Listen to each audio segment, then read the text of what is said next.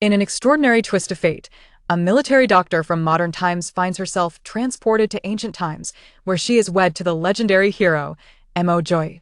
According to historical records, the Mo family is renowned for their loyalty and valor.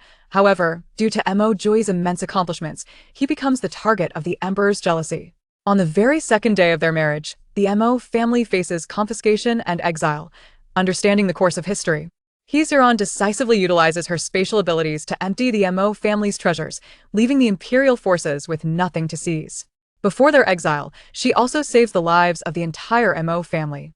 Concerned about the potential for starvation on their journey, Zhiren knows this is an unfounded fear, as her spatial wealth is abundant, complemented by her numerous skills for generating income. Throughout their travels, her 8 sisters-in-law regard her as an idol, obediently following her lead. Her mother-in-law and sister-in-law silently support her, fiercely defending her against any who dare speak ill of her. Eventually, they settle down, and their lives flourish day by day. Mo Jiuyue remarks, "My dear wife, we have been married for so long, yet we have not consummated our union." Zhiren responds, "If you wish to consummate our marriage, your performance must be exemplary." Mo Jiuyue pledges, "I swear to the heavens, my heart shall forever belong to you, not just in this life, but in all lives to come." Zhiren asserts, "Your words must hold weight." Chapter 1. Joining the hero in matrimony. Dear guests, please observe, this is the illustrious tomb of the renowned general, Mo Jiuyue, announces the tour guide, waving a small flag as they approach the entrance of the tomb. A solemn feeling envelopes Zhiren as she steps into the site. As a special forces doctor, she is not one to idolize celebrities. Rather, she reveres heroes. Mo Jiuyue, the esteemed general of the Great Shun dynasty, is one such figure she admires. He has led his troops to victory over foreign invaders time and again. Yet, this noble hero fell victim to the emperor's suspicion due to his unparalleled achievements, resulting in his dismissal and subsequent exile. Listening intently to the guide's elaborate narration, Zhiren reflects on the unfortunate fate of this hero. It can only be said that he was a man born in the wrong era. Had Mo Jiuyue lived a few more years until the ascension of a new emperor, he would undoubtedly have been vindicated. Alas, destiny had other plans, leading him to perish along the path of exile. As Zhiren immerses herself in thought, she suddenly feels the ground tremble violently beneath her. A voice cries out, "Run!" An earthquake. With her exceptional skills, she could have easily escaped this calamity, but she chooses to save others, ultimately remaining behind. Before consciousness fades, a faint smile graces her lips. This too is acceptable. I can rest here eternally in the company of heroes. In the Great Shun dynasty, the Duke of the Nation's residence is adorned with vibrant decorations, filled with the sound of drums and music. Bow to heaven and earth. With a prolonged shout, Zhiren feels as though she is a marionette, being guided to perform the ceremonial bow. Bow to your elders. Bow to each other as husband and wife. Enter the bridal chamber. Though her head spins slightly, it does not hinder her from grasping the memories of this body. Filtering out the cacophony of congratulations and the auspicious words of the matchmaker, Zhiren's mind is consumed by her thoughts. Upon organizing these memories, she must confront an undeniable truth. She has traversed time. Moreover, she has become the newlywed wife of her idol, the great hero Mo Jiuyue. The original owner of this body, also named Zhiren, was the legitimate daughter of Yuanming, the Minister of Revenue, and had been betrothed to Mo Jiuyue since childhood. The Mo family, traditionally loyal, had lost all their sons in battle, leaving Mo Jiuyue as the sole heir. Following the death of his last brother 5 years ago, the 16-year-old Mo Jiuyue took command and bore the weight of the family, surrounded by widows. Now, having returned victorious, the elderly matriarch of the Mo family arranged for an auspicious wedding day. However, the original owner harbored a deep desire to call off the marriage.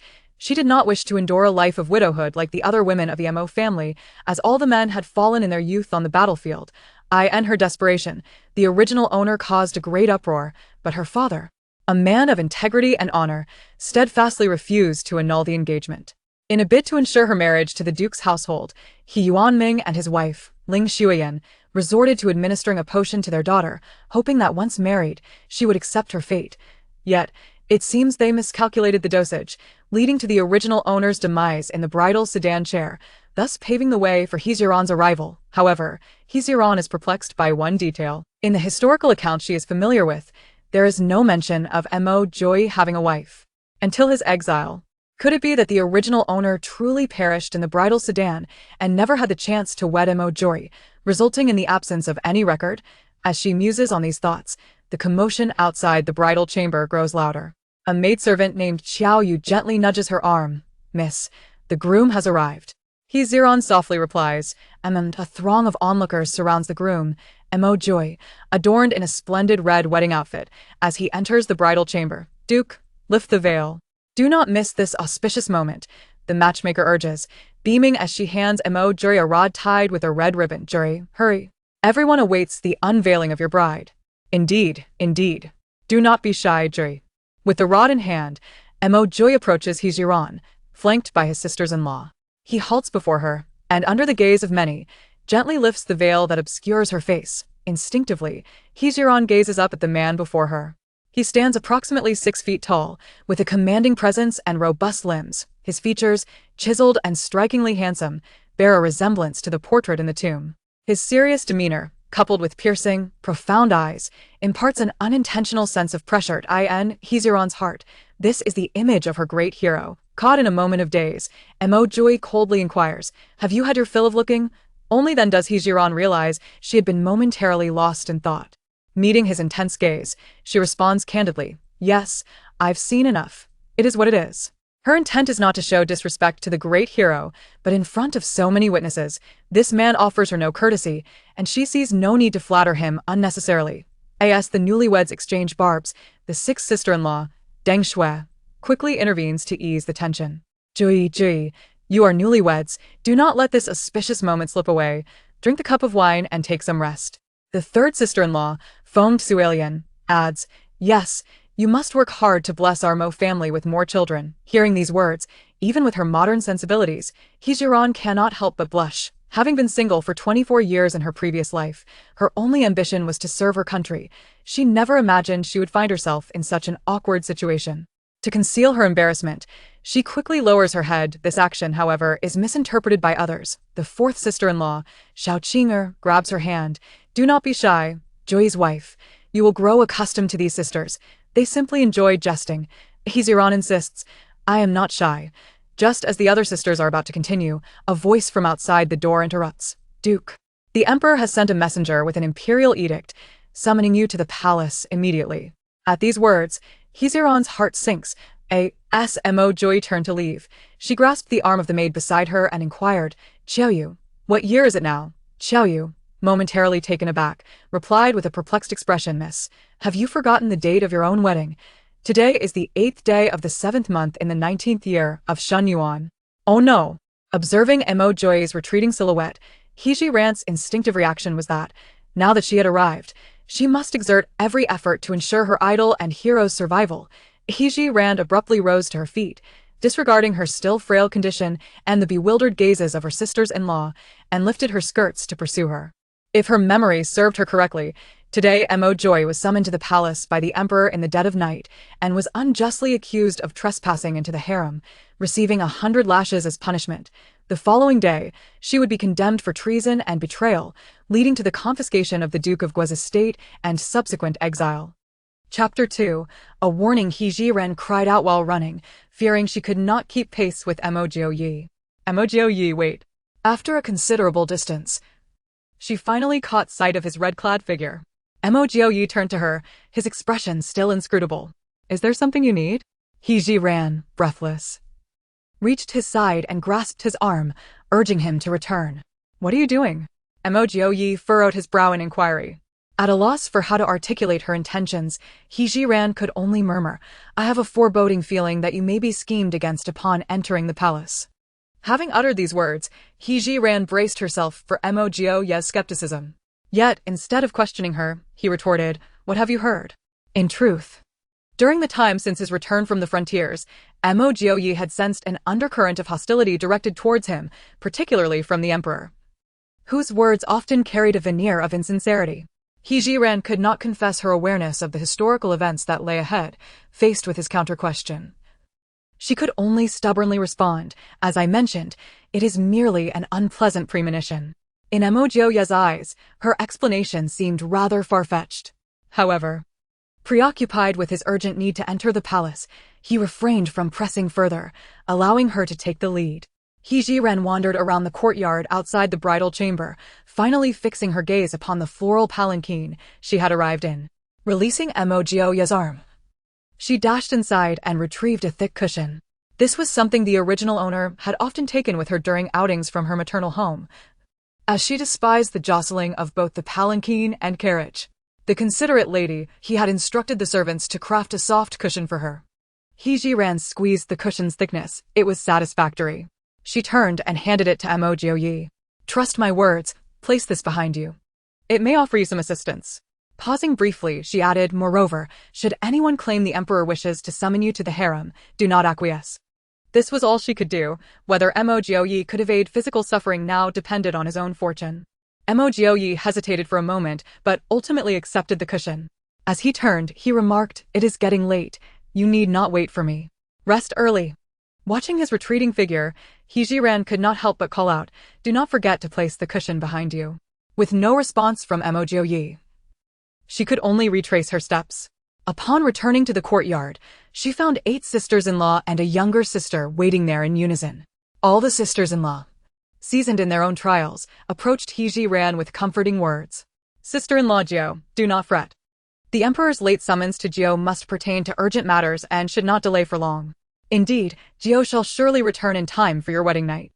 The sisters-in-law's enthusiasm was palpable, and while Zhiren recognized their goodwill, their words fell on deaf ears at that moment. Glancing at the 8 young women, Zhiren felt a pang of sorrow.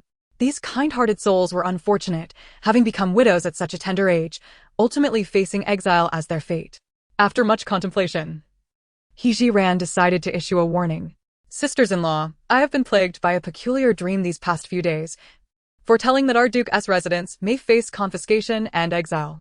The usually composed eldest sister-in-law, Cui Baiting, stepped forward, grasping her arm gently, speaking softly, Sister-in-law Jiu. Such words must not be spoken lightly. Our Duke's family has been loyal for generations. How could we face confiscation and exile? Such ill omen should not be uttered. Chimed in the second sister-in-law, Xia Fong, who immediately spat on the ground twice for good measure. Zhiren anticipated this reaction, yet she was not inclined to yield. Sisters-in-law, I too wish this were not true, but the dreams are too vivid, repeating the same scenes daily. Thus, I believe it prudent to consider the possibility and prepare in advance. It will not be a loss. The sisters-in-law exchanged troubled glances, and the younger sister, Mo Jiuyue, who had grown up under the protection of her many siblings-in-law, was particularly frightened. Sisters-in-law, I am scared. This cannot possibly be true. Seeing her distress, the eldest sister-in-law embraced her, soothing her gently, do not fear, dear Jiuyue. It is said that dreams often contradict reality. Mo Jiuyue wiped her tears and nestled against her elder sister-in-law. The eldest sister-in-law looked at the rest of the sisters-in-law. It is late. Sister-in-law Jiu has had a taxing day. Let her rest early. Zhiren was uncertain if her words had resonated with anyone, but she had done what she could. As for the future, she would have to navigate it one step at a time. Upon returning to her chamber, several maidservants assisted her with her evening routine, and Zhiren soon dismissed them all. What she needed now was solitude. Only in quietude could she contemplate her next course of action. By the flickering light of the red candles, she surveyed the bridal chamber, adorned with a myriad of treasures, yet regrettably, she lacked the means to claim them. With this in mind, she resolved to focus on the most portable asset, the silver notes. She was uncertain of the total amount of silver notes in the Duke's residence, but her parents had included 2,000 taels in her dowry. Realizing this, Zhiren quickly donned a garment and stepped outside. Xiaoyu promptly approached, Miss. How may I serve you? Zhiren waved her hand dismissively. It is nothing. I cannot sleep and wish to check on my dowry. You need not accompany me. Having served Zhiren since childhood, Xiaoyu understood her temperament well. Seeing her refusal, she obediently remained behind. The dowry had only just arrived at the Duke's residence and had yet to be organized, all items currently laid out in the air room. Zhiren opened the box containing the silver notes, extracting a stack to inspect. It was precisely 2,000 taels. With the silver notes in hand, her immediate concern was that during a confiscation, one would undoubtedly be subjected to a search. Where could she hide these notes to evade discovery? If only she, like the heroines in novels, could possess a space of her own to secure the notes, that would be the utmost safety. Alas, such was not her fortune. As she lamented the unfairness of fate, she abruptly felt the surroundings shift. The scene before her was all too familiar. She found herself in her infirmary. Could it be that she had not perished? However, reality soon dealt her a harsh blow. She attempted to push open the infirmary door, but it was as if it were a mere decoration, yielding no response, not even a crack. The windows, too, appeared as if sealed shut. Chapter 3. The Emergence of Space. Zhiren quickly gathered her thoughts. She had indeed traversed into another realm. And this infirmary was the so-called golden finger of her crossing. In an effort to master the operation of this space swiftly, Zhiren softly uttered, "Exit." Indeed, her body reappeared in the ear room where her dowry was stored. She first grasped a box, and with a thought, she and the box materialized within the space, indicating that this realm permitted the entry of external objects. Setting the box down, Zhiren exited the space again, attempting to use her will to send the remaining dowry boxes into the realm. Experiments have demonstrated the efficacy of this method. As long as she concentrates on transferring an object into the space, that item will promptly vanish from its original location and reappear within the confines of the designated area. The medical room space is rather limited. After Zhiren stored all the dowry boxes, nearly half of the available area was already occupied. Observing the somewhat cramped surroundings, Zhiren attempted to utilize her mental faculties to stack the boxes neatly against the wall. This maneuver reaffirmed a significant aspect: the space is quite user-friendly. Requiring no exertion on her part to physically move items, all that is needed is her focused thought. Having grasped the method of utilizing the space, Zhiren decided not to linger any longer in the ear room, but rather return to the wedding chamber. Despite the newfound space, she understood the necessity of formulating a sound plan before the imperial decree of exile was issued, ensuring she could carry as many supplies as possible. Sitting upon the wedding bed, Zhiren fell into deep contemplation. If historical accounts are accurate, Mo Jiuyue was summoned to the palace and was carried back in the early morning, reportedly in a state of unconsciousness, barely clinging to life. Within less than an hour of his return to the residence, the emperor dispatched soldiers to besiege the Gugong mansion and simultaneously issued an edict for confiscation and exile. Casting a glance at the clock within the space, Zhiren noted that it indicated 10 o'clock at night. This meant she had at most 10 hours remaining before the edict would be enacted. Determined to make the most of the remaining time, she slipped into the space once more, rummaging through until she discovered a camouflage outfit she often wore during her previous life's missions.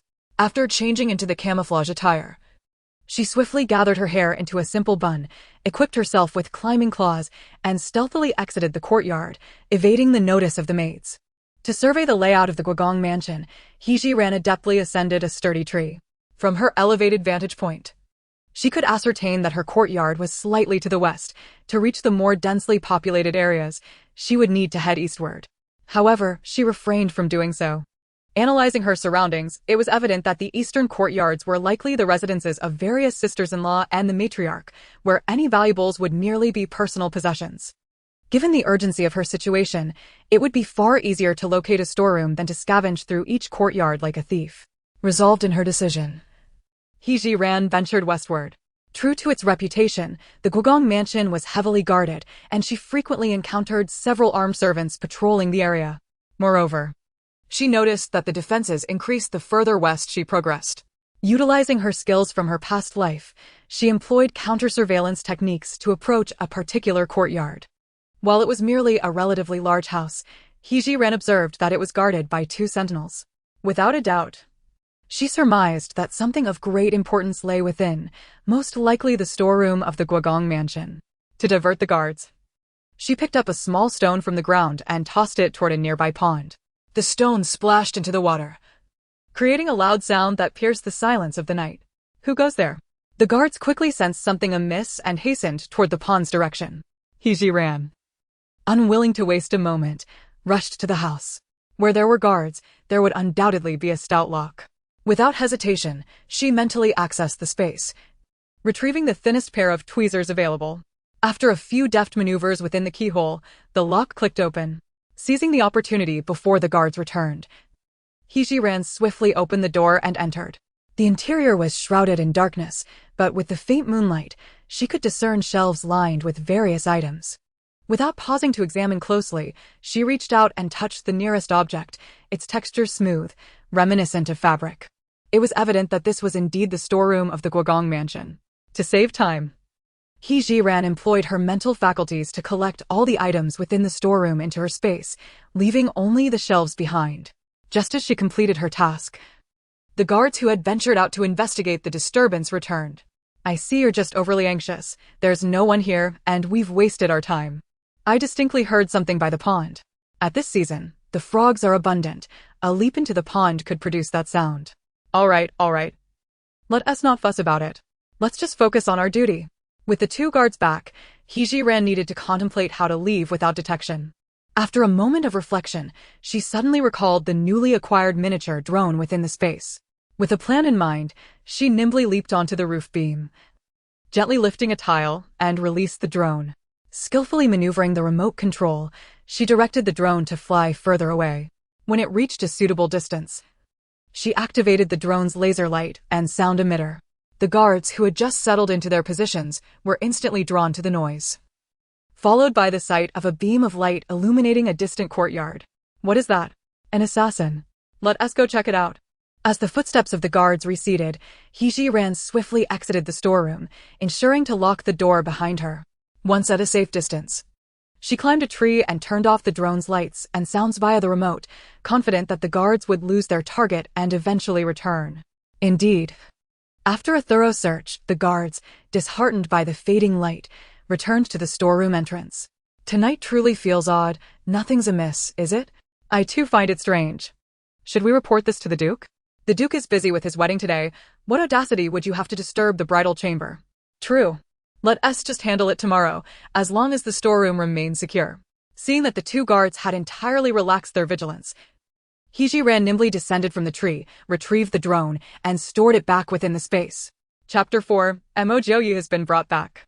Zhiren continued to evade the guards while searching for valuable items, simultaneously accessing the space to assess her findings. Initially, she had believed that the Guogong mansion, being deeply rooted in history, would possess considerable wealth.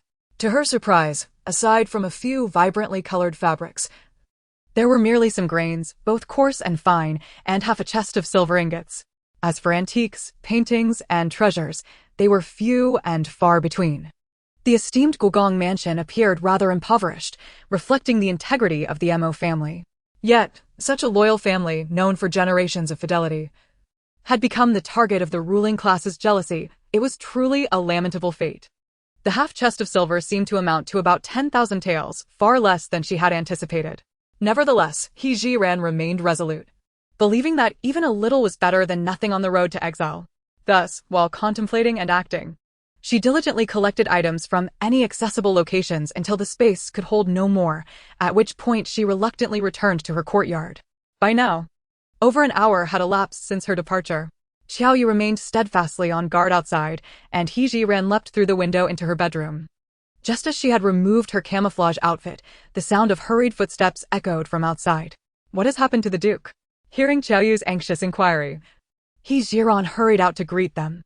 She saw Mo Jiuyue being carried on a door plank by two guards, heading into the room. Madam, the Duke is injured. We will escort him back first and immediately summon the imperial physician, one of the guards said as they transferred Mo Jiuyue from the plank to the bed. After the guards departed, Xiaoyu approached Zhiren with tear-filled eyes. Young mistress, the Duke was perfectly fine when he left earlier. How could he have lost consciousness in such a short time? Zhiren was also observing Mo Jiuyue's condition, noting his tightly shut eyes and apparent coma. Go wait by the entrance and bring the physician here as soon as he arrives, she instructed, her primary aim being to send Xiaoyu away so she could examine Mo Jiuyue's injuries herself. Yes, Xiaoyu acknowledged and promptly left. Zhiren adjusted the two large red wedding candles to their brightest and placed them by the bedside to better assess Mo Jiuyue's state. Just as she reached out her hand, Mo Jiuyue's eyes fluttered open. I am unharmed, he declared, his voice firm and resolute, suggesting he truly was in stable condition. What exactly transpired? Zhiren inquired. Mo Jiuyue hesitated for a moment, slightly shifting his position. His piercing, cold eyes fixed intently on Zhiren. How did you come to know that I would face the Emperor's treachery upon entering the palace today? During the journey back from the palace, lying on the door plank, Mo Jiuyue had been pondering how Zhiren could have foreseen these events. The most plausible explanation was that her father, He Yuanming, had prior knowledge, otherwise, it was inexplicable. If that were the case, He Yuanming would undoubtedly be aligned with the emperor, and Zhiren might very well be a spy planted among them. At this thought, Mo Jiuyue's gaze deepened even further. Were it any other noble lady of this era, they would likely have been reduced to tears by such intensity. Zhiren was aware of his suspicions, but felt not a trace of guilt. For several nights in a row, I have had the same dream. Foreseeing this calamity befalling you. Whether you believe me or not, that is my explanation, she stated, meeting his gaze with her clear, lively eyes. Though Mo Jiuyue did not trust her words, he surprisingly refrained from pressing further. Unaware of his inner thoughts, Zhiren spoke again. Are you injured? I possess some knowledge of medicine and can examine you. No sooner had she finished than Mo Jiuyue, in her presence, pulled out the cushion she had given him from behind. The cushion showed multiple tears and faint traces of blood. Did you enter the inner palace? And were you subjected to 100 lashes? She asked, recalling historical accounts that matched this scenario. Mo Jiuyue's return on a plank and the blood-stained cushion confirmed that events had unfolded as predicted. Mo Jiuyue shook his head gently. I did not enter the inner palace. The emperor accused me of defying a decree and ordered 50 lashes. He then glanced at the bloodied cushion and sincerely added, Thank you for your warning and the cushion. They helped me evade a greater disaster. The memory still sent a chill down his spine. He had been lured into the palace, and just as Zhiren had foretold, the emperor summoned him to the inner quarters. Remembering her earnest admonitions before his departure, Mo Jiuyue refused entry on the grounds that an outsider should not venture into the inner palace. Enraged that his plans had been thwarted, the emperor charged Mo Jiuyue with insubordination. While such an offense typically warranted execution, the emperor knew that punishing him on this pretext was unjustifiable and would tarnish his reputation as a ruler if exposed. Unwilling to let Mo Jiuyue off lightly, he settled for 50 lashes after some deliberation. Thanks to avoiding an additional 50 strikes and the protection of the soft cushion provided by Zhiren, Mo Jiuyue sustained only superficial wounds. To maintain appearances, he feigned unconsciousness and was carried back to the duke's residence. In Mo Jiuyue's perception, he suspected Zhiren might know more. In your dreams, did any other events unfold? He asked. Zhiren had been awaiting this very question. Regardless of whether he believed her account of prophetic dreams, she responded gravely, I also dreamed that the duke's residence would be raided and its members exiled. Exiled? Mo Jiuyue's eyes widened in shock. Zhiren nodded earnestly. If the timing is accurate, it will happen tomorrow morning. Tomorrow morning? Yes, tomorrow morning. Once the morning court session begins, censors will denounce you, presenting fabricated evidence of your treason. For some reason, Mo Jiuyue found little reason to doubt her words. After all, significant events seldom occur without prior indications, such as his inexplicable summons to the palace and subsequent flogging tonight. Other signs had not escaped his notice either. Now lost in thought, Mo Jiuyue resolved that, whether Zhiren's predictions materialized or not, it was prudent to prepare in advance. Turning to her, he said, Send someone immediately to inform my mother and sisters-in-law. Tell them I have returned from the palace gravely injured and unconscious. They will surely come to see me, and I will discuss this matter with them then. Unaccountably, Mo Jiuyue felt a surge of trust in this woman who was still largely a stranger to him. He shared her mindset. It was better to believe and act preemptively, even if it proved unnecessary, than to be caught off guard and... Chapter 5, In Life.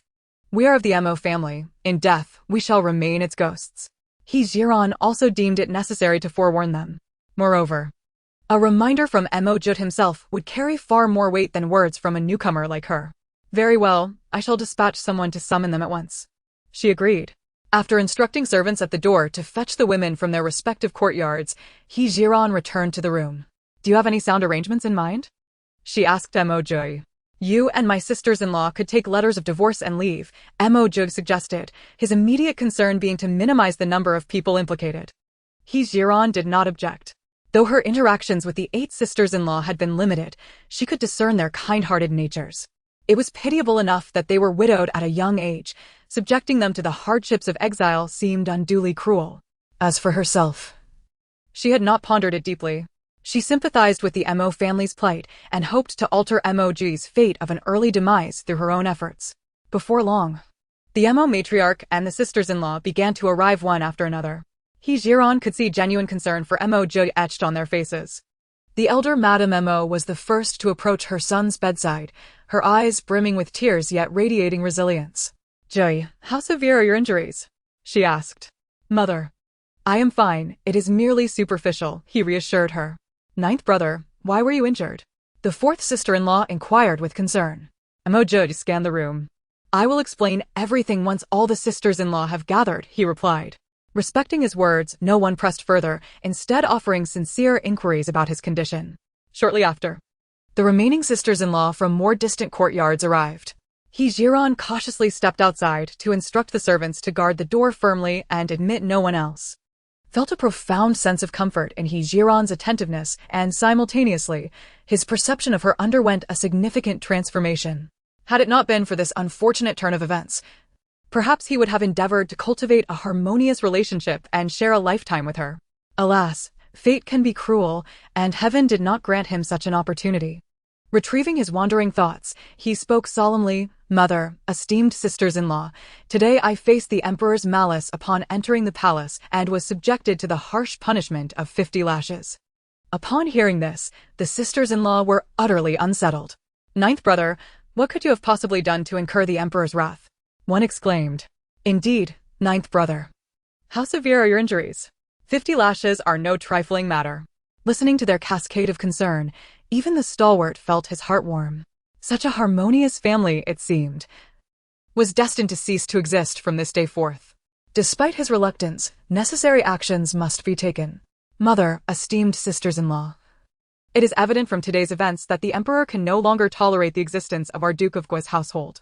It is likely that a decree for punishment will soon follow, ranging from exile to execution." Deliberately exaggerated the gravity of the situation, hoping to dissuade his sisters-in-law from further involvement. At this, the 8 sisters-in-law turned their gaze in unison towards He Zhiren. They recalled how the 9th sister-in-law had previously cautioned them upon leaving the joyful chamber. At that time, they had dismissed her words as mere folly, but hearing them reiterated compelled them to take the matter seriously. He Zhiren met their inquisitive stares with a solemn nod, affirming that her earlier words were not mere fabrications. "Ninth brother, do you speak the truth?" The usually composed old lady Mo found herself momentarily rattled. "Mother, it is highly probable," replied, refraining from making absolute statements, as he was only relaying what He Zhiren had conveyed, supplemented by his own analysis. The old lady Mo trembled at his words. To think our Mo family, known for generations of loyalty and virtue, whose men have sacrificed their lives for the nation, could end up in such a fate? As she spoke, a cold smile crept onto her lips. "I once advised your father to lay down his arms and return to the fields, for no ambition or wealth could compare to the safety of our family. Yet he chose to disregard my counsel, insisting that our family's mission was to protect the Destined dynasty. His stubbornness cost me my husband and 8 sons. What good is it to guard the Destined empire with our lives? It is truly a jest." The 8 sisters-in-law shared her indignation. "This is outrageous. What wrong have we committed that we must suffer thus?" One protested, "I refuse to accept this. I shall return to my family and ask my father to intercede." Another chimed in, "I will seek my elder brother's assistance as well." Shook his head. "Sisters-in-law, it would be best to relinquish such thoughts. The emperor is resolute in his desire to eradicate the Mo family. How could he possibly heed any pleas for mercy? What then shall we do? Shall we simply wait to be unjustly accused?" Questioned the 7th sister-in-law, young man, her voice tinged with defiance. Offered no response, instead turning to the old lady Mo mother. "I propose that rather than dragging our sisters-in-law into our family's disgrace, we take this opportunity to issue each of them a letter of divorce." The old lady Mo pondered for a moment before responding earnestly, "Indeed, makes a valid point. Our sisters-in-law are already in a pitiable state. We cannot allow them to be further entangled in our misfortunes. As for the He family, they have only just arrived and should not bear the brunt of our family's downfall. Mother, 9th brother, I do not want a divorce. I, Chui biting, am a Mo by birth, and I shall remain so in death." Another declared, "Nor do I wish for a divorce. I, Xiafong, will accompany the Mo family to the very end. I too shall stay, for I have promised my husband to honor our family before my mother." The 8 widows were filled with righteous indignation, each refusing to accept a letter of divorce. Even if it meant facing annihilation, they were determined to stand with the Mo family. Observing their resolve, the old lady Mo felt a swell of emotion and turned her gaze to Zhiren. What say you? I too wish to remain, Zhiren replied without hesitation. The old lady Mo then addressed, you see, our womenfolk are all fiercely loyal. And as their mother, I wish to honor their resolve. Hearing this, regarded them with a sense of admiration. Sisters-in-law, life is but a singular journey. If there is a chance to live, who would willingly choose death? I implore you not to act out of impulse. Ninth brother, my mind is made up. Do not dissuade me further. Under the lead of the eldest sister-in-law, the others reaffirmed their unwavering choice. The old lady Mo understood her daughters-in-law well. Though they might bicker during mundane moments, they would never falter in a time of crisis.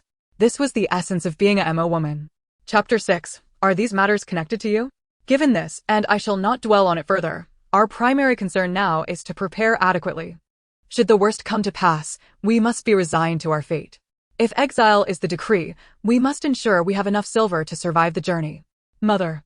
I have 300 taels of personal savings. If we are frugal, it should suffice, the sixth sister-in-law offered first. However, the eighth sister-in-law hesitated. Mother, you know me.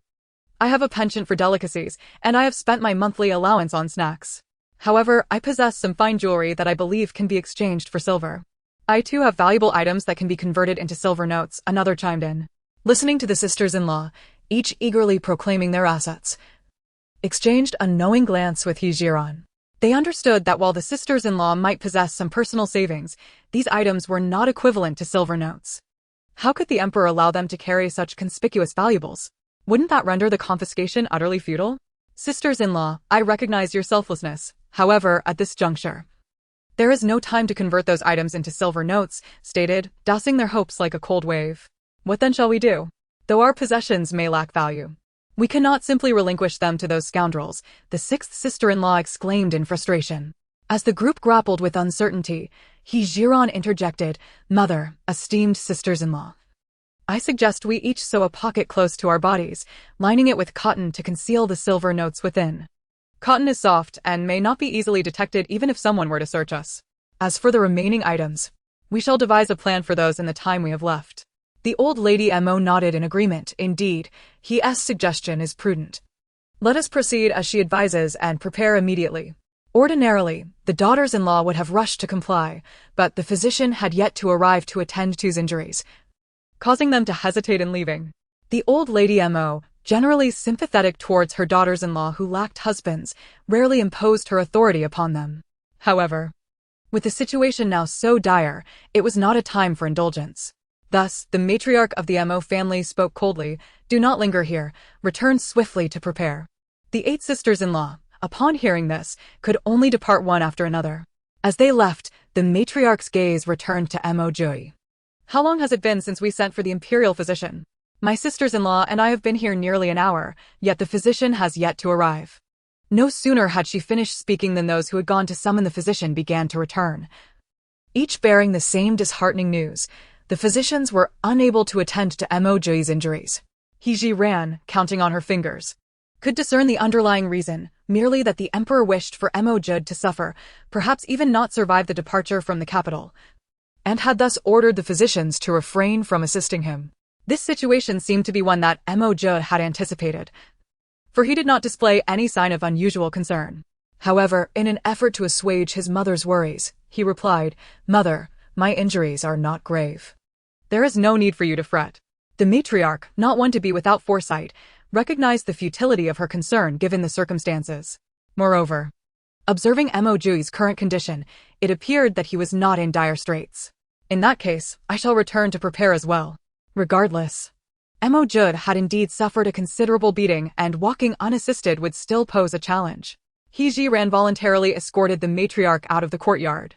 Upon returning to the room, she discreetly retrieved 2 contracts of servitude from her space, one belonging to Qiaoyu and the other to another maid of dowry. With the emperor's decree to exile the duke's residence, they could not take servants along on the journey, and she intended to return the contract of the maid of dowry, granting her freedom. Mo Jiuyue did not object to this idea, as he shared similar sentiments. As long as you deem it appropriate.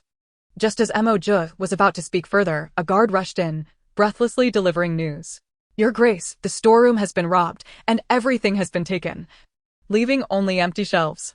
As soon as the guard finished speaking, the eldest and second sisters-in-law hurried in, flustered. Ninth brother. My sister-in-law and I went to the kitchen to prepare some provisions, but everything in there has vanished. Ninth brother, our duke's residence has indeed been robbed. Upon hearing that their residence had been burglarized, Zhiren felt a twinge of guilt, for she was the very thief they spoke of. However, she quickly dismissed her unease. Her intentions were not to steal, but rather for the greater good. Mo Jiuyue, perplexed, responded. Although our duke's residence is on the brink of confiscation, it has not yet come to pass. The guards are patrolling normally. It is hard to believe that an entire storeroom could be emptied without a trace of noise. My instincts tell me this incident is connected to you, for your actions are simply unfathomable. He waved his hand at the guards.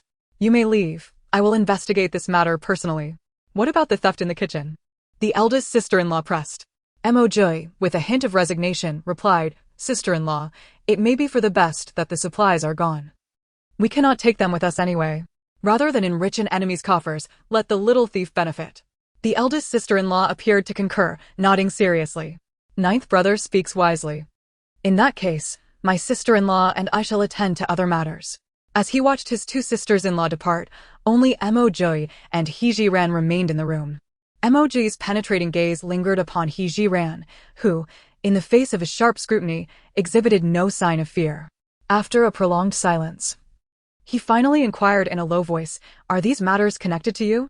Although posed as a question, it was laced with certainty. Despite her training in remaining unflustered, Zhiren found herself at a loss, for no other reason than that she could discern from his tone that he had fully deduced her involvement. How could she possibly navigate this predicament? She was uncertain how to explain herself. Though the historical records described Mo Jiuyue as an upright man, they were not even familiar with one another. She certainly could not divulge the existence of her space. Chapter 7. Taking you to a more prosperous place. Just as Zhiren hesitated on how to deflect the inquiry, Mo Jiuyue spoke again. Everyone harbors secrets. If you choose not to disclose yours, I shall not press. Our family situation is already dire enough, and my mother and sisters-in-law are all unfortunate souls. I merely hope you harbor no ill intentions. Faced with such an inscrutable individual, Mo Jiuyue was unwilling to gamble. He could navigate his own fate, but he could not wager the lives of his entire family. He earnestly hoped his heartfelt words would resonate with Zhiren, and if she did indeed harbor malicious intent, he wished she might spare his sisters-in-law out of pity. Zhiren comprehended Mo Jiuyue's suspicions entirely. After all, her behavior was indeed perplexing, and his lack of suspicion would be far more unsettling. I harbor no malice towards the Mo family. Please rest assured of that. Looking at Mo Jiuyue, she felt that since he had already opened up to her, perhaps she could cautiously share a bit of her own truth. The path of exile would be long, and the resources she had stored in her space would eventually require utilization. She could not keep concocting excuses each time. While she wished to assist Mo Jiuyue in evading this calamity, she did not want to expend all her energy on crafting justifications. Furthermore, given Mo Jiuyue's astuteness, deceiving him would not be an easy task. After some contemplation, Zhiren tentatively stated, Everyone has their secrets. I possess mine. And I trust you possess yours as well. As I mentioned before, I bear no ill will towards the Mo family. So I hope you can respect my privacy and refrain from probing into my secrets. I can honestly tell you that the theft at the Duke's residence is indeed related to me. I considered that those items should not benefit our enemies, and possessing some supplies would ease our journey into exile. Zhiren had said enough. If Mo Jiuyue continued to pry, she would have no choice but to leave. She was confident that wherever she went, her skills would allow her to thrive, and she had no need to offer her goodwill only to be met with suspicion. As for the lives of the Mo family, she felt powerless. After a long silence, Mo Jiuyue finally spoke gravely, I promise not to inquire further into your secrets. His intuition told him that this woman was not lying. Moreover, her actions seemed to be aiding the Duke's residence, devoid of any malicious intent.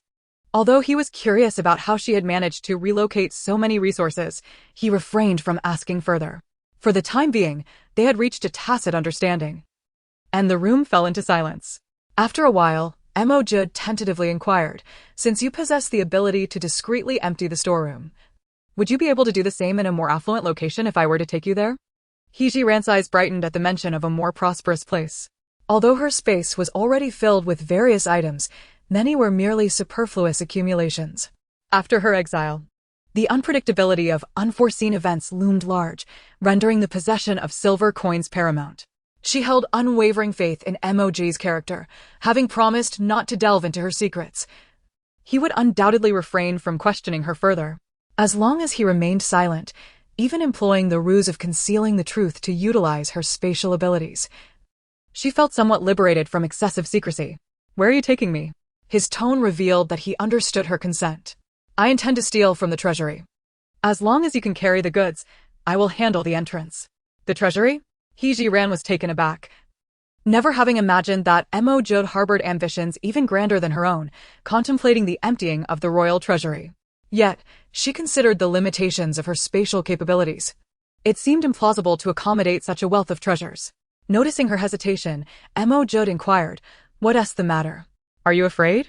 What do I have to fear?" "I merely ponder how to store all the treasures within the treasury." "Store?"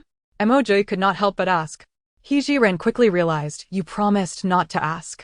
"My apologies for overstepping," Mo Jiuyue replied candidly, immediately expressing contrition. Zhiren's consciousness entered her spatial realm. Glancing at the time, it was already 2 a.m. The hour of their impending confiscation and exile drew near. "Please wait a moment." She turned and exited the room, making her way to the storage area. Upon entering her space, Zhiren reluctantly extracted numerous inconsequential items, cluttering the floor of the storage area. Although it pained her, the thought of exchanging these for treasures from the treasury brought her some solace. Returning to the main room, she regarded Mo Jiuyue, still seated upon the bed. "Are you able to walk?" Mo Jiuyue promptly donned his shoes, though the slight furrow of his brow betrayed his discomfort. "I possess some medical knowledge. May I take a look?" He declined. "It's nothing serious. We must act swiftly." With that, he swiftly opened the wardrobe and retrieved 2 sets of dark clothing. He tossed one to Zhiren, while he clad himself in the other. Though the attire was somewhat loose on her, it did not impede her mobility. Mo Jiuyue casually seized a soft sword hanging on the wall, and together they leapt from the window. The moment Zhiren's feet hit the ground, she felt herself lifted once more. The renowned hero of the future was indeed deserving of his accolades. His agility was truly remarkable. In only a few deft movements, they had cleared the confines of the Duke's residence, though Zhiren had considered herself quite skilled in her past life. The close combat techniques she had learned paled in comparison to Mo Jiuyue's true prowess. While she admired his abilities, he had already guided her to a somewhat dilapidated courtyard. With disbelief in her eyes, she whispered, "Is this the treasury you spoke of?" Mo Jiuyue did not respond, but instead gestured for her to enter a room at the corner. He adeptly approached a crumbling firebed, prying apart a few bricks, revealing a gaping, bottomless black hole before them. "This is a secret passage to the treasury," he explained softly. Zhiren longed to inquire how he knew of this place, but recalling her earlier request for him not to probe into her secrets, she decided it best to maintain silence. Thus, the question that nearly escaped her lips was swallowed back. Following Mo Jiuyue's lead, she entered the passageway. He appeared quite familiar with the darkness, navigating without the need for touch. After approximately 10 minutes of traversing, Mo Jiuyue raised his hand to open a hatch above. And suddenly, a brilliant light enveloped them as they emerged within the treasury. True to its name, the treasury was vast, filled with an astonishing array of treasures, each seemingly of great value. Particularly striking were 2 luminous night pearls that illuminated the entire chamber, dazzling enough to blind the unworthy. "Time is limited. We must move quickly," Mo Jiuyue observed as Zhiren's eyes widened in awe. At that moment, she felt like a Navi provincial who had never beheld such wonders.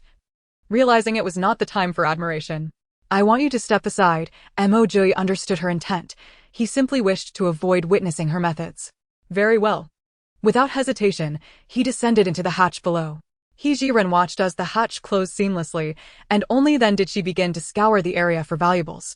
Given the spatial constraints, it was impossible to take everything. She had to be selective. With a sweeping glance, she used her will to gather silver notes, ingots, and various jewels, all of which filled her space to the brim. Yet, her desires remained unquenched. Thus, she adjusted the items to maximize space, stowing smaller objects in the kitchen and restroom to create additional room. Calculating her options, she also collected paintings and several large boxes of copper coins. Upon inspecting her space once more, she felt overwhelmed. It was nearly bursting, with only enough room left for her to enter. Despite her reluctance, she recognized the need to stop. However, the 2 gleaming night pearls were non-negotiable. After securing the pearls within her space, the treasury was plunged into darkness. She knocked on the hatch. "I'm finished. We can leave." As soon as her words fell, the hatch opened from within. Zhiren steadied herself against Mo Jiuye's shoulder as they descended into the secret chamber, turning back to survey the disarray she had caused in the treasury. A thought struck her.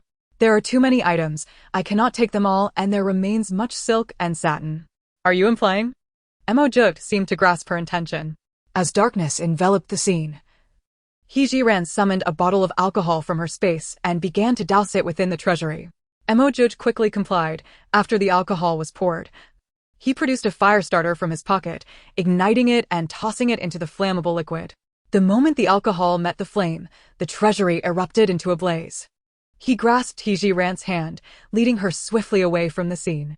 Though no words were exchanged, both felt a profound satisfaction at the thought of the treasury ablaze. Especially for Mo Jiuyue, it seemed to symbolize a long-awaited vengeance. He even entertained the notion of witnessing the emperor's fury upon discovering the treasury's destruction. Upon their successful return to the duke's residence, they changed out of their dark clothing, and Mo Jiuyue returned to bed. With keen eyes, Zhiren noticed the bloodstains on the floor. "You're bleeding. I must tend to your wounds," she insisted. "Do not underestimate superficial injuries. Many have succumbed to infections from untreated wounds in my past life." She had already exerted every effort to save the lives of those within the duke's residence. How could she possibly allow Mo Jiuyue to be in danger from such a minor injury? "No, my injury is not serious," he insisted. In truth, Mo Jiuyue was acutely aware of his own condition. Although the soft padding offered some protection, he had still endured a harsh punishment of 50 strikes, and it was inconceivable for the injury to be trivial. However, the thought of the injured area being on his posterior made him feel awkward, prompting him to resist Zhiren's attempts to examine him. In Zhiren's understanding, patients were not distinguished by gender. Thus, without any hesitation, she prepared to lift Mo Jiuye's clothing. Instinctively, he recoiled. "No, the location of the injury is not appropriate for a woman to see." It was then that Zhiren realized the root of his reluctance to accept her assistance lay here. "I, as a woman, have not voiced any objections. Why should a grown man like you be so concerned about embarrassment?" Her words were intended to alleviate his discomfort and expedite the treatment of his wound, allowing for the planning of their next endeavor. Upon hearing such a statement from a woman, Mo Jiuye's face flushed crimson. He continued to evade her gaze. Zhiren, feeling exasperated, stated, "Do not forget, we are husband and wife. Do you understand? As spouses, we should be candid with one another." In her earnest attempt to persuade Mo Jiuyue to cooperate with her treatment, she had completely forgotten that she was in an ancient setting, and uttering such sentiments to a man steeped in traditional beliefs was akin to throwing fuel on the fire. Mo Jiuyue stared at her, momentarily rendered speechless. After all, she had a point. They were indeed married. Yet, could such words be so casually uttered by a woman? Contemplating this, Mo Jiuyue felt an intensified curiosity about Zhiren. What sort of mindset allowed her to express such sentiments with unwavering composure? As Mo Jiuyue wrestled with his thoughts, Zhiren deftly lifted his outer garment. On the day prior, during their wedding, both had donned vibrant red attire. Yet, even amidst such brightness, the sight that met her eyes upon lifting his clothing was startling. The crimson fabric of Mo Jiuye's undergarments was drenched in blood, the vivid hue transformed into a dark crimson, reflecting on how he had earlier taken her on a stealthy venture to pilfer from the national treasury. She marveled at the resilience of his spirit to endure such pain for so long. With this realization, her respect for Mo Jiuyue deepened. Knowing he could no longer evade her, he turned his head to the wall, closing his eyes in a gesture of resignation. With his gaze averted, Zhiren felt no pressure as she retrieved a bottle of alcohol from her space. To her astonishment, she made an incredible discovery. If her memory served her right, she had originally stored 3 bottles of alcohol, having used one during the fire at the warehouse. There should have been 2 remaining. Yet, upon inspection, she found that the quantity had not diminished. It remained at 3 bottles. Unsure if her space possessed regenerative capabilities, she decided to examine the alcohol again after treating Mo Jiuye's wounds. If it transformed into 3 bottles, It would signify that she had uncovered a new feature of her space. Regaining her focus, Zhiren retrieved tweezers and cotton, gently removing Mo Jiuyue's trousers. The sight of his injuries was indeed unsettling, even for someone like her accustomed to various wounds. The skin had taken on a purplish hue, with several lacerations oozing bright red blood. The extent of the injuries was alarming. His posterior and thigh bore little unscathed flesh, revealing the brutality of his punishment. Suddenly, Mo Jiuyue felt a chill on his skin and instinctively reached for his trousers. Zhiren, embodying the professionalism of a dedicated physician, spoke with an authority that brooked no argument. "Do not move." At her command, Mo Jiuyue's hand froze in place. Without hesitation, she brushed his hand aside. "Although you have not injured any bones, your wounds are severe. Do not underestimate superficial injuries. If left untreated, they can lead to dire consequences." Listening to her lecture him like a concerned caregiver, Mo Jiuyue ultimately conceded and withdrew his hand. He closed his eyes, allowing her to attend to his wounds. Zhiren worked with practiced ease, first pouring alcohol onto a cotton ball, then using tweezers to gently cleanse his injuries. "This may sting a bit. Bear with it." He acknowledged, feeling the pain, yet it was not unbearable. After disinfecting the wounds, Zhiren retrieved a packet of Yunnan Biao from her space, knowing it would be highly effective for his injuries. She carefully sprinkled the powder over the wounds, her fingers inadvertently brushing against his skin. The sensation caused Mo Jiuyue to shudder involuntarily, and he became acutely aware of a flush spreading across his face.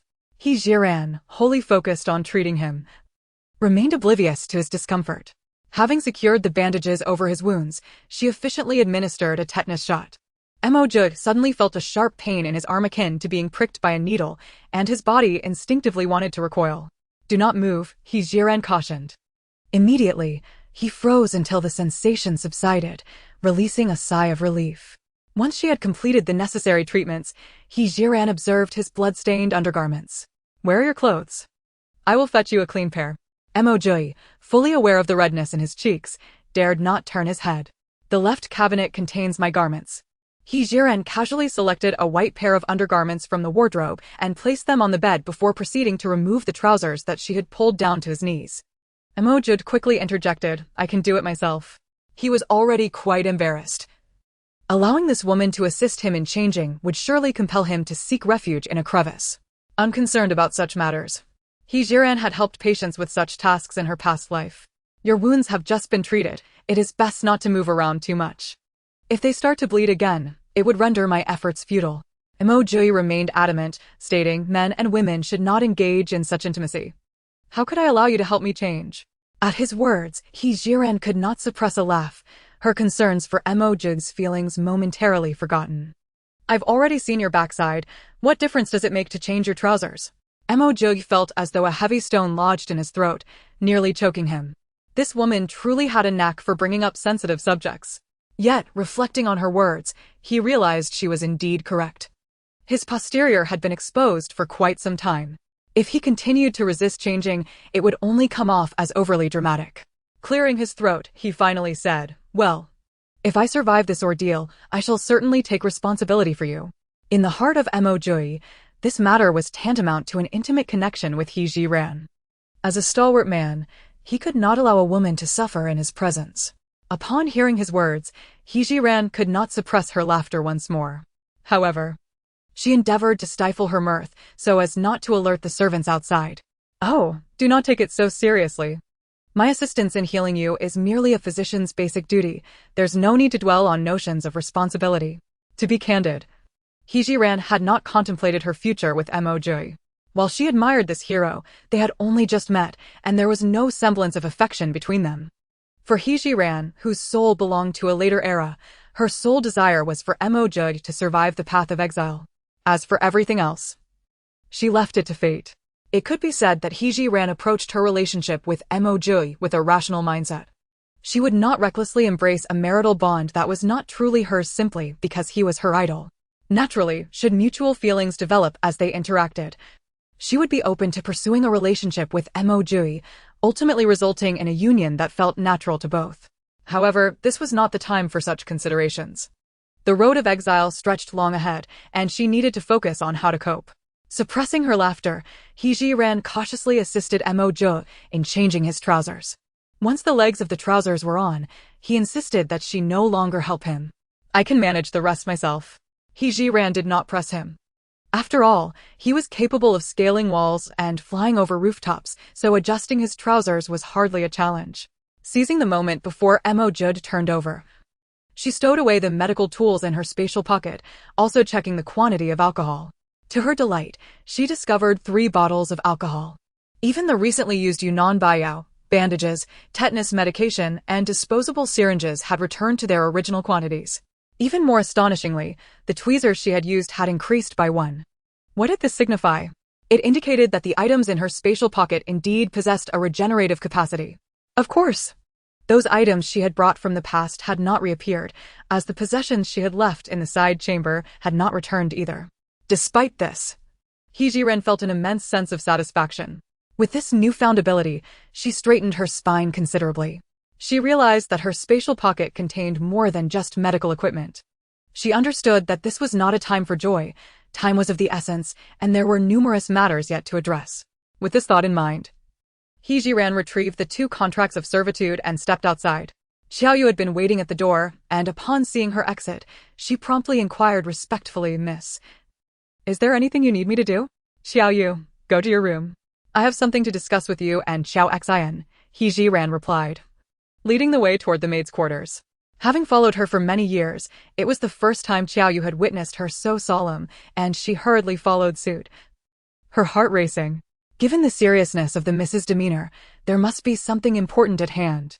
Chapter 10. An attempted poisoning. Zhiren's 2 accompanying maids resided in the same room. Today, it was Xiaoyu's turn on duty. While Xiao Xian had long since retired for the night, the sound of the door opening roused Xiao Xian from her slumber, and mistaking it for Xiaoyu's return, she groggily asked, "Xiaoyu, why are you back?" "It is I," Zhiren clarified. Jerked awake, Xiao Xian quickly donned her shoes and hastily descended. "Miss, is there something you wish to instruct?" Zhiren, not wishing to waste time, placed the 2 contracts on the table. "Take these contracts and leave the Duke's residence tonight. From this moment on, you are free."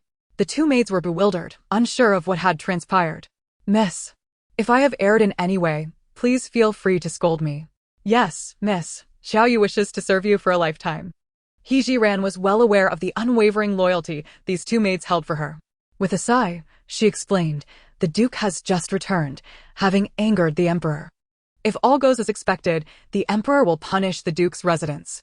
At that point, we will be unable to protect ourselves, let alone concern ourselves with your fates. Rather than risk being sold again by the authorities, it is better that I grant you your freedom now." Upon finishing her words, Zhiren discreetly produced 40 taels of silver from her sleeve, distributing 20 taels to each maid. The 2 young women, taken aback by the Mrs.'s offer of freedom, found themselves struggling to accept this new reality, having long held the belief they would serve her for a lifetime. "Miss, Xiao Xian will not leave. Neither will Xiaoyu." Had it been any other time, Zhiren would have patiently explained the situation to them. However, she found herself lacking both the energy and time for such explanations. "This matter is not open for debate. Now gather your belongings. I will send someone to escort you out of the residence in a quarter of an hour." Mississippi. Seeing that Xiaoyu was about to protest further, Zhiren raised her hand to silence her. Enough, no more words. While she granted freedom to 2 maids, Mo Jiuyue was not idle either. After Zhiren departed, he summoned several capable servants who often attended to him and similarly granted them their freedom. As for the rest of the servants within the Duke's residence, their fate lay in the hands of his mother and sisters-in-law. Once the freed servants had departed, dawn had already broken. Zhiren glanced at the clock in her spatial pocket. It was just past 5 in the morning. The Duke's residence's kitchen had been emptied by Zhiren, and later, in her quest to transport resources from the treasury, she had stacked the cumbersome kitchen utensils in the side chamber. Fortunately, the old lady of the Mo family had a small kitchen in her courtyard. Even if they were to be exiled, it was imperative to have a full meal beforehand. Thus, she had ordered that porridge be prepared in her small kitchen. By this time, the porridge was ready, and an elderly woman came to the bridal chamber to invite them to breakfast. The matter of Zhiren and Mo Jiuyue serving tea to their mother-in-law on their first day of marriage was entirely overlooked. Zhiren glanced at Mo Jiuyue, who was still lying on the bed. Are you going to have breakfast with mother? Moj shook his head. I will not go. I shall continue feigning unconsciousness. Zhiren understood that Moj's actions were prudent. Since the emperor had chosen to summon him to the palace last night to inflict humiliation, it was likely intended that he succumb to grievous injuries on the path of exile. If he were to appear alive and well, the emperor might devise other schemes to deal with the Mo family. Rather than risk hidden perils, it was wiser to feign unconsciousness. Avoiding one calamity was better than facing certain doom. I will go check on things and bring you back something to eat, Zhiren said before following the elderly woman to the courtyard where the old lady of the Mo family resided. The Mo family understood the importance of propriety. Several sisters-in-law and younger aunts had already arrived at the old lady's courtyard ahead of them. A group of women sat neatly at the dining table in the living room, and unless the old lady spoke, none would dare to touch their chopsticks. The old lady intended to wait for Mo Jiuyue and Zhiren to arrive before they all commenced the meal together. After all, it was the first day of her son's marriage, and it was only fitting to observe a degree of formality. As Zhiren approached alone, unaware that the Mo family was on the brink of calamity, Mo Jiuyue warmly welcomed her. With a beaming smile, she linked her arm with Zhiren's and inquired, "Sister-in-law Jiu, why hasn't brother Jiu come with you?" The state of Mo Jiuyue indicated her ignorance of the events unfolding at home. Zhiren decided to continue the pretense, replying, "Your brother returned late from the palace last night and has just fallen asleep." This explanation elicited no suspicion from Mo Jiuyue. Poor brother Jiu. Let him sleep a little longer. Come, sister-in-law Jiu, let us have breakfast. The elder matriarch and several other sisters-in-law were aware of the situation and refrained from questioning further, though their expressions were grim. Seeing Zhiren at the table, the matriarch personally invited her to sit. Family, you're aware of the circumstances at home. On your first day of marriage, we have little prepared, so let's make do with this simple fare. Mother, this is already quite sufficient, Zhiren replied as she settled beside Mo Jiuyue. Glancing at the rice porridge before her, she immediately frowned. Mother, sisters-in-law, who prepared this porridge? The matriarch raised the bowl, about to take a sip, but halted upon hearing Zhiren's question. It was prepared by the maid in my courtyard. What is the matter? Mother, sisters-in-law, this porridge is poisoned. At her words, the sisters-in-law and Mo Jiuyue hastily set down their bowls, their gazes fixed on Zhiren. You claim the porridge is poisoned? The matriarch's eyes widened in disbelief. Mother, if I am not mistaken, this is a highly toxic substance known as ascending heaven. Once ingested, survival is impossible. Just as her words fell, a maid rushed in, breathless with urgency. It's terrible. Old madam. Granny Chin and Shuya suddenly collapsed and are frothing at the mouth after drinking some water. What did you say? The matriarch quickly rose. Her small steps hurried as she inquired, where are they? They are in the ear room. The sisters-in-law and Zhiren followed the matriarch to the ear room. Indeed, they found the two servants lying on the ground, frothing at the mouth, convulsing, their eyelids rolled back, on the verge of death. After inspecting them, the matriarch turned and looked at Zhiren. It appears someone has poisoned them. Chapter 11. Thankfully, with sister-in-law Jiu here, we have narrowly escaped this calamity. Zhiren had already deduced the situation upon hearing Granny Chen's report. The two servants had been poisoned from the water, and the porridge on their table was likely also tainted. Mother, from where does the water in the small kitchen originate? It comes from the well at the back of my courtyard. Without a moment's hesitation, Zhiren hastened towards the well. Upon drawing up a bucket of water, she gently dipped her fingers into it, rubbed it, and then carefully sniffed the aroma. The onlookers held their breath, captivated by Zhiren's seamless actions. Once she set the wooden bucket aside, the matriarch asked, "Is this water poisoned?" Zhiren's expression was grave. The poison originates from this well. At her words, the matriarch's face hardened. Though the duke's household was facing an unwarranted disaster, her authority as the matriarch remained intact. Someone, go investigate immediately. I want to know who poisoned us. The maids and servants sprang into action, and soon someone reported, "Old madam, Granny Lu has hanged herself in her room." The matriarch, leading the others, made her way to the servants' quarters. There, they found Granny Lu's lifeless body hanging from the beam, having succumbed completely. The matriarch commanded, "Bring down Granny Lu's body." Observing the scene before her, Zhiren instinctively thought that Granny Lu may have taken her own life out of guilt. If that were the case, her instigator was likely an enemy of the Duke's household. Historically, aside from the emperor's jealousy, there had been no mention of anyone else harboring animosity towards the Mo family. However, since the emperor had already intended to exile the Mo family entirely, it was unlikely he would send someone to poison them. Who then could be the mastermind behind this? As she pondered, the matriarch had already asserted her authority as the head of the household, instructing her aides to search Granny Lu's person and her residence. Besides a few coins, nothing was found on her. However, a small paper bundle was discovered in the corner of her bedding. The servants presented the small paper bundle to the matriarch, who cautiously opened it in front of everyone. The bundle was empty, but traces of white powder remained on the paper, indicating that it had once contained poison. In previous times, the matriarch would have summoned a physician for assistance. However, given that Mo Jiuyue had been severely beaten the previous night and no physician had been called, it was unlikely that seeking help now would yield any results. While contemplating how to proceed, Zhiren stepped forward. "Mother, I have studied some medicine. Let me take a look." The matriarch hesitated for a brief moment before handing her the small package. "This may likely be poison. Be cautious." Zhiren took the package, first sniffing it, then rubbing a small amount between her fingers. She then looked up at the matriarch. "Mother, this is the poison that was thrown into the well."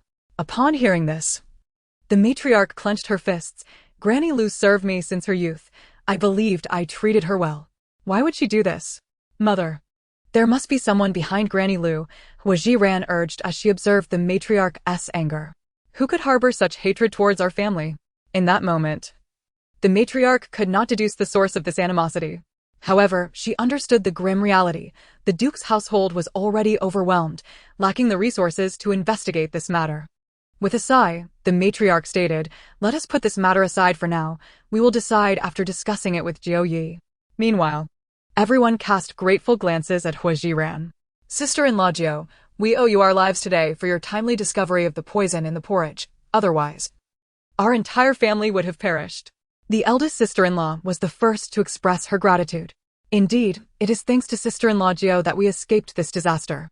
"Sister-in-law Jiu. Thank you. Sister-in-law Jiu, you are truly remarkable." Zhiren acted out of genuine concern, not seeking any gratitude in return. Observing the heartfelt thanks from her sisters-in-law, she smiled and replied, "We are all family. There is no need for such formality." The matriarch, looking at her daughters-in-law, who were still oblivious to the gravity of the situation, spoke sternly. "What sister-in-law Jiu said is correct. We are family. If you feel grateful, then prove it through your actions in the future."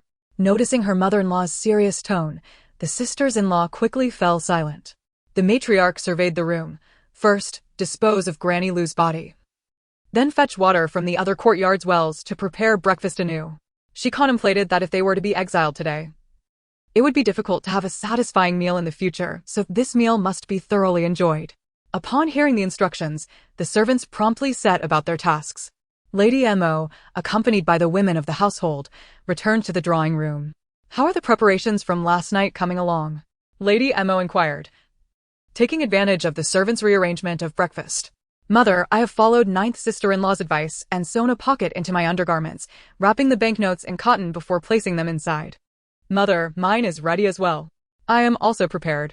The 8 sisters-in-law unanimously affirmed their readiness. Lady Mo nodded in approval. "That is good. Should anything untoward occur, each of you must remain vigilant." Mo Hanwei, however, could not comprehend the conversation between her mother and sisters-in-law. "Mother, sisters-in-law, what are you preparing for?" Lady Mo glanced at her innocent daughter and could not bring herself to reveal the truth. "Hanwei, as a young lady, there is no need for you to inquire into everything." Though disgruntled, Mo Hanwei could sense her mother's somber mood and, to avoid provoking her anger, obediently fell silent. Soon, the servants brought in the rearranged breakfast. After Zhiren inspected it to ensure its safety, everyone began to eat. Yet, the atmosphere was peculiar. Everyone appeared sullen, as if partaking in their last meal. Without comment, Zhiren quickly finished a bowl of porridge and stood up. "Mother, I will take some food back for my husband." She was anxious to see Mo Jiuyue, as the mastermind behind Granny Lu's poisoning remained unknown. Perhaps Mo Jiuyue held the answers. Returning to the bridal chamber, she found Mo Jiuyue still lying in the same position. Upon her entry, he asked, "Is there any movement outside?" He Zhiren placed the meal on a table near the bed. There is no commotion outside, but someone poisoned the well in mother's courtyard. Fortunately, I discovered it in time. Or the entire household would have perished. Chapter 12. What is destined to come will come. Hearing this, Mo Jiuyue sat up abruptly, disregarding his injuries. What exactly happened? Knowing his urgency, He Zhiren recounted the incident and her suspicions in detail. Do you have any idea who might have instructed Granny Lu to poison the well? Mo Jiuyue frowned, his eyes intermittently flashing with a fierce intensity. Though he remained silent, He Zhiren could discern from his expression that he undoubtedly had a suspect in mind. He Zhiren was not one to pry and considered that Mo Jiuyue might not fully trust her yet. Thus, she decided not to press the matter. As long as he had an idea, he would surely take precautions. After a prolonged silence in the room, He Zhiren gestured toward the breakfast on the table. The food is getting cold. You should eat something before the Emperor's men arrive. Mentioning the Emperor's men, Mo Jiuyue glanced outside. It is almost an hour. He Zhiren also found it strange. If her historical recollection was accurate, the Emperor's forces should have surrounded the Duke's residence early in the morning. Could it be delayed due to the treasury theft? She speculated aloud. Mo Jiuyue did not refute this. The theft and arson of the national treasury are no trivial matters. The Emperor is likely overwhelmed and has no time for me now. As his words faded, a servant arrived to report that someone sought an audience with the Duchess. He Zhiren and Mo Jiuyue exchanged glances, both puzzled as to who would visit on the second day of their marriage. Moreover, the original host had few external connections, leaving He Zhiren momentarily unable to guess the visitor's identity. Mo Jiuyue did not offer advice on whether to receive the guest, instead lowering his head to continue his meal, evidently leaving the decision to He Zhiren. He Zhiren stood up. I will go and see. The visitor had not gone to the main gate, but waited at the servant's entrance in the rear courtyard. Led there, He Zhiren encountered a servant dressed in familiar livery, though she could not immediately recall his identity. Upon seeing He Zhiren, the servant promptly bowed respectfully. Young miss, I have been sent by the master to find you. Studying his features, He Zhiren searched her memory and confirmed he was an attendant of her nominal father. Why have you come? Young miss, I have urgent news to report. As he spoke, he glanced at the person who had escorted He Zhiren. She promptly dismissed the escort. What is the matter? In truth, she had already surmised the gist, but wished to hear it confirmed. The attendant whispered, Young miss, the master instructed me to inform you that the Emperor is about to send men to raid the Duke's residence, and that you should prepare accordingly. As expected. Did my father mention when the Emperor's men would arrive? I do not know, young Mississippi. The master also bade me remind you that, as a daughter of the He family, you must not act treacherously. No matter what befalls the Duke's residence, you must not leave. He Zhiren paid no heed to such admonitions. She had never intended to abandon the Mo family. Unable to extract further useful information, she waved him away. Hearing this news firsthand felt far more real than learning it from history. Without delay, He Zhiren hurried back to the bridal chamber. Before Mo Jiuyue could inquire, she relayed the attendant's message in full. Mo Jiuyue's face betrayed no emotion, and after a long pause, he coldly stated, What is destined to come will come. Though he showed no outward distress, He Zhiren could hear the despondency in his tone. Take heart. As long as we strive to survive, I believe there will be a day of resurgence. I, a man of stature, have dragged my entire family into this plight. What resurgence can there be? Mo Jiuyue scoffed derisively. Knowing that reasoning would be futile in his despondent state, He Zhiren resolved to guide him gradually in the future. Just then, eighth sister-in-law's shriek echoed from outside. Why are the kitchen water vats, cauldrons, and the storeroom items all in the side chamber of ninth brother's courtyard?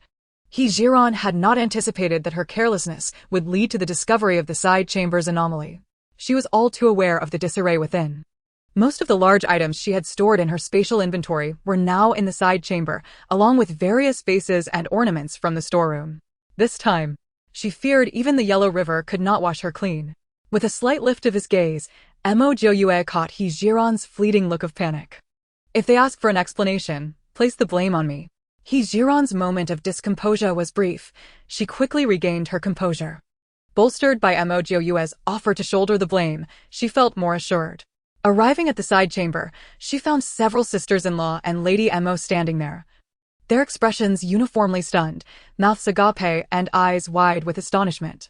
Upon seeing He Zhiren, third sister-in-law promptly grasped her arm. Ninth sister-in-law, How did all the missing items from our storeroom and kitchen end up here? Zhiren imitated their expressions, her face a portrait of shock. Her eyes wide as she vigorously shook her head. When I came to collect the dowry last night, none of this was here. Why have these items appeared? This thief is truly unscrupulous. Not only did they raid the storeroom, but they even took this massive black iron pot. Sixth sister-in-law was filled with righteous indignation. Indeed. They probably took what they thought was worthless and secretly brought it here. I can't help but wonder, is this thief some sort of deity? How could they have moved so many items without anyone noticing? Listening to her sisters-in-law berate the petty thief, Zhiren felt a mix of amusement and despair. However, she dared not reveal her true emotions at that moment. Just as she was about to speak, Mo Jiuyue approached with great difficulty, mirroring her steps. Everyone, please refrain from suspicion. It was I who did this. Initially, I did not wish to let these things fall into the hands of outsiders, but upon reflection, we cannot possibly take all of it with us, so I simply piled it all in the side room. His explanation, although somewhat contrived, did not prompt further probing from the others. After all, ninth brother possessed great abilities. Accomplishing such tasks was no challenge for him. Just as the 8 sisters-in-law were about to extol Mo Jiuyue's talents, the elder matriarch spoke up. Enough. Since you, ninth brother and sister-in-law, have not forgotten to manage your dowry, cease concerning yourselves with these trivial matters. The sisters-in-law, who usually heeded the matriarch's words, promptly fell silent upon her command. Mo Jiuyue then invited everyone into the room to convey the news sent by Hifu. The once smiling faces of the sisters-in-law grew somber.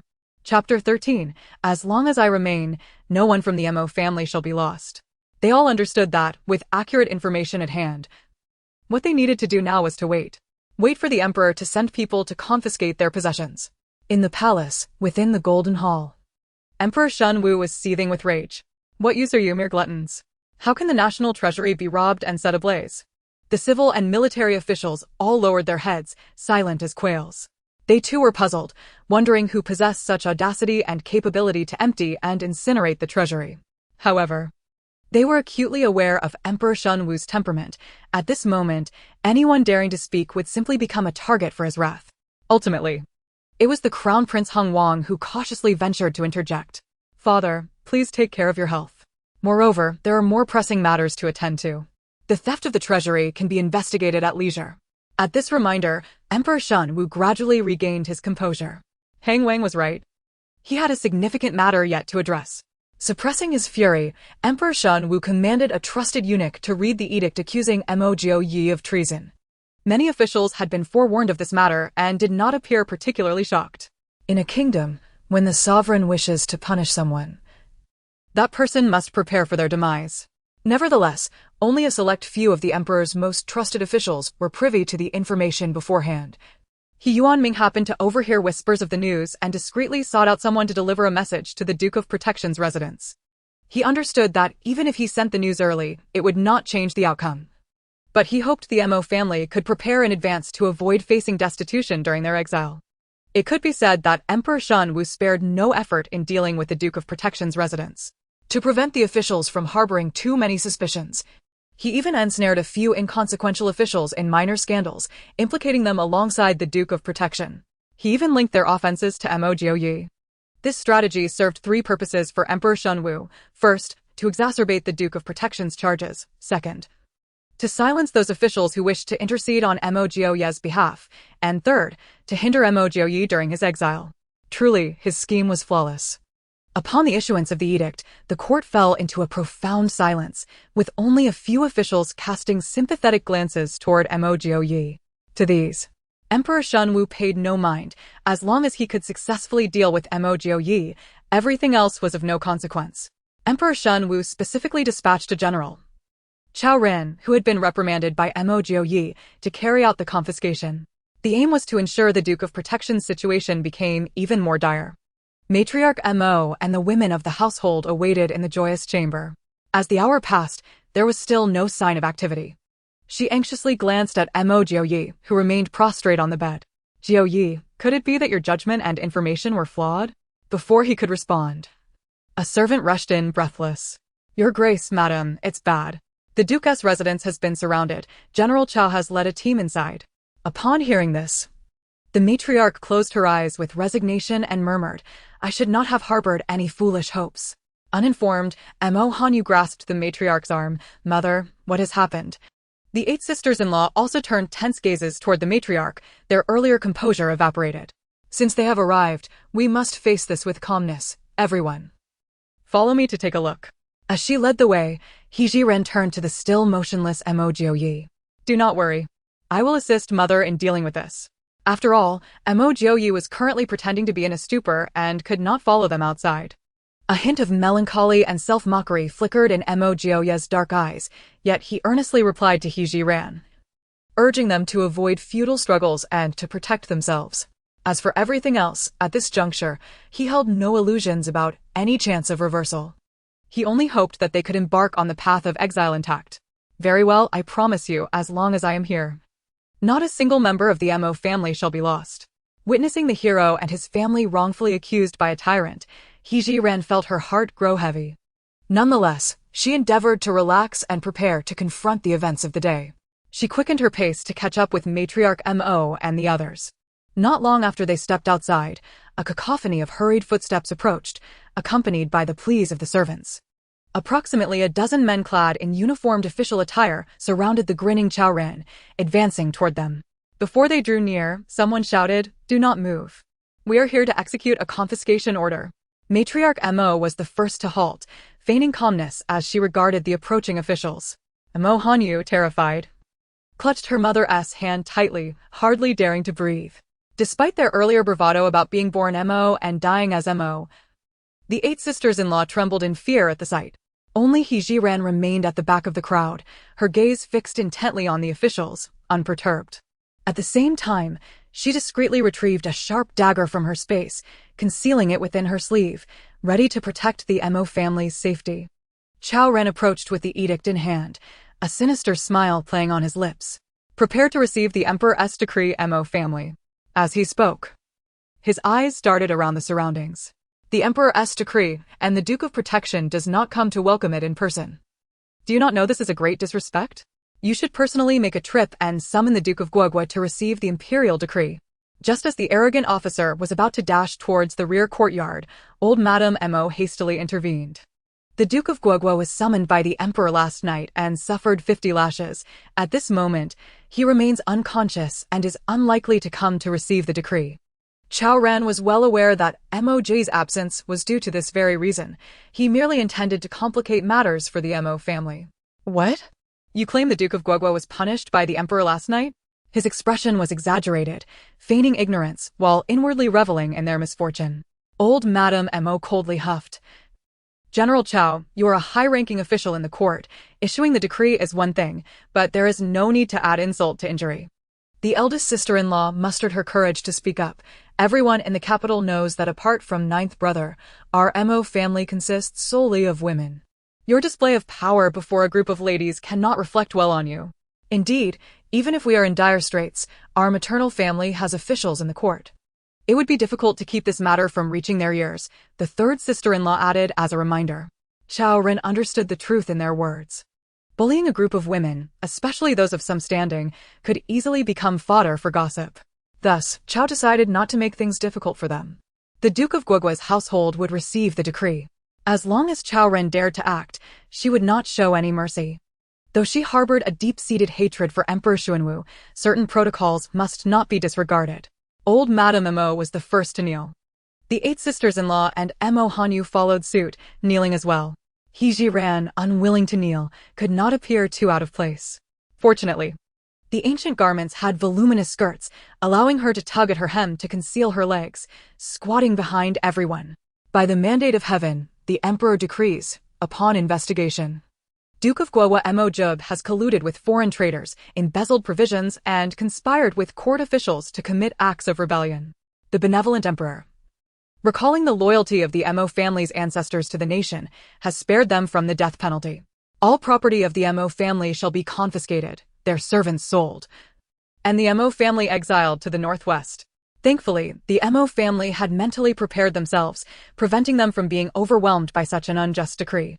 They even refrained from crying out for justice, as they understood that the emperor was intent on punishing the Mo family. Even appeals for mercy would be futile. The very choice of the enforcers indicated that the emperor had no intention of allowing the Mo family any respite. Otherwise, he would not have dispatched the despicable Zhiren. As old Madame Mo received the decree and led the women to rise, Zhiren could hardly contain his eagerness to initiate a search, declaring that not even a mouse hole should be overlooked. Naturally, the women present were to be searched as well. As he gazed at the enchanting women before him, a lewd glimmer flashed in Zhiren's eyes. Considering my association with Mo Jiuyue court, I shall personally conduct the search of these ladies. Upon hearing his words, the women instinctively recoiled a few steps. Though they were all widows, they were virtuous and pure. How could they allow a man to lay his hands upon them? Old Madame Mo, incensed, spoke firmly, "Lord Chao, your actions are utterly unreasonable. Although my Mo family has fallen from grace, these women are not to be insulted at will." She spoke with a heart set on defiance, prepared to face death rather than allow such indignity. Zhiren paid no heed to old Madame Mo's words. In his eyes, the Mo family was akin to a grasshopper in autumn. Even if they survived this moment, they would perish on the road to exile. Old lady, don't be foolish. My personal search is a favor. If you refuse, I wouldn't mind having all the officers join in. Old Madame Mo, with her fiery temperament, could not abide such vulgarity. "Zhiren, today I shall fight you." With that, she yanked the hairpin from her head and charged at him. Zhiren, a seasoned warrior, was hardly intimidated by a woman. He saw this as an opportunity to eliminate a rival, perhaps even earn the emperor's favor.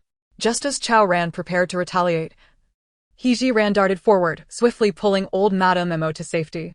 Her timely intervention caused Zhiren's kick to miss. He glared at the woman who had thwarted his plans. The girl, with her hair styled in the fashion of a married woman, appeared to be around 16 or 17. Her delicate features accentuated by a simple yet elegant water blue dress that made her complexion even fairer.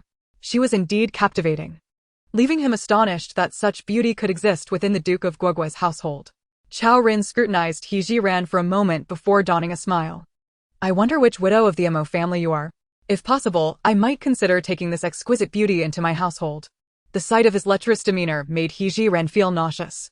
Nonetheless, she maintained a cold, sharp gaze towards him. "Zhiren, how dare you disregard the laws of the court and harass the family members of a condemned official? Oh, this little lady has quite the spirit. I will indeed flirt with you. What can you do about it?" Zhiren remained unperturbed. The laws of the court state that officials performing their duties must not harm the family members of those not sentenced to death, nor may they harass them. "You openly flirt with me. Do you not fear retribution from the emperor?" Zhiren was well aware of this regulation. Yet he believed the Mo family consisted solely of women who understood nothing of such matters, allowing him to act with impunity. To his surprise, a young and beautiful woman was boldly lecturing him on court law in front of so many witnesses. This stirred a sense of unease within him. However, he remained undeterred, thinking she was merely a young girl and that a little intimidation would suffice to frighten her. "Your eloquence means nothing before me. I shall lay it out clearly. If you comply with me, the search can be negotiated. Otherwise, do not blame me for lacking mercy." Zhiren, having lived 2 lives, had never encountered such shamelessness. At this moment, she had transformed the dagger in her hand into a miniature firearm. Should Zhiren dare to act, she would not hold back. Despite her preparations, Zhiren chose reason first, considering the many women from the Mo family present. Should she shoot Zhiren dead, it would undoubtedly implicate them. "Zhiren, I advise you to consider this. Upon the Mo family's exile, our maternal relatives will undoubtedly come to bid us farewell. I trust you understand that no secret can remain hidden forever. If any of my sisters encounter our family and discuss this matter, do you know what the consequences will be? Furthermore, though the Mo family faced confiscation and exile, our maternal lineage remains unscathed. My father, regardless of his current state, is still a minister. If he does not see me during the farewell and later hears that I perished at your hands, you can imagine the actions he would take." Her words were resolute, emboldening the 8 sisters-in-law further. "Zhiren, if my elder brother does not see me during the farewell, he will certainly seek vengeance for me. My father would do the same. Should you persist in your obstinacy, I shall die here today." Zhiren, taken aback by the righteous fury of the Mo women, found himself at a loss. He never anticipated that these women would show no fear of him, especially the most beautiful among them, who claimed her father was a minister in the court. Though the individual in question did not explicitly reveal which Minister of State it was, he was acutely aware. The Mo family only had one lady who was the daughter of a minister, and that was none other than Mo Jiuyue's newlywed wife, the legitimate daughter of He Yuanming, the Minister of Revenue. He Yuanming was indeed a high-ranking official in the court, holding the esteemed position of a second-grade minister, while he, a mere fourth-grade military officer, found it inconceivable to contend with such stature. Furthermore, the widows of the Mo family hailed from families of officials as well, many of whom held positions superior to his own. After much contemplation, Chao Ren resolved to concede this time. However, he was determined not to lose face. Humph. In light of your long years of widowhood, which elicits my sympathy, I shall grant you leniency today. Chapter 15. It turns out to be due to poverty. With that, Chao Ren whispered a few words to the officials behind him, who promptly departed. In due time, the officials returned, accompanied by several fierce-looking matrons, each clutching a large bundle. Chao Ren commanded, "You shall thoroughly search them. If anyone dares to let something slip, bring their heads to me." "Yes," the matrons replied and proceeded towards the ladies. Mo Hanwei, terrified, shrank behind the matriarch of the Mo family. "Mother, Hanwei is frightened." The matriarch sternly admonished, "Stand tall, do not disgrace the Mo family's ancestors." At her words, Mo Hanwei quaked, but straightened her posture, tears streaming down her cheeks. The searching matrons showed no mercy to conduct a more thorough examination. They took the women to a nearby room, instructing them to remove their garments for inspection. Consequently, the hidden pockets sewn into their undergarments, as suggested by He Jiren, were also exposed. None were spared. All the silver notes concealed within their garments were unearthed, along with their jewelry, all confiscated.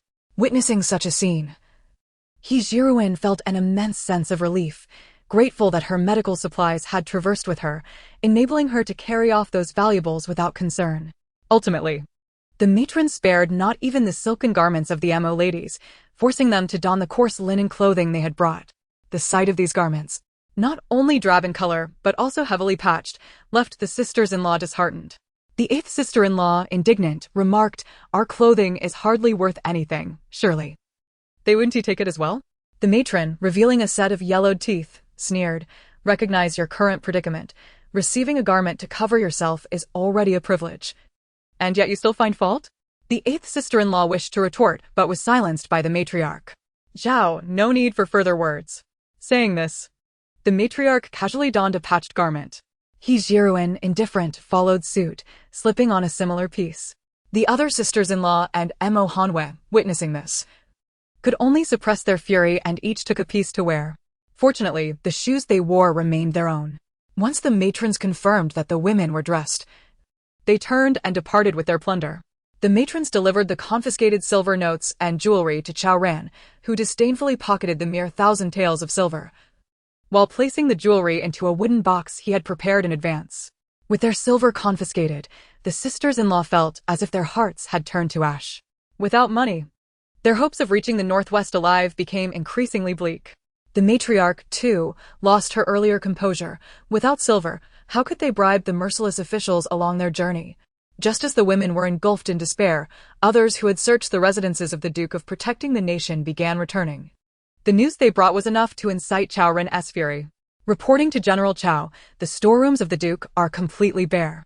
"What did you say?" Chao Ren exclaimed, disbelief etched upon his face. The official timidly reiterated, "General Chao, there truly is nothing in the storerooms."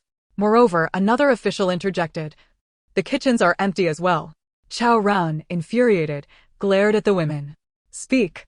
Have the valuables of the Duke been moved in advance?"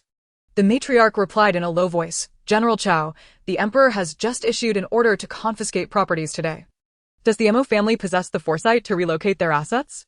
Recognizing the truth in her words, Chao Ren understood but remained skeptical that the esteemed Duke of Protecting the Nation could be so destitute. Amidst his confusion, yet another official returned with a report. Reporting to General Chao, "We found several large water jars in Mo Jiuyue's courtyard, along with some worthless trinkets. Furthermore, we uncovered a few pieces of women's jewelry and several dozen taels of silver." Listening to these reports, Chao Ren arrived at a definitive conclusion. It was not that the Mo family had preemptively moved their belongings, but rather that they were genuinely impoverished. Had they indeed relocated their wealth, it was inconceivable that these trinkets and silvers would remain. Unexpectedly, the Duke of Protecting the Nation was poorer than his humble fourth-grade military household. No wonder Mo Jiuyue donned a black robe daily. It was a reflection of his family's circumstances. Little did he know that since Mo Jiuyue had come of age, the family had frequently held funerals for his brothers who perished in service to the country. Mo Jiuyue wore black not out of choice, but as a tribute to those fallen brothers. Contrary to the assumption of possessing only one robe, he merely had several of the same style. Contemplating this, Zhiren felt an unwarranted sense of superiority over the Mo family. Who would have thought that the illustrious Duke of Protecting the Nation was but a hollow shell? How could a group of women possibly amass wealth? An official quickly chimed in, "General Chao speaks the truth." Zhiren reveled in the adulation, surveying the room and noting that everyone involved in the search had returned. He ordered, "You all shall guard the seized assets and the servants of the estate, awaiting the Emperor's decree for further action. The rest shall escort the culprits to the outskirts of the city." As he finished speaking, Zhiren cast a lingering glance at Jiuyue, reluctantly departing. Jiuyue found his gaze repulsive. Seizing the opportunity while the officials were preoccupied with Zhiren, she swiftly distanced herself from the crowd. Once out of sight, Jiuyue deftly rolled up her skirt and climbed a sturdy tree. Entering her spatial realm, she retrieved a sniper rifle stored there. Loading a bullet and taking aim, she targeted Zhiren's neck. As Zhiren mounted his steed, having just exited the Duke's estate, she finally pulled the trigger. A thunderous crack echoed through the air, and Zhiren, who had been flaunting his authority before the Mo family, suddenly swayed and fell from his horse. Simultaneously, Jiuyue promptly retreated into her space. The gunshot, akin to a clap of thunder, would undoubtedly lead others to investigate its source. She planned to remain hidden in her realm until the crowd dispersed before re-emerging. Were it not for Zhiren's incessant provocation of her limits, she would not have desired to stir trouble at this moment. Such a person was a waste of air, living even one more minute. Unbeknownst to her, all of Jiuyue's actions were being observed by Mo Jiuyue, concealed in the shadows. Who is this woman, and how does she possess such formidable weaponry? Moreover, she can vanish into thin air. Could it be that she is a celestial being? Mo Jiuyue shook his head vigorously, feeling that Jiuyue's recent actions had far surpassed his understanding. Chapter 16. The splendor of the capital is no longer their concern.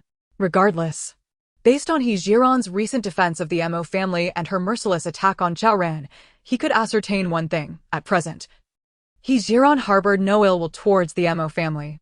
Observing the officials rushing towards the large tree in response to the muffled sound, and realizing that the women of the Mo family were currently safe, Mo Jiuyue leapt and swiftly departed from the scene.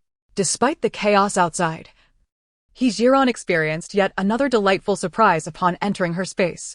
Each of the items she had just retrieved, a dagger, a mini handgun, and the sniper rifle in her hands, had inexplicably doubled in number.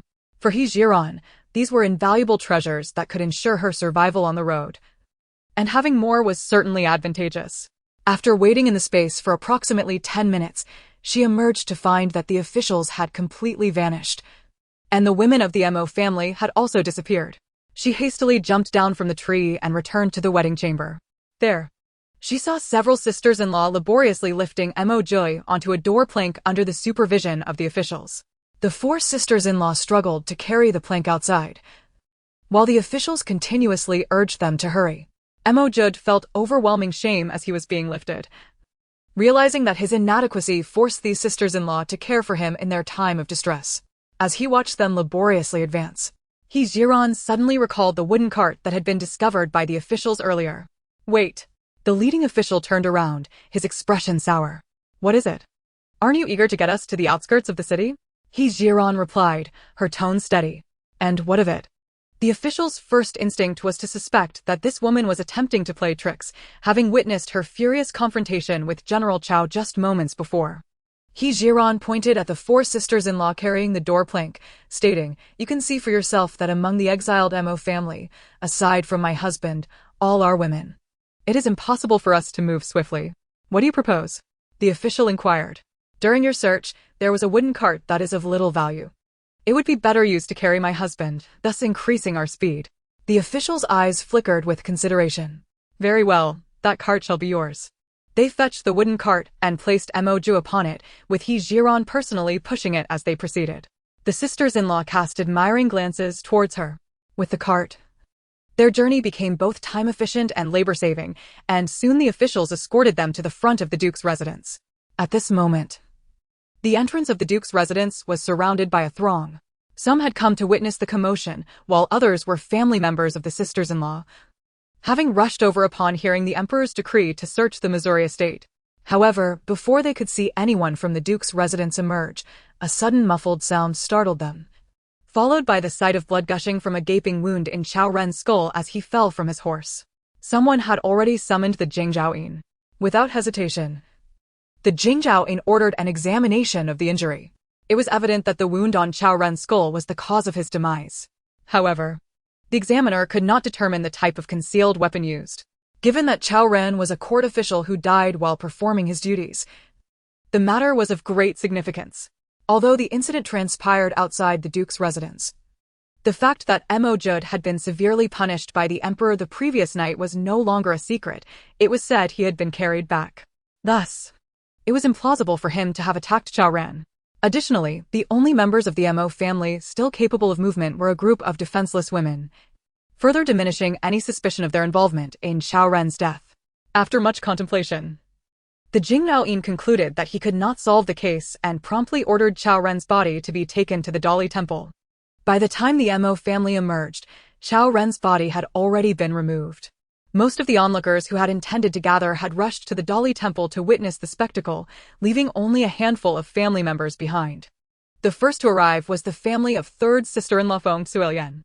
The Feng family held no significant official rank and were not qualified to attend court. They had learned of Zhiren's approach to the Duke's residence and had hurried over upon hearing the news. Upon receiving this information, third sister-in-law's mother tearfully implored her brother to accompany her.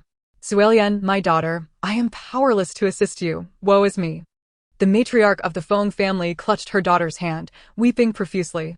Feng Suilian, upon seeing her mother, immediately threw herself into her embrace, sobbing uncontrollably. The scene brought tears to the eyes of all present. The elderly matriarch shakily retrieved a pouch from her bosom and discreetly pressed it into Feng Suilian's hand. "Your mother was somewhat hasty and unprepared. This silver is what I have saved for you. Keep it safe for emergencies on your journey."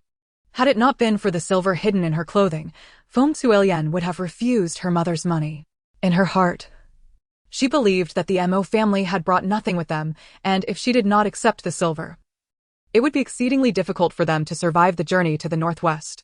She grasped the pouch tightly, choking back tears as she reassured her mother, "Mother, you need not worry for me. I have my mother-in-law and sisters-in-law with me, and with ninth brother, we will surely reach the northwest safely." At the same time, fourth sister-in-law's family, the Shaos, also arrived, quietly slipping a pouch to Shao Qinger. When they attempted to present the supplies they had prepared, the officials refused them, stating that the prisoners were not entitled to such items. Others without family members to see them off looked on enviously at the two sisters-in-law. Zhiren, too, speculated whether the He family would come to bid them farewell. However, no one from the He family appeared. As the time drew near, the officials urged the Mo family to depart, forcibly dispersing the Shaos and Feng families who had come to see them off. Taking one last glance at the imposing gates of the Duke's residence, the matriarch of the Mo family took the first step forward, followed closely by the still somewhat shaken Mo Hanyu. Next was Zhiren, pushing Mo Jiuyue in the wooden cart, with 8 sisters-in-law trailing behind. Along the way, they beheld the bustling streets, the sounds of vendors calling out from either side. The Mo family was acutely aware that the splendor of the capital was no longer their concern. Under the watchful eyes of the populace, the Mo family was escorted by officials beyond the city gates. Aside from third sister-in-law and fourth sister-in-law, who encountered their families, the 7 sisters-in-law, including Zhiren, did not see any family members come to bid them farewell. The sisters-in-law, who had harbored a glimmer of hope, felt utterly disheartened as they exited the city gates, lamenting the coldness of the world. The family members who had once been so amicable now dared not show their faces in this moment. Zhiren felt little of this, as she currently regarded herself as an outsider and held no great expectations for the original protagonist's parents. Each person in the group carried their own thoughts, and before they realized it, they had arrived at the outskirts of the capital. To their surprise, waiting for them there, besides the officials responsible for their escort, were many other prisoners who had also been exiled, indicating that they too were part of family-based exiles. Chapter 17, You have a stick of incense is time, so make haste. Zhiren, ever vigilant, had cultivated a habit of keenly observing her surroundings, no matter where she found herself. This scrutiny, though seemingly innocuous, revealed a disquieting truth. The majority of the prisoners cast hostile glances toward the members of the Mo family. To ascertain whether her perception was clouded, Zhiren rubbed her temples and surveyed the scene again, only to find the same hostility unwavering. Indeed, some individuals could no longer contain their fury, hurling vitriolic insults toward the Mo family. Mo Jiuyue, you are but a harbinger of misfortune, having brought ruin upon your own kin. And now you come to curse us. They spat. Members of the Mo family, I curse you to an ill fate. Had it not been for you, how could our family have suffered such unwarranted calamity? As the vitriol escalated, the officials present showed no inclination to intervene, which led Zhiren to surmise that the decision to exile these individuals alongside the Mo family was a premeditated scheme by the treacherous emperor, designed to torment the Mo clan further. Yet, what perplexed her was the source of the insult, specifically the epithet of harbinger of misfortune directed at Mo Jiuyue. It seemed that with such company, the journey ahead would hardly be dull. Mo Jiuyue, amidst the cacophony of insults, endeavored to maintain his composure, suppressing the urge to retaliate against those who dared to insult him. Nevertheless, curiosity gnawed at him, urging him to discover the identities of his accusers. Thus, he discreetly squinted through a stray lock of hair, peering toward the source of the clamorous accusations. Among the crowd, he recognized several figures as court officials, without a doubt. The vitriol was emanating from their families. Perplexed, he pondered the reasons behind their animosity. Swiftly, his mind raced through past encounters to discern any potential grievances. Soon, he arrived at a conclusion. One official, surnamed He, had once served as a deputy minister of revenue. During a campaign at the borders, it was this He Yuan who had been responsible for the distribution of supplies. Regrettably, he had embezzled provisions for his own gain, prompting Mo Jiuyue to submit a petition to Emperor Xuanwu, demanding a thorough investigation of the matter. Then there was Li Liang, a compiler from the Hanlin Academy, who had approached him shortly after returning to the capital, seeking to marry his illegitimate daughter to him as a concubine, a proposal he had firmly rejected. Aside from these encounters, there had been no further interactions between them. As he scrutinized the family that was hurling the most fervent insults, he recognized them as the family of Feng Chuanzhou, the deputy minister of war. Their paths had never crossed in animosity. Like Zhiren, he found himself questioning the reason for their vitriol. Could it be that the emperor had unjustly implicated him in their punishment? At that moment of contemplation, his second sister-in-law, Xia Feng, rushed toward the accusers, her voice tinged with desperation. Father, mother, elder brother, little brother, how could you also have incurred punishment? It was no wonder that her most cherished family had not come to bid her farewell. With a furrowed brow, Xia father forced a grim smile before his daughter, confessing, "It is I who have erred and incurred the emperor's wrath." Father speaks falsely. The Xia family has clearly suffered due to the entanglements with the duke's mansion. Why do you conceal this from my sister? Xia Ming exclaimed, his expression rife with indignation as he glared at Mo Jiuyue, who lay upon the wooden cart. Just as Xia Feng was about to demand clarification, Xia father interjected, "Xia Ming, cease your prattle. Is this the place for such discussions?" Reluctantly, Xia Ming cast a defiant glance at his father before falling silent. Xia Feng, not oblivious to the intricacies of their predicament, understood that with so many eyes upon the Xia family, it was prudent to refrain from hasty inquiries. Mo Jiuyue and He Zhiren, keenly attuned to his second sister-in-law's conversation with her family, strained to catch the unfolding drama, only to find Xia father's cautious demeanor rendered their efforts futile. Like Xia Feng, they too felt powerless to glean the details of the situation and would have to await another opportunity. Meanwhile, the matriarch of the Mo family, exhibiting commendable composure, nodded politely at her in-laws, regardless of their apparent disdain, as a gesture of civility. Once the officials completed their formalities, they made a token effort to quell the insults directed at the Mo family. The crowd, still not fully embracing their roles as prisoners, vehemently argued back against the officials' rebukes, their defiance palpable. In the eyes of the officials, however, these individuals were as inconsequential as the dead, and thus, Their grievances were met with indifference. One official, losing patience, unsheathed his whip and struck at the most vociferous offenders. You lot seem to have a death wish. If you wish to perish before reaching the northwest, then speak your mind. The whip's sting jolted them back to reality. Looking down at their coarse garments, which were inferior even to those of common folk, they were compelled to accept the harsh truth of their exile.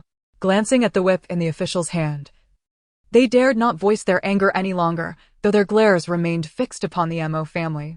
Leading the Mo women, Matriarch Mo did not deign to acknowledge the disdainful stares of the crowd, which only served to amplify the sense of futility among the accusers. Now that the hour is still early, let us make haste, the official declared, his voice ringing through the air. No sooner had he spoken than a carriage approached from the direction of the capital. Hold! Please stop! The coachman shouted. All eyes, including those of the officials, squinted toward the approaching vehicle. The carriage came to a halt before the line of prisoners, and the coachman promptly dismounted, lifting the curtain to reveal two figures, their faces obscured by heavy coverings. From their stature, one could discern that they were a man and a woman, both of mature years. Upon alighting, their gazes swept through the crowd until they finally settled on Zhiren. Yuanming hastened a few steps forward, producing a large silver ingot from his robes to present to the lead official. He appeared reluctant to reveal his identity, addressing the official with utmost civility. Might I trouble you for a favor? The official weighed the silver ingot in his hand. You have a stick of incense this time, so make haste. Very well. Yuanming replied, taking Ling Shuiyen by the hand as they swiftly made their way toward Zhiren. As they passed by Matriarch Mo, Yuanming deliberately tugged at his facial covering. Recognizing him, Matriarch Mo discreetly led the others away, leaving only Zhiren behind. Upon seeing her daughter clad in coarse garments, tears streamed down like pearls from Ling Shuiyen's eyes. She enveloped Zhiren in a tight embrace, her voice choked with emotion. Ran, it is I who have wronged you. I should never have conspired with your father to force you into the Mo family. Zhiren, having experienced her parents' divorce in her past life, had always felt like a burden in their eyes, never once sensing a shred of affection. Yet now, being held so closely by her biological mother, she found the sensation bewildering, though she felt no aversion. After several hesitant motions of raising and lowering her hands, she ultimately placed her hand gently on Ling Shuiyen's back, offering a few comforting pats. Chapter 18. A thoroughly destitute lot. Mirroring scenes from television dramas of her past life, she softly consoled, "Mother, I am merely being exiled. I am not heading to my demise. Please do not be distressed." Yet, her words seemed to have the opposite effect, as upon hearing her daughter's newfound maturity, Ling Shuiyen wept even more profusely. Although Yuanming did not weep as openly as Ling Shuiyen, his eyes too glistened with unshed tears. He was acutely aware of the limited time. Reaching out to pull Ling Shuiyen close to his side, he turned to Zhiren with a solemn expression and said, "Indeed, your parents have wronged you, forcing you to endure such an unwarranted calamity on the very second day of your marriage." As he spoke, Yuanming discreetly retrieved a bulging pouch from his bosom and quietly placed it in Zhiren's hand. Additionally, he pushed a medium-sized parcel into her grasp. The officials present did not intervene, for they had already accepted bribes from the family. Moreover, it was understood that the prisoners would need to offer some of their silver to these officers during their journey. This is the travel money your parents have prepared for you. Do not be reluctant to use it. Along the way, apart from settling matters with those officials, you might also request their assistance in procuring better food. And remember, you have always been particular about cleanliness. Your mother has packed a few changes of undergarments for you. As Yuanming spoke, his voice faltered, and he turned his head away, unable to meet Zhiren's gaze. Ultimately, he murmured, "It was my fault. I should not have coerced you into marrying into the Mo family." Father Zhiren addressed him without a hint of hesitation. Whether it was the Yuanming from the original memories or the loving father standing before her, she was certain he was a good parent. For such a man, she willingly called him father. In the past, she had been an ungrateful daughter, often causing her parents distress. Now, however, as she was married to Mo Jiuyue, she would become a member of the Mo family. Rest assured, I will live well. When the day comes that I can rise again, I will be sure to honor you both. Hearing her heartfelt words, Ling Shuiyen was once again overcome with tears. Her daughter had matured overnight. Yet it was a pity that such a sensible child was destined for hardship in the Northwest. The more she thought about it, the more constricted her heart felt. And she embraced Zhiren, sobbing uncontrollably. Yuanming could no longer contain himself and began to wipe away his own tears. Perhaps it was the emotional resonance with the original owner's feelings, or perhaps Zhiren's deep appreciation for this familial bond. But her own tears flowed freely as well. Yuanming, more composed, noted that time was slipping away. He gently patted the backs of the mother and daughter. "Time is short. I would like to see my son-in-law one last time." Zhiren glanced at Mo Jiuyue, who lay unconscious on the wooden cart. "Father. He is still in a coma." Though she knew her parents would not betray them, the many eyes watching them made her cautious. Yuanming nodded gravely. His gaze towards Zhiren filled with increasing guilt. "I understand that my son-in-law is injured." With that, he strode towards Mo Jiuyue. Seeing Mo Jiuyue in such a state of unconsciousness filled Yuanming with regret over marrying his daughter to him. After all, she had expressed her desire not to end up like the women of the Mo family, becoming widows shortly after marriage. Yet, he had stubbornly forced her into this union, administering a metaphorical drug to compel her into the Mo family. Now, within just a day, the Mo family had been raided and exiled. Observing Mo Jiuye's condition, his fate was uncertain. As a high-ranking official in the court, he was well aware of the hardships that lay ahead on the path of exile. Even if Mo Jiuyue were in good health, reaching the place of banishment safely would not be an easy feat. It seemed inevitable that his daughter would become a widow. He could only hope she would possess the fortune and destiny to survive the journey to the northwest. Once the emperor's apprehension towards the Mo family diminished, he would find a way to bring his daughter back from the northwest. Seeing Mo Jiuyue, Ling Xuyen continued to wipe her tears, her heart aching for Zhiren. Simultaneously, she shared Yuanming's sentiments, both regretting their insistence on marrying their daughter into the Mo family. Yuanming, striving to compose his thoughts, found a discreet angle where the officials could not see him. He pulled out a letter from his bosom and tucked it into Mo Jiuye's clothing. He then stood up and addressed the elder lady of the Mo family. "My dear in-laws, Ran has been spoiled by our family. If she has any shortcomings, I hope you will be magnanimous and tolerant." "Such words are unnecessary," the elder lady of the Mo family replied. "The He family's child is clever and bright. I hold her in high regard." With that, Yuanming did not linger, taking Ling Xuyen, who was still sobbing, by the hand and turning to leave. Ling Xuyen looked back 3 steps, unwilling to part with Zhiren, until she could no longer see her daughter's figure. This sudden surge of familial affection filled Zhiren with mixed emotions. She truly envied the original owner for having such understanding and loving parents. Regrettably, the original owner's fate was brief, with only 17 years to experience this bond. Thus, she vowed to honor her parents on behalf of the original owner in the future. Although this pledge felt distant, Zhiren firmly believed that as long as Mo Jiuyue could endure, there would come a day when the Mo family would return to the capital. Seeing Zhiren standing there sorrowfully, several sisters-in-law hurried to comfort her. "Don't be sad, sister-in-law. Brother, he is known for his integrity, and he will surely be safe." "Yes, sister-in-law, look at how fortunate you are. Your parents have come all this way to see you off. Unlike me, who has no one at home to bid farewell." Zhiren, feeling the goodwill of her sisters-in-law, smiled in response. "Worry not, sisters. I believe we will return one day." Just as the sisters-in-law were about to say more, the officials began to urge them onward. "Enough standing around. Hurry up and get moving." Zhiren wiped away the remnants of her tears and climbed onto the wooden cart. Her third sister-in-law quickly followed, saying, "Sister-in-law, let me help you." The elder lady of the Mo family added, "Pushing the cart is no easy task. Let us take turns." In ancient times, the roads were unpaved, often riddled with potholes, causing the cart to jolt incessantly. Moreover, it had not rained for over half a month, and the oppressive heat made everyone break into a sweat. Occasionally, a gust of wind would stir up dust, settling on their exposed skin. By evening, as they prepared to rest, everyone, including the officials, appeared disheveled and covered in dirt. The Mo family members exchanged glances, their patched coarse garments and once embroidered shoes now indistinguishable in color, resembling a band of beggars. Though Zhiren had only pushed the cart for less than half an hour, she was utterly exhausted. After all, this body had been pampered all her life, lacking in physical strength. After just one afternoon of travel, she found herself slumped on the ground, unwilling to rise. Others were similarly fatigued, unable to straighten their backs. lamenting their plight. Furthermore, they had eaten breakfast early, and now, after a full day, their meager energy had been entirely depleted, leaving them starving. On her first day of exile, Zhiren had no idea what their rations would be like. In any case, she held no expectations. As she pondered these thoughts, the leading official bellowed, "Dinner time. Coarse flour buns are free, 1 for each person. White flour buns are 2 for a tael of silver if you have no silver. Don't even think about it."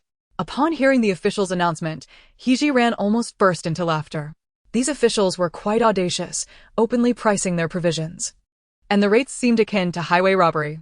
Hearing this, Mo Jiuyue grasped the elder lady of the Mo family's arm and said, "Mother, I don't want to eat coarse flour buns." Although she had never tasted coarse wheat buns, she had heard from the servants that they could be so tough as to scrape one's throat raw, which sent a shiver of fear down her spine.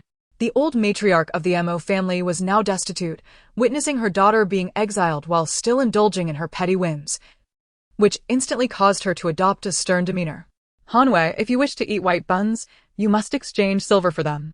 This is the essence of how a woman from the Mo family should conduct herself. Mo Jiuyue stared wide-eyed at the old matriarch, disbelief etched across her face. "Mother, I have no silver." "If you lack silver, you must make do with what you have," the old matriarch replied, not lacking in concern for her daughter, but lamenting that all the silver notes she had hidden away had been confiscated upon her departure from the Mo residence, leaving her equally impoverished. Although several daughters-in-law possessed some silver, as an elder, she could hardly ask her juniors for assistance. "Mother, I have some silver. Shall I purchase some white buns from the officials?" Seeing her usually lively and charming sister-in-law in tears over food, the third sister-in-law felt a pang of sympathy. "Sister-in-law, do not rush. Let us observe how others handle this," she suggested, echoing Zhiren's intention, as the entirety of the national treasury resided within her possession. And she felt no reluctance to procure white buns for her family. However, it was only the first day of their exile, and she was still unfamiliar with the dynamics among the officials and other prisoners, preferring to avoid drawing attention to herself. Zhiren's perspective was reasonable. It was prudent to assess the situation before taking action. The old matriarch concurred with Zhiren's suggestion, and the Mo family members remained obedient, adopting a wait-and-see attitude. It is worth noting that the other 4 families facing exile were indeed unfortunate. They received the imperial edict for confiscation and exile almost simultaneously with the Mo family. Caught completely unprepared, as it was a spontaneous decision by Emperor Xuanwu. Consequently, these 4 families found themselves utterly destitute. Typically, the task of escorting exiled prisoners was a lucrative endeavor. The officials would often turn a blind eye to the relatives who came to bid farewell, and they welcomed the practice wholeheartedly, as it ensured that the prisoners had some silver in hand, which would in turn benefit the officials. However, to their dismay, despite calling out for white buns at 2 silver each, not a single person came forth to purchase them. In frustration, the officials reduced the allocation from 1 free course bun per person to half. The Mo family fared better, as all but Mo Jiuyue were women, who naturally had smaller appetites. The sisters-in-law reasoned that although they received only half a bun, it sufficed as long as it kept them from starvation. Yet, upon receiving the buns, they were left astounded. The coarse buns were as hard as stones, and a single bite could very well shatter a tooth. "Mother, these buns are too hard, I cannot bite into them." Mo Jiuyue wept anew. "Indeed, mother, if we must survive on such buns throughout our journey, we might perish not from hunger but from choking. Mother, the third sister-in-law and I have some silver, let us buy some white buns." Upon hearing her daughters-in-law and daughters' pleas, the old matriarch instinctively turned her gaze towards Zhiren. Though her acquaintance with this newlywed daughter-in-law was limited, the old matriarch could discern that Zhiren possessed a strong will. Zhiren calmly shook her head. "Mother, let us remain patient and observe a while longer." No sooner had she spoken than a child's wail echoed from the nearest contingent of the Xia family. The second sister-in-law promptly rose to investigate. "Elder brother, what has happened to Liner?" Xia Chao's face was contorted in pain as he extended his palm towards Xia Fong. Liner had lost a slightly loose front tooth to the bun. Looking at the 5-year-old Xia Lin, whose lips were stained with blood, his heart ached.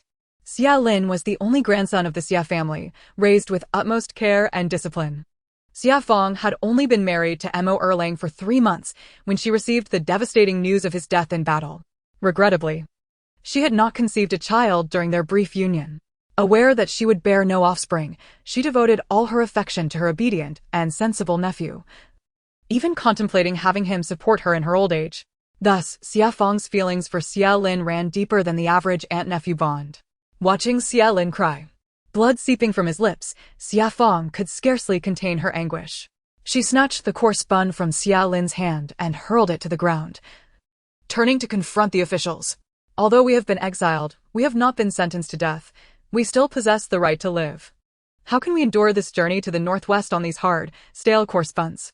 Zhiren sensed impending trouble and hurried towards the second sister-in-law. Having noticed that an official had already drawn a whip as she began to voice her protest, she arrived just in time. As the whip was about to strike Xia Feng, Zhiren sprang forward and firmly grasped one end, sparing Xia Feng from a painful ordeal. Having served as an escorting official for many years, this was the first time he had met his match at the hands of a prisoner. And a young woman at that. The official's expression darkened as he redirected his ire towards Zhiren, cursing under his breath. Mo Jiuyue, lying on the cart, listened to the unfolding drama with mounting anxiety, even feeling an impulsive urge to intervene. His tense body caught the attentive eye of the old matriarch, who promptly patted his back, signaling him to remain still. After calming Mo Jiuyue, the old matriarch approached her two daughters-in-law. In her view, the men of the Mo family were valiant, and the women should not act cowardly. They must share in the burdens of adversity. Xia Feng, acutely aware that her impulsiveness had caused trouble, quickly stepped in front of her sister-in-law, knowing the officials were preparing to whip Mo Jiuyue. Those words were mine. Let any grievances be directed at me alone. Do not vent your anger on my sister-in-law. Zhiren had braced herself for a confrontation with the officials. But to her surprise, the second sister-in-law stood in front of her. In her desperation, she grasped Xia Feng's collar and pulled her back, while her other hand swiftly intercepted the whip swung by the official. With a deft maneuver, she wrenched the whip from the official's grasp, taking control of it. The other officials, who had been feigning enjoyment in their white buns, planning to provoke the prisoners further while enjoying the spectacle, were taken aback when they saw one of their own disarmed. Their anticipated amusement was abruptly thwarted. They set down their buns and drew their swords, encircling the three women. Zhiren's resolve surged. You cowardly lot! My Mo family men have shed blood and sacrificed their lives to secure your comfortable existence. Now that we have been wrongfully brought low, you choose to act like petty tyrants, flaunting your power before these vulnerable women. You are all nothing but a bunch of weaklings. If you were sent to the battlefield to face the enemy, you would likely lose your heads in no time. Her words rang with conviction, igniting a fire within the old matriarch, who felt her blood surge with pride. Well said. This is how a Mo family woman ought to be. As she spoke, she surveyed the expressions of the officials. It was evident that not all were malevolent. Some had discreetly sheathed their weapons, adopting a stance of observation. Thus, both sides remained locked in a standoff, neither daring to strike first. Zhiren refrained from attacking, not out of fear of the officials, but rather from a desire to avoid escalating the situation. After all, the road ahead is still long, and resorting to violence over such trivial matters brings no benefit to the Mo family. The officials who have yet to lay down their weapons are indeed cowed by the imposing presence of the elder Lady Mo and Zhiren. Meanwhile, the other women of the Mo family, including the timid Mo Hanyu, have gathered around. Although they are still somewhat frightened, they stand firm, rallying in support of their matriarch and the ninth sister-in-law. In the midst of this standoff, the representatives from three families, aside from the Xia family, spoke up. Gentlemen, do not be swayed by the women of the Mo family. They merely seek to bewilder you and evade physical punishment. He spoke the truth. It was the late Duke and his 8 sons who sacrificed themselves for the nation. Even if they did not perish on the battlefield, they surely died from the indignation caused by the traitor Mo Jiuyue. Even we, who are present, have suffered from Mo Jiuyue's actions. What kindness is there to extend towards such a person? Indeed, the women of the Mo family have been ensnared by Mo Jiuyue's charm and are united in their loyalty to him. None can be considered virtuous. Gentlemen, strike them without hesitation. The members of the Xia family found themselves in a dilemma. They despised the Mo family, yet understood that this situation had been instigated by Xia Feng, and the Mo family's support of her was indirectly aiding them as well. After much contemplation, Xia Fu decided to speak a word of justice. I do not concern myself with the deeds of Mo Jiuyue.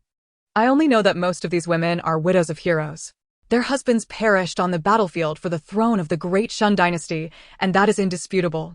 The He, Li, and Fong families, who had initially expected the Xia family to stand in solidarity with them, were taken aback to find them foolishly defending the very enemies who caused their exile. In an instant, all three families turned their ire towards the Xia family. Xia Tianhai, do not forget why your family was exiled. Xia Chao, Xia Ming, your father seems to have lost his wits. Quickly take your people back and refrain from meddling. As the scene descended into chaos, an official hastily shouted, "Silence. Do you wish to be struck?" Upon hearing this, the crowd fell silent. The officials were well aware of the consequences of their actions. None wished to endure the pain of punishment. Just then, the lead official, Peng Wang, suddenly let out a cry, crouching down to clutch his right calf. There's a snake." The other officials, upon witnessing this, raised their weapons in alarm. Zhiren had initially intended to foster goodwill with these officials, as having someone to look out for them on the road would greatly enhance the Mo family's chances of survival. However, the unexpected incident compelled her to act out of necessity to save her second sister-in-law. With Peng Wang now bitten, she thought her opportunity had arrived. As the officials searched for the snake, Zhiren seized the whip and swung it with precision, striking the snake at its vulnerable spot. Although her frail physique lacked the strength of her past life, she managed to hit the serpent, which slowed but continued to writhe in place. Thanks to her swift action, the officials soon located the snake, and one of them, quick on the uptake, delivered a fatal blow. Although Zhiren did not personally slay the creature, her contribution was undoubtedly significant. Had she not identified the snake's location in time, the others might have suffered a bite as well. However, years of ingrained habits made it impossible for them to show leniency towards a criminal. Moreover, who could ascertain whether she was genuinely helping them, or if her actions were merely a fortunate accident? Zhiren paid no heed to the officials' expressions, instead focusing on the snake. She recognized it as a highly venomous silver ring snake. The toxin it bore was a neurotoxin, affecting the nervous system. Initially, the bite would cause localized pain, which may not be very pronounced, but hours later, symptoms such as lethargy, motor dysfunction, drooping eyelids, dilated pupils, localized weakness, difficulty breathing, and respiratory failure could manifest. Without timely treatment, it could be fatal. As a healer, Zhiren kindly advised, this snake is highly venomous. It would be wise to tie a rope tightly below its knee to prevent the toxin from spreading before proceeding. Where do so many venomous snakes come from? If this were truly a poisonous snake, I wouldn't be able to move about as I am now, Peng Wang retorted, trying to downplay his injury. I was merely startled. The pain has subsided and it's nothing serious. To prove his point, he sprang to his feet with agility. Come here and keep this snake. It will make for a fine evening meal. Observing Peng Wang's nonchalance, Zhiren decided to remain silent. She had said all that needed to be said. If they chose not to believe her, there was little she could do. She would wait for them to seek her out voluntarily. Chasing after them is no business. Zhiren turned to her mother. Shall we return? Yes, let us all return, the elder Lady Mo commanded. And the women of the Mo family returned to their places. Given the recent events and with Zhiren being the first to locate the snake, the officials decided to overlook the matter and not pursue it further. As everyone settled down, the second sister-in-law approached Zhiren, her voice tinged with guilt. Ninth sister-in-law. Thank you for helping me. You spared me from a painful fate. Sister-in-law, we are family. It is only right to assist you. I was too impulsive. I knew those officials would resort to violence, yet I could not restrain myself from seeking justice for my nephew. Zhiren noted that this second sister-in-law had a rather impulsive nature. While she bore no ill towards Xia Fong, it was still prudent to offer a word of caution. Sister-in-law, our circumstances are no longer what they once were. It is best to consult with everyone before making decisions. Rest assured, ninth sister-in-law, I will always discuss matters with mother and you beforehand from now on. Zhiren felt that such gentle reminders were sufficient. Rising to her feet, she brushed off the dust from her clothes. We are surrounded by grass. It is wise to check for any lurking snakes. Listening to Zhiren's words, Mo Jiuyue grew increasingly curious about her. He could not remain ignorant of the woman he had been betrothed to years ago. In his perception, Zhiren was merely a headstrong and frivolous young lady. Yet, after just a day of interaction, she exhibited none of the traits he had associated with her. Furthermore, she possessed an uncanny ability to discreetly deplete the national treasury and wielded the weapon used to slay Chao Ren, an extraordinary sight indeed. Despite racking his brain, Mo Jiuyue could not fathom the reasons behind her actions. Listening to her words, each was delivered with clarity and conviction, rivaling even the eloquence of the most articulate officials in the court. Chapter 21. Foraging for Herbs. Mo Jiuyue had once doubted whether she was truly the real Zhiren. However, upon witnessing the scene of her parents bidding farewell, he was convinced she was indeed the genuine daughter of the He family. While Mo Jiuyue's mind was awash with thoughts, Zhiren began her careful search through the grass. Although the silver ring snake was highly venomous, its body was laden with treasures. If only she could find more of them. In due time, she could seize the opportunity to extract the venom from the silver-ringed snake and concoct a poison for self-defense. The members of the other families had just witnessed Zhiren's encounter with the officials and speculated that there might be more snakes lurking in the vicinity, causing some of the women and children to scream in terror.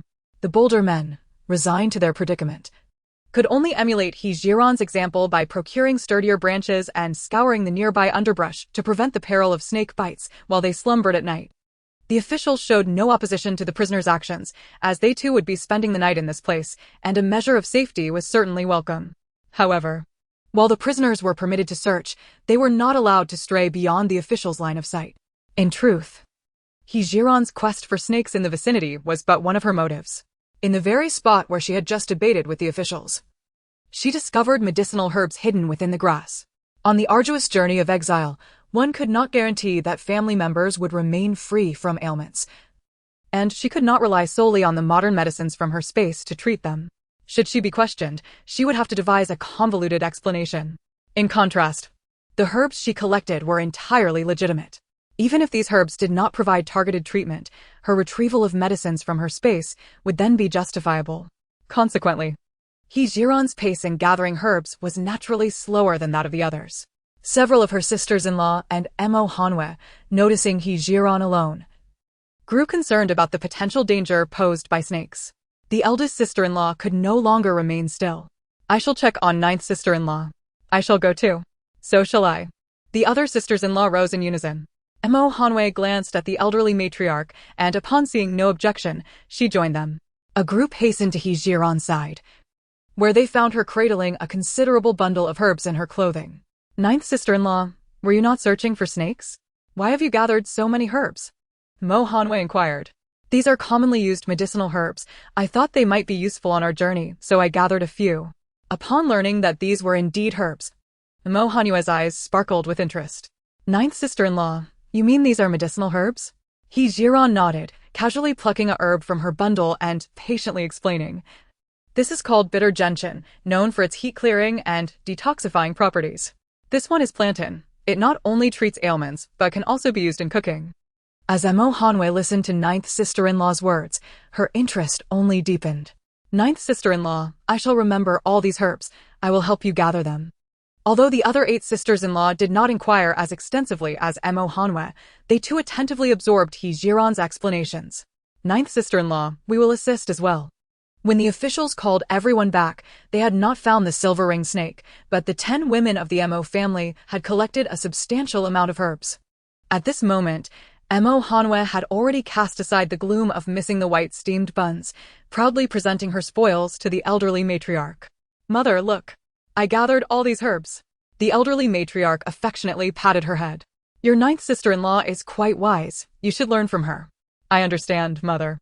While the sky remained bright, the sisters-in-law and Mo Jiuyue worked together to clean and categorize the herbs as instructed by Zhiren. Observing the Mo family's actions, members of other clans looked on disdainfully. It seems the Mo family is quite famished. Returning with such a bounty of wild herbs, they cannot possibly intend to consume them. Can they? My, such audacity. Are they not afraid these herbs might be toxic? If they are poisonous, even better, should the Mo family perish. It would serve as our vengeance. Due to the distance, their voices were not loud enough for the Mo family to hear. Just as Zhiren had finished arranging the herbs in a clearing, she heard a shout from the direction of the officials. "Boss, what is wrong? Hurry. The boss cannot breathe." Everyone turned their gaze towards the officials. They saw several officials encircling Peng Wang. Could the snake that bit the boss truly be venomous? Upon hearing this doubt, the officials immediately recalled Zhiren's warning. One of them made a swift decision. "Quick, carry the boss to that eloquent woman from the Mo family." The stakes were high, and no official dared to dawdle. They hurriedly lifted Peng Wang and ran towards the Mo family. The official's words reached the ears of the Mo family, and their gazes fell uniformly upon Zhiren. Be prudent, the elderly matriarch cautioned. Based on the recent events of Zhiren leading the women of the Mo family in herb gathering, she might possess some knowledge of pharmacology. However, simply having a modicum of understanding would not suffice in the case of Peng Wang being bitten by a venomous snake. Should Peng Wang perish, the officials might readily shift the blame onto Zhiren. Zhiren was well aware of her mother-in-law's intentions. Rest assured, mother, I will not act impulsively. As she spoke, the officials had already brought Peng Wang to the location of the Mo family. Please repeat your method for detoxifying snake venom. Zhiren regarded the newcomer with an impassive expression and spoke in a measured tone. What I suggested is only effective immediately after being bitten by a snake. Then what do you propose we do now? An official pressed, agitated. Zhiren understood that a person bitten by a silver ring snake would not succumb quickly. Thus, she deliberately slowed her movements, meandering towards Peng Wang, intending to incite urgency among the officials. As anticipated, the officials grew frustrated at her slow pace. Hurry! What are you planning to do? Zhiren, urged by their impatience, remained unfazed and chose to stand still. You are the ones seeking my assistance. Is this how you plead for help? Accustomed to flaunting their authority over the prisoners, the officials were unprepared for Zhiren's defiance. The road ahead was long, and she had no desire to live under their oppressive gaze daily. It was imperative to seize this opportunity to let the officials recognize that she, Zhiren, was not someone to be easily intimidated into submission. Observing this, Zhang Qing attempted to chastise her further, instinctively reaching for the whip coiled at his waist. Zhou Laoba quickly intervened. The boss's life is at stake. Zhang Qing halted his movement, casting a fierce glare at Zhiren, choosing not to respond further. Zhou Laoba rose and said, "State your conditions. We shall comply." Zhiren did not rush to present her demands. As a professional physician, her first duty was to assess the patient's condition. Although she was aware that Peng Wang had been poisoned by a silver ring snake, she would not act recklessly without confirming a viable treatment. Crouching near Peng Wang, Zhiren first lifted his eyelids to check his eyes, then felt his pulse, and finally examined the wound on his leg. Given Peng Wang's current state, had they delayed half an hour longer in seeking her aid, it would have been too late. Fortunately, her medical supplies contained several vials of the appropriate serum. In a way, it could be said that fate had smiled upon Peng Wang by leading him to her. After her examination, Zhiren slowly rose and returned to the meticulously arranged pile of herbs, selecting the most bitter gentian to bring back. She handed the herb to Zhang Qing, who had earlier shouted at her. While gentian was not a direct antidote for snake venom, she harbored a grudge. Chew this. It will be used to dress the wound shortly. Zhang Qing was reluctant. Why not just find some stones to crush it? Why must I chew it? If you use stones, the medicinal juice will be lost, Zhiren replied, her impatience evident. Zhang Qing understood that for the sake of the boss's life, he had no choice but to chew the herb. However, he was not entirely convinced of Zhiren's expertise. Surely you are not attempting to poison me out of spite for my recent reprimand? Zhiren rolled her eyes dramatically, surprised at the vigilance of this official. If you are afraid, then you need not continue. The fate of your leader bears no consequence for me. Zhou Laoba, witnessing the exchange, urged, Zhang Qing.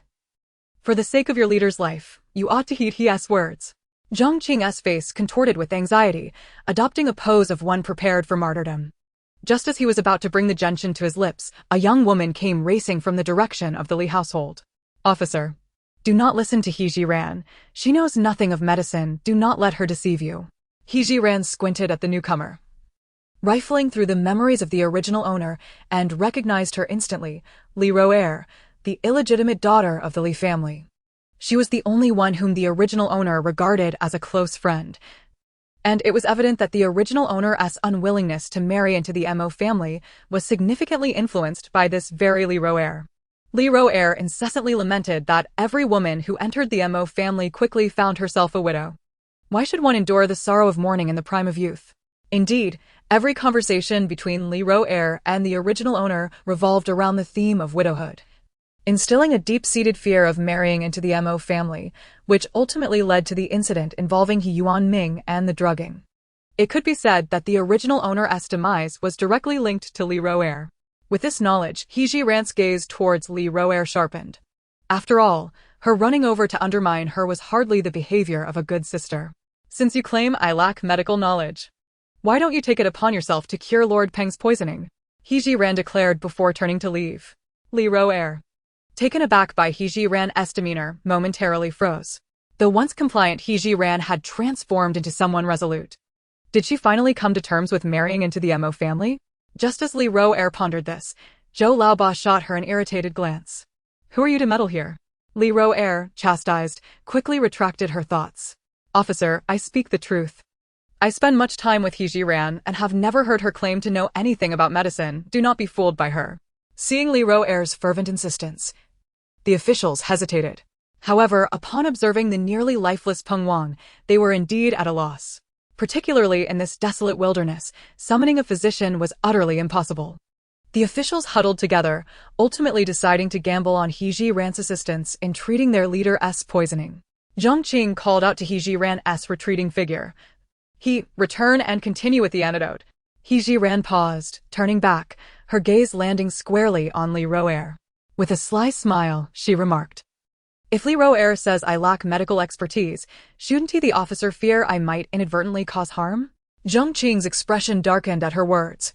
His ire shifted towards Li Roer. What business do you have speaking here? You are treading dangerous ground. To vent his frustration, Zhang Qing swiftly unsheathed the whip at his waist and struck Li Roer before she could react.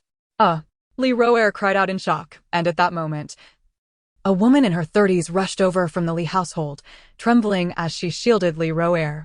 Officer, my daughter is simply Navi. Please show mercy and do not hold her accountable. The sting of the strike served as a constant reminder to Li Roer that it was all He Jiran's doing. If not for He Jiran's biting remarks, how could the officer have struck her? He Jiran observed from the periphery. Noting the fiery glare Li Roer cast in her direction, she turned to Zhang Qing and said, Officer, weren't you just concerned that this herb might be poisonous? Zhang Qing, somewhat bewildered, nodded absently. He Jiran glanced at the vile mess of chewed herb in Li Roer's hands. In truth, anyone could chew this herb. It matters not who does so. Zhang Qing understood her implication and, with a newfound respect for her cunning, handed the gentian to Li Roer without hesitation. Not wishing to endure further punishment, she reluctantly complied and, in front of all, consumed the herb. Her already plain features contorted in distaste as the bitterness overwhelmed her. Zhang Qing instinctively swallowed back the bile rising in his throat. After chewing, Li Roer grimaced and asked, Officer, is this sufficient? Zhang Qing, uncertain, gestured for He Jiran to assess the situation. She feigned a glance at the grotesque mass in Li Roer's palm and reluctantly nodded. Very well, proceed. Without waiting for the reactions of those present, she returned to Peng Wang's side. He Jiran requested the officers to roll up his pant leg to expose the wound completely. Ignoring the stares, she ripped a piece of cloth from Peng Wang's garment and turned to Zhang Qing, demanding, I require clean water. Zhang Qing promptly produced a water pouch from his belt. He Jiran soaked the cloth, gently cleaning Peng Wang's wound.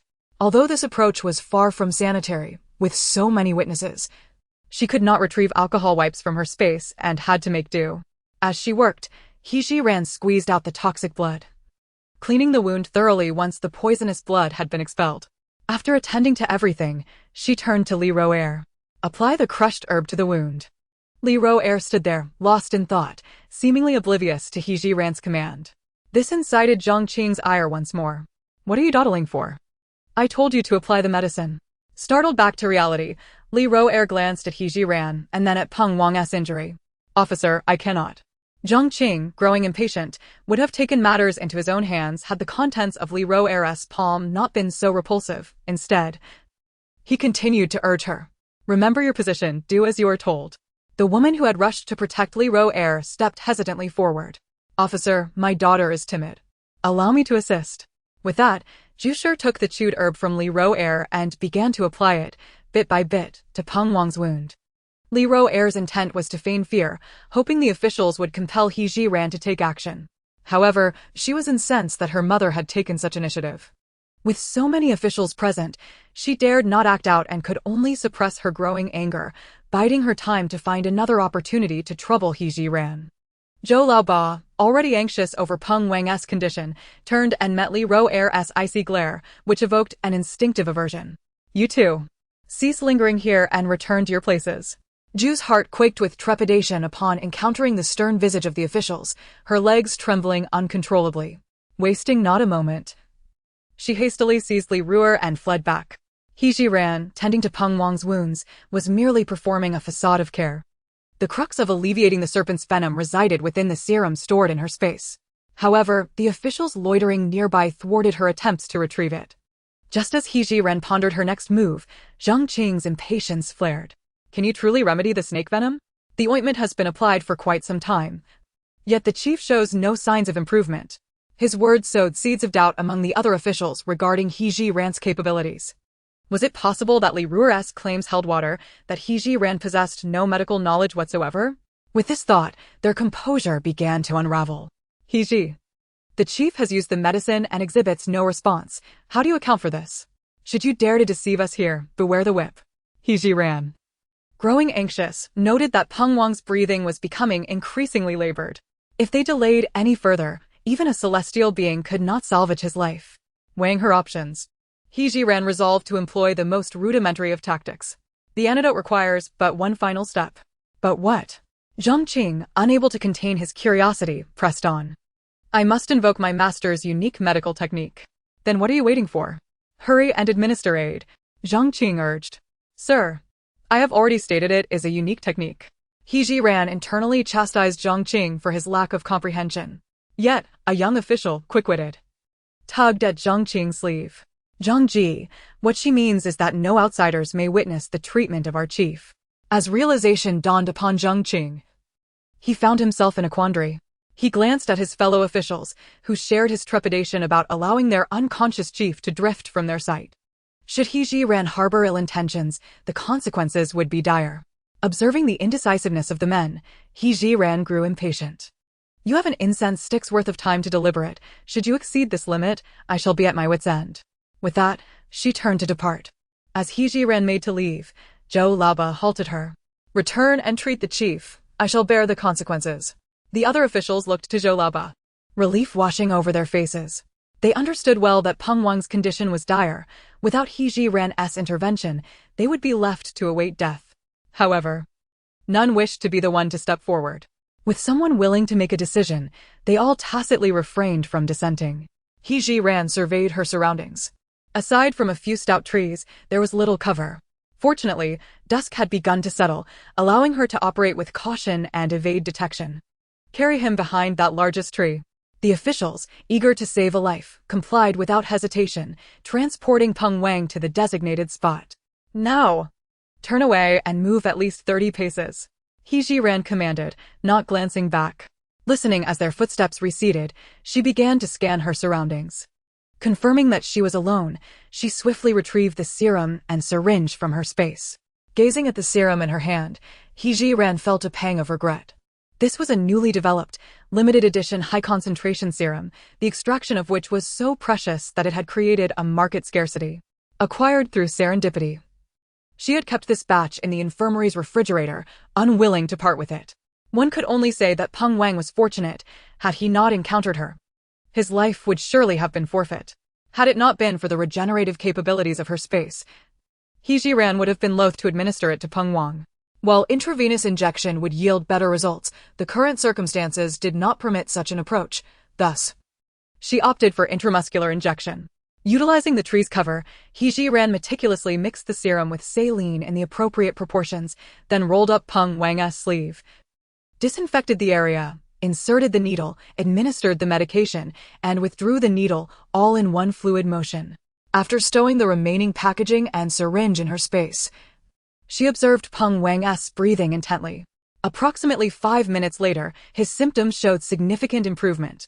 His previously asphyxiated, cyanotic visage began to regain its color, and his breath became considerably more even. She estimated that within an hour or two, he would awaken.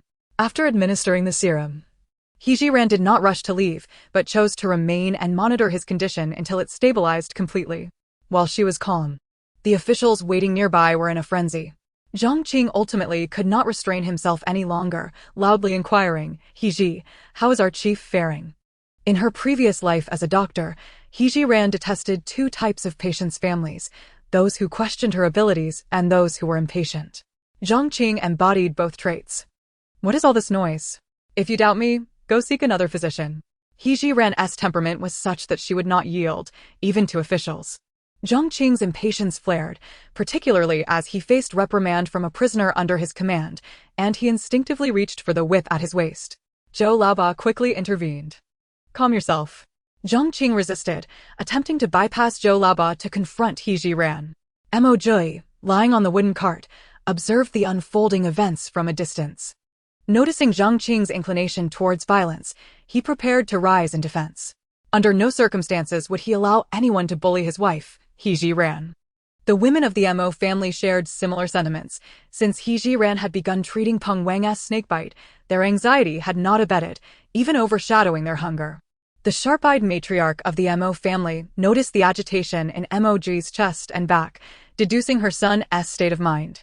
To avoid disrupting the situation, she leaned closer to the wooden cart and whispered, "Do not rush." How could Mo Ji refrain from urgency, regardless of his feelings for He Jiren? As the sole male of the Mo family, he felt he could not protect the women in his life. It would be better to perish than to live in such a state. Yet, for the sake of not alarming his mother, he suppressed his impulse to act.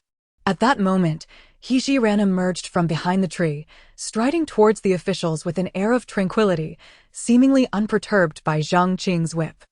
Zhou Laoba seized Zhang Qing's arm, restraining him, and then turned to He Jiren.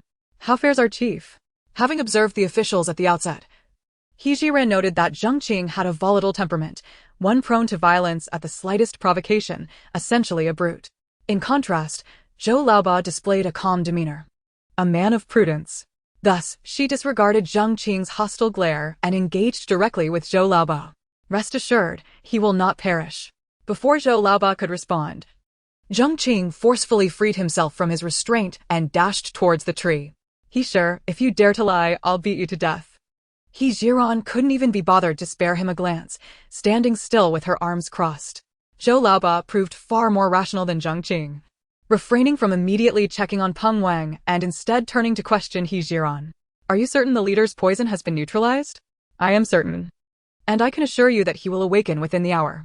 Observing He Jiren's composed and unflustered demeanor as she spoke, Zhou Laoba felt convinced she was not lying. "Very well, once the leader awakens, he will surely reward you generously." He Jiren had been waiting for these very words after all her efforts. Yet reason reminded her that until Peng Wang regained consciousness, any promises from others remained uncertain. "All right, you should attend to Officer Ping now. I am parched, exhausted, and in need of rest." With that, He Jiren strode toward the Mo family. Zhou Laoba remained silent, though his mind was already calculating. No sooner had He Jiren taken a few steps than the women of the Mo family rushed to greet her.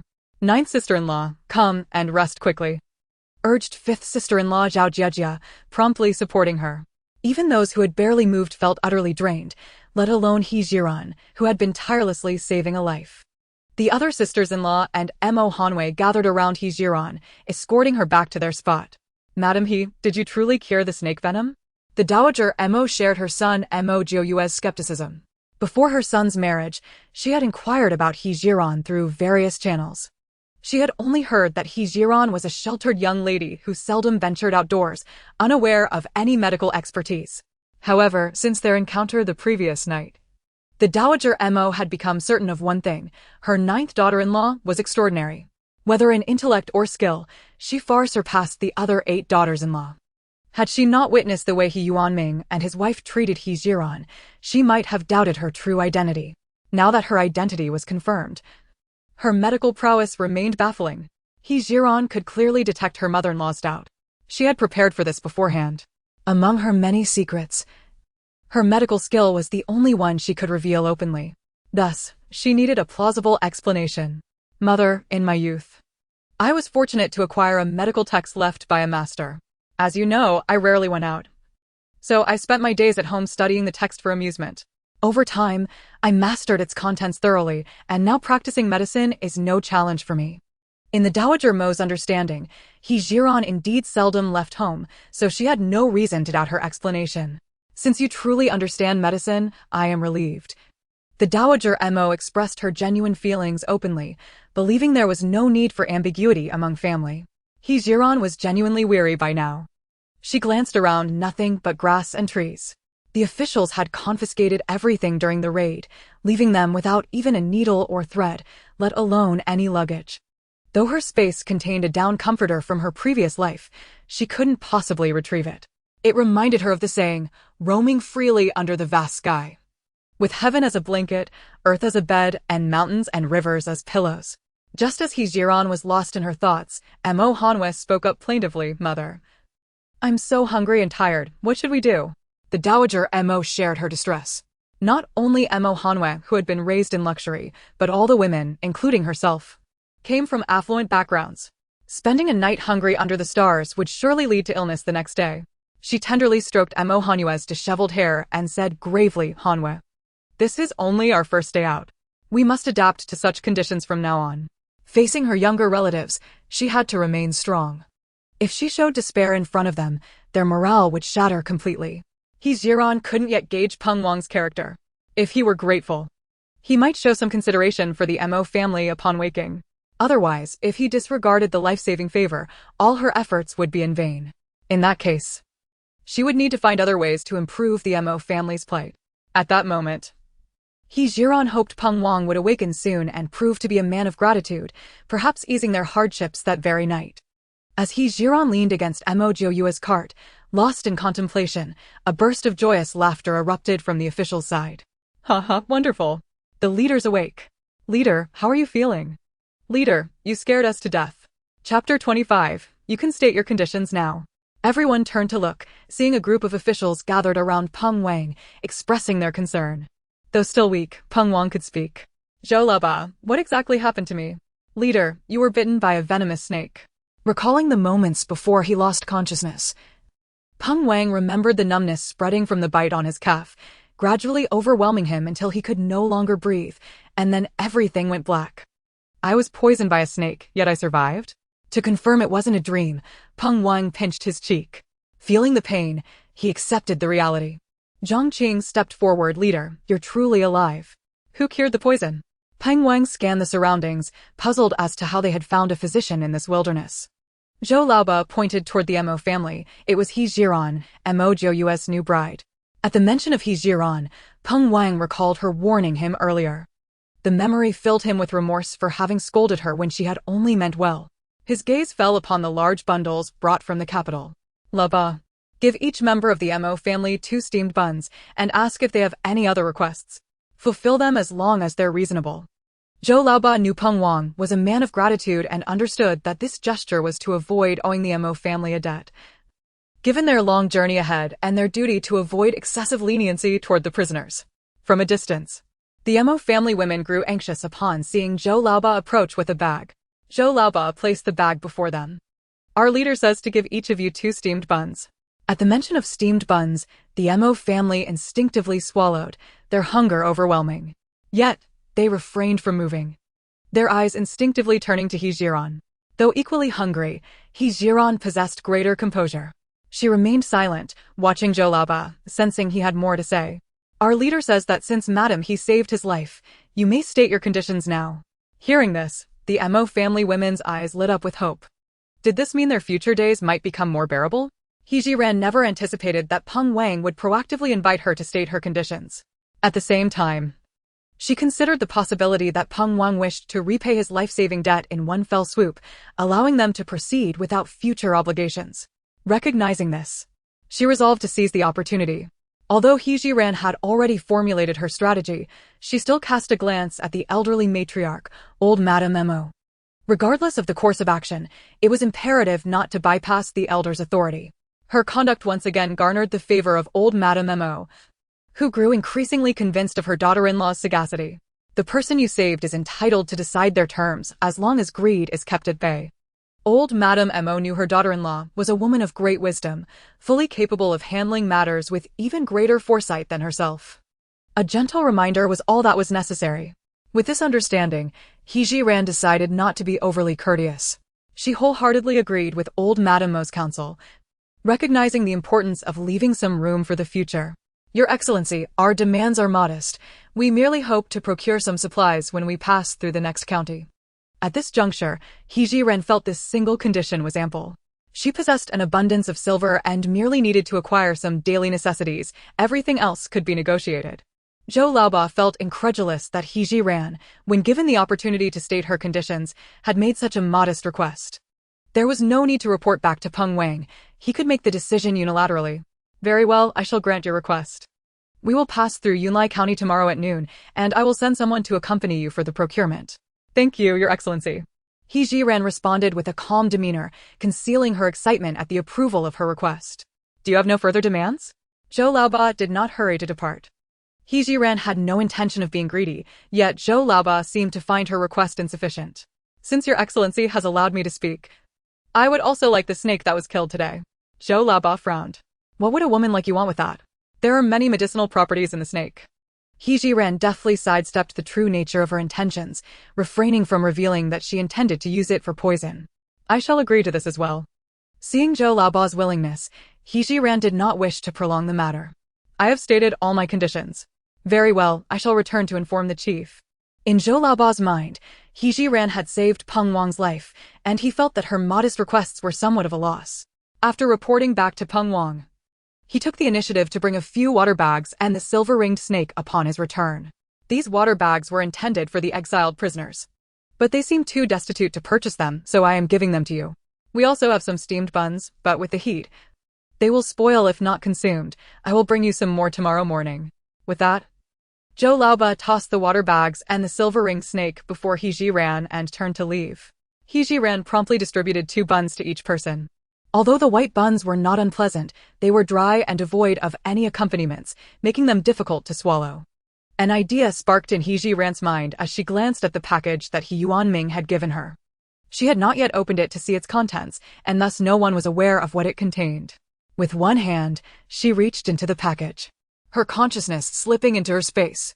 There lay her newly purchased braised beef, neatly sliced and stored in the refrigerator. The beef was wrapped in plastic, which could not be exposed in plain sight, and she could not find any common oil paper from this era. In exasperation, He Jiren resorted to grabbing a large handful of the braised beef. During these extraordinary times, being overly fastidious would be considered pretentious. As long as they could enjoy a decent meal, concerns about hygiene were secondary. Mother, sisters-in-law, little sister, this is the braised beef my parents sent me today. Please enjoy it with the buns. Upon seeing the generous handful of braised beef in He Jiren's hands, everyone's eyes sparkled. Yet, the ingrained decorum from childhood reminded them that women should not indulge so rudely, especially by eating directly with their hands. Just as they were caught in this dilemma, old Madame Mo spoke up. At this point, we can set aside our customs. Old Madame Mo, a woman of clarity, was the first to recognize the reality of their situation. Her words were intended to encourage acceptance of their new circumstances. After all, they were no longer the esteemed ladies of a grand household. Chapter 26. Sleeping on the Ground. The 8 sisters-in-law and Mo Hanwei were already salivating over the braised beef, and with their matriarch's words, they felt liberated from their reservations. Mother is right. We are no longer the ladies of an affluent household. Being able to fill our stomachs is already a blessing. As for customs, I, young Manxin, have abandoned all pretensions. It is known that those who are ravenously hungry will find anything appetizing. Moreover, the braised beef that He Jiren presented looked particularly tantalizing, even more so than the delicacies they had previously enjoyed. Observing the formerly poised women now devouring their food like wolves, He Jiren offered a reminder: do not rush. There is still more in the package. If there is not enough to eat, we can always take more. After all, the resources within her space had regenerative capabilities. She could produce as much braised beef as necessary. Old Madame Mo took a bite of the braised beef and felt it was the most delectable meat she had ever tasted. However, she disagreed with He Jiren's assertion. You should keep some of what your parents sent you. There is no need to share all of it. Mother, I have plenty more. He Jiren said as she reached into the package again, distributing another generous handful of braised beef. Seeing this, old Madame Mo decided not to insist further, as she too had a fondness for the dish.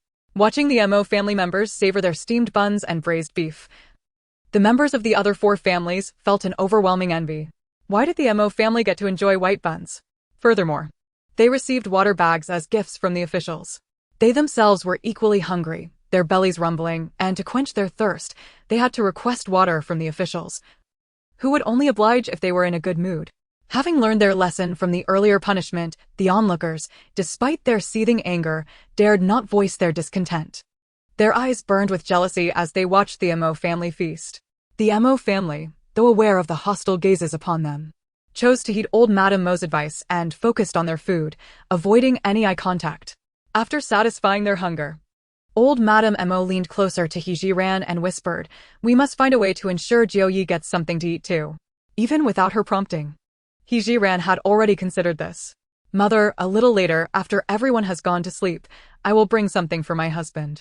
Mo Jiuyue, lying on the wooden cart, caught the scent of the braised beef. Though he was typically indifferent to culinary pleasures, he found himself unconsciously swallowing several times.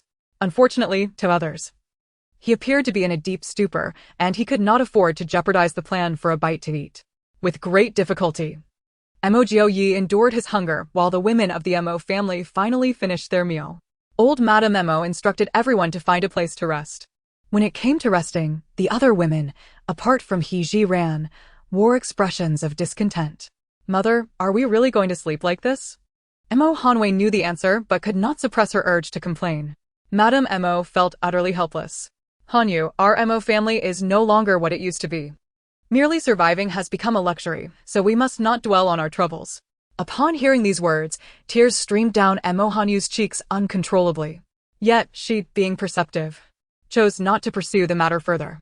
Madame Mo had given birth to 10 children, but Mo Hanyu was her sole daughter, raised with utmost care and affection. Witnessing her daughter's distress, Madame Mo's heart ached profoundly. However, she had to submit to fate and prepare Mo Hanyu to confront reality sooner rather than later. If she could not endure this little hardship, she was unworthy of being a child of the Mo family. To Mo Hanyu, being a member of the Mo family was her greatest pride. Her father and brothers were valiant heroes safeguarding the Destined dynasty.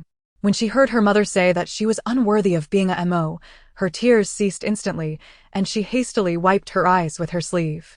"Mother, the Mo family does not fear hardship, and neither do I."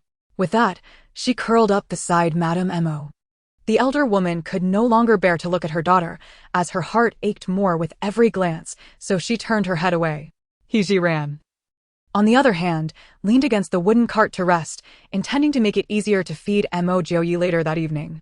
Having often camped in the wilderness during past missions, she found nothing about this situation intolerable. The several sisters-in-law, seeing that their mother-in-law and others had settled down to rest, shared the same thoughts as Mo Hanyu, but chose not to express them, huddling closely together on the ground to sleep. Perhaps due to their exhausting journey, they fell asleep shortly after lying down. Zhiren, however, remained awake, merely pretending to doze off. Just as she was about to open her eyes to observe whether everyone was asleep, she noticed her second sister-in-law sitting up. Cautiously, the second sister-in-law approached Zhiren and whispered, "Ninth sister-in-law, are you asleep?" Zhiren responded in a tone only they could hear, "Not yet." "Is there something you need?" In the moonlight, the second sister-in-law's conflicted expression was evident, clearly indicating she had a request.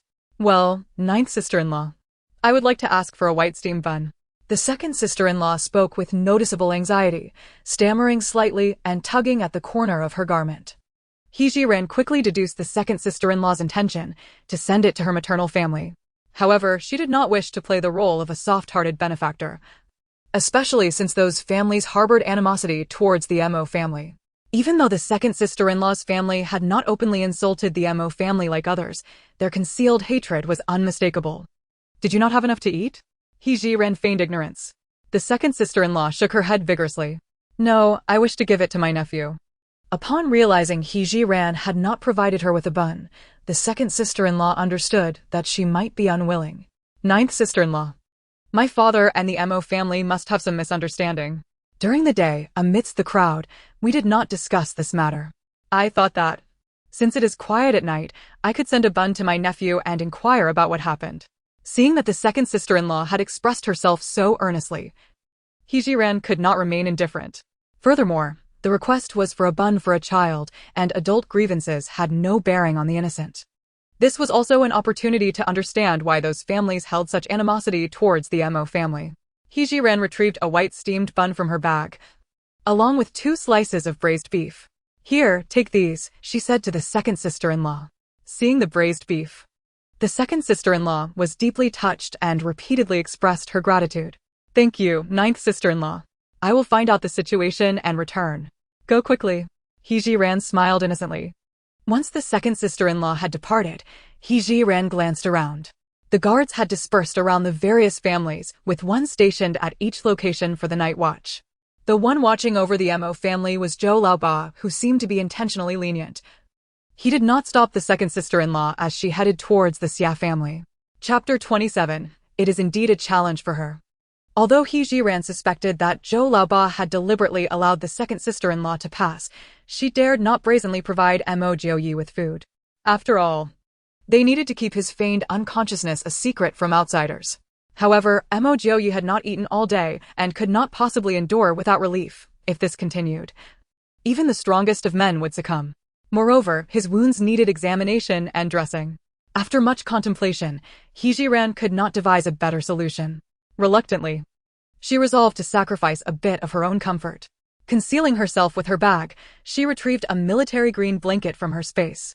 Pretending to be unable to tolerate the dampness of the ground, she climbed onto the wooden cart. To alert Zhou Laoba to the commotion she was creating, she muttered softly, "The ground is too cold. It is much more comfortable up here." She then lay down close to Mo Jiuyue, covering both of them with the blanket. Mo Jiuyue felt the warmth beside him and tensed up.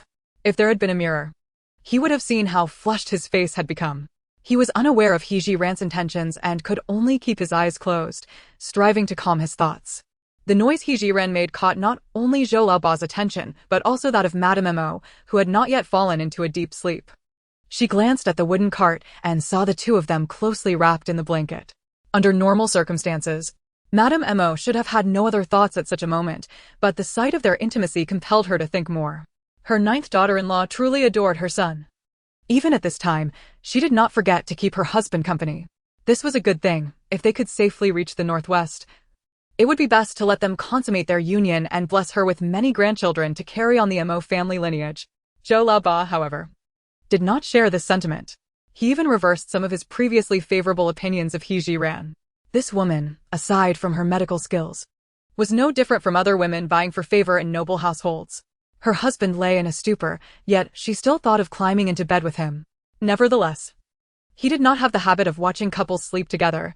He merely cast a glance to ensure they were not up to any mischief before turning his head away. Zhiren observed her surroundings again, and seeing no one watching them, she cautiously retrieved 2 white steamed buns and a generous handful of braised beef, placing them into Mo Jiuyue's hands. Additionally, she provided him with several alcohol swabs and a small bottle of Yunnan Bio. In a tone only they could hear, she whispered to him, "Be quick, find a place where others cannot see you to eat something and tend to your wounds. I will find some other items to place where you were lying so the guards will not discover the truth." Mo Jiuyue then realized that this woman intended to use a clever ruse to conceal their actions. It was indeed a challenge for her. Trusting her intentions, Mo Jiuyue understood the rarity of this opportunity. With a swift motion, he rolled off the cart and landed silently, demonstrating his impressive agility. The moment he left the wooden cart, Zhiren quickly took out a cotton quilt from her space and placed it in his original spot. Given the darkness of the night and the blanket's cover, no one could possibly discern that it was not Mo Jiuyue. She seized the moment while he was gone to examine the pouch that Yuan Ming had given her. Within the confines of a modest dwelling lay a stack of silver notes, meticulously counted to total 3,000 taels, accompanied by a modest collection of scattered silver coins, estimated to be around 20 taels. In this era, such a sum could easily sustain a family for generations without worry. This clearly illustrated the profound affection the elders of the He family held for their daughter. Mo Jiuyue moved with remarkable agility, employing his lightness of foot to swiftly vanish from Zhiren's sight. After approximately half an hour, he returned. Upon hearing the commotion, Zhiren hurriedly tucked away the cotton quilt, only allowing herself to exhale deeply once Mo Jiuyue had settled back into his original position. "How's your wound?" Zhiren inquired softly. It has ceased to bleed, Mo Jiuyue responded in a similarly hushed tone. After a moment's contemplation, he added, "Thank you for all that you have done for me and the Mo family." At that moment, Zhiren felt it was not a time for pleasantries. Instead of responding to Mo Jiuyue's gratitude, she remained silent, pondering whether to linger in her current position when her sister-in-law returned. Mistaking the quietude for slumber, her sister-in-law approached the wooden cart with stealth. However, she did not find Zhiren's presence. Just as she was about to search, Zhiren emerged from the cart. "Sister-in-law, I am here." Following the sound, her sister-in-law turned to see the newlywed couple nestled together under a shared quilt. She could hardly restrain the urge to slap herself for intruding at such an inopportune moment. "Dear sister-in-law, please continue to rest. We shall converse tomorrow." Observing her sister-in-law's demeanor, Zhiren realized she had misinterpreted the situation. Furthermore, her eagerness to uncover the reasons behind the family's animosity towards the Mo family left her with little patience to wait until the morrow. "Sister-in-law, I merely sought to provide my husband with some nourishment." Given that the Mo family was aware of Mo Jiuyue's feigned unconsciousness, Zhiren decided to speak candidly. Upon hearing her explanation, her sister-in-law felt a twinge of embarrassment, realizing her misunderstanding. "Sister-in-law, I have just clarified the situation." She believed it was an opportune moment to share, ostensibly informing Zhiren while simultaneously allowing Mo Jiuyue to grasp the context. Indeed, Mo Jiuyue had already perked up, eager to listen intently. "Sister-in-law, please do share," Zhiren urged. With a sigh, her sister-in-law began, "I suspect this incident may have been orchestrated by someone with malicious intent." Zhiren's interest deepened. "What exactly transpired?" "My elder brother mentioned that prior to the exile of the Xia family, there were no signs of impending doom.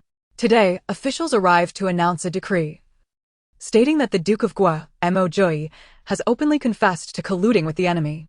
Furthermore, he implicated the Xia family in this treachery, presenting evidence of bribes received by our father from years past. My maternal relatives believe that the bribes were negligible and occurred only twice, insufficient grounds for exile. The true reason lies in Ji's accusations against the Xia family." Zhiren fell into deep contemplation.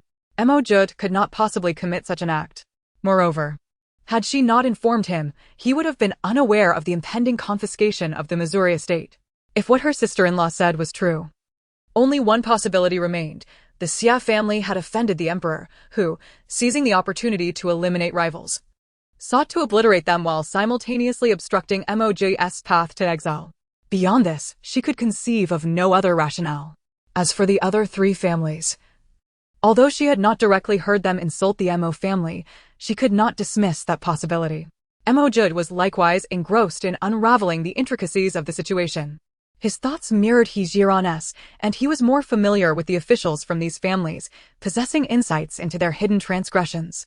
Particularly concerning was Feng Chuanzhou, who had previously incurred the wrath of Emperor Xuanwu. If his memory served him correctly, it was at last year's palace banquet that Feng Chuanzhou, accompanied by his wife and eldest daughter, Feng Mingzhu, caught the emperor's eye. Fueled by drink, Emperor Xuanwu shamelessly sought to add Feng Mingzhu to his harem. However, Feng Mingzhu, unwilling to comply, publicly declined the emperor's advances, citing her existing engagement. Feng Chuanzhou, too, opposed his daughter entering the palace to compete for favor, kneeling to advocate for her. With so many officials present, Emperor Xuanwu could not forcibly detain her and begrudgingly allowed her to leave. The day after the banquet, Feng Mingzhu hastily wed. Given Mo Jiuyue's understanding of the emperor, he was certain that resentment lingered, and this presented an opportunity to obliterate the Fang family while simultaneously creating obstacles for Mo Jiuyue. As for the Li and He families, their long-standing discord with Mo Jiuyue made their fate predictable when the emperor exiled them alongside him. Noticing Zhiren lost in thought, he gently tapped her finger. When she turned to him, he whispered, "I will share the matters concerning these families with you when the opportunity arises." His assurance indicated he had unraveled the situation. Since someone was aware, the Mo family need not pretend to be oblivious. Zhiren resolved not to meddle further. "Very well," she replied nonchalantly, indifferent to whether Mo Jiuyue chose to divulge details. Her primary objective was clear: she must alter Mo Jiuyue's fate of perishing along the path of exile. Having elucidated her concerns, her sister-in-law chose to withdraw and allow the newlyweds their rest. Sister-in-law, I shall return to my own quarters now. Zhiren had initially climbed onto the cart to assist Mo Jiuyue, and while her objective had been accomplished, it would be best to return to their respective places to avoid mutual awkwardness. Yet, if she left immediately after lying down, it could raise suspicions with Zhou Laoba. Reluctantly, she resumed her previous position. To ensure her comfort, Mo Jiuyue shifted slightly away. Despite the exhaustion from their journey, Zhiren found herself wide awake. Mo Jiuyue seemed to sense this, softly asking, "Are you unable to sleep?" She replied vaguely. "Is it due to what my sister-in-law mentioned?" he inquired. "I suppose so." Zhiren was uncertain of the reason behind her insomnia. Perhaps it was the abrupt transition to an unfamiliar environment. However, she did not wish to confide in Mo Jiuyue about her feelings. Mo Jiuyue, unable to read her subtle cues, continued. "The He and Li families have some history with me." Seizing the opportunity, Zhiren, unable to sleep, decided to listen attentively. "What sort of history?" she asked. He Ziyuan was once the Minister of War, and during my military campaigns, he deliberately embezzled supplies for personal gain. I reported this to the Emperor, who sent officials to investigate.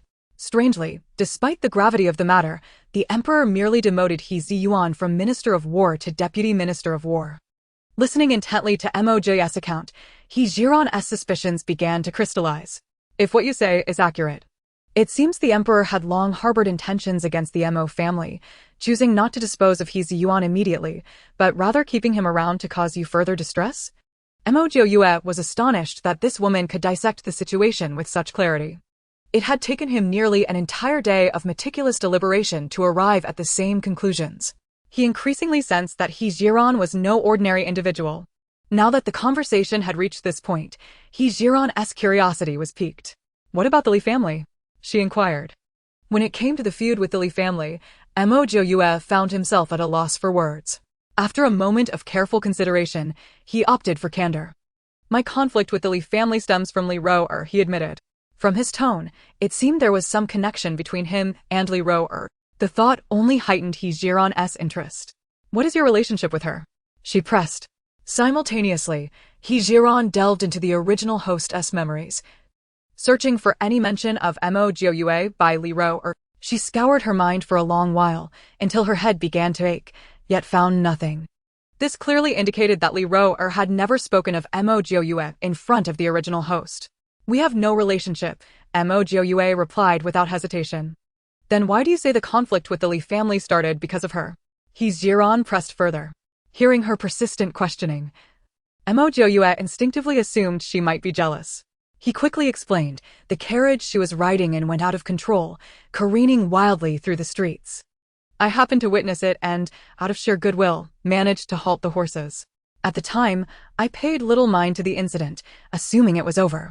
However, the very next day, Li Liang arrived with gifts, claiming to thank me on behalf of his daughter for saving her life. He even proposed sending Li Rou'er to the Duke's residence as a concubine. I refused outright, stating that I was already betrothed to you and that the Mo family tradition forbids its men from taking concubines. Li Liang showed no unusual reaction to my refusal. But 3 days later, as I was leaving the estate, I encountered Li Rou'er again, deliberately waiting at the gate. I intended to ignore her and depart, but her 2 maids intercepted me. Li Rou'er insisted that we had had physical contact and demanded I take responsibility. The truth is, when I helped control the horses, I never once touched her. It was a blatant falsehood. I gave her no courtesy, offered no explanation, and simply rode away. From that day forward, I noticed Li Liang opposing me at every turn, going to great lengths to contradict anything I said. Aside from this incident with Li Rou'er, I can think of no other reason I might have offended him. After hearing Mo Jiuyue's detailed account, Zhiren pieced together the truth. Li Rou'er had deliberately befriended her, constantly disparaging the Mo family, all in an attempt to persuade her to break off the engagement so she could marry Mo Jiuyue herself. "Did all this happen earlier this year?" Zhiren asked. "You know about it?" Mo Jiuyue countered, seeing no reason to conceal the truth now. Zhiren recounted how Li Rou'er had urged her not to marry into the Mo family, precisely after Mo Jiuyue had rejected Li Rou'er. Hearing this, Mo Jiuyue's dark eyes grew somber. I never imagined a young woman could harbor such cunning intentions. How despicable. Indeed, despicable, Zhiren agreed with disdain. She pretended to care for me, but the moment we were exiled, she couldn't wait to reveal her true colors. She looked down upon such hypocritical behavior. Noticing Zhiren's displeasure, Mo Jiuyue mistakenly thought it was due to the fabricated incident with Li Ro. To lighten the mood, he changed the subject. I've read your father's letter. Zhiren then recalled that her father had slipped a letter into Mo Jiuyue's hands earlier that day.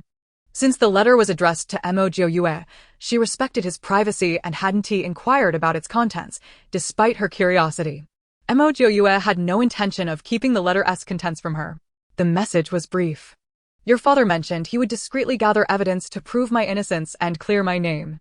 He also expressed hope that I would treat you well. Is that all? Zhiren sounded skeptical. Yes, that's all there was, Mo Jiuyue confirmed. Zhiren fell into deep thought once more. After her parents' farewell earlier, her first concern had been her father's south position at court. As Mo Jiuyue's father-in-law, would Emperor Xuanwu hold a grudge against him? If so, Yuanming's future would be as precarious as an ant on a chopping block, vulnerable to the emperor's wrath. Seeing her contemplative state, Mo Jiuyue spoke again. Your father is an upright and meticulous official. The emperor would be reluctant to lose such a capable minister, so there's no need to worry excessively. His words provided Zhiren with some reassurance. It's getting late, we should rest. We have a long journey ahead tomorrow, Mo Jiuyue urged, concerned for her well-being. After their lengthy conversation and the mental exertion of reflection, Zhiren felt fatigue setting in. All right, you should rest early too, she replied. She had hoped to fall asleep as soon as she closed her eyes, but instead, she tossed and turned, unable to find slumber despite her exhaustion. The space on the wooden cart was cramped, and she and Mo Jiuyue were pressed closely together. The warmth of their proximity kept not only Zhiren but Mo Jiuyue awake as well. Sensing her uneven breathing, Mo Jiuyue whispered softly, feigning unconsciousness isn't a sustainable plan. I intend to find an opportunity to awaken once we're beyond the capital's borders. You should decide the timing yourself. Zhiren murmured vaguely. In truth, Mo Jiuyue had an ulterior motive for bringing this up. Given that this woman had foreseen the Duke's residence being raided and the family exiled, it was possible she knew other things as well. By mentioning his plan, he hoped to draw out any additional information she might have. Yet, she merely left the decision to him, revealing nothing new. Aren't you curious why I plan to wait until we're beyond the capital to wake up? He probed. I assume you're concerned about the Emperor's spies keeping watch, Zhiren speculated. That was her reasoning. Emperor Xuanwu had gone to such lengths against Mo Jiuyue. Even attempting to take his life the night before the exile, why would he pass up an opportunity on the road? If Mo Jiuyue remained unconscious, it would be different. Should the emperor send agents to observe and find him still comatose, it would suggest his injuries were severe. In such a state, his chances of surviving the exile journey would be slim to none.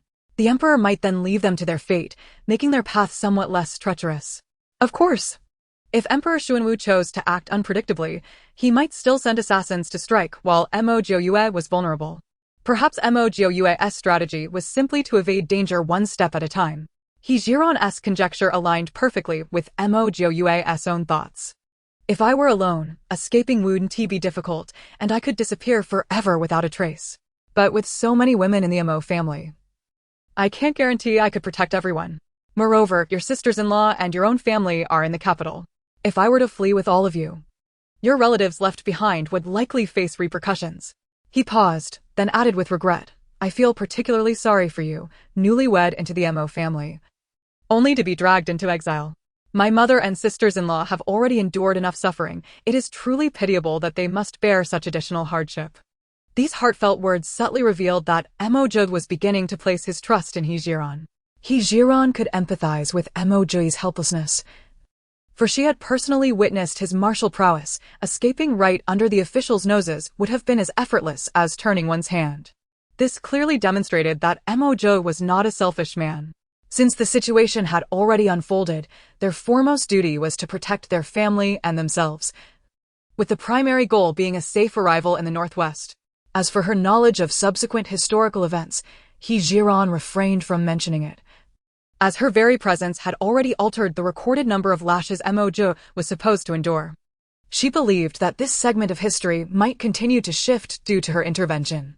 Mo Jiuyue, in truth, had grown disheartened and could not guarantee that his entire family would reach the northwest unscathed. Yet, after hearing Zhiren's words, he felt a surge of renewed confidence. As a man of integrity and the sole hope of the Mo family, he could not afford to drift aimlessly. What would become of his mother, wife, sister, and sisters-in-law otherwise? He must rally his spirits and confront all future challenges with resolve. I will exert my utmost effort to ensure our survival, he vowed. Perhaps the weighty nature of their conversation successfully diverted Zhiren's attention, for she had momentarily forgotten the fact that she was sleeping beside a man. After briefly discussing their plans for the future, Zhiren inadvertently drifted into slumber. Hearing her steady breathing beside him, Mo Jiuyue tenderly adjusted the blanket over her before slowly closing his eyes. Though Zhiren had fallen asleep, she retained her habit of rising early from her previous life, awakening before daybreak. While the others still slept, she quietly folded the blanket that had covered her and Mo Jiuyue. Mo Jiuyue, having slept lightly throughout the night, felt the blanket being removed and knew Zhiren was preparing to rise.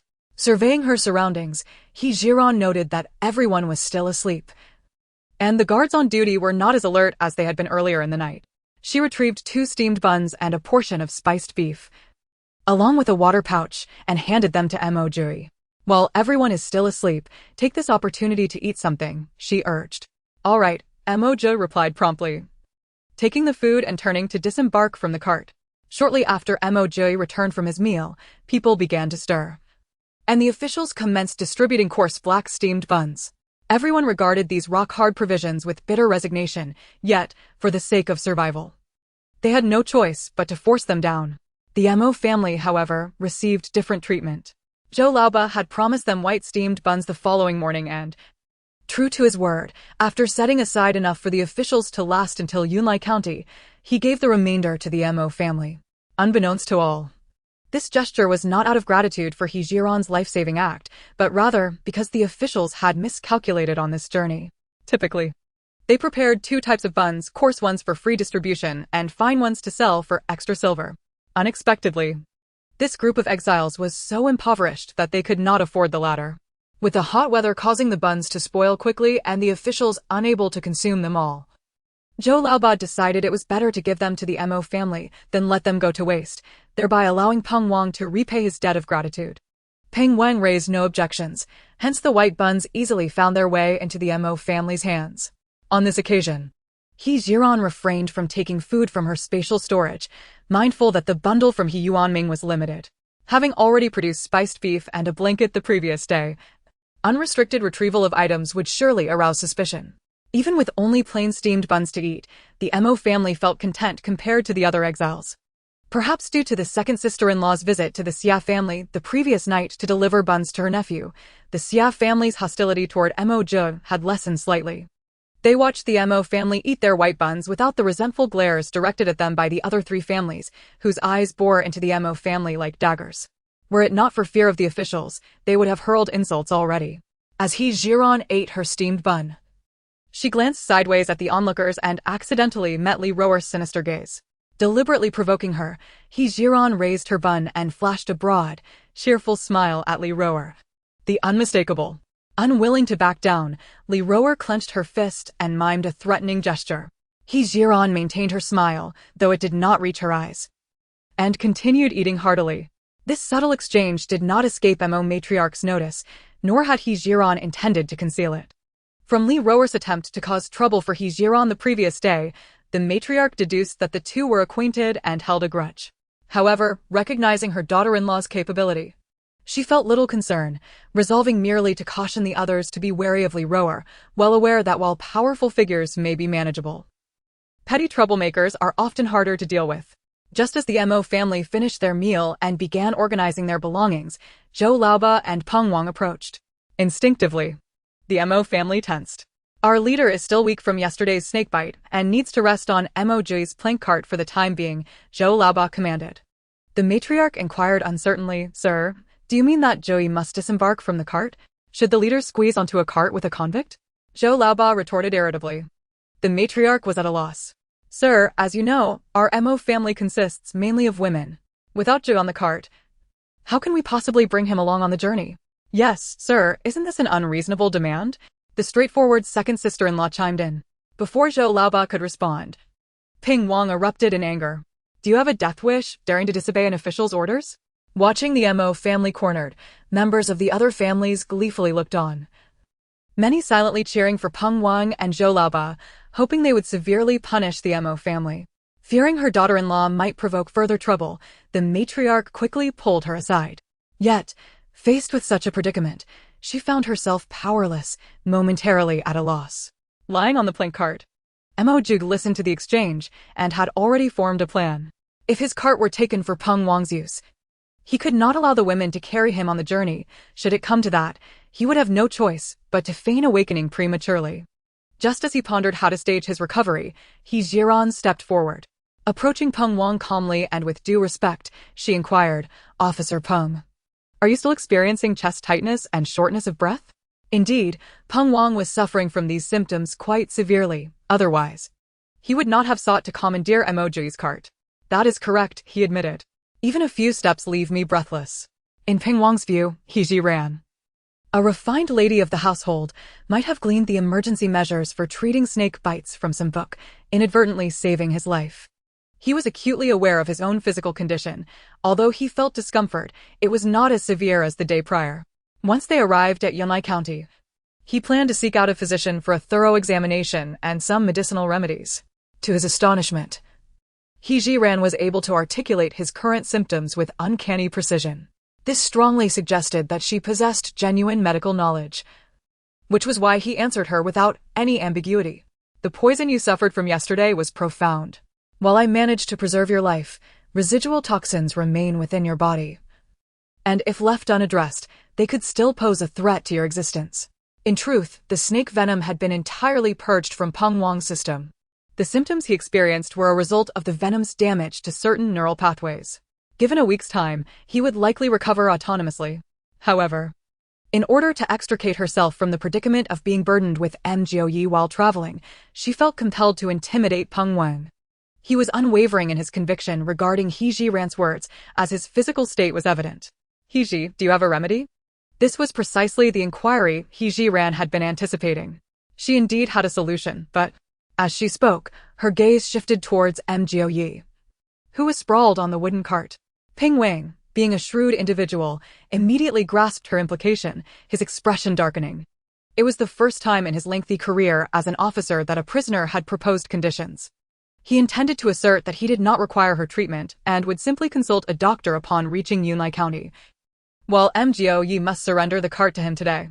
However, before he could voice his thoughts, he was pulled aside by Zhou Laoba, who whispered a few words to him, prompting Peng Wang to return with a disgruntled countenance. "Ji, if you can completely eradicate the residual toxins from my body, I will allow Jiuyue to accompany me on the cart. Sir, as you can see, our family consists solely of women, and pushing a cart with our husband alone is already quite taxing." Zhiren was amenable to various circumstances, yet she detested being at a disadvantage. Although a few of the family women could manage to push the cart together, she did not wish to overburden her kin. Peng Wang felt a surge of irritation. He had already lowered himself to agree to share the cart with Jiuyue, yet Zhiren dared to impose conditions upon him. Just as he prepared to explode, Zhou Laoba interjected, "That's not an issue. I can find a few male prisoners to assist with the cart." Peng Wang regarded Zhou Laoba and, recognizing his good intentions, acquiesced to the proposed solution. "I accept your terms. But should you fail to cleanse the residual toxins from my body, be wary of the officer's whip." Chapter 31. Awakening. With her objective achieved, Zhiren no longer hesitated. "Very well, I shall assist you in detoxifying immediately." With that, she strode towards the herbs they had collected the previous day, casually selecting a few before returning. She handed the herbs to Zhou Laoba, saying, "Sir, these are the medicinal herbs we gathered yesterday. Brew them into a decoction for Peng Wang, and within 7 days, the residual toxins in his body shall be eradicated." Zhou Laoba appeared somewhat skeptical. "Are you certain of your words?" Indeed, Zhiren replied with unwavering confidence.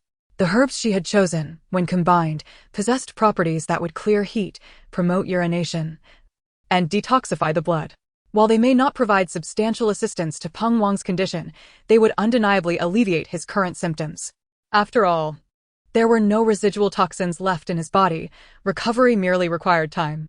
Observing the resolute glimmer in He Jiran's eyes, Zhou Laobao's doubts diminished significantly. Boss, you should rest on the cart. I will brew the medicine at once. Glancing at the limited space beside the cart, Ping Wang resigned himself to squish in with Mo Jiuyue, for he had a request to fulfill. Due to the time spent preparing the medicine, their departure was delayed by nearly half an hour. Prior to setting off, Zhou Laobao surveyed the prisoners and identified two robust men from the He family.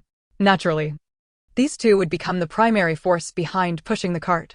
Upon seeing Mo Jiuyue sprawled on it, they were consumed by frustration. Had it not been for the presence of the officers, they would have relished the opportunity to dismantle Mo Jiuyue, whom they blamed for their family's misfortunes. However, when confronted with Peng Wang's warning glare, the He brothers' bravado swiftly dissipated, resigning themselves to the task of pushing the cart along the road. He Jiran's actions garnered admiration from the M family women once more, particularly from M Hanyu, who chirped excitedly around her. Sister Jiu, you are simply amazing. Not only does Jiuge not have to disembark from the cart, but we also have additional manpower at our disposal. This will make our journey far easier. He Jiran, flattered by her younger sister's praise, merely smiled in response. She did not perceive her actions as remarkable. They were simply the result of experiences cultivated in her past life, coupled with her inherent disposition. As M Hanyu continued to chatter animatedly, she spotted the herbs they had gathered the previous day in the roadside bushes. With excitement, she pointed out the plants, exclaiming, "Sister Jiu, there's more medicinal herbs. I'll go collect them." Without hesitation, she made to dash towards the roadside, only to be firmly grasped by He Jiran. "Little sister, there will be other opportunities to gather herbs. Delaying our journey could result in punishment from the officers." M Hanyu, being a somewhat naive girl, had not considered the implications. Upon He Jiran's reminder, she became aware that they were on the road to exile. Her small face scrunched up in discontent. "I understand. Sister Jiu, I will be more mindful in the future." The M family, well-fed, managed to keep pace with the officers, unlike several other families who were not as fortunate. Having consumed 2 consecutive meals of coarse steamed buns, they found them not only unpalatable but insufficient to satiate their hunger. Additionally, accustomed to a life of luxury, many began to lag behind the main group within half an hour of departure. The officers showed no mercy. Anyone who fell behind was met with the sting of their whips. As a result, cries of despair echoed from the rear of the procession. The 2 strong men from the He family, tasked with pushing the cart, were struggling to keep up and continuously implored Peng Wang for sustenance. Though not entirely devoid of compassion, Peng Wang understood that these men needed nourishment to exert themselves. Just as he was about to instruct someone to bring over a couple of white steamed buns, the cart unexpectedly jolted over a large stone, nearly tipping over. Seated atop it, Peng Wang was thrown off balance and landed squarely on Mo Jiuyue. Ironically, the point of impact was precisely where Mo Jiuyue had sustained the most severe injury. Momentarily taken aback, Mo Jiuyue instinctively let out a muffled groan. Without time to reprimand the 2 men pushing the cart, Peng Wang's immediate thought was that Mo Jiuyue had awakened. He quickly called out to He Jiran, "Come quickly and see if your husband has regained consciousness." Though he was accustomed to witnessing prisoners perish on the road, he held a degree of respect for Mo Jiuyue, especially after He Jiran's poignant remarks during the confrontation between the officers and Xiafong. He felt a sense of reflection. Regardless of Mo Jiuyue's transgressions, the valor of the M family men who sacrificed themselves for the nation could not be overlooked. Likewise, not long ago, tales of Mo Jiuyue's triumphant return had been circulating throughout the capital. For such a person, Peng Wang genuinely wished for his survival. Of course, this was merely a subconscious thought. If the Mo family dared to cause trouble along the way, he would not hesitate to teach them a lesson. He Jiran was unaware of Peng Wang's inner musings and hurried over upon hearing his call. "Officer Peng, you said my husband has awakened?" She deliberately feigned astonishment while mentally preparing herself for any contingency. Peng Wang shifted his body slightly to the side. "I might have accidentally touched his wound earlier, whether from pain or something else." He let out a muffled groan. He Jiran signaled the He brothers to halt and symbolically took Mo Jiuyue's arm, pretending to check his pulse. Her true intention was to grant Mo Jiuyue some time, uncertain of his plans, whether to rouse now or wait longer. Mo Jiuyue was also contemplating internally. Though outwardly he appeared unconscious and prone on the cart, he remained ever vigilant. From dawn till now he had been attuned to the surroundings, even stealing discreet glances when unnoticed. In his observations, he detected no imminent danger. After careful deliberation, Mo Jiuyue resolved to awaken.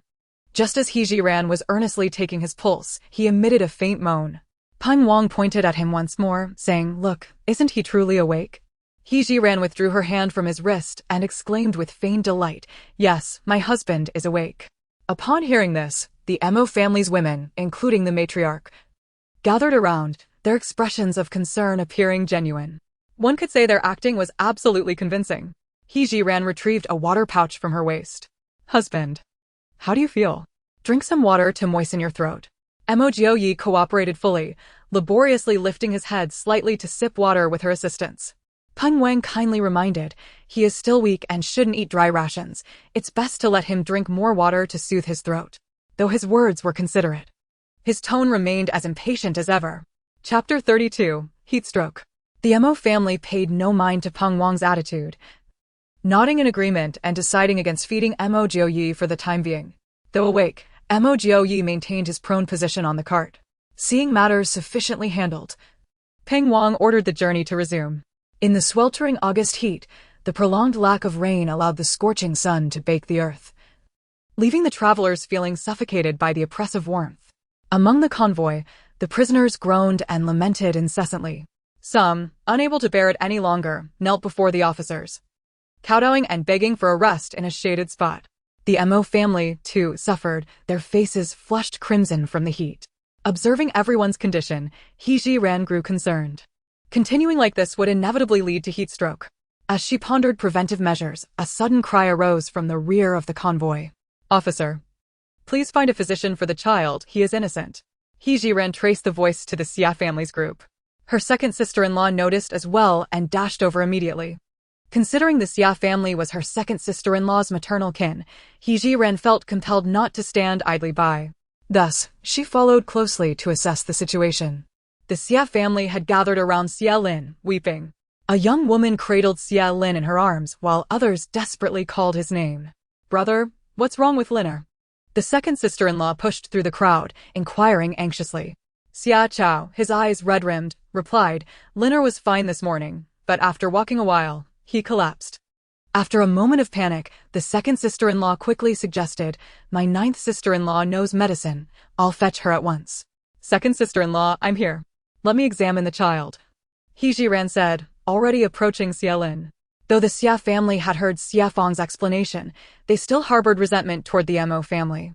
Consequently, when Xia Lin's condition worsened, they hadn't immediately sought Zhiren's help. Now that she had come voluntarily, the Xia family, torn by concern for Xia Lin's life, felt deeply conflicted. Yet, instinctively, none attempted to stop her. Xia Lin was unconscious, his face flushed and limbs burning, clear signs of heatstroke. Moreover, his condition appeared severe. Without prompt treatment, it could prove fatal. After Zhiren finished her examination, the second sister-in-law tugged at her, asking, "Ninth sister-in-law, how is Liner?" "Second sister-in-law, the child is suffering from heatstroke," Zhiren replied, already moving through the crowd. Seeing her depart, the Xia family grew frantic. She was their only hope to save Liner. Patriarch Xia Tianhai was the first to set aside pride, chasing after her. "Madam, please wait. I beg you to save my grandson's life." Zhiren did not pause her steps. "Your grandson is in critical condition and must be treated immediately. Do you wish to delay me from fetching medicine?" Hearing this, Xia Tianhai realized he had misjudged her. Very well, very well. I humbly request your assistance." Despite understanding her intent, Xia Tianhai continued to follow, as if wanting to express something but unsure how to begin. Zhiren knew he trailed her. "We are all exiled convicts. Given my relation to the second sister-in-law, you are my elder. Henceforth, you may address me as Heisher or by my name, Zhiren. Titles like Madam are unnecessary. Simpler terms are more comfortable." "All right. I shall call you Heisher from now on." As they spoke, Zhiren reached the vicinity of the Mo family's group. Among the herbs gathered yesterday were several suitable for treating heatstroke, each entrusted to different sisters-in-law. Without delay, Zhiren collected the necessary herbs and turned to Xia Tianhai. "Uncle Xia, to brew the medicine, we must consult the officers. They possessed no utensils, and whether the officers would permit a halt for brewing required negotiation." "Understood. I shall speak with the officers at once." Ping Wang, not far off, had overheard their conversation. He, too, was unbearably hot, and due to his snake venom affliction, his tolerance for heat was particularly poor. Seeing Xia Tianhai about to approach his subordinates, Peng Wang promptly interjected, "Ahead lies a small river with shaded trees. We shall rest there briefly." Grateful, Xia Tianhai expressed profuse thanks to Peng Wang. After traveling roughly the time it takes an incense stick to burn, they indeed spotted a small river ahead. The officers arranged for the exiles to rest while they themselves sought shade to escape the heat. He Zhiren borrowed a pot from Zhou Laoba, and the second sister-in-law volunteered to brew the medicine for her nephew. To prevent her own family from succumbing to heat stroke, He Zhiren instructed the second sister-in-law to prepare a large pot of herbal decoction, enough not only for Xia Lin, but also for her family to consume as a preventive measure. During her earlier examination of Xia Lin, He Zhiren had confirmed the child was in the acute phase of heat stroke and already unconscious. Relying solely on herbs might prove insufficient. Thus, while the second sister-in-law was distracted, she discreetly added some Huaxiangzheng Qishui from her space into the mixture. Having arranged the matter of boiling the medicinal herbs, He Zhiren finally felt a sense of relief. Gazing at the clear stream beside her, she observed the fish swimming gracefully within its waters. She casually picked up a sturdy branch from the ground and approached Zhou Laoba. "Might I borrow your dagger, respected official?" Though her space contained an array of knives and daggers, the presence of so many onlookers rendered her unable to retrieve them openly, so she sought assistance from the constable. Upon hearing her request for his dagger, Zhou Laoba's demeanor shifted to one of wariness. "What do you intend to do with a knife?" He Zhiren shrugged and presented the branch before him. "I wish to sharpen the stick. With any luck, we may have a meat dish for lunch." Zhou Laoba, not delving into the nature of this meat dish, thought to himself that a young woman like her would likely not dare to deceive him. Reluctantly, he removed the dagger from his waist and handed it to He Zhiren. Before Zhou Laoba, she proceeded to sharpen the branch. After returning the dagger, she turned and made her way back to the riverbank. Under the watchful eyes of the crowd, she removed her embroidered shoes and rolled up her trouser legs before stepping into the water. Observing her every move, the women of the Mo family gathered around. "He Zhi, what are you doing?"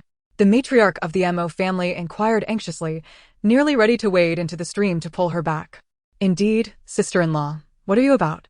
He Zhiren turned towards them and gestured for silence before continuing her advance into the river. The water was not deep. She waded several meters out before it reached her knees. Steadying herself, she aimed the sharpened end of the branch and thrust it forcefully into the water. Chapter 33. Catching fish in an instant, she swiftly flipped the branch and cast it towards the bank, where a lively Christian carp landed at the feet of the Mo women. "Sisters-in-law, please collect the fish." He Zhiren felt no sense of accomplishment. For her, this method of catching fish was child's play. In her previous life, while on missions, she often camped in the wild, mastering various survival skills. However, others did not share her perspective. Everyone was left astounded by her seamless execution. Even the constables found themselves humbled.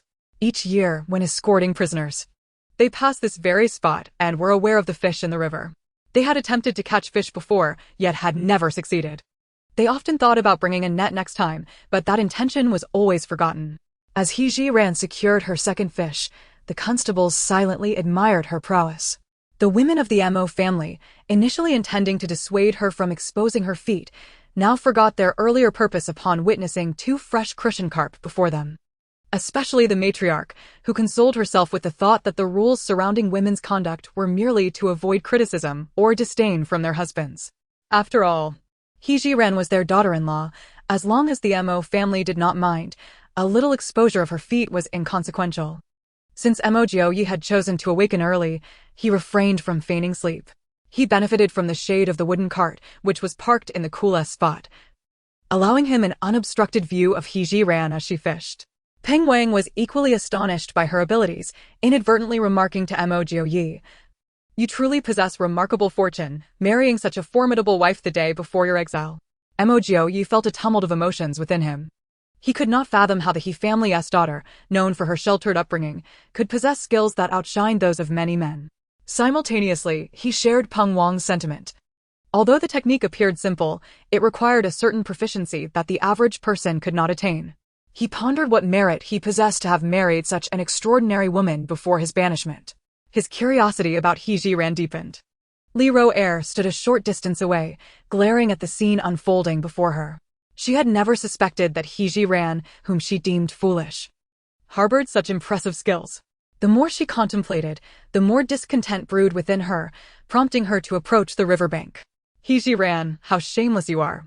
Wading barefoot into the river to catch fish before all these witnesses, unbothered by the potential ridicule.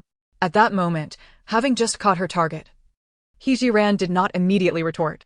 However, the women of the Mo family, incensed by Li Ro-er's derisive tone, could not remain silent. Mo Jiuyue stepped forward first.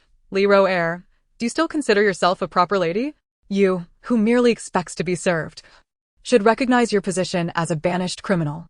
At this juncture, being able to fill our stomachs is already a blessing. Still adhering to those archaic rules is simply foolish. She lacked the prowess of sister-in-law Jiu, or else she would have shed her shoes and waded into the river to help.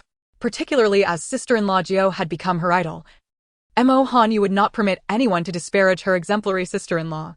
The other sisters-in-law chimed in, each taking turns to chastise Li Ro-er. Just as Li Ro-er prepared to argue back, she suddenly felt a cold, slimy object slap against her face. Zhiren had, upon catching her third fish, flung it directly at Li Ro-er's visage, striking her squarely on the right cheek. The Mo family members rushed forward to retrieve the fish, bursting into laughter. And even the nearby constables could not suppress their mirth. Li Ro-er felt utterly humiliated, turning to the constables for support. Officials, Zhiren has assaulted me. Will you not intervene? The constables, glancing at her dirty face, disdainfully replied, you brought this upon yourself. Who told you to speak so carelessly? Li Ro-er believed these constables must have been bewitched by Zhiren's alluring visage. Realizing she was gaining no sympathy here, Li Ro-er stomped her foot in frustration and returned to the Li family's position, only to be met with the mocking laughter of her two younger sisters. I thought you might bring back a few fish like Zhiren. You've truly embarrassed our family. Not only did you fail to catch any fish, but you've also become the subject of ridicule. Li Ro-er had often endured bullying from her younger sisters while at home, choosing to tolerate it due to her status as a concubine. However, the situation had changed now. With the entire family exiled, she felt no need to hold back. Raising her hand, she struck one sister across the face. Do not forget, I am your elder sister. My disgrace reflects poorly on you as well.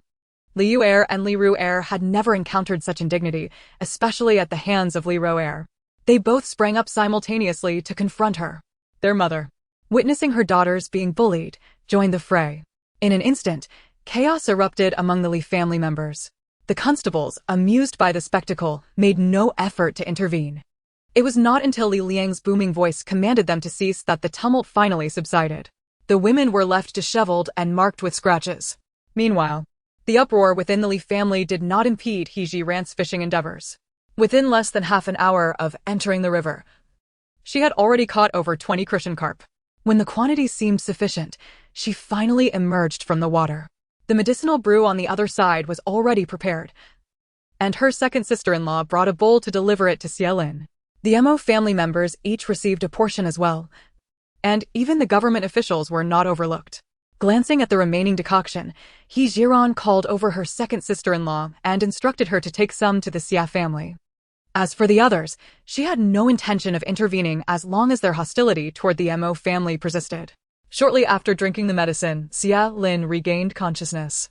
Though still weak, he was no longer in mortal danger. Xia Tianhai personally approached Zhiren to express his gratitude. Thank you for saving my grandson's life. The Xia family will remember this kindness. Zhiren, however, was indifferent to such sentiments. To her, it was merely a trivial effort. Her primary aim was to facilitate an early reconciliation between the Xia and Mo families. After all, the journey of exile stretched long ahead, and enduring their contemptuous stares day after day was profoundly unsettling. Moreover, the Xia family was her second sister-in-law's natal family, two clans that ought to be close, not estranged in such a manner. Uncle Xia, my husband has awakened today. If you have time this evening, perhaps you could come over and speak with him. Zhiren did not state her intentions too explicitly, trusting that Xia Tianhai would grasp her meaning. Very well, I shall come by tonight, Xia Tianhai replied softly. Zhiren glanced at the crucian carp she was handling and added, Uncle Xia, I plan to grill these fish later. I'll have my second sister-in-law bring one to Liner to help restore his strength. Having witnessed Zhiren catching fish earlier, Xia Tianhai had already urged his two sons to emulate her and try their luck in the river, hoping to provide nourishment for his grandson. Unfortunately, his sons proved utterly inept, toiling for hours without a single catch. Thus, Zhiren's offer to send a fish to Xia Lin felt like timely aid in a moment of desperation. Humbling himself, Xia Tianhai expressed profuse thanks. Simultaneously, he resolved internally to let go of any suspicions linking the Xia family as exile to Mo Jiuyue. Since the Xia family was already condemned to exile, and given their kinship with the Mo family, coupled with the immense favor they now owed Zhiren, persisting in resentment would be futile. It was far better for the two families to coexist harmoniously and reach the northwest safely. Even if their future held only humble fare, survival was what truly mattered. The women of the Mo family, accustomed to being waited on by servants, were entirely unfamiliar with handling fish. Yet they had come to accept their stark reality. If they wished to avoid hunger in the days to come, self-reliance was their only recourse. Thus, they gathered around Zhiren, observing and assisting as she prepared the fish. Though their movements lacked her deftness, their help was nonetheless valuable. Soon, working together, they cleaned all the fish thoroughly. Zhiren selected uniformly sized branches to skewer the crucian carp, then arranged several large stones into a makeshift grill. "Sisters, please gather some dry firewood," she requested. Though she sympathized with the Mo women's plight, she had no desire for them to remain unaccustomed to labor. The road ahead was long, and acquiring survival skills was imperative. While the women collected firewood, Zhiren approached the officials to borrow a fire starter.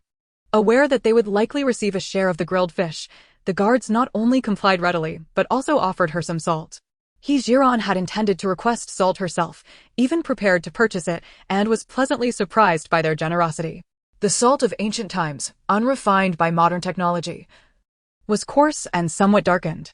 Nevertheless, it served as a perfect pretext for her to discreetly retrieve refined salt from her spatial inventory.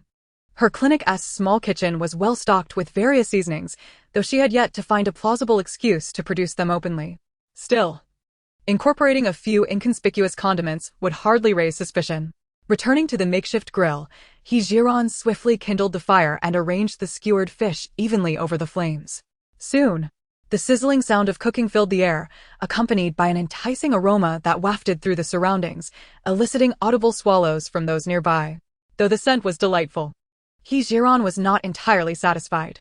She murmured under her breath, "If only we could brush on some oil, it would be perfect." Her remark happened to catch the ear of Zhang Qing, who was passing by. Already tantalized by the aroma, and hearing that oil would enhance the flavor, he inquired, "Madam does the fish require oil?" Zhiren glanced up and replied casually, "Indeed, it would undoubtedly improve the taste significantly." "Wait here," Zhang Qing said abruptly before hurrying off. Shortly after, he returned with a small jar. "This is rapeseed oil, quite precious. Use it sparingly." Zhiren was surprised that the officials carried such provisions, including rapeseed oil. Had she known earlier, she would have mustered the courage to ask for some. Nevertheless, it was not too late. "Rest assured, sir, I will use it frugally." Opening the jar, Zhiren broke off a leafy branch, washed it clean in the river, and used it as a brush to apply the oil. As expected, the fish emitted an even more fragrant aroma once coated. She then stealthily added some 13-spice blend and refined salt from her spatial inventory, completing her first outdoor grilled fish meal in this ancient era. In total, Zhiren grilled 10 fish. One might have expected her to offer them first to the officials to curry favor, but she did no such thing. Instead, she selected the largest fish and presented it to Lady Mo. After a moment's hesitation, Lady Mo glanced meaningfully toward the guards. Understanding her mother-in-law's unspoken concern, Zhiren gave a reassuring look. She then distributed a fish to each of her 8 sisters-in-law. One fish remained. Glancing between her husband, Mo Jiuyue, who still lay on the wooden cart, and her younger sister-in-law, Mo Hanwe, whose mouth watered visibly, she ultimately handed the last portion to Mo Hanwe. The officials, observing her actions, grew displeased, especially Zhang Qing, who had eagerly provided the oil yet received nothing in return. "Madam is this how you were taught to conduct yourself?" Zhiren met his gaze steadily and replied, "Pray tell, what have I done wrong? My father always taught me to prioritize elders. I first served my mother-in-law, Then my elder sisters-in-law, all of whom are my seniors. Is that not proper? My younger sister-in-law is but a child, so of course I should care for her. Official. Please enlighten me, where have I erred? Zhang Qing was left speechless, for indeed, there was no fault in her reasoning. Zhou Laoba, more patient, nudged him gently, urging calm. After all, if she chose not to share her own provisions, there was little to be done. They could always find opportunities to make life difficult for the Mo family later. Zhang Qing endeavored to suppress the simmering fury within her as she glared at Zhiren. Peng Wang observed the scene with amusement, finding it rather intriguing. After years of escorting exiled convicts, he had never encountered someone unafraid of them. Moreover, she consistently articulated her points with such precision that others found themselves at a loss for rebuttal. Reflecting on this, he glanced at the figure of Mo Jiuyue beside him. Your wife is increasingly formidable. At this point, apart from acknowledging Zhiren's prowess, Peng Wang could scarcely find another fitting description. Mo Jiuyue turned his head, feigning weakness, and remarked, "She merely has a sharp tongue." Oh, do not be so modest. I maintain that your wife is indeed impressive. How could she not be? She not only possesses medical skills, but can also fish in the river. And her eloquence is unmatched. Peng Wang was thoroughly convinced, regrettably noting that Zhiren was a woman, were it otherwise. Her talents would undoubtedly see her rise to prominence. Chapter 35, Objective Achieved. Zhiren remained oblivious to the high regard Peng Wang held for her, focusing intently on grilling fish. She anticipated that the officials might cause trouble, and she was prepared for any confrontation. Her approach was deliberate, having just departed from the capital. The journey to the northwest was still long. If she began by flattering these officials, it would only lead to unreasonable demands in the future. Additionally, Zhiren sought to gauge their limits, which would serve her well in future dealings. Judging by their reactions to the distribution of grilled fish, these officials seemed to possess a sense of fairness. She had gained a preliminary understanding of them. Once the second batch of crucian carp was ready, still numbering 10, Zhiren promptly took 2 and handed them to Peng Wang and Mo Jiuyue. Although Mo Jiuyue was injured and it was unsuitable for him to consume fish, in this extraordinary circumstance, there was no other option. She could not allow him to watch others eat with longing. Moreover, given that her control over his injury was firm, consuming a fish would pose no significant risk. As Peng Wang took a bite of the grilled fish, his eyes lit up instantly. It was, without a doubt, the finest grilled fish he had ever tasted. Mo Jiuyue, I told you your wife was extraordinary. Even her grilling skills are remarkable. You truly are fortunate. Indeed, the taste is quite delightful. Mo Jiuyue replied absently, his thoughts swirling. Each of Zhiren's actions seemed far beyond what a refined lady should possess. Yet, it was precisely her uniqueness that had spared the Mo family from significant suffering since their departure from the capital. Mo Jiuyue felt a tumult of emotions. Lamenting his own inadequacies, which had led to his family's exile, now requiring a woman to step forward and resolve various issues. Unaware of Mo Jiuyue's inner turmoil, Zhiren finished distributing the grilled fish, leaving 4 officials without. Maintaining a pleasant demeanor, she intended to avoid further provoking them. Esteemed officials, I shall prepare another batch, ensuring everyone receives a portion. Watching his companions relish the meal, the remaining 4 officials simmered with frustration. However, observing Zhiren's diligent efforts, they suppressed their anger and waited patiently. After approximately 10 minutes, the 4 officials finally received their grilled fish, while the others had already finished theirs, unable to suppress their hunger as they watched. The 4 soon felt a sense of superiority, savoring their meal at a leisurely pace, delighting in their good fortune. Zhiren reserved 1 grilled fish for herself and handed the remaining 3 to her sister-in-law. Sister-in-law, please take these 3 fish to Uncle Xia and the others for them to taste. Her sister-in-law's face was one of disbelief. Sister-in-law Jiu, are you serious? Zhiren smiled and affirmed, absolutely. Uncle Xia and Auntie are elderly and have not had enough to eat these past few days. A bit of grilled fish will help replenish their strength. Additionally, Lin Er is currently weak and in need of nourishment. Her sister-in-law's eyes glistened with tears of gratitude. Thank you, sister-in-law Jiu.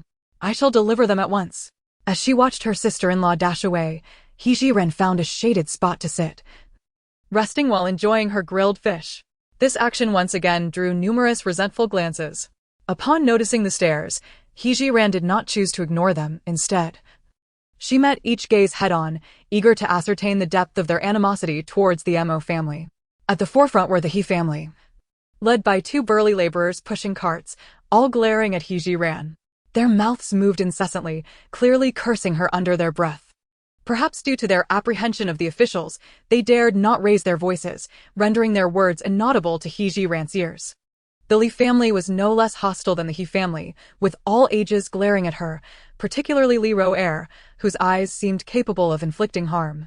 Zhiren raised her grilled fish towards Li Ro-er and took a bite, a gesture that could surely incite fury. Though the Feng family was also watching her, their expressions lacked the intense hatred exhibited by the He and Li families. Upon closer observation, Zhiren discerned a hint of desperation and unwillingness in their gazes. As for the Xia family, their previous gratitude for Zhiren saving Xielin's life, combined with her recent gesture of sending 3 grilled fish, had notably softened their animosity towards the Mo family. It seemed the Feng and Xia families, like the others, could gradually resolve their grievances. Naturally, it would be most fitting for Mo Jiuyue to address these matters personally. After all, only by confronting the issues directly could clarity be achieved. Zhiren had formed a plan in her mind, intending to discuss it with Mo Jiuyue at a later time. Just as she finished her grilled fish, she was called over by Peng Wang. Zhiren, your fish-catching skills are impressive. While we have a moment's respite, why not catch a few more? Zhiren raised an eyebrow, half smiling. Is it that you have not had your fill, Sir Peng? Stung by the remark, Peng Wang's face flushed. Let us say that's the case. In truth, even if Peng Wang had not suggested it, Zhiren had the same intention. However, she did not wish to miss any opportunity for goodwill. Sir Peng, I am but a mere woman. Had it not been for my family needing sustenance, I would not have waded barefoot into the river before everyone. Now that everyone has had their share of fish, please do not make it difficult for me. Peng Wang, rejected, wore a frown. Yet, recalling the exquisite taste of the grilled fish, he restrained himself. This time, you need not catch too many, 10 will suffice. Zhiren feigned deep contemplation, appearing hesitant. Peng Wang grew anxious. If you catch 10 more fish, I shall grant you a request within my capacity. Given that Sir Peng had gone this far, it would be ungracious of her not to oblige. Very well, I shall go. With her objective achieved, Zhiren wasted no time, removing her shoes and socks to re-enter the river. The water teemed with fish, and catching 10 was merely child's play for her. Before long, she had flung 10 fish onto the bank. The other women were equally swift, squatting by the river to clean the fish and string them up with twigs. Zhiren contemplated that since she had already entered the river, it would be prudent to catch more fish to reserve for an evening feast. Thus, after successfully capturing 10 fish, she did not hasten to the shore but continued her endeavors. At that moment, Madame Zhao, the wife of Feng Chuanzhou, approached the venerable matriarch Mo, adopting a posture of utmost humility. Matriarch Mo, we acknowledge our fault in yesterday's disrespect towards the Duke. We hope you will not hold it against us. Matriarch Mo regarded her, uncertain of Zhao's true intentions. Madame Feng, Jiuyue is no longer a duke. It would be best to address him by his name to avoid giving others fodder for gossip. Chapter 36. There must be a misunderstanding between us. Upon hearing this, Zhao felt a pang of realization that her previous remarks were inappropriate. I did not consider my words carefully. Please do not take offense, Matriarch Mo. Aware that Zhao's visit was not merely an apology, yet hesitant to voice the true purpose, Matriarch Mo decided to dismiss her. Madame Feng, I can empathize with the feelings of the Feng family. I appreciate your apology. If there is nothing further, you may return to avoid the ire of the officials. Seeing Matriarch Mo begin to usher her away, Zhao discarded her pretense. Carefully, she extracted a gemstone ring from her hair. Matriarch Mo, may I exchange this ring for a few fish? She inquired, gesturing towards her family's resting area. My youngest son saw you grilling fish and has been crying out of longing.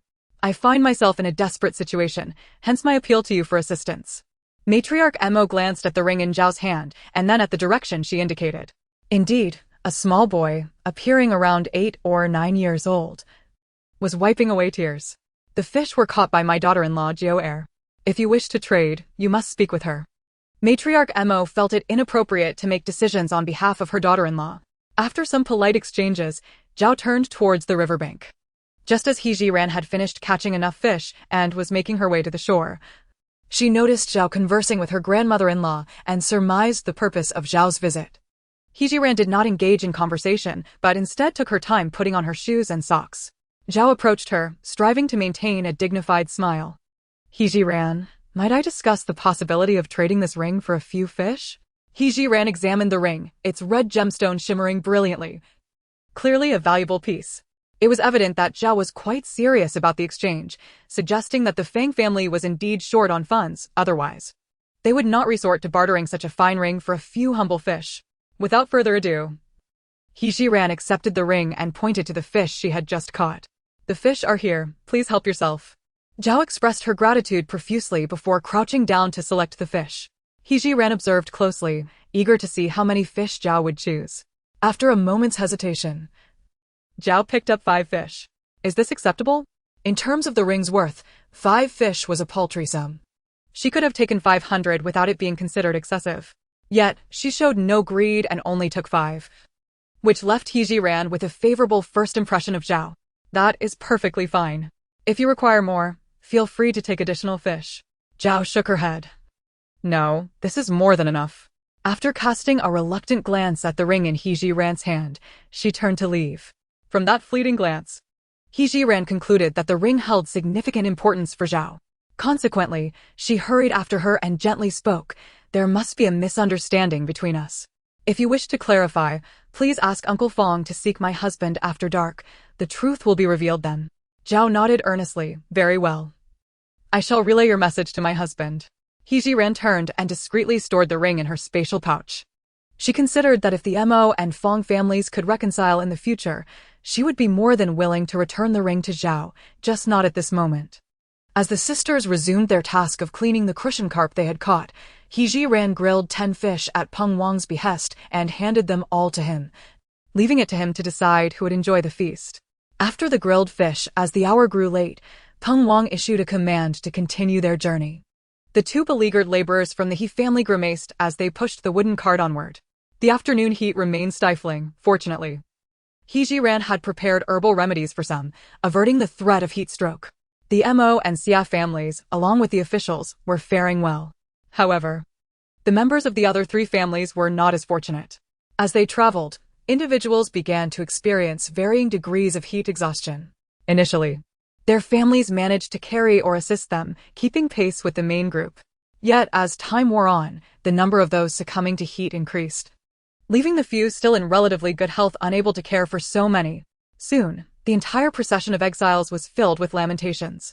Simultaneously, the Xia family and the officials sincerely expressed their gratitude to He Jiren. Had it not been for her foresight in preparing the herbal remedies, they too would have likely succumbed to heat stroke. Observing the situation, Peng Wang recognized the need to halt their advance. Faced with such a predicament, his first thought was of He Jiren. He Ji, this matter must be resolved by you. However, He Jiren disagreed. Lord Peng, you have witnessed their insults towards my Mo family these past few days. Why should I come to their aid? He Jiren did not consider herself a saint, compelled to save everyone simply because she possessed medical knowledge, especially towards the He and Li families, who harbored deep-seated animosity towards Mo Jiuyue. If he were to extend his neck, they would undoubtedly seize the opportunity to strike. She resolutely refused to offer assistance to those with malicious intentions. Of course, the Fong family was a different matter and could be considered for help. Peng Wang understood this rationale. As the officer in charge of the escort, he accepted that some casualties during the journey were inevitable. However, if the numbers were excessive, he would struggle to justify it upon his return. Thus, he persisted in persuading He Jiren. Despite their grave transgressions, they are still human lives. One cannot simply stand by and watch them perish, can one? He Jiren stood firm in her decision, her arms crossed defiantly, showing no regard for Peng Wang's plea. Lord Peng, I stand by my choice. I will not save them.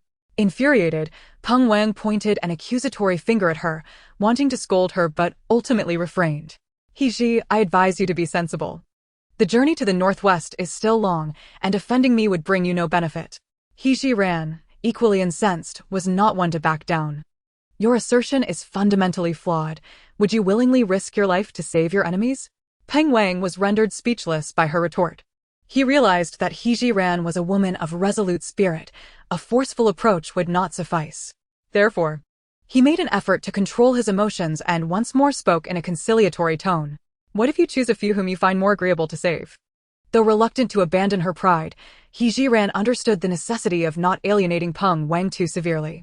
When presented with a way to ease the tension, she recognized the importance of taking a step back. She glanced at those suffering from heat stroke. The Feng family members were relatively fortunate, perhaps due to having consumed some fish at noon, which granted them a degree of immunity. Only 3 had collapsed. The He and Li families, however, fared far worse. Out of over 30 members combined, fewer than 10 remained standing. Since Officer Peng had made such a statement, she reluctantly agreed to treat a few. Chapter 37. Entering Yunlai County. With that, Zhiren swiftly retrieved the herbs she had gathered the previous day and began boiling them over a fire. In less than half an hour, the decoction was ready. The guards approached to collect the medicine, but Zhiren stopped them. Officer Peng instructed me to select those I find agreeable to treat. Zhou Laoba had overheard their conversation and knew it was indeed the chief's intention. All right. We'll assist you in carrying it. You decide who receives it. Zhiren led the way, first arriving at the Feng family's location. Upon seeing her approach, Mrs. Zhao regarded her as a savior. Lady He, I thank you on behalf of the entire family. Zhiren merely nodded in acknowledgement before directing the guards to distribute the medicine.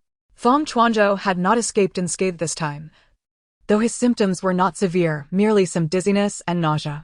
Zhiren had a guard give him a bowl of the medicine and whispered a reminder.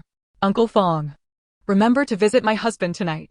Feng Chuanzhou held the bowl and replied, Good, I will certainly go. After ensuring the other heatstroke sufferers in the Feng family received their doses, Zhiren proceeded toward the He and Li families. Despite any animosity the Li and He families harbored toward the Mo family, they dared not show it at this moment, for they were relying on her life-saving herbs. Zhiren surveyed the scene. The symptoms of many were not serious, and some even feigned illness with exaggerated moans, likely to avoid continuing the journey. She did not expose them outright but selected a few elderly individuals and young children for the guards to administer the medicine, deliberately ignoring the rest. As she prepared to leave with the remaining medicinal brew, she heard Li Roer shouting curses from behind. Zhiren, you heartless wretch who refuses to save the dying. Mo Jiuyue is cursed for 8 lifetimes to have married someone like you. Zhiren was not one to tolerate insults without retort.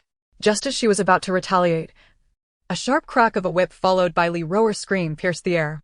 Zhang Qing, adept with the whip, struck swiftly and mercilessly. Shut your mouth. No wonder, lady, he won't treat you. If it were me, I wouldn't either. The lash landed squarely on Li Roer's right arm, grazing her exposed neck. Clutching her neck, Li Roer stared in disbelief. Officer, this is unjust. Zhiren denies us medicine and instead of reprimanding her, you strike me for speaking the truth? Zhang Qing couldn't help but laugh at her words, delivering another fierce lash. I simply despise you. I'll beat you to death, you wretch. Seeing Li Roer offend the guards again, Madame Zhu hurriedly pulled her aside. Officer, my daughter is foolish. I beg you to spare her this once. As she spoke, Madame Zhu kowtowed repeatedly to Zhang Qing. Witnessing this, Zhang Qing's anger subsided somewhat. Keep that loose tongue of hers in check from now on. If I hear her spout nonsense again, it won't end with just 2 lashes. Li Roer, overwhelmed by rage earlier, had spoken recklessly in front of the guards. Now, with reason returning, she was truly frightened, though her hatred for Zhiren only deepened. Kneeling behind Madame Zhu, she wept softly while scheming how to make the exile journey more comfortable. Li Liang, observing his usually sensible daughter reduced to this state, felt a headache coming on. Fortunately, Madame Zhu had the sense to apologize promptly. Otherwise, given the guards' temperament, they might have made life difficult for the Li family on the road. As the guards and Zhiren walked away, Li Liang glared fiercely at Li Roer. From now on, act mute when others are around. Father, Li Roer looked at Li Liang with grievance, attempting to explain, but he cut her off. Be silent right now. Li Roer fell quiet at once, burying her face in Madame Zhu's embrace to continue shedding tears. Zhiren examined the remaining medicine in the iron pot and distributed it all to the Fang family members who had not suffered heatstroke, as a preventive measure. She wanted these people to see that crossing the Mo family brought no benefits. Even the leftover medicine would go to non-sufferers rather than their enemies. Returning to the cart, Zhiren reported her observations to Peng Wang. Officer Ping, upon a brief inspection, I confirmed that 3 from the Fang family indeed had heatstroke, But the numbers in the He and Li families did not seem as high. She left it at that, trusting Peng Wang's experience to grasp the implication. Peng Wang understood perfectly it was a case of feigned illness. In a fit of anger, he ordered the march to resume, threatening to whip anyone who lagged behind.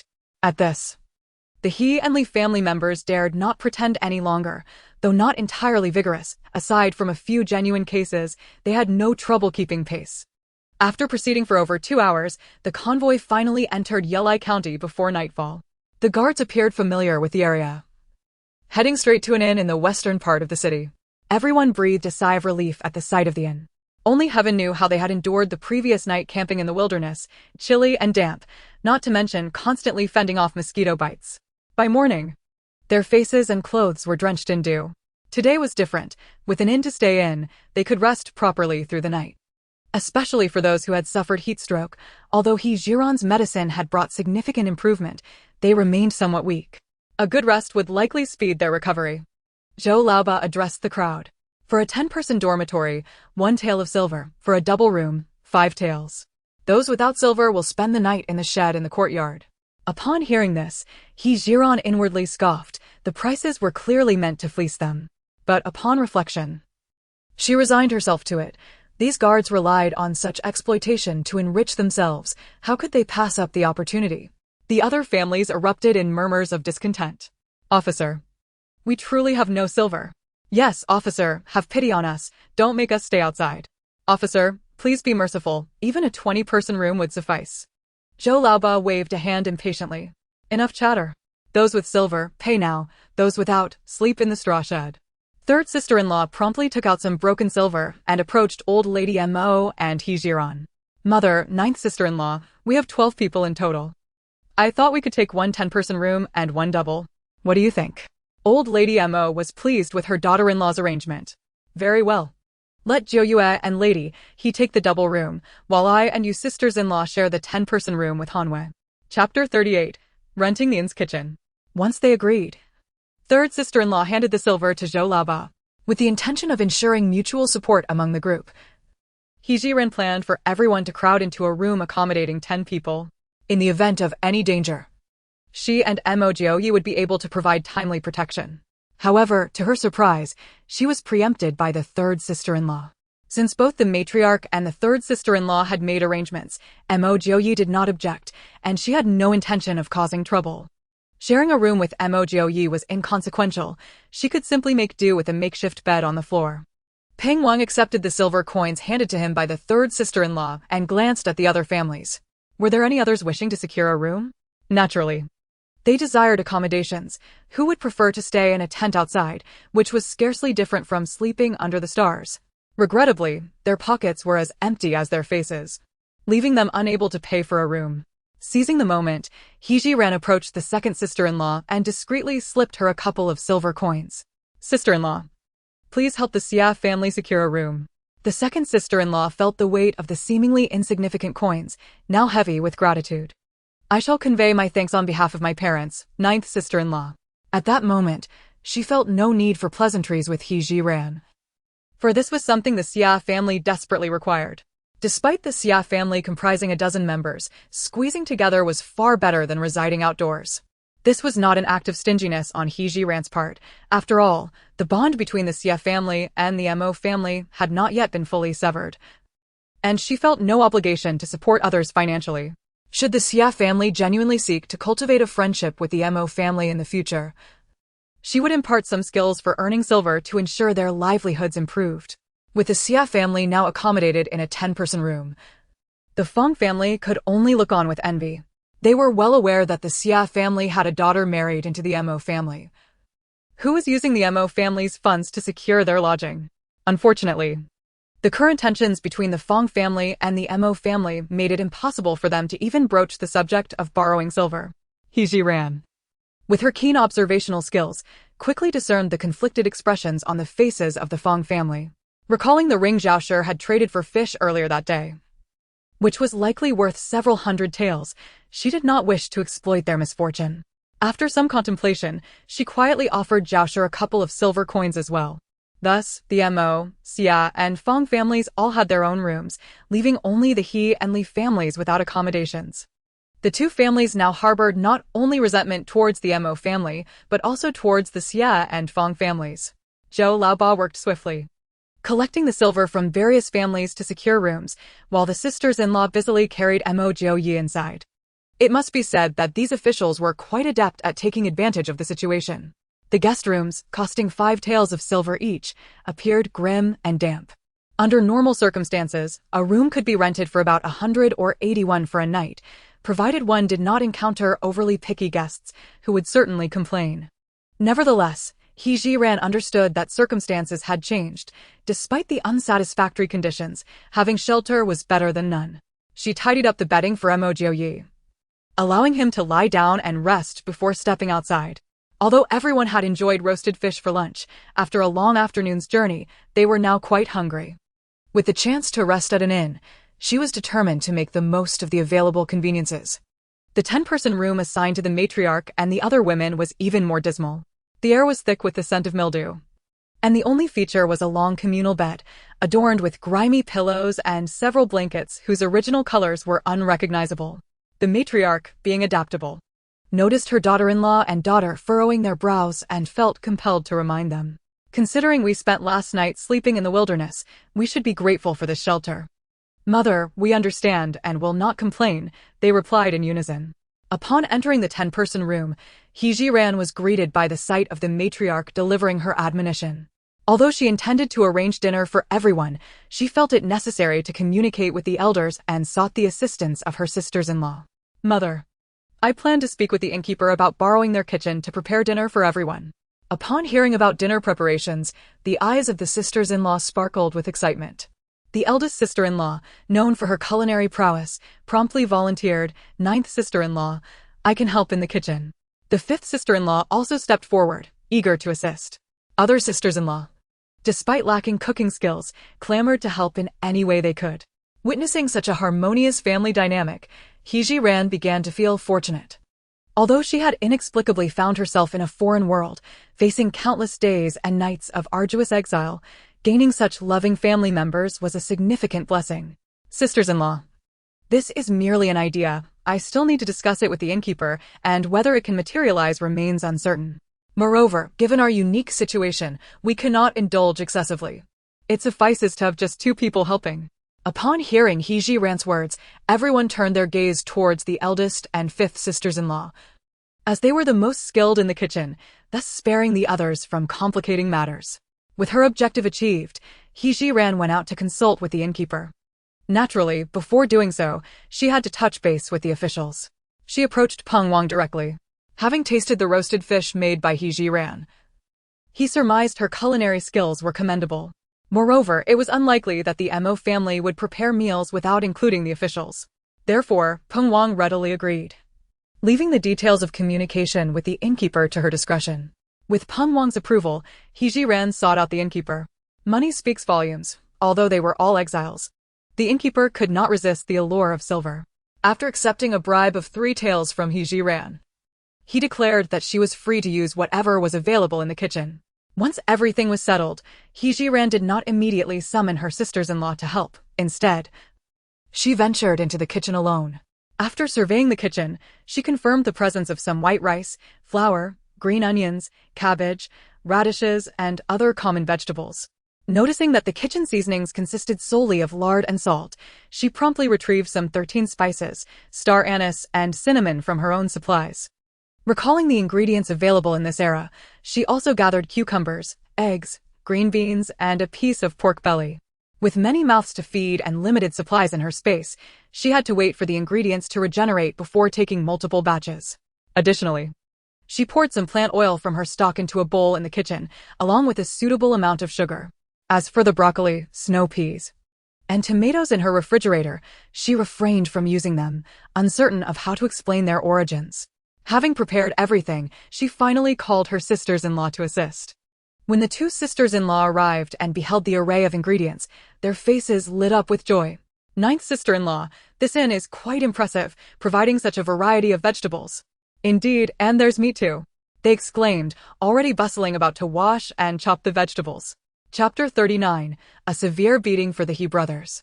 While her sisters-in-law handled the ingredients, Zhiren, guided by the innkeeper's assistant, ventured to the backyard to fetch firewood. By chance, she passed by the straw shed where the He and Li families resided. Dubbed a shed, it appeared to Zhiren more akin to a stable for livestock. Presumably, it had remained vacant today because no guests had arrived with horses. It was indeed surprising that the officials had thought to accommodate them there for the night. The area of the thatched shed is considerable, supported by several sturdy pillars and covered with a thick layer of straw. At first glance, it appears far superior to spending the night outdoors. However, from a distance, she can already detect an unpleasant and foul odor wafting from the shed, suggesting that anyone who does not block their nose would find it impossible to sleep.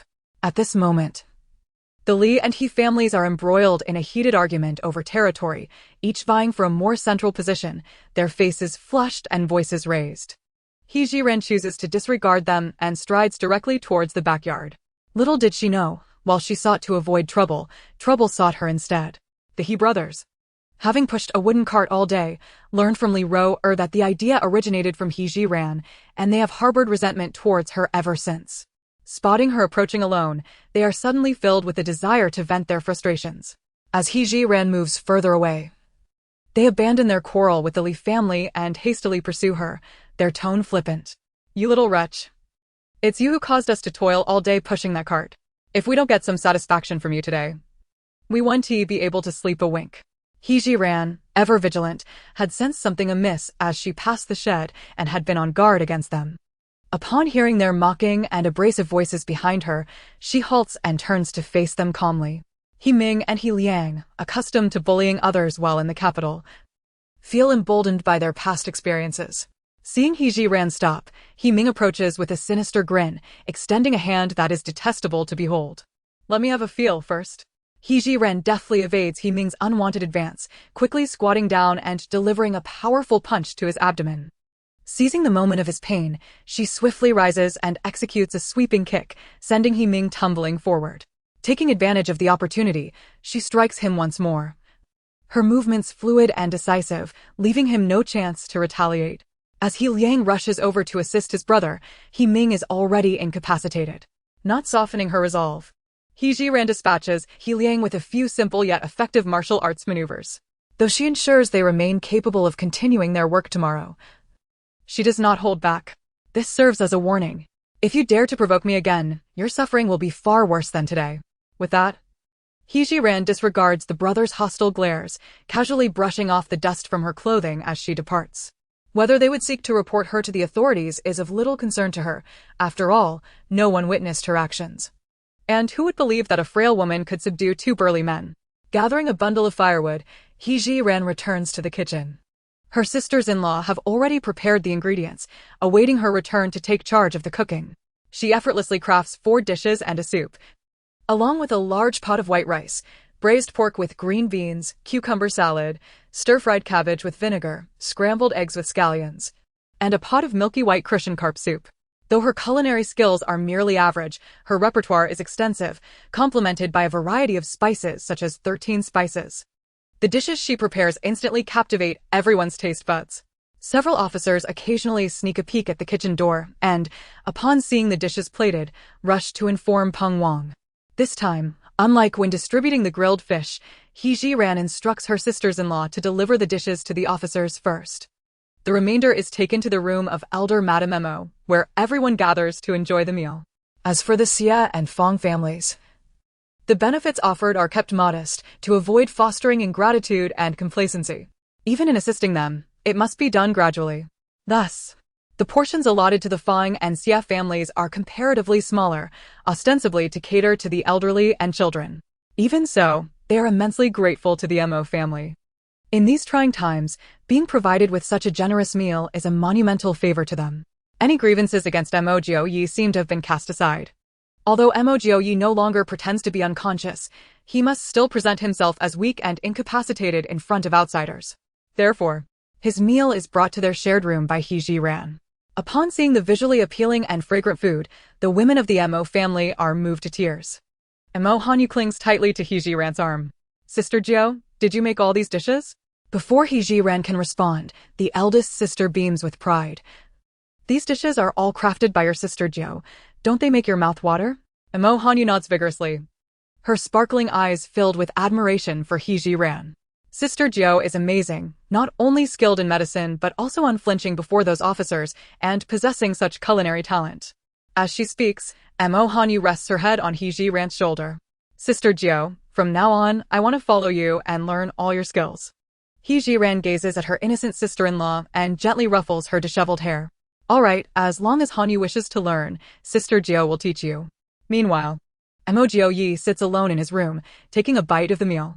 His first thought is that these dishes must be prepared by Zhiren, as none of his sisters-in-law possess such culinary prowess. Perhaps feeling fortunate, the corners of Mo Jiuyue's lips curve upward slightly, unbeknownst to him. At the command of elder Madame Mo, the women begin to eat. Perhaps due to having gone without good food for the past few days, they find today's meal particularly delectable. The 4 dishes and soup are nearly devoured to the last morsel. The officers, too, find Zhiren's cooking far superior to that of the restaurants in the capital. The braised pork, rich yet not greasy, leaves them craving more. Just as the officers are eagerly scooping food into their bowls, He Ming and He Liang arrive, supported by someone. The newcomer kneels before the officers. Sirs, please help us. Peng Wang's expression darkens upon seeing them. What has happened? He Ming hurriedly steps forward. Sir, that he woman, relying on your protection, has beaten us badly. As he speaks, he lifts his shirt to reveal the bruises on his abdomen. Look here, this is where Zhiren struck me, and here. He Ming continues to lift his shirt to show the bruises on his back. He Liang also steps forward to display his injuries. The officers exchange glances, clearly skeptical of their claims. There are strict regulations against fighting among prisoners, and, while such prohibitions exist, their enforcement often depends on the officers' moods. Chapter 40. This woman is truly cunning. Although most officers do not believe that Zhiren would physically harm anyone to this extent, Peng Wang is convinced. He senses that she possesses many undiscovered talents, and witnessing the He brothers' pitiful state only adds to his perception of her formidable nature. In his mind, this woman is not to be trifled with. Even if she is currently under his authority, it would be unwise to offend her. Especially now. As he savors the exquisite delicacies brought to him, he is certain that such indulgences will continue in the future. Naturally, he, Peng Wang, must attend to those who provide him with so much convenience. With a disdainful glance towards the He brothers, he inquired, You claim you were assaulted by the He family? The brothers, feeling utterly wronged, affirmed, indeed, it was the He family that struck us. Having wielded power in the capital for many years, it was the first time they had been bested by a woman, and at that moment, the brothers harbored thoughts of vengeance against Zhiren. I see you are courting disaster by daring to mock us, Zhang Qing fumed, slamming his chopsticks onto the table and bellowing at the brothers. They trembled in fear. Nevertheless, their words were indeed the truth. They had come seeking justice, and thus they pressed on. Sir, we speak not in jest. Noticing Zhang Qing's rising ire, Peng Wang quickly interjected to preserve the dining atmosphere. Since you assert you were attacked by the He family, do you have any witnesses? The He brothers pointed to several family members who had accompanied them. Sir, my family can testify. Peng Wang surveyed the He family present. That does not suffice. If members of the He family were to testify that you assaulted her, would you accept that? The He brothers fell silent, unsure how to proceed. Peng Wang waved his hand dismissively. Today, I am in good spirits, so I shall overlook your slander. Now, be gone. Just as the brothers, dejected and supported by others, prepared to leave, a female voice called from outside, Sir, I can testify. I witnessed Zhiren strike someone. Peng Wang turned to see it was Li Ro'er. Internally cursing, he wondered how the He family had offended her, as she seemed to appear wherever chaos ensued. As she entered with a feigned air of decorum, she proclaimed, Sir, I personally saw Zhiren strike someone. This is an undeniable fact. With so many witnesses present, even if Peng Wang wished to shield Zhiren, he could not do so overtly. In that case, let us summon the He family for confrontation. While someone went to fetch Zhiren, Peng Wang directed that the He family be taken away to question Li Ro'er privately. You say you saw her strike someone. Please recount the details. It must be noted that Peng Wang, though ostensibly a mere minor officer overseeing prisoners, displayed interrogation skills equal to those of seasoned officials. Li Ro'er had not actually witnessed Zhiren strike anyone. Her aim was to ensure the latter faced difficulties. Unable to directly bring about Zhiren's downfall, she resorted to utilizing the officials. To enhance her credibility, she spoke passionately. Sir, I distinctly saw Zhiren wielding a thick, long stick, first knocking He Ming down, then using the same method against He Liang, not relenting until they were incapacitated. Peng Wang nodded impassively. Very well, you may stand aside for now. At that moment, Zhiren was summoned. She had been pondering that her meal might be interrupted, only to find the He brothers' complaint had unfolded at a glacial pace. By the time she had finished her meal, the officers finally approached her. The He brothers were brought back by the officers and stood beside Zhiren before Peng Wang. Zhiren, the He brothers accuse you of assault. Is there any truth to this? Zhiren's eyes widened in disbelief, exaggerating her stature as she leaned towards the He brothers. Sir Peng, do you truly believe such a thing? Peng Wang chuckled at her words, amused by her cunning. It is not a matter of belief. The He family has a witness. Only then did Zhiren's gaze settle on Li Ro'er. Sir Peng, you cannot mean her as the witness? And if I am? Li Ro'er retorted, brimming with self-satisfaction. She was eager to see how Zhiren would maneuver to reverse the situation. Zhiren scoffed. Li Ro'er, let us not forget that we were once the closest of friends. Regardless of any misunderstandings that may have arisen, your animosity towards me seems excessive. She gestured towards the He brothers. Look at their physiques. Do you truly believe I could overpower them? The officers, having just listened to Li Ro'er's animated recounting, were beginning to believe in Zhiren's guilt. However, upon witnessing the stark contrast in their sizes, it was hard for them to accept that she could have assaulted such burly individuals. Realizing this, the officers' gazes turned sharply towards Li Ro'er. One officer, however, stood apart from the others. He shot furtive glances at Li Ro'er, seemingly cautioning her to remain silent. This did not escape Zhiren's notice as she discreetly assessed the officers signaling to Li Ro'er, her suspicions growing. As the situation threatened to escalate, Peng Wang wished to resolve the matter quickly so he could return to his meal. Let the He brothers recount how Zhiren assaulted you. At this, Li Ro'er grew anxious, desperately signaling to the He brothers. Unfortunately, the brothers were too consumed with indignation directed at Zhiren to notice her gestures. He Liang stepped forward, declaring, Sir, Zhiren first struck me in the abdomen, then tripped me and hit my back. Li Ro'er was left dumbfounded. Her plan had been meticulously crafted, as long as she supported the He brothers' claims, even if they were not struck by Zhiren. She believed she could ensure her downfall. But unexpectedly, Peng Wang turned the situation on its head. He slammed his hand on the table, causing chopsticks to clatter to the ground. Take Li Ro'er away and give her 10 lashes. Sir, I truly witnessed Zhiren strike the He brothers. I speak only the truth. At this juncture, Li Ro'er could only stubbornly cling to her falsehood, hoping to regain the upper hand. However, the officers were not inclined to grant her any further opportunity to refute, moving forward to escort her out. They were well aware that she was committing perjury and that the He brothers were certainly not assaulted by the He family. The officer who had previously regarded Li Ro'er differently hastily pursued her. Zhang Qing, let me handle this trivial matter. You return to your meal. Zhang Qing, eager to indulge in the feast, readily relinquished Li Ro'er to him. Li Hu, do not fall back into old habits. Someone like her must be made to face the consequences. Li Hu grinned and waved his hand dismissively. Rest assured, I promise not to go easy on her. Zhang Qing returned, delivering a harsh kick to each of the He brothers. Get lost. If you dare cause any more trouble, be wary of the whip. The He brothers were bewildered. With Li Ro'er's testimony, they had expected Zhiren's downfall to be a foregone conclusion, yet it all seemed to dissipate. Not only was Zhiren unscathed, but the well-meaning Li Ro'er was the one who faced punishment. Stumbling in confusion, the brothers were escorted away, while Zhiren took her leave. Exiting Peng Wang's chamber, she observed Li Hu dragging Li Ro'er into a corner. What transpired between them was of no concern to her. Having only taken a few steps, she soon heard Li Ro'er's exaggerated cries of pain. It was evident that all of it was mere pretense. Indifferent to matters that do not concern her, Zhiren had no desire to expose the truth. Moreover, it was hardly worth the trouble of incurring the wrath of an official for such a trivial affair. There were countless ways to make Li Ro'er suffer. This was merely one of them. Upon returning to the quarters of the 10 women of the Mo family, the sisters-in-law had already tidied away the dishes and bowls. A few of them had even gone to the kitchen to boil some hot water, preparing for a simple wash-up. Speaking of which, Zhiren was not idle herself. She carried a basin of warm water to Mo Jiuyue, encouraging him to wash first.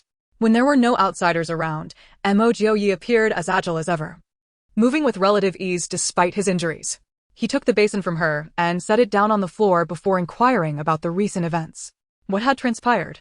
Although he was unable to venture outside, the commotion outside had not escaped his keen ears. Zhiren recounted in detail how she had delivered a sound beating to the He family brothers and the manner in which Peng Wang had handled the case. Mo Jiuyue's fists clenched tightly. Such outrageous behavior was truly intolerable. While Zhiren had already dealt with the He family brothers and the deceitful Li Ro heir had not fared any better, she had made her peace with the situation and did not dwell upon it. Noticing Mo Jiuyue's anger, she gently reassured him, "I have not suffered any loss. There is no need to waste energy on such people." Mo Jiuyue remained silent, his expression dark as he prepared to wash up. Zhiren understood that her presence was not conducive at the moment, so she took the initiative to close the door behind her. Seizing the rare moment of tranquility, she settled onto a small stool in the inn's courtyard to rest. On the surface, it appeared she was simply relaxing. Yet her consciousness had already delved into the space she possessed. Since acquiring this space, aside from retrieving and storing items, she had not conducted a thorough investigation. Zhiren resolved to take this opportunity to explore it more deeply. As she examined her surroundings, Zhiren discovered an intriguing issue. Although the space had regenerative capabilities, it only applied to items already existing within it. The silver she had given to the innkeeper had been gone for over an hour without any sign of being replenished. This indicated that the items she had stored from the ancient world lacked regenerative properties. Beyond this, Zhiren further inspected the medical supplies and equipment already present in the space. After organizing her findings, she unexpectedly stumbled upon a mobile phone tucked away in an inconspicuous corner. This phone was familiar to her. It was the one she had recently replaced. Having acquired a new phone, she had relegated the old one to the status of an unused item. Zhiren hurriedly used her thoughts to power on the device, only to find it lifeless due to a lack of charge. Thankfully, her charger was still there. Connecting the phone to the charger, she was delighted to discover that the space still had electricity, which exhilarated her greatly. With electricity available, she could accomplish numerous tasks, especially concerning the advanced medical equipment, which was rendered useless without power. However, her immediate focus remained on the phone. If it could be powered on, perhaps she could reconnect with familiar acquaintances and relay important messages. After a few minutes, she finally pressed the power button. The screen illuminated, but instead of displaying the familiar interface, it revealed an abstract landscape as the wallpaper, replacing the previous photo of herself in military attire. Furthermore, all the applications had vanished, leaving only a solitary Taobao shopping app. This shopping application was quite familiar to Zhiren, as she had frequently utilized it in her past life for online shopping. Instead of hastily opening Taobao, she scrolled through the phone's pages, suspecting that age might have caused it to lag and that the applications should still be present. However, after several more attempts, she confirmed there were indeed no other apps available. Even the built-in phone and messaging functions had disappeared without a trace. This left Zhiren perplexed, prompting her to attempt connecting to the original Wi-Fi of the space. The Wi-Fi connected swiftly, rekindling her hope. She had initially hoped that with the Wi-Fi connection, she could download other applications from the phone's app store. To her dismay, however, the app store was entirely absent. Resigned to her fate, Zhiren reluctantly opened the Taobao app. The familiar interface greeted her, devoid of any peculiarities. She casually selected a cheap item to purchase, and the payment screen promptly appeared. Simultaneously, she noticed that the delivery address was set to the Great Shun dynasty. This revelation suggested that her transmigration might have been premeditated.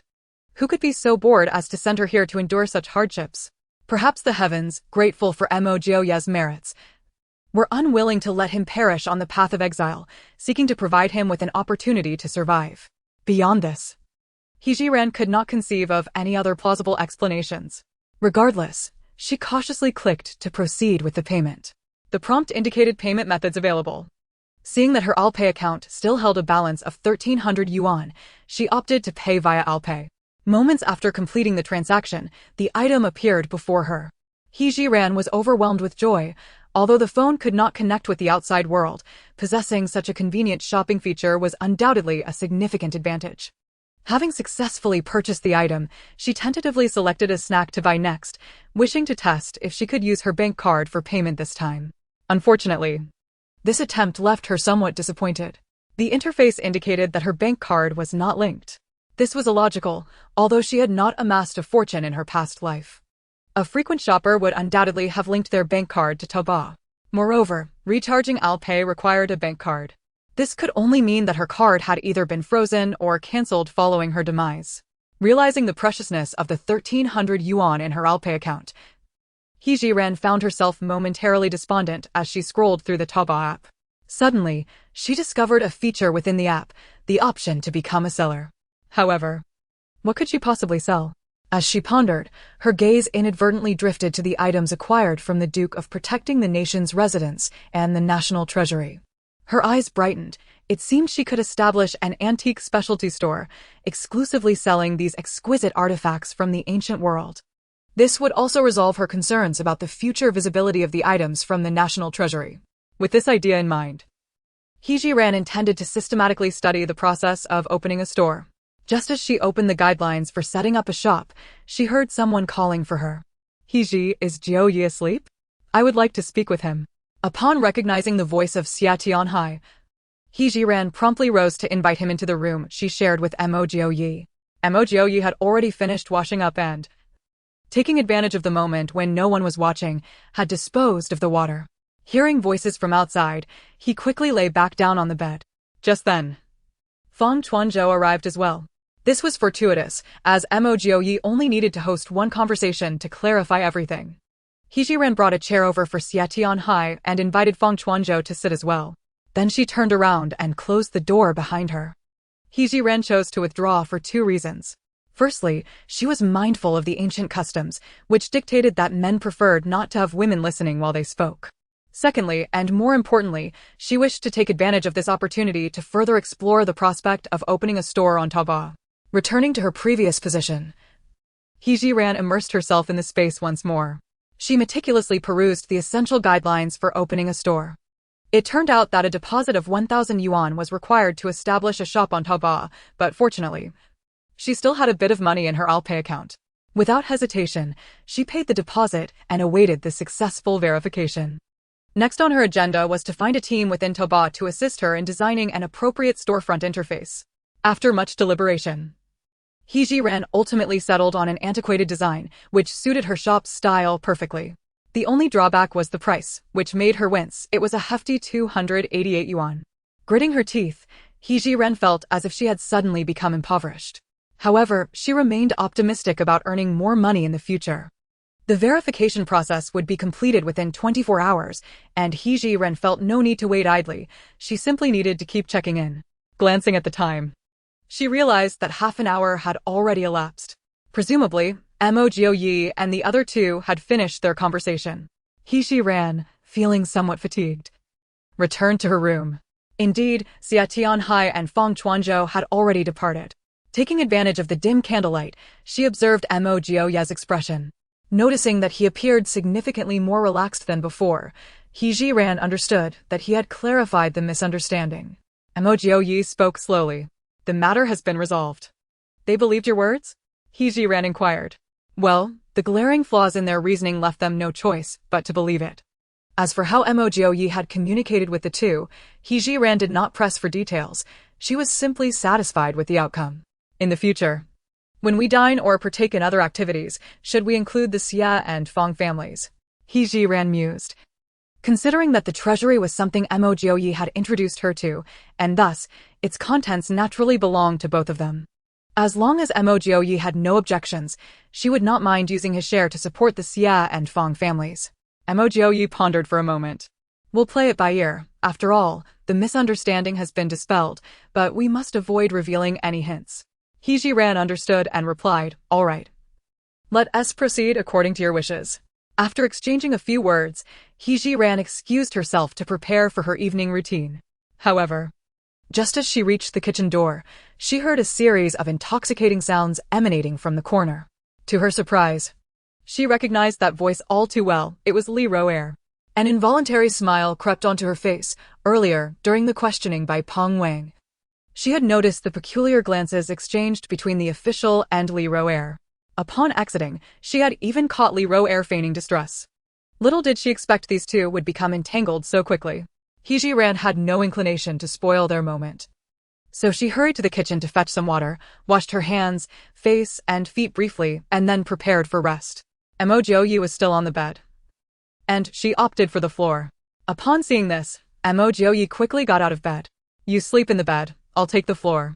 The ground is cold, and your body is still injured. It's no trouble for me to sleep on the floor. No, you sleep in the bed, Zhiren insisted, unwilling to let an injured person sleep on the floor. Ultimately, she proposed, how about we both sleep in the bed, with some distance between us? All right. You sleep on the inside, and I'll be on the outside, ensuring we do not touch. Though Mo Jiuyue felt a flush of embarrassment, he could not remain shy forever in front of his wife. Zhiren nimbly climbed to the innermost part of the bed and pulled a corner of the quilt over herself. Mo Jiuyue lay down at the edge of the bed, leaving a significant gap between them. Zhiren, exhausted from the day's events, quickly fell asleep. However, she was a light sleeper. In a daze, she sensed the bed shift slightly. She squinted her eyes to investigate, only to see Mo Jiuyue rising and tidying his clothes before quietly slipping out. Had he not adjusted his clothing, Zhiren might have assumed he was merely going to the restroom. But who tidies their clothes for a trip to the restroom? Thus, she concluded that Mo Jiuyue must be off to do something else. Out of curiosity, she got up and followed him outside. She observed Mo Jiuyue step out, scan the surroundings, and then gracefully leap away towards the backyard. Zhiren did not possess such agility, watching Mo Jiuyue's figure vanish from her sight. She could only return to her room with a sense of resignation. At that moment, sleep eluded her as she pondered what Mo Jiuyue could be up to. After what felt like a small eternity, Mo Jiuyue returned, gently lying down at the edge of the bed. Zhiren, alert, noticed that he was even more vigilant than she was. He could discern from her breathing that she was still awake. I just went to settle a score for you. Don't tell me you went after the He family brothers? Zhiren was immediately taken aback. This man was indeed quite protective. She had already dealt with the He family brothers, and now he sought vengeance. Those who dare to bully you will not have an easy time of it. Zhiren felt a spark of curiosity about how Mo Jiuyue had avenged her. What did you do to them? Mo Jiuyue teased her with a hint of mystery. You'll find out tomorrow morning. It's a pity that I didn't see Li Ro-er among the Li family members. She got off easy today. You still strike women? Zhiren's interest was piqued upon hearing Li Ro-er's name. This is my first time ever considering taking action against a woman. Chapter 43, A Spectacle. Listening to Mo Jiuyue's earnest tone, Zhiren recognized his own helplessness and decided not to continue teasing him. When I was in the kitchen earlier, I saw Li Ro-er getting cozy with an official. Discussing such gossip was not Mo Jiuyue's forte, and he offered no response. Seeing that he had fallen silent, Zhiren chose to close her eyes and drift back into slumber. Perhaps it was the presence of Mo Jiuyue beside her that allowed her to lower her guard significantly. That night, she slept exceptionally well and still woke up early. Upon stepping outside her room, she saw Zhao Shi waiting for her. Zhao Shi glanced around cautiously before pulling Zhiren into a corner. Auntie, what happened? Zhiren understood that Zhao Shi needed to speak discreetly, lowering her voice to a whisper.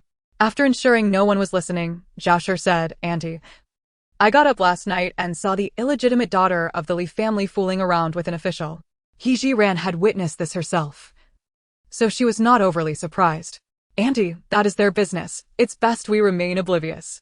I wish to remain oblivious, but I overheard their conversation, and I thought it necessary to give you a heads up. From Zhao Shi's tone, it was clear that while Li Ro-er and the official were engaging in their antics, they had likely mentioned Zhiren. Otherwise, Zhao Shi wouldn't have come to her so early. Auntie, did they speak about me? I was a bit far away, but I vaguely heard that the official seemed to agree with Li Ro-er about causing you trouble. Upon hearing this, Zhiren's expression darkened. Li Ro-er truly knows how to court disaster. Observing her frolicking about like a foolish jester, I couldn't be bothered to pay her any mind, yet she remains relentless. I appreciate your reminder, Aunt, and I shall be vigilant. Zhao Shi, noticing Zhiren's nonchalant agreement, couldn't help but interject. The officials are seeking to trouble you. This matter is of grave importance. You should consult with Jiuyue to devise a strategy. I understand, Aunt. I will discuss it with my husband shortly. Zhiren replied, feigning a casual demeanor in conversation with Zhao Shi to avoid arousing suspicion.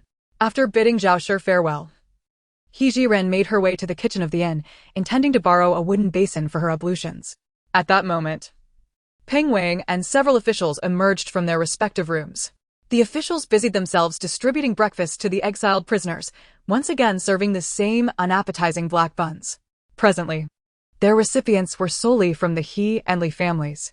As for the Fong and Xia families, Ping Wang had perceived yesterday that Mo Jiuyue intended to cultivate a favorable relationship with them, thus he refrained from calling them to collect their share. The Mo family, without a doubt, would not be reduced to eating such fare, particularly with a capable woman among them and with silver in hand. Procuring food from the inn was hardly a challenge. He Jiren indeed planned to purchase additional provisions from the innkeeper. However, this time she handed over only a tael of silver. There was no need for extravagance at breakfast. A simple congee with a few side dishes would suffice. Upon seeing He Jiren enter the kitchen, the eldest and fifth sisters-in-law quickly followed suit, understanding she was preparing breakfast. The meal was straightforward, and they did not require He Jiren's assistance. Observing this, she welcomed the leisure. Emerging from the kitchen, she was called over by Peng Wang.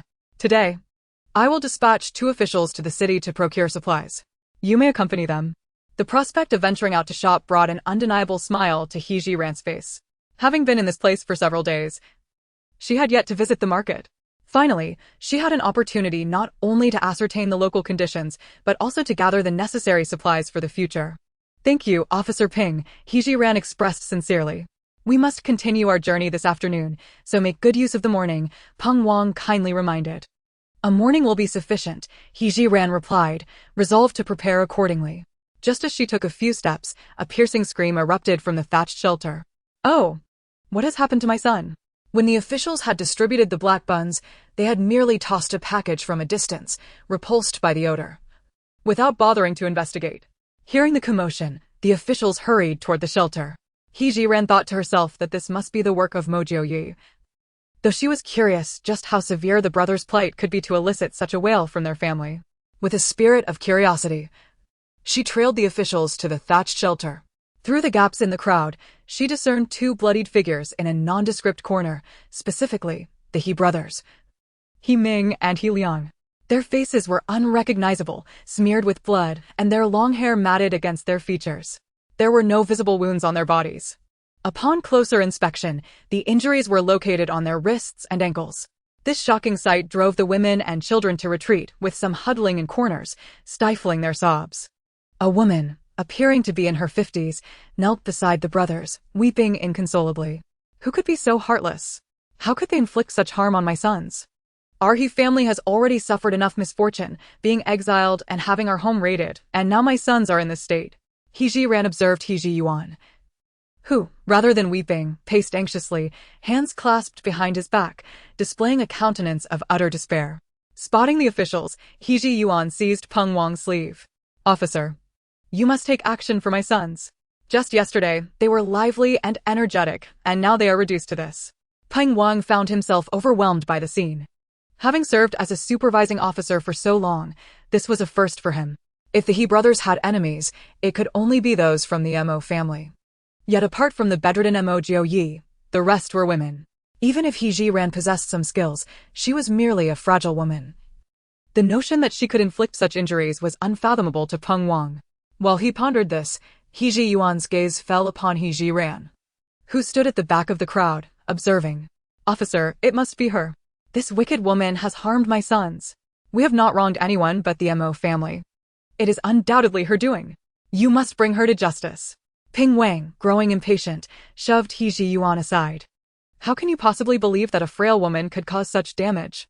Chapter 44. To the market. As Peng Wang spoke, he turned to the crowd, inquiring, who among you believes this woman is responsible for their injuries? A few families residing in the inn had gathered, and upon hearing Peng Wang's question, they shook their heads in disbelief. Not only did they doubt it, but even He Jiuan himself found it hard to believe. He was both desperate to identify the true culprit and eager to make life difficult for the Mo family. To his dismay, however, Peng Wang was not swayed by his ploys. With words spoken, He Jiuan felt compelled to persist. Officer, you say she couldn't have done this. But look at the crowd. Only the Mo family harbors such hatred toward us. Who else could it be? Be silent. Peng Wang's patience was utterly exhausted, and he barked, instantly silencing He Zhiyuan. Zhou Laoba stepped forward. "Chief, let me check if they are still alive." "Very well," Peng Wang concurred. It was imperative to ascertain the brothers' condition. Zhou Laoba examined their breathing and turned back. "Chief, they are alive." Indeed, they lived. Mo Jiuyue had deemed it too lenient to allow them to perish. Hence, he had exercised great restraint in his actions. Last night, he had stealthily approached the thatched shelter, found the He brothers, and pressed on their pressure points before dragging them to a corner, severing their tendons. As for the blood on their faces, it was deliberately smeared from their wrists to create a more horrifying spectacle, intended to instill fear in the Li and He families. Since they had not died, Peng Wang, in duty-bound fashion, felt compelled to intervene. His first thought was of He Zhiren. "He family, you are the only one here with medical knowledge. Why not take a look?" Through their interactions over the past few days, Peng Wang had come to realize that He Zhiren was resourceful, even if he lacked confidence when assigning her tasks. Nevertheless, he had no choice but to rely on her for treatment. The He family had no funds for a physician, and he was unwilling to dip into his own pockets. Even if He Zhiren inadvertently caused their deaths, it would matter little. He Zhiren had already scrutinized their injuries closely and had to admit that Mo Jiuyue's technique in severing their tendons was quite skilled. The wounds were as small as the incisions from minimally invasive surgeries in her past life, not even requiring stitches. Moreover, the fact that both men had survived until now indicated that Mo Jiuyue had avoided their arteries. Treating these two individuals was not difficult. It merely involved stopping the bleeding and allowing them to recuperate gradually. She could even reattach their severed tendons. Yet, she felt no obligation to heal her enemies. "Officer Peng, I am not skilled in treating external injuries. You should seek another solution. In any case, these two won't die, though their limbs are permanently disabled, condemning them to a life of helplessness." Seeing Peng Wang on the verge of erupting in anger, He Zhiren quickly added, "Officer Peng, surely you wouldn't force someone against their will, would you?" Peng Wang. She had made her stance abundantly clear. Persisting further would indeed seem like coercion. Helplessly, Peng Wang waved his hand, dismissing He Zhiren. Having witnessed enough of the commotion, He Zhiren seized the opportunity to return to the inn's front courtyard. Her two sisters-in-law had already prepared breakfast, a large iron pot brimming with plain congee, accompanied by a simple side dish. He Zhiren proactively invited the Fang and Xia families to join the meal, once again receiving their profuse gratitude. It remained unclear how Officer Peng had handled the matter of the injured He brothers, but after the officers returned, the unrest near the thatched shed had subsided. Upon their return, the officers saw the Mo family sharing white rice porridge with the Fangs and Xies, suddenly finding their own steamed buns unappetizing by comparison. However, noticing that the congee in the large pot was nearly finished, the officers reluctantly stepped away. After breakfast, Zhou Laoba came to summon He Zhiren to the market. With a lengthy list of supplies to procure, she pushed the wooden cart along. At the inn's entrance, she spotted Li Hu waiting, his gaze toward her tinged with a sinister edge. He Zhiren pretended not to notice. "Officer Zhou, let's go." Zhou Laoba said nothing more, walking side by side with Li Hu at the front.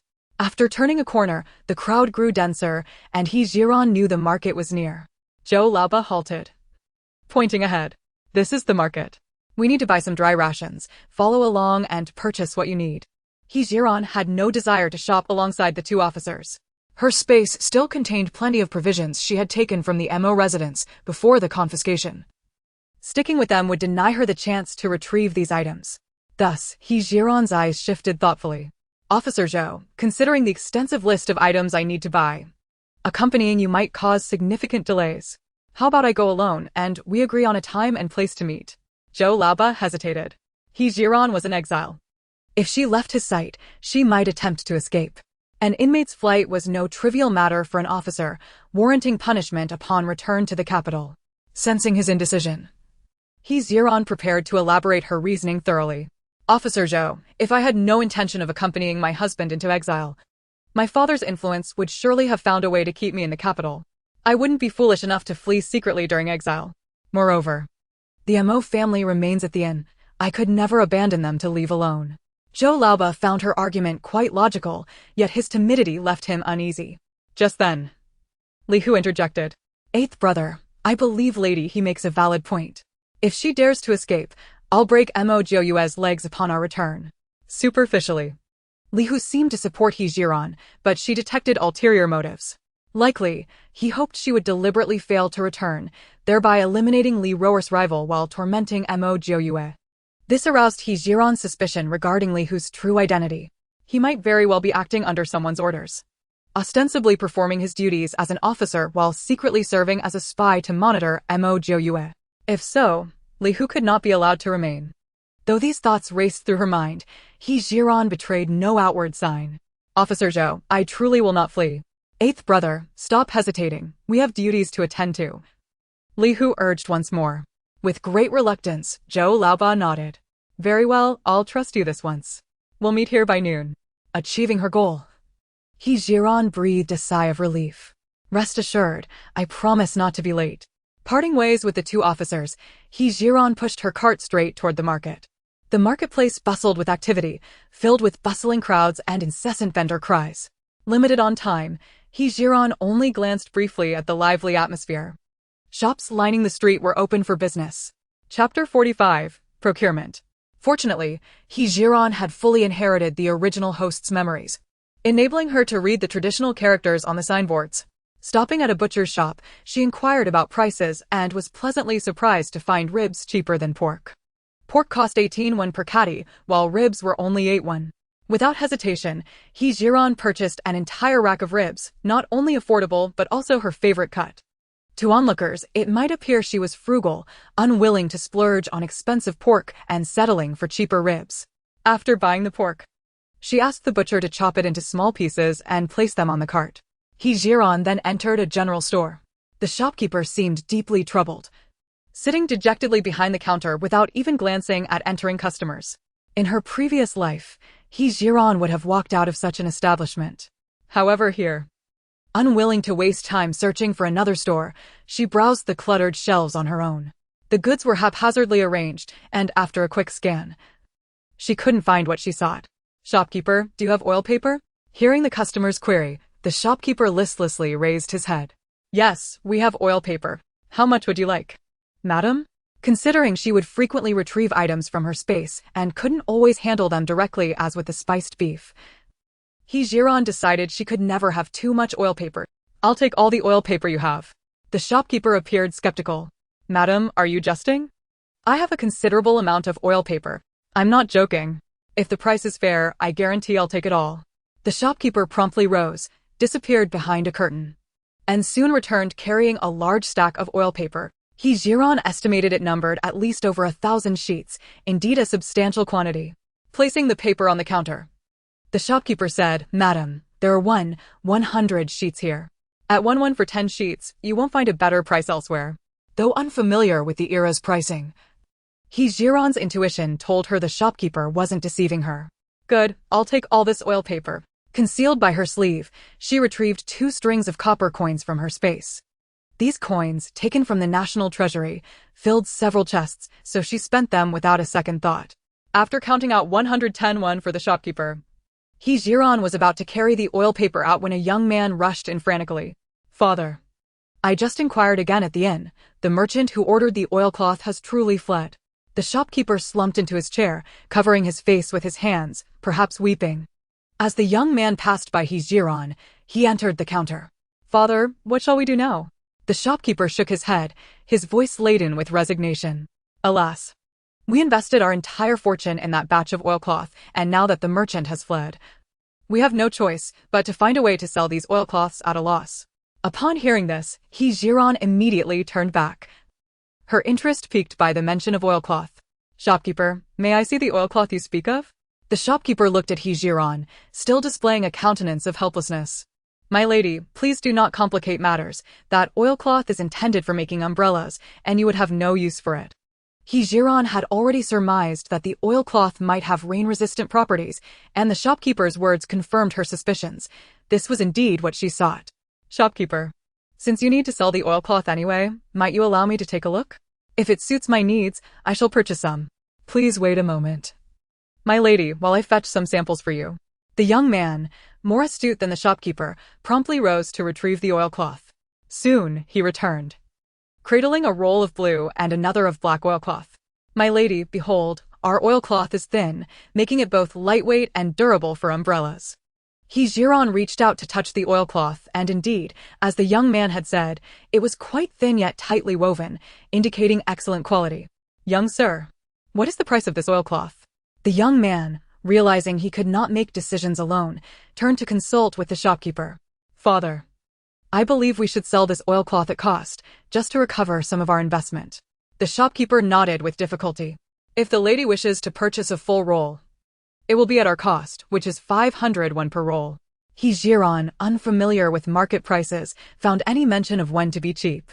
After inquiring about the length and width of each roll, she calculated that if she used this oilcloth to make simple tents, one roll could suffice for 2 tents. Shopkeeper, how many rolls of oilcloth do you have? The shopkeeper widened his eyes in disbelief. How many do you want? Zhiren pondered for a moment. She envisioned simple tents that could accommodate 2 people each, and with the He family totaling 12 members, along with the Xia and Fong families comprising another 20. Plus the officials who were always eager to exploit the prisoners, she realized they would need at least 25 tents. Shopkeeper, I shall take 13 rolls of oilcloth. The shopkeeper, hearing this figure, felt as if his ears were deceiving him, and without regard for decorum, he vigorously rubbed his ears. The young man, quick to react, said, My lady, please wait, I will fetch the oilcloth for you. Zhiren raised her hand to stop him. There is no rush, given my purchase. Might your esteemed shop deliver to the inn? Certainly, as long as it is within Yunlai County, we can arrange delivery, the young man readily assured her. After confirming the delivery service, Zhiren proceeded to buy an ample supply of bamboo poles and hemp ropes. While paying, she did not forget to specify, Young sir, I would like 8 rolls of black and 5 rolls of blue oilcloth, delivered along with the bamboo poles to the inn west of the city. Of course, no problem. The young man replied as he hurried to the back to prepare the goods. Finding nothing else she needed in the general store, Zhiren pushed her cart away. Along the way, she deliberately sought out some deserted alleys to discreetly extract grains from her spatial storage and place them onto her wooden cart. She also procured various vegetables from farmers to use as cover for her supplies. As she shopped, Zhiren quietly retrieved some seasonings and other items from her space. Passing by a grain store, she purchased a jar of rapeseed oil and casually acquired 2 empty jars from the owner, which she filled with peanut oil from her space. Finally, at the blacksmith's shop, she bought 3 large iron pots, 3 iron shovels, and 3 water kettles, among other necessities. The cart grew increasingly heavy, and Zhiren found herself straining under the weight. Unfortunately, these items needed to be exposed to the light, and she dared not return them to her space, forcing her to laboriously push the cart onward. Aware that her current physical strength would not allow her to venture much further, she reluctantly decided to retrace her steps. Chapter 46. A severe beating for Li Hu. Fortunately, there was a fabric store at the entrance of the market. Zhiren purchased over 30 cotton quilts and a substantial quantity of needles and thread, once again requesting the shop to deliver them to the inn. Glancing at the clock in her space, she noted that only half an hour remained until her rendezvous with Zhou Laoba. Zhiren, straining under the burden of the wooden cart, hurried towards their meeting place, intending to find a shady spot to rest a while. She parked the cart outside a tall wall and casually selected a large stone to sit upon. Seizing the opportunity, she entered her space to check if her shop had passed the review process. The result was somewhat disappointing, as her screen simply displayed the words, Please be patient. Bored, Zhiren withdrew her consciousness and looked around. For some inexplicable reason, an unsettling premonition gnawed at her heart, as if something was bound to happen. She sensed that Li Hu might be scheming something against her. Although she had an inkling of danger, she could not quite fathom how Li Hu intended to trouble her. As time ticked by, the afternoon wore on, and Zhiren found the situation increasingly suspicious. Given Zhou Laoba's character, he was not the type to break a promise. Moreover, their task was merely to procure some dry goods, which should not have taken this long. Zhiren promptly made a decision. She would not wait any longer and would return to the inn alone. Regardless of Li Hu's intentions, returning on time was always prudent. Therefore, without hesitation, she pushed her cart towards the inn located in the west of the city. Yunlai County was not large. After roughly 15 minutes, she saw the inn's grand entrance. Just as Zhiren was about to push her cart through the door, a whip crack flew towards her. Fortunately, her reflexes were sharp, and she dodged just in time. However, her assailant showed no mercy and swung a second whip at her face. You dare to run? I'll make you regret it. Li Hu snarled, brandishing the whip with a menacing glare, as though she had committed some unforgivable sin against him. Zhiren, taken by surprise, felt a surge of anger. Upon witnessing Li Hu's ghastly visage, her temper flared even higher. She raised her hand and, without hesitation, seized the whip aimed at her. With a deft motion, she yanked Li Hu, along with the whip, outside the door. Seizing the moment while he was still regaining his balance, Zhiren delivered a swift kick to his waist. Li Hu winced in pain, the whip slipping from his grasp. Clutching his throbbing waist, he pointed an accusatory finger at Zhiren, cursing vehemently. You wretched girl, how dare you lay hands on an officer? You must not wish to live any longer in the Northwest. The commotion at the entrance attracted the attention of other officers and prisoners, who rushed over to investigate. They found Zhiren with her hands on her hips, glaring furiously at Li Hu, who, like a shrew, could only hurl insults but dared not strike back. With the arrival of his companions, Li Hu regained his confidence. Heads up. You arrived just in time. Seize this wretched girl. She is unruly and not only attempted to escape but also dared to strike me. At this moment, Zhiren was thoroughly incensed by Li Hu. Observing him maliciously playing the victim, she swiftly delivered a kick directly to his filthy mouth. Li Hu emitted a muffled grunt and instinctively covered his lips. When he lowered his hand, 2 bloodied teeth lay in his palm, a testament to the force Zhiren had exerted. Yet, this was not enough to alleviate her fury, as she prepared to advance and further chastise Li Hu. Peng Wang finally interjected. Cease this at once.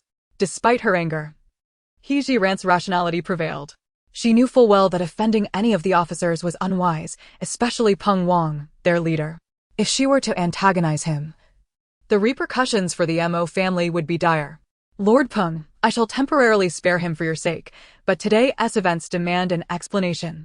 In the past, had one of his subordinates been assaulted, Peng Wang would have defended them without hesitation. However, the circumstances were different this time. Li Hu had been inexplicably assigned to his team 6 months prior.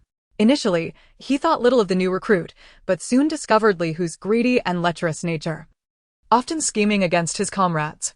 Over time, Peng Wang grew increasingly disenchanted with him.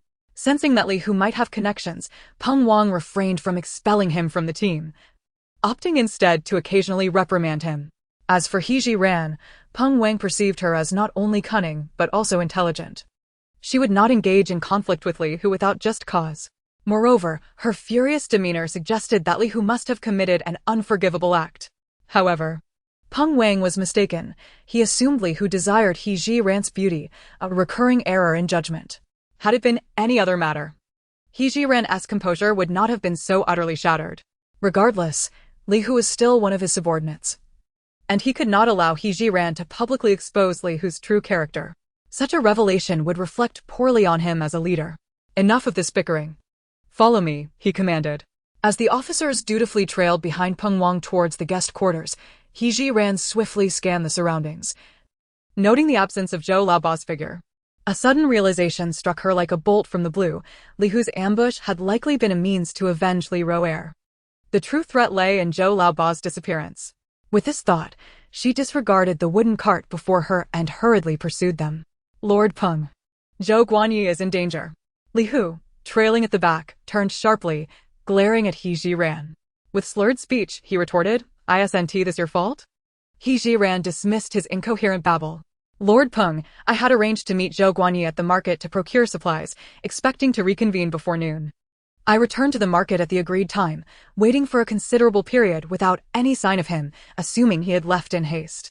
Concerned for everyone, I rushed back, only to be attacked by Li Hu at the entrance, who accused me of fleeing. I had not seen Zhou Guanyi return. They had gone together to gather supplies. Why did Li Hu return alone, with no trace of Zhou Guanyi, yet unjustly accuse me? I suspect Zhou Guanyi must have encountered some peril.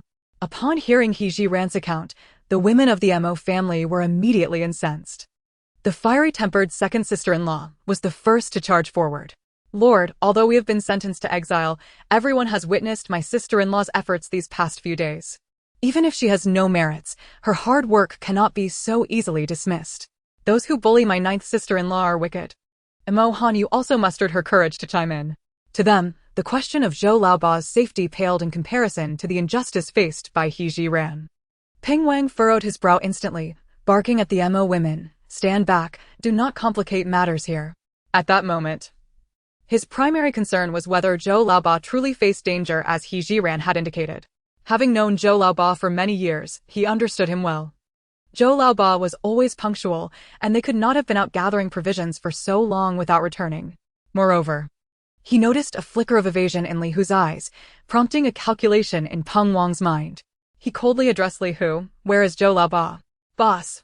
Zhiren fled, Ba Ge went to find her, and I returned to report, Li Hu stammered, reciting the premeditated excuse he had concocted. He understood that in their line of work, nothing was more taboo than a prisoner escaping. Li Hu was confident that by claiming Zhiren had fled, Peng Wang would inevitably pursue the matter. Though wary of Li Hu's words, Peng Wang turned to Zhiren, intent on uncovering the truth. Zhiren shrugged, feeling no need for further explanation. Her presence alone was the best evidence against the accusation of escape. "Lord Peng, I have returned. Does this not negate the claim of fleeing? If you trust my words, we should seek Zhou Guanyi swiftly. Once we locate him alive, the truth will undoubtedly come to light." After Zhiren's assertions, Peng Wang too recognized the urgency of finding Zhou Laoba. He directed his gaze back to Li Hu, questioning in a low tone, "Li Hu, where is Zhou Laoba?" Li Hu's eyes momentarily flickered with guilt. A fleeting glimpse that would have gone unnoticed by anyone else, but did not escape Zhiren's keen observation. He quickly composed himself, assuring himself that as long as he maintained the lie about Zhou Laoba searching for Zhiren, he would not reveal any incriminating evidence. After all, Zhou Laoba was likely already beyond saving. "Boss, Ba Ge really went to find Zhiren. I'm not lying," Li Hu insisted. Although Peng Wang remained skeptical, he retained his composure and inquired, "Where did you part ways?" As Zhiren observed the time slipping away, her concern for Zhou Laoba's safety deepened. Continuing this line of questioning would yield no useful information and would only squander precious time. Before Li Hu could formulate a response, Peng Wang was led away by Zhiren to a more secluded spot, far from the crowd. Li Hu felt a surge of anxiety as he watched his boss depart with Zhiren. It was evident that Peng Wang did not trust his account, otherwise he would not have chosen to follow her. "Boss, do not trust that vile woman," Li Hu cautioned. Peng Wang shot him a cold glare before turning his attention back to Zhiren. "Do you know where Zhou Laoba is?" "I do not know, but I possess a method to compel Li Hu to speak the truth." "What method?" Peng Wang pressed for details.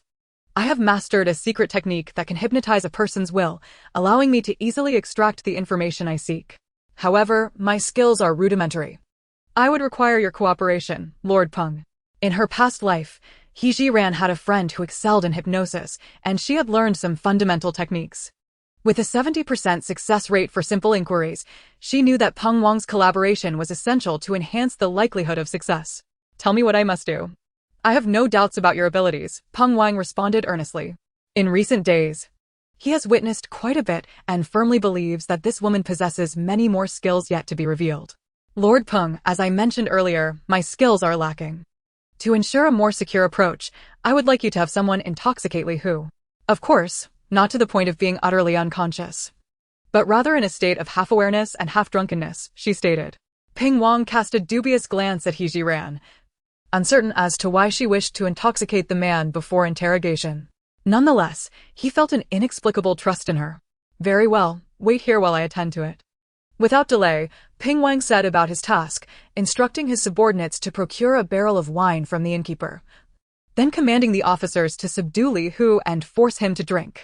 Initially, Li Hu resisted vehemently. When his superior returned after a few whispered words with Zhiren, they began to pour liquor down his throat. If there were no ulterior motives at play, he would not believe it even under duress. Consequently, as the crowd restrained him to drink, Li Hu exerted all his strength to evade their grasp. Alas, with so many officers present, it was impossible for him to escape their clutches. Peng Wang, having some knowledge of Li Hu's drinking capacity, only commanded them to cease once he deemed he was sufficiently inebriated. They then dragged Li Hu to a separate guest room, leaving Zheng Qing and another officer to keep watch, while Peng Wang summoned Zhiren. Upon assessing Li Hu's condition, Zhiren noted that he was just beginning to feel the effects of the alcohol. Typically, at such a moment, one's consciousness is considerably weakened. making it much easier to extract information compared to their usual state. Without a shred of doubt, Zhiren accessed her spatial realm. Retrieving a necklace adorned with a gem pendant, discreetly pulling it from her sleeve.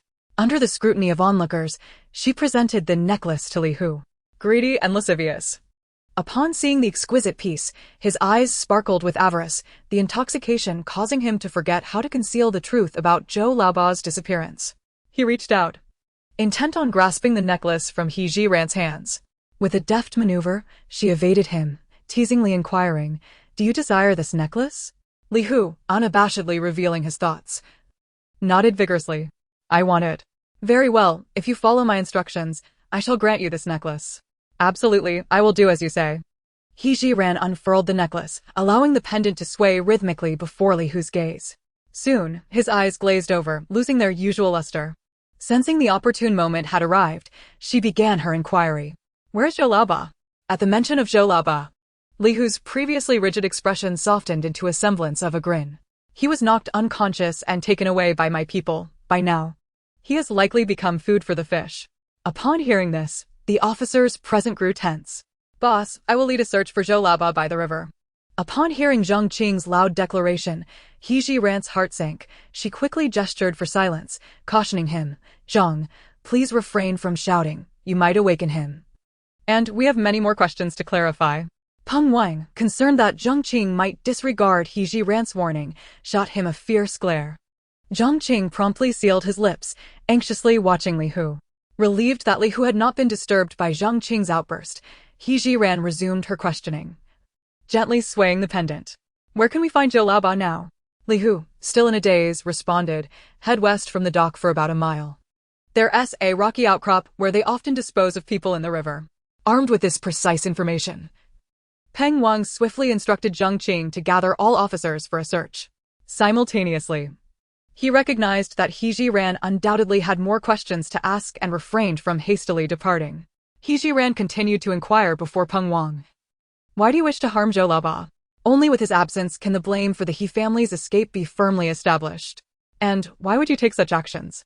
"Because Li Roer despises the He family, and I wish to seize this opportunity to undermine the Mo family." At this juncture, He Jiran's suspicions were confirmed. Li Hu was undoubtedly an informant placed here by a certain individual in the capital. It was no wonder that Mo Jiuyue had not detected any surveillance. Peng Wang, aware that He Jiran would inevitably inquire about the mastermind behind Li Hu's actions, felt unease. These matters were sordid affairs among the upper echelons. And as a mere officer, he had no desire to entangle himself in such intrigues. The more one knows, the quicker one meets their demise. Thus, before He Jiran could pose her next question to Li Hu, Peng Wang turned and exited the room. He Jiran silently admired Peng Wang's acumen, eager to pose her next query. "Who instructed you to target the Mo family?" "I do not know." "You do not know?" He Jiran understood that at this moment, Li Hu would not lie. If he said he did not know, then he was indeed unaware. However, reluctant to abandon the thread of inquiry, she pressed on. "And who is your contact?"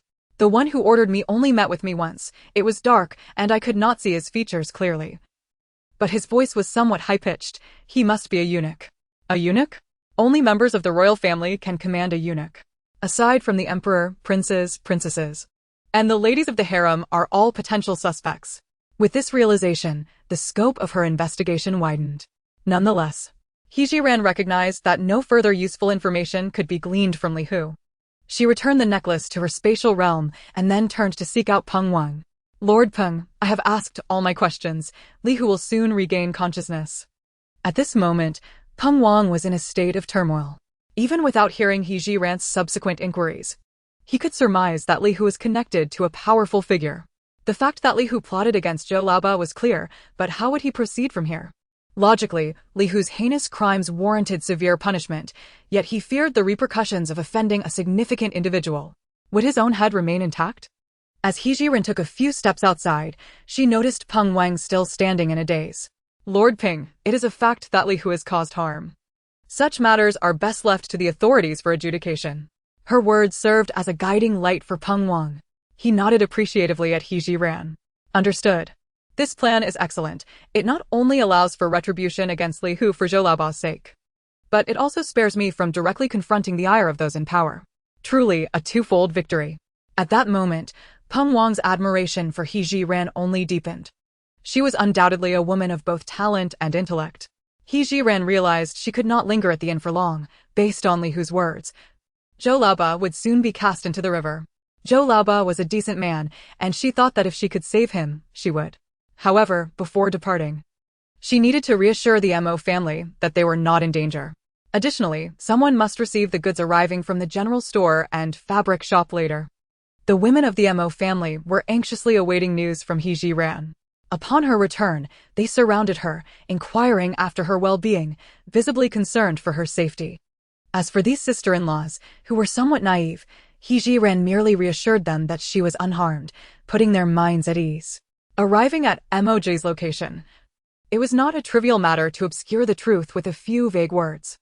Ever since he overheard He Zhiren embroiled in a dispute with Li Hu at the door, Mo Jiuyue had remained poised by the entrance, ready to rush out without hesitation should He Zhiren find herself in peril.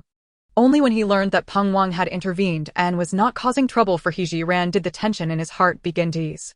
Now, seeing He Zhiren return unscathed, he felt compelled to clarify the situation before allowing her to leave. Did you manage to uncover anything useful from Li Hu? I did. He has employed someone to abduct Zhou Laoba, intending to drown him in the river. Li Hu is clearly being manipulated by someone behind the scenes. But it's a long story.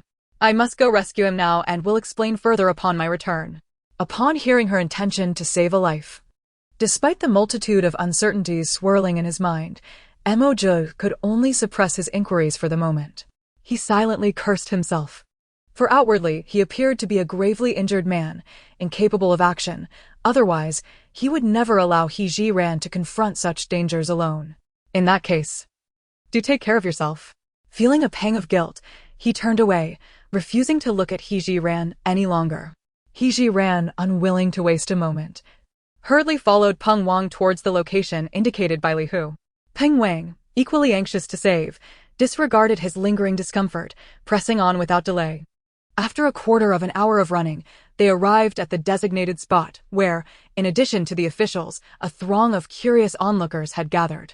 Peng Wang pushed through the crowd, with He Zhiren closely trailing behind him. There, in the center of the gathering, lay Zhou Laoba, his eyes shut tight, appearing to have already departed from this world. The officials wore sorrowful expressions, and upon seeing Peng Wang, Zhang Qing wiped his eyes and approached him. Boss, Zhou Laoba. He has gone. Having just witnessed Zhou Laoba's condition, Peng Wang had already inferred the grim truth. It seemed they had indeed arrived too late. However, He Zhiren, undeterred by the officials' mourning, quickly knelt beside Zhou Laoba, placing her fingers on his carotid artery, praying to feel even the faintest trace of life. One of the officials, eyes reddened, approached. He Zhi, we have already checked, he is dead. He Zhiren did not respond to the official. Instead, she began performing CPR on Zhou Laoba in full view of the crowd. Her unusual actions drew a chorus of murmurs from those around. What is this woman attempting? Indeed, he is already beyond saving. Why persist? Look at her, how shamelessly she flutters about. Unfazed by the disparaging remarks, He Zhiren remained resolute in her conviction. She would not abandon the effort to save him, not even in the face of the slightest hope. 2 minutes elapsed, and Zhou Laoba showed no signs of response. Although Peng Wang was unfamiliar with the intricacies of CPR, he understood that He Zhiren was striving to save a life. Yet, witnessing Zhou Laoba's stillness, he could not help but urge her, He Zhi, let him go in peace. He has already departed. He Zhiren's actions did not waver in response to Peng Wang's words. In a startling turn, she abandoned CPR, pinching Zhou Laoba's nose and preparing to administer artificial respiration. As she leaned down, she caught sight of the disdainful gazes from the onlookers. He Zhiren, driven by her desperation to save him, suddenly realized the gravity of her actions in this ancient context. Such behavior would be utterly scandalous to the people of this era. Even in an emergency, she could not sacrifice her reputation for the sake of saving a life. Peng Guanyi, I require your assistance. Peng Wang's eyes brimmed with helplessness. He Zhi, I understand your urgency, but Zhou Laoba has already departed. Do not further distress yourself. He Zhiren felt a surge of urgency. Given Zhou Laoba's current state, if immediate action was not taken, he might indeed succumb. If you wish for him to live, do as I instruct immediately. If you disregard my words, Zhou Guanyi will truly meet Yan Wang. Seeing the seriousness in He Jiran's tone, Peng Wang grasped the hands of two officials and moved closer. What must I do? He Jiran positioned herself beside Zhou Laoba. First, pinch his nose, then blow air into his mouth. Peng Wang and the officials he had summoned stood momentarily dumbfounded. You want me to kiss Zhou Laoba? He Jiran urged. Hurry, follow my instructions. The two officials bolted away at once, leaving only a bewildered Peng Wang behind. With no other choice, he steeled himself. The moment his lips touched Zhou Laoba's, he began to blow forcefully. Observing the air escaping into the atmosphere, He Jiran felt a surge of anxiety and stepped forward to adjust the angle. Ping Guanyi. It must be at this angle, and ensure that all the air you blow enters Zhou Guanya's mouth. To Peng Wang, her gestures seemed trivial, as there remained a considerable distance between him and Zhou Laoba's lips. Yet, from the perspective of the onlookers, it appeared as though He Jiran was kissing Zhou Laoba, prompting another wave of murmurs. Even the officials could not maintain their composure. He Ji, have you lost your mind? Peng Wang, unable to spare a moment for explanation, followed her guidance and blew air into Zhou Laoba's mouth once more. He Jiran stood by anxiously, watching as Zhou Laoba's fingers began to twitch. If all went well, he would soon cough up water. Ping Guanyi, it's almost time. Whether it was fatigue or the strain of the moment, Peng Wang's face turned crimson as he stood up. The officials, seeing their leader stirring, rushed toward him. To facilitate the circulation of air around Zhou Laoba, He Jiran instructed the officials to step back. Initially reluctant, they complied after Peng Wang's stern command. At that moment, Zhou Laoba suddenly coughed several times and expelled a mouthful of water. Zhang Qing exclaimed, Boss, Zhou Laoba has truly been revived by He Ji. Peng Wang, overwhelmed with emotion, could hardly focus on clarifying the misunderstanding with He Jiran. Zhou Laoba is not dead, he lives. He Vi, you're indeed his savior. At this proclamation, the officials' gazes converged upon He Jiran. Indeed, had it not been for her efforts, they would have believed Zhou Laoba to be beyond saving. Subsequently, the officials, led by Peng Wang, encircled Zhou Laoba, calling his name in a flurry of excitement, some even reaching out to touch him. Zhang Qing seized Peng Wang's arm, unable to conceal his exhilaration. Zhou Laoba, look at me. Do you know who I am? Although Zhou Laoba was still somewhat weak, he managed to utter, Zhang Qing. Upon hearing this, Zhang Qing was filled with immense joy, leaping high in delight. Captain, look. Laoba still remembers me. He truly is fine. Peng Wang, equally overwhelmed with excitement, could only nod fervently, his eyes brimming with relief. However, he remained more composed than the others, promptly inquiring of He Jiran. Is it safe to carry Laoba back to the inn now? Absolutely, there is no issue at all. Lord Zhou is merely a bit weakened at the moment. Having escaped the clutches of mortal peril, He Jiran affirmed. With her reassurance, Peng Wang ordered men to carry Zhou Laoba back to the inn. He personally funded a comfortable room for Zhou Laoba and instructed others to assist him in changing out of his wet clothing. He Jiran, having accomplished her task, returned directly to the Mo family. At this moment, the items she had purchased from the general store and fabric shop had arrived, stacked high like a small mountain. Especially the 30-odd cotton blankets. Upon her return, the members of the Mo family regarded her with complex expressions. The inn staff had just run to the riverbank to witness the commotion and upon returning, recounted tales of how a female prisoner had kissed a constable to save someone. As they spoke, Li Rower happened to overhear. If any female prisoner had accompanied the constables to the river to rescue someone, it could only be He Jiran. With great delight, Li Rower seized the opportunity to expose He Jiran's reputation, spreading the word far and wide. He Jiran immediately sensed something was amiss with her mother-in-law, sisters-in-law, and younger aunt. Mother, what on earth has happened? The elder Mo matriarch's gaze flickered, uncertain of how to address He Jiran. Her sisters-in-law mirrored this hesitation, unable to meet her eyes. Mo Hanwe, with her forthright nature, exclaimed, Ninth sister-in-law, everyone is saying you revived Lord Zhou with a kiss. Upon hearing this, He Jiran could not help but admire the ancient people's ability to distort the truth. Moreover, she was eager to discover who had tarnished her reputation so maliciously. The conservativeness of ancient thought is well known. A married woman daring to engage in such actions with another man could be dragged to the depths of the pond. Who could possibly wish her such ill will? For now, He Jiran felt her priority was to clarify the situation with her family, while she would seek to uncover the identity of her detractor later. I did not kiss Lord Zhou. I merely gestured to indicate direction while instructing Peng Wang on how to proceed. Yet, upon noticing the expressions of the Mo women, it seemed they were far from convinced. Realizing their disbelief, Zhiren straightened her face. Since you all refuse to believe my words when we reach the northwest, I shall request a divorce from my husband to avoid tarnishing the Mo family's name. However, before that, she hoped they could continue to interact as they had in the past, lest they become a source of ridicule for outsiders. Zhiren was not particularly adept in emotional intelligence. While she excelled in wit and cunning, she had no experience in nurturing relationships with her in-laws. Having never had a boyfriend in her previous life, she had already articulated her explanation clearly, and if they chose not to believe her, there was no need for her to continue appeasing them. Having said her piece, she could only ignore whether they would cling to this baseless rumor and continue their pursuit of her, safely escorting Mo Jiuyue to the northwest. She felt she had done right by her heroic aspirations. As for everything else, she would take it one step at a time, allowing events to unfold naturally. As Zhiren's demeanor changed, the Mo women felt an inexplicable pang in their hearts. They cherished the amiable and considerate Zhiren of everyday life. But it seemed she had been lost to them. Zhiren turned and exited the room. Although met with disdain, life must go on. With Zhou Laobao's incident, it was likely they could not continue their journey today. Seizing this opportunity, she planned to make tents from the materials she had gathered. On the road of exile, staying at inns every day was impractical, and in case they encountered days of roughing it, these tents would prove invaluable. Seeing her sister-in-law turn to leave, Mo Jiuyue felt a tightening in her chest and hurriedly followed.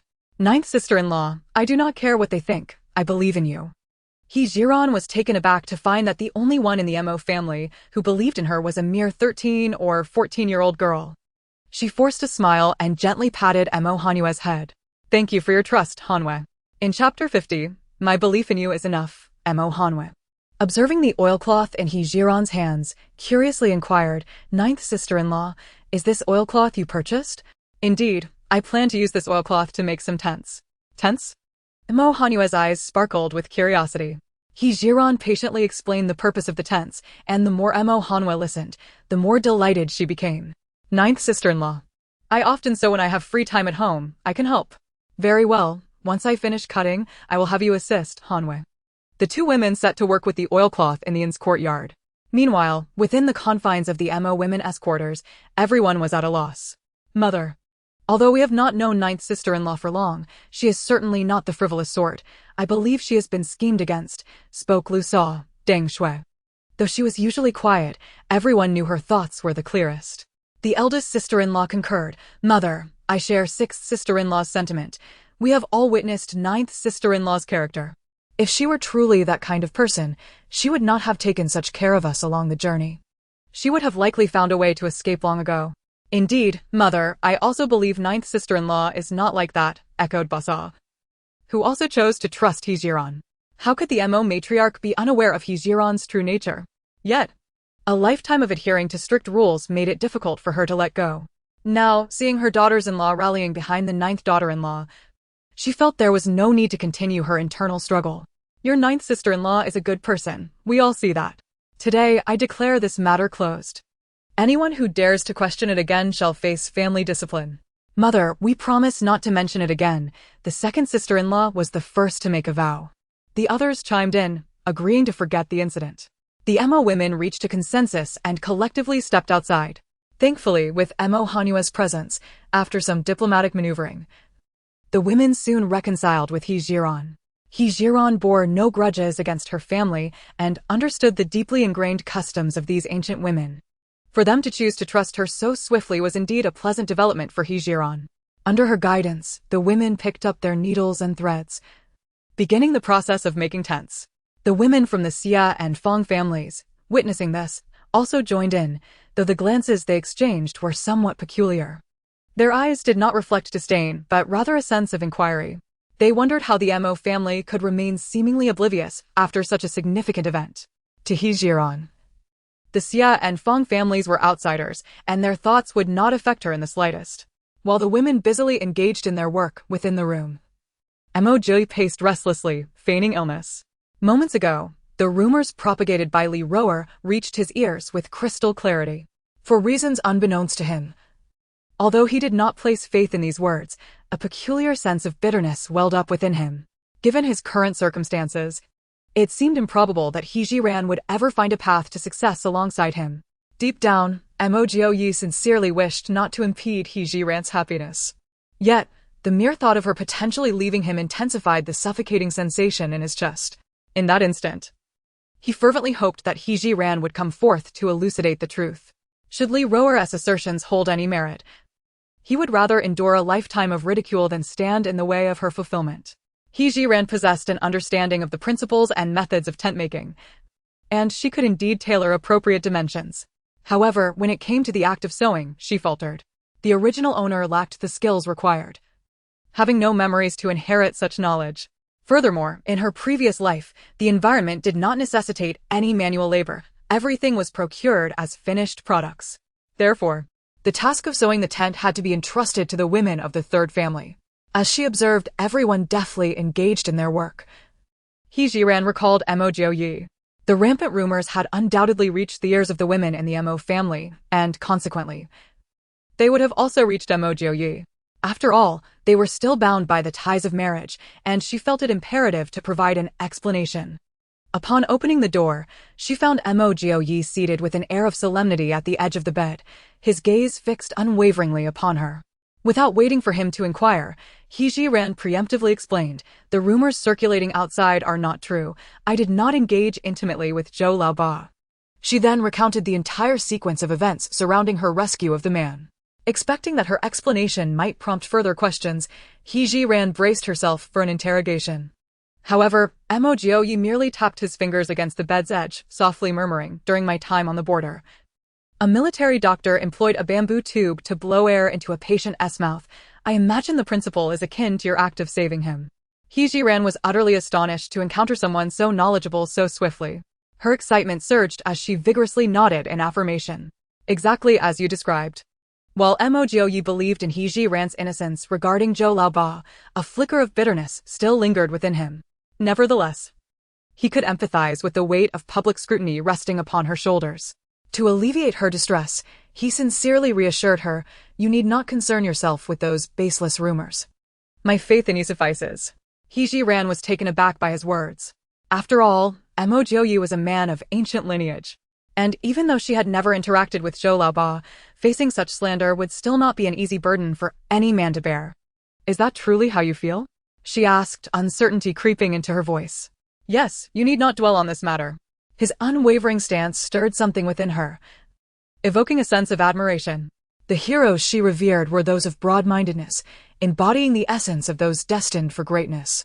Observing the sudden swell of emotion on Zhiren's face, Mo Jiuyue felt a ripple of warmth in his heart, even grappling with the urge to envelop her in his arms to offer comfort. Yet he hesitated, mindful that he had only known her a few days and discerned that his new bride was unlike ordinary women. She harbored her own secrets and displayed a distinctive character. Fearing that any misstep might irritate her and lead to her withdrawal, he endeavored to maintain a calm demeanor. Simultaneously, he sought to shift the conversation to divert her attention. "You mentioned earlier that someone is orchestrating events behind Li Hu. Have you uncovered their identity?" It was then that Zhiren remembered she had yet to relay the details to Mo Jiuyue. Li Hu mentioned that the person he was in contact with had a high-pitched voice. "I suspect they are likely a eunuch." Mo Jiuyue furrowed his brow in contemplation, softly murmuring, "If it is indeed a eunuch, the scope of suspicion widens considerably." Chapter 51. The Tent. Indeed, analyzing from the perspective of a eunuch complicates the search for the true mastermind behind the scenes, aligning perfectly with Zhiren's thoughts that identifying the real instigator would be no simple task. Both were acutely aware that the scant clues provided by Li Hu would not suffice to uncover the true puppeteer lurking in the shadows. However, the fact that one could identify spies so soon after departing the capital was a perplexing blend of fortune and misfortune. Reflecting on this, Zhiren and Mo Jiuyue fell into a contemplative silence. After a considerable pause, Zhiren finally articulated her analysis. Li Hu's involvement in Zhou Laoba's near drowning was likely supported by several accomplices. Moreover, when the officials retrieved Zhou Laoba from the river, they did so without any cover. Many onlookers were present. I believe Li Hu's allies would have witnessed this incident. Having publicly revived Zhou Laoba, Li Hu's failure is now glaringly exposed. Surely some among them will report the matter to their superiors, seeking guidance on how to proceed. I suspect that once Li Hu's superiors learn of his predicament, they may send someone to silence him. Upon hearing this, Mo Jiuyue inhaled deeply. Are you suggesting we trace Li Hu to uncover his puppeteer? Zhiren nodded. That is indeed my intention, but considering our current status, our actions may not be entirely convenient. The issue of action is manageable. I have my ways. However, I have already incurred blame. Even if we identify the individual who wishes harm upon the Mo family, what then? Zhiren could discern the undertone of despair in Mo Jiuyue's words. With your skills, avenging yourself is not an insurmountable task, is it? Moreover, I suspect the person behind Li Hu is likely the same individual who orchestrated the poisoning against the Mo family. Her reminder sparked clarity in Mo Jiuyue's mind, igniting a surge of resentment and injustice within him. You make a valid point. I will devise a plan to shadow Li Hu tonight. Zhiren, seeing that Mo Jiuyue had come to a resolution, returned to assist the women in tent-making. As she stepped outside, she witnessed several officials binding Li Hu and forcefully escorting him out of the inn. Li Hu's mouth was gagged with torn cloth, rendering him incapable of shouting, his eyes pleading toward the officials. The official sentiments toward Zhou Laoba, who had nearly lost his life due to Li Hu's actions, were far from forgiving. Their hatred for him had reached a boiling point, making it impossible for them to show him any mercy. Zhang Qing, observing Li Hu's defiance, raised his foot and kicked him squarely. Behave yourself. Once we reach the county magistrate, you may plead for mercy as you wish. As he spoke, he glanced up and caught sight of Zhiren. Instead of the usual bravado, Zhang Qing offered her a grateful nod. Zhiren reciprocated with a nod of acknowledgement. Drawing upon her understanding of ancient customs, she knew that magistrates typically handled various cases in the morning. And with dusk approaching, it was likely that Li Hu would be temporarily detained in the jail, with questioning not occurring until the following morning. Thus, she surmised that tonight would be the optimal time for him to be silenced. With this thought in mind, she hurried back to her room to inform Mo Jiuyue about Li Hu's transfer to the county office and share her analysis once more. Mo Jiuyue assured her that he would keep a close watch on the timing, although he had never engaged in the despicable act of murder to silence others. After years in the political arena, he had certainly heard of such sordid affairs. Most individuals who sought to eliminate witnesses typically chose the hours between the rat, cho, and the tiger, yin, as this period is when people are most prone to drowsiness, and the guards tend to be relatively lax.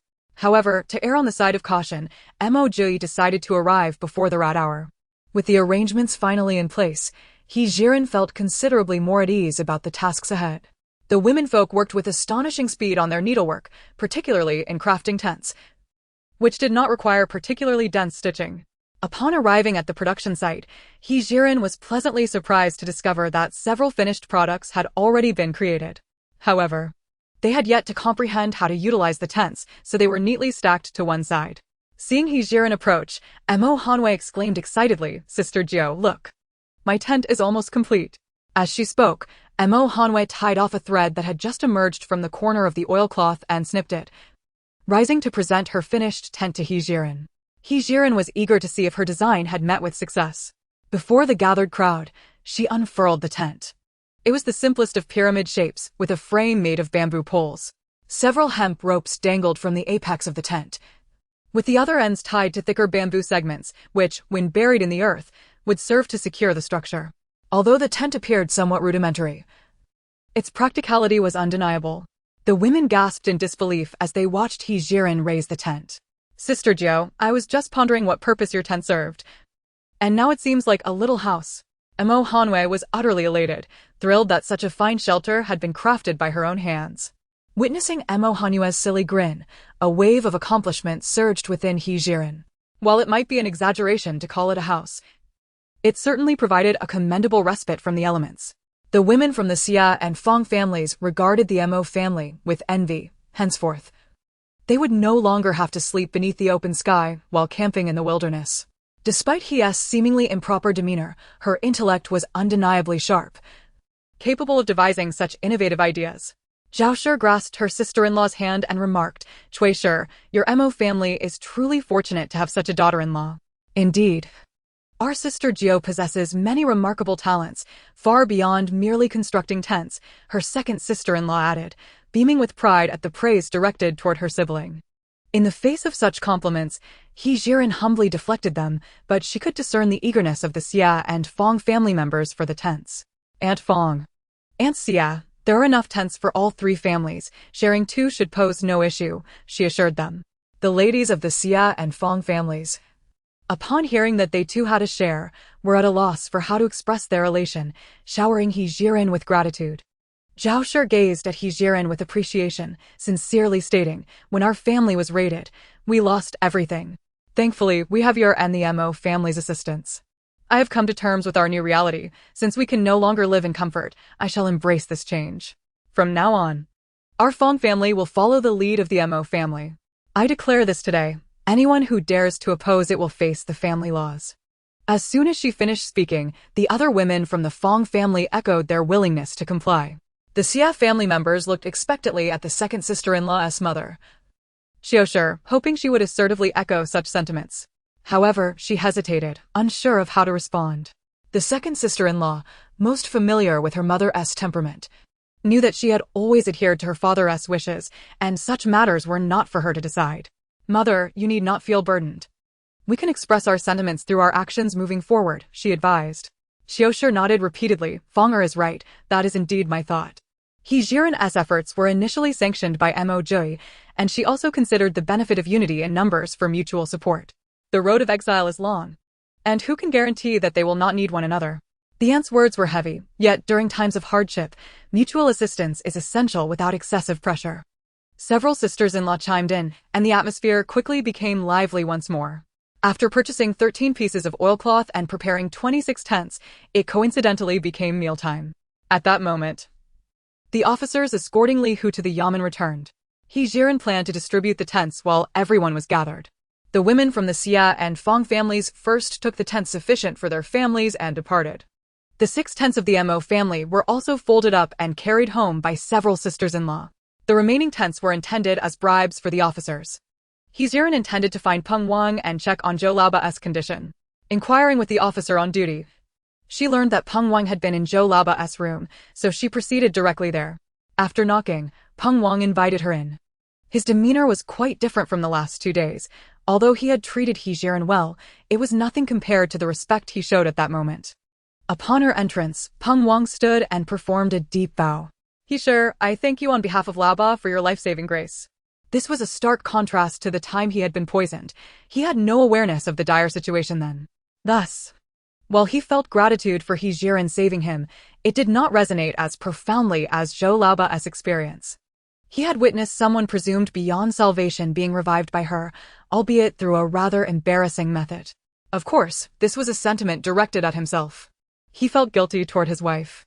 In response to Peng Wang's bow, Zhiren did not shy away. No one understood better than she that had Zhou Laoba not encountered her, he would have long since become a water ghost. After Peng Wang straightened up, he resumed his previous authoritative demeanor. "Zhiren, do you require something from me?" Given the stark contrast in his behavior within a minute, Zhiren remained unfazed. On the contrary, she admired Peng Wang's character.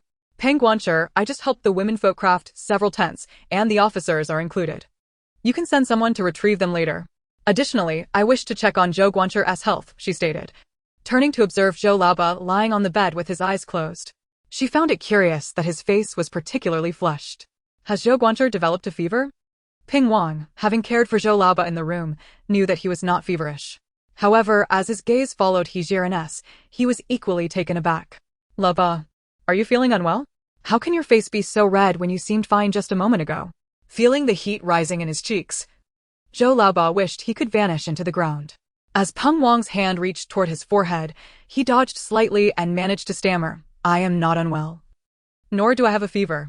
Peng Wang was left utterly perplexed. "You are not feeling feverish, are you? Why is your face flushed?" "Just as luck would have it. Zhiren is here. If you are unwell, do express it and let her examine you." Upon hearing the name Zhiren, Zhou Laoba's face reddened further, and he could almost feel the searing heat coursing through him. With the keen insight of a healer, Zhiren discerned that Zhou Laoba's condition indicated a physical ailment. Without hesitation, she approached the bedside and reached out to check Zhou Laoba's pulse. Aside from an accelerated heartbeat, everything else appeared normal. He Jiran's mind raced as she contemplated the myriad of potential causes for Zhou Laoba's symptoms. Ping Wang fixated on He Jiran, eagerly awaiting her assessment of Zhou Laoba's condition. At that moment, Zhou Laoba abruptly sat up in bed. I am not ill. Laoba, what is the matter with you? No need to be so dramatic, you might frighten someone to death. Peng Wang patted his own chest cautiously. Zhou Laoba offered no explanation to Peng Wang, but instead struggled to meet He Jiran's gaze, his words tumbling out in a disjointed manner.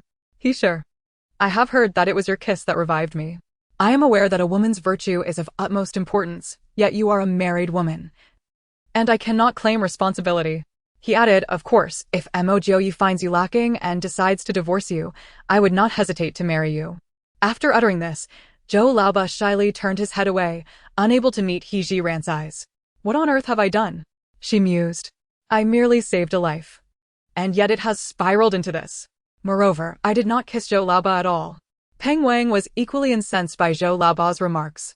He had never anticipated that after all his explanations, Zhou Laoba would still be so oblivious. Laoba, did I not make myself abundantly clear? It was not He Sure who kissed you awake. It was I. Why can you not believe me? Given the nature of the situation, Peng Wang felt compelled to clarify, as it had tarnished He Jiran's reputation. At that moment, He Jiran was overwhelmed with frustration. She internally vented her exasperation, composed herself, and spoke calmly. Officer Zhou, my act of saving you was merely fulfilling my duty as a healer. It was indeed Peng Wang who kissed you awake. I merely instructed him on the appropriate methods. Seeing this, Peng Wang pressed on. Laoba, you cannot possibly doubt me as well? I risked everything to save you. Even kissing a man like you. He Jiran concurred. Peng Wang and I have made our point. What more is there to doubt? She had intended to advise Zhou Laoba against harboring inappropriate thoughts, but she refrained, recognizing that such words could be hurtful, especially when addressing an official. Zhou Laoba turned away, glancing between He Jiran and Peng Wang. Chief, my comrades have all claimed to have witnessed He Sure kiss me. Whose account should I trust? He Jiran and Peng Wang spoke in unison. Trust me. Trust me, Peng Wang sighed. I was right by your side. No one understands the situation better than I do. Although Zhou Laoba had begun to believe their words, he remained obstinately skeptical. While I trust you. So many have seen He Sure kiss me, it tarnishes her reputation. He Jiran, sensing Zhou Laoba's obstinacy, felt her temper flare. With a rising indignation, she declared, Zhou Laoba, I have made myself perfectly clear.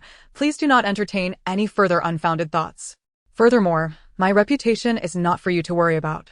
Chapter 53. The involved are confused, the observers are clear. Zhou Laoba felt a pang of guilt at He Jiran's outburst. At that moment, he lacked the authoritative demeanor expected of an officer addressing a criminal. No, that is not what I meant. Then what do you mean? I have articulated everything so clearly. What more do you want? He Jiran was truly exasperated. The antiquated mindset of those from the past was indeed stubborn. If she did not assert herself, she would surely succumb to frustration. Her loud rebuke left Zhou Laoba momentarily speechless. He glanced at Peng Wang, seeking assistance. But to his dismay, Peng Wang offered none. The phrase the involved are confused while the observers are clear rang true in this situation.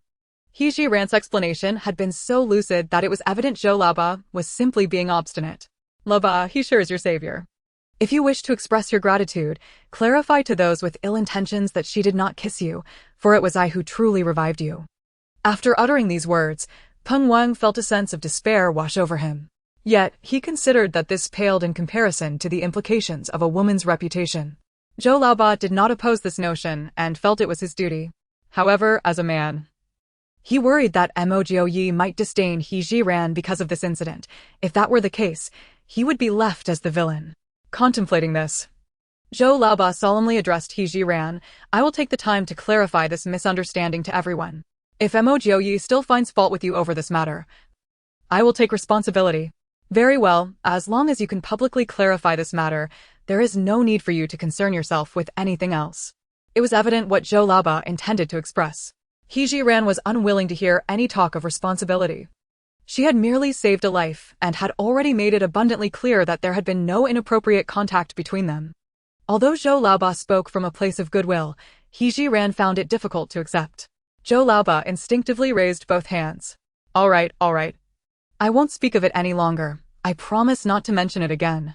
This woman was undoubtedly fierce, and he found himself somewhat intimidated. Moreover, "You are not to dwell on this issue any further," Zhiren warned imperiously. At that moment, she had completely forgotten her status as an exiled criminal. Peng Wang sensed the tension had reached its peak and quickly interjected, all right, I will serve as a witness to this matter. Let us consider it as if it never occurred.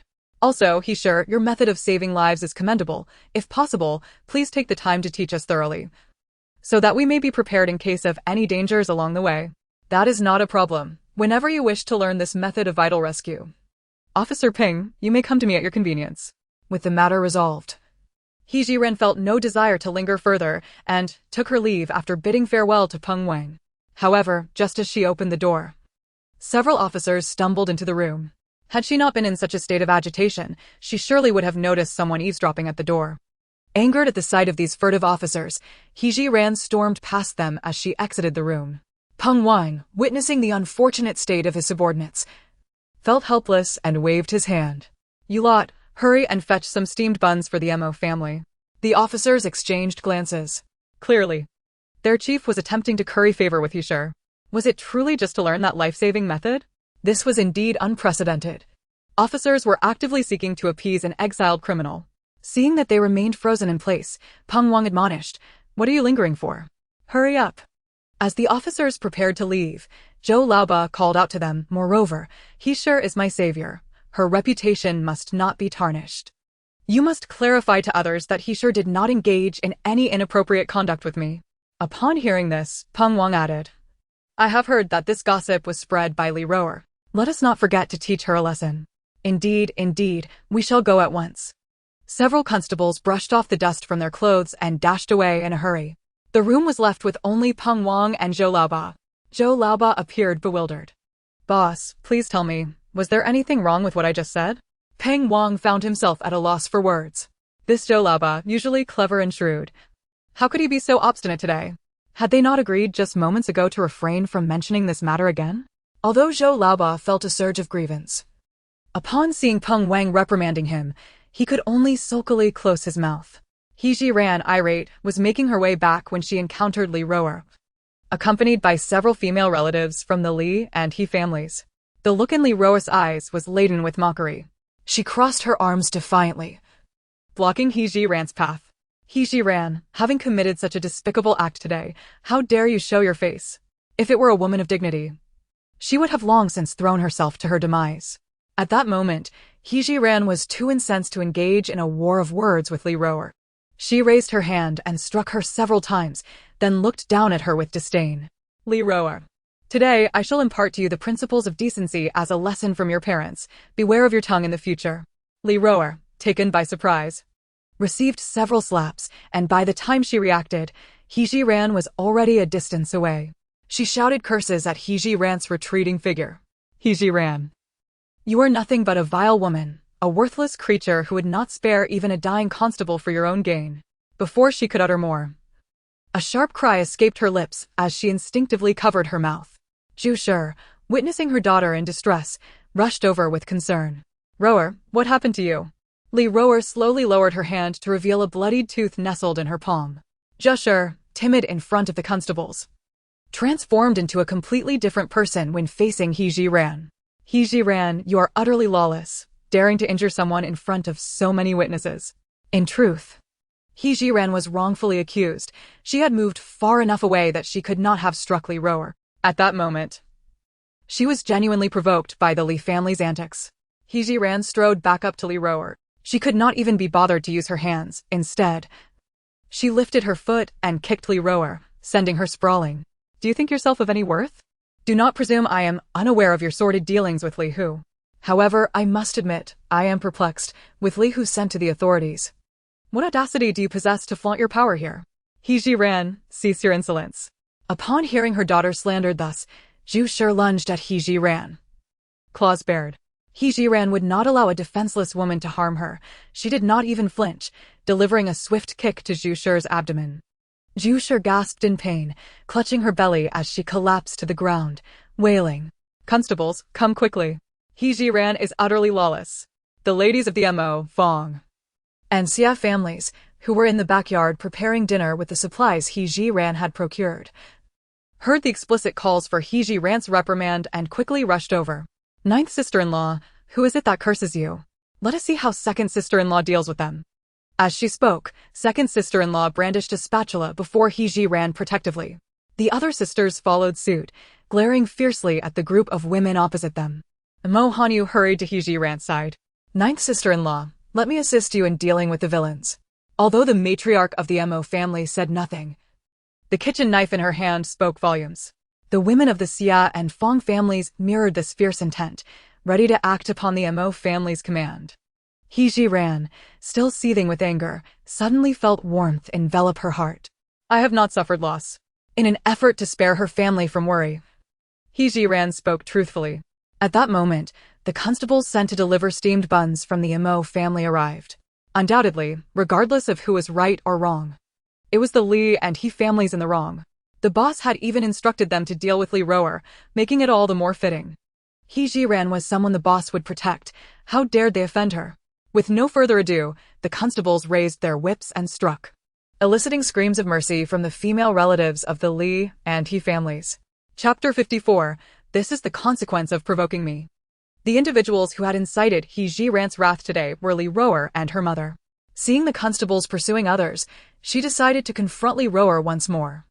Li Rower remained seated on the ground, instinctively recoiling as Zhiren approached with fierce determination. Zhiren, what do you intend to do? Do you dare to strike before the constables?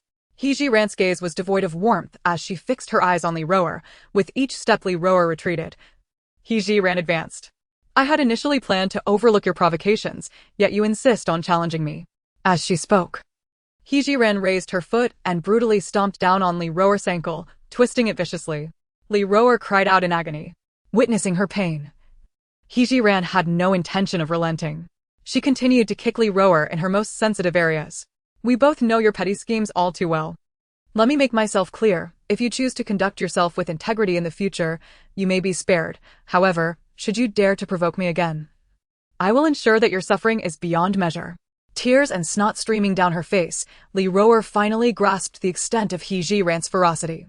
Zhiren, considering we once shared a sisterly bond, I implore you to cease.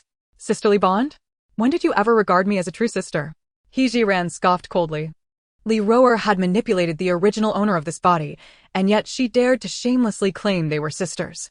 Zhiren increased her intensity, delivering punches and kicks to Li Rower. Simultaneously, the women from the Mo family were not idle, although they had not fully comprehended the situation. They could see that Li Rower and her mother had provoked Zhiren. Thus, while Zhiren mercilessly struck Li Rower, they also turned their attention to Zhu Shi, delivering blows in kind. The courtyard of the inn descended into chaos, drawing countless onlookers. The overwhelming tide of the battle soon concluded with the Li and He families begging for mercy. Zhiren's assault on Li Rower was particularly fierce this time.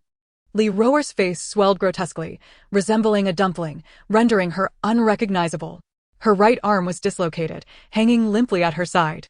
Zhiren, panting heavily, glared at her, her eyes brimming with warnings. Li Rower, remember this. This is the consequence of provoking me. If you wish to avoid a repeat of today's events, it would be wise to retreat into your shell and mind your tongue. At this moment, Li Rower was thoroughly intimidated by Zhiren's ferocity, caught in a state of suppressed rage. Yet, her resentment towards Zhiren only deepened. Why should it be that both were exiled prisoners? Yet, Zhiren could indulge in lavish comforts, and even with her moral failings, the Mo family not only excused her but also protected her even more fervently. What was even more infuriating was that the constables helped her without discerning right from wrong. The more Li Rower pondered, the more her hatred festered. She yearned to tear Zhiren apart. Alas, she was no match for Zhiren. At this moment, the crowd was fully gathered, and several constables seized the opportunity to declare loudly, today, the rescue of old Zhou by He was not as Li Rower claims. It was our leader who taught us the method of saving lives, and it was he who revived old Zhou, not He. Li Rower has slandered He's reputation with her baseless words. Even if He chooses not to take action against you today, we will not let you off the hook. Depart at once, and should we hear any more of your nonsense, beware of the whip. Upon hearing this, all eyes turned to Li Rower. They had suspected all along that Zhiren would never disregard his own reputation for the sake of saving someone. It was clear that Li Roer was fabricating lies.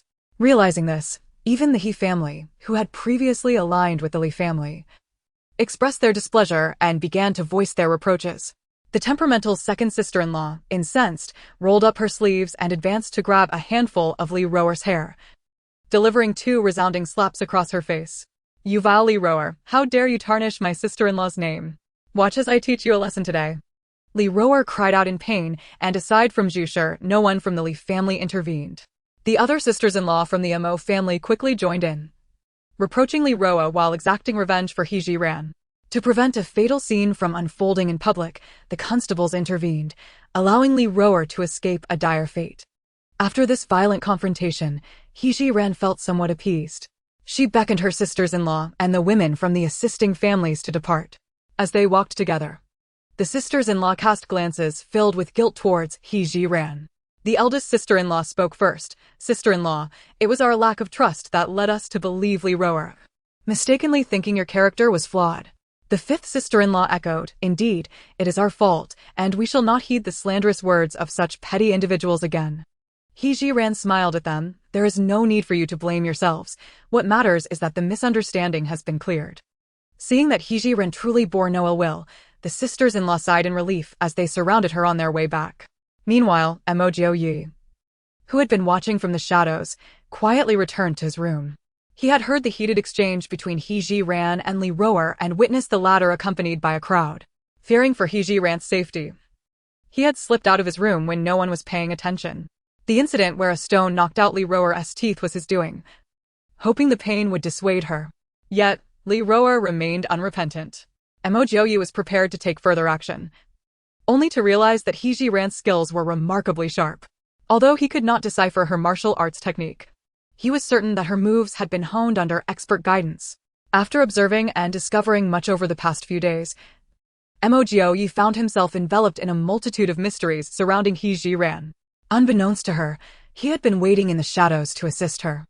The triumphant group of women felt a surge of exhilaration. Once, during their time in the capital, no one dared to provoke them, but that was due to their status. Now, however, they could unite and use their own strength to vanquish their adversaries. This sense of empowerment was entirely new to them and thoroughly exhilarating. The second sister-in-law warmly linked her arm with Zhiren's sister-in-law. "If anything like this happens again, do not forget to call us all to join in." Zhiren recognized that if the women in the family experienced a few more such incidents, they could undoubtedly be cultivated into formidable warriors. Nevertheless, she also appreciated this spirit of unity. "Very well, if anyone dares to provoke us again, I will certainly remember your words, second sister-in-law. And I, the ninth sister-in-law, am here too. I can help as well," Mo Jiuyue hastily declared, eager not to be overlooked. Soon, the other sisters-in-law and members from the Xia and Fong families expressed their desire to stand alongside Zhiren in battle. At that moment, spirits were high, especially since Zhiren had returned with a bountiful supply of provisions earlier in the day, prompting the women to hustle energetically in preparing dinner. Particularly, the members of the Fong and Xia families, perhaps considering their reliance on the Mo family for sustenance, were eager to contribute. While harmony enveloped the Mo, Fong, and Xia families, discord erupted in the grass hut where the Li and He families resided. The two families had already been at odds over the position of the hut. And today, the He women, led by Li Roer, sought trouble with Zhiren, only to be soundly reprimanded.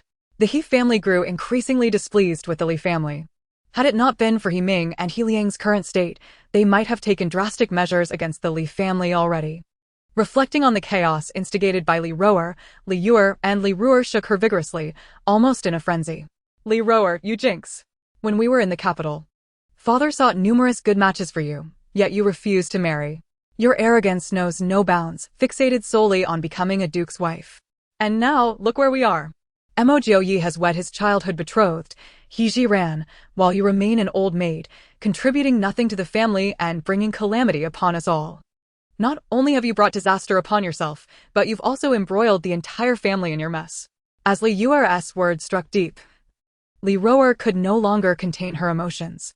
Despite the excruciating pain of a dislocated arm, she could not bear to hear such accusations. In a fit of rage, Li Roer lunged at Li Yuer, biting down hard on her face.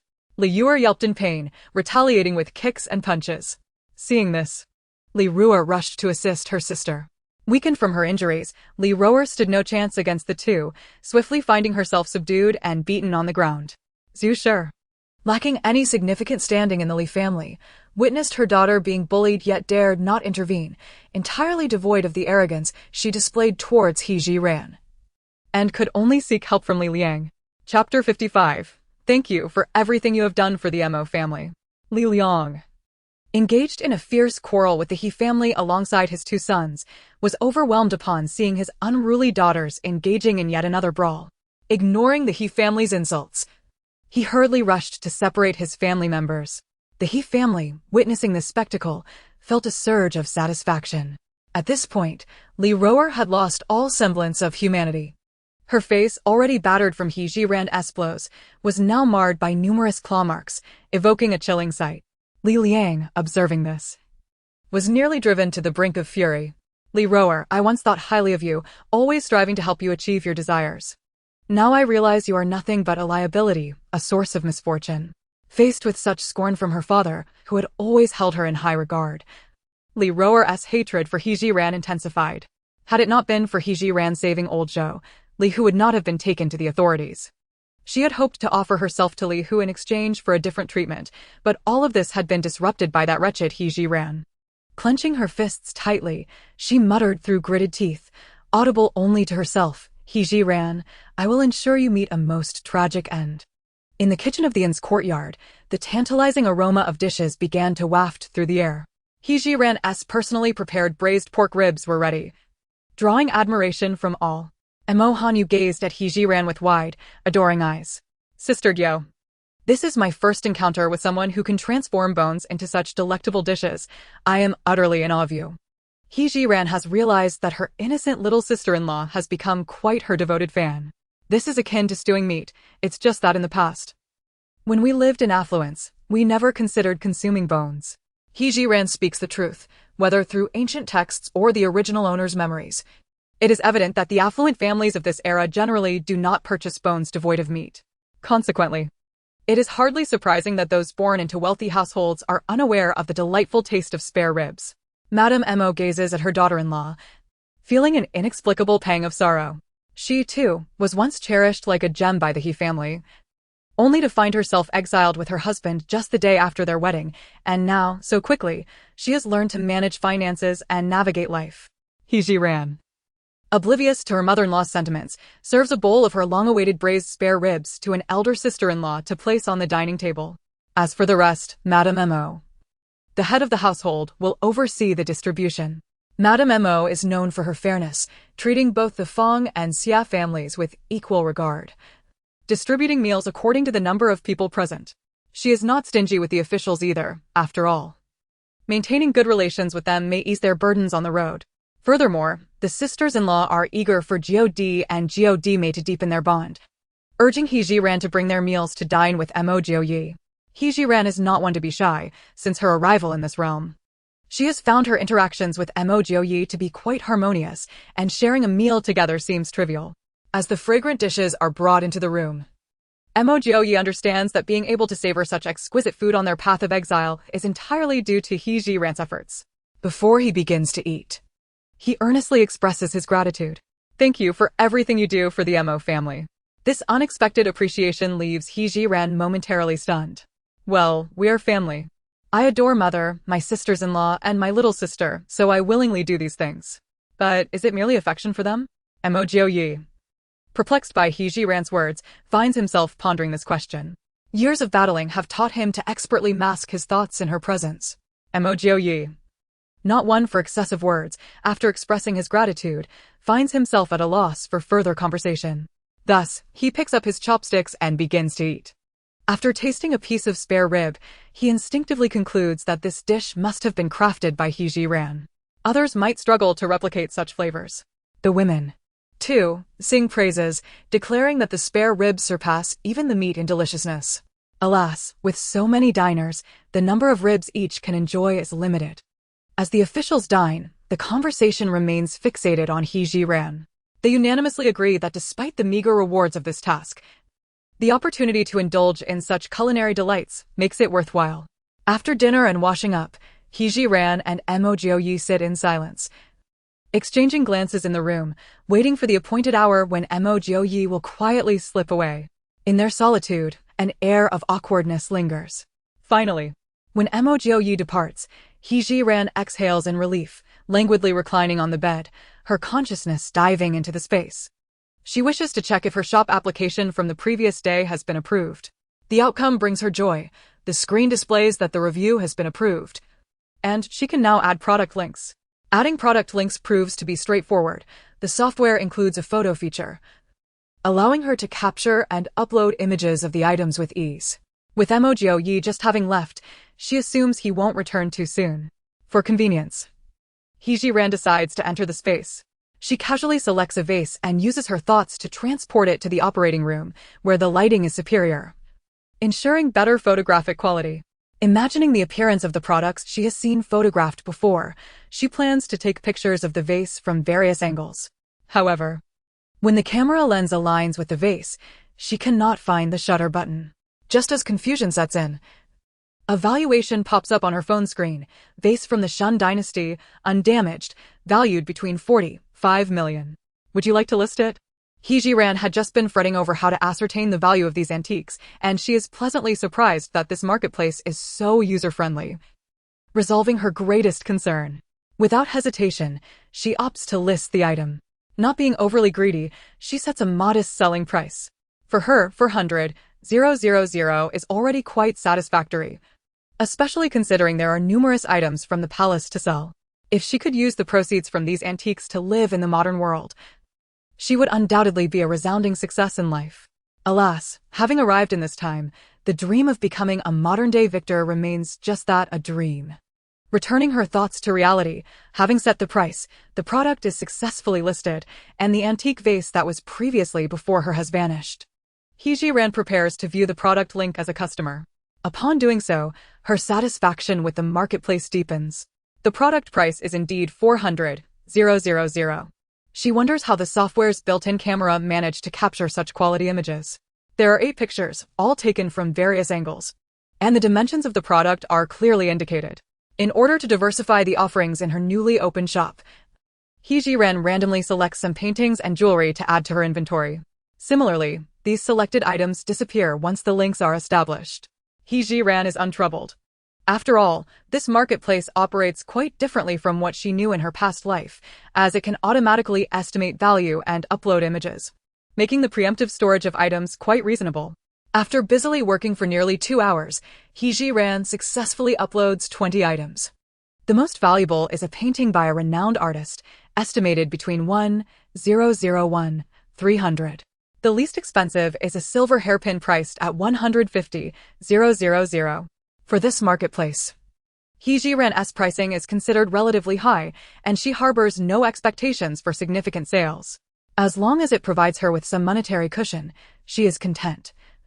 For her space is filled with gold, silver, and jewels. If she can cultivate good relations with the officials, there will always be opportunities to replenish supplies. Listing the products in her shop is a significant accomplishment for Zhiren. Since her arrival in this realm, it is the first time she has spent such an extended period within the space. Glancing at the wall clock, she notes it is already 11:30 at night. Considering that Mo Jiuyue will be gone for a while longer, Zhiren decides to visit the bathroom. Tentatively turning on the faucet, water gushes out, pleasantly warm. Having traveled from the capital, she is covered in dust and grime. With resolve, Zhiren decides to cleanse herself before heading out. She quickly sheds her patched clothing, tossing it into the fully automatic washing machine, and indulges in a long-awaited hot shower. The refreshing sensation is exhilarating as the white foam silently swirls away down the drain, seemingly taking with it all the discomforts of the day. Fearing that Mo Jiuyue may return sooner than anticipated, she refrains from lingering too long. After a swift ablution, she emerged from the bath wrapped in a towel from her previous life. Retrieving the hairdryer, she diligently dried her locks. Just then, the washing machine chimed, signaling the end of its cycle. Zhiren retrieved the garments, still slightly damp, and meticulously used the hairdryer to evaporate the remaining moisture before donning them hastily and stepping out of the space. By this time, the hour had passed midnight. Yet Mo Jiuyue had not returned. Contemplating the journey ahead the next day, Zhiren lay down to rest, hoping to replenish her energy. However, with her heart burdened by worry, sleep proved elusive. Resigned, she closed her eyes to simply repose. Time trickled by, and the clock in the space showed it was well past 2 in the morning. Mo Jiuyue remained absent, stirring a growing unease in Zhiren. She feared that in these precarious times, some mishap might have befallen him, rendering all her efforts futile. Yet, in such moments, waiting was her only recourse.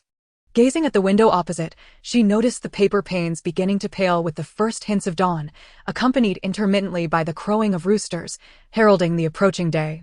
Her anxiety intensified, and several times she was tempted to venture out in search of him. But recalling Mo Jiuyue's formidable capabilities, she restrained herself, trusting he would be safe. Just as her agitation peaked, the door finally creaked open, revealing the tall, imposing figure she had fretted over all night. Mo Jiuyue's expression was grave, prompting Zhiren to surmise he had gleaned some crucial intelligence. "Did everything go smoothly?" she inquired. He nodded and settled on the edge of the bed. "Quite smoothly. I had begun to doubt the assassins would show, but as I prepared to depart, the targets finally emerged. There were 2 of them. After they eliminated Li Hu, I trailed them to a courtyard and witnessed the eunuch Li who had mentioned as his contact." Zhiren's eyes widened in astonishment. "Do you recognize that person?" Mo Jiuyue's gaze deepened, and she could discern a flicker of despondency in him. "I know him all too well. It's Li Lu, the eunuch who has served the third prince since childhood." At the mention of the third prince, Zhiren was taken aback. According to the historical records she knew, Nanqi, the third prince, was destined to become the next emperor of the Han dynasty. It was he who would posthumously exonerate Mo Jiuyue, erect a cenotaph, and ensure his memory endured for generations. If the annals were accurate, Nanqi should have held Mo Jiuyue in high regard, so why would he resort to such tactics? This conundrum left Zhiren utterly perplexed.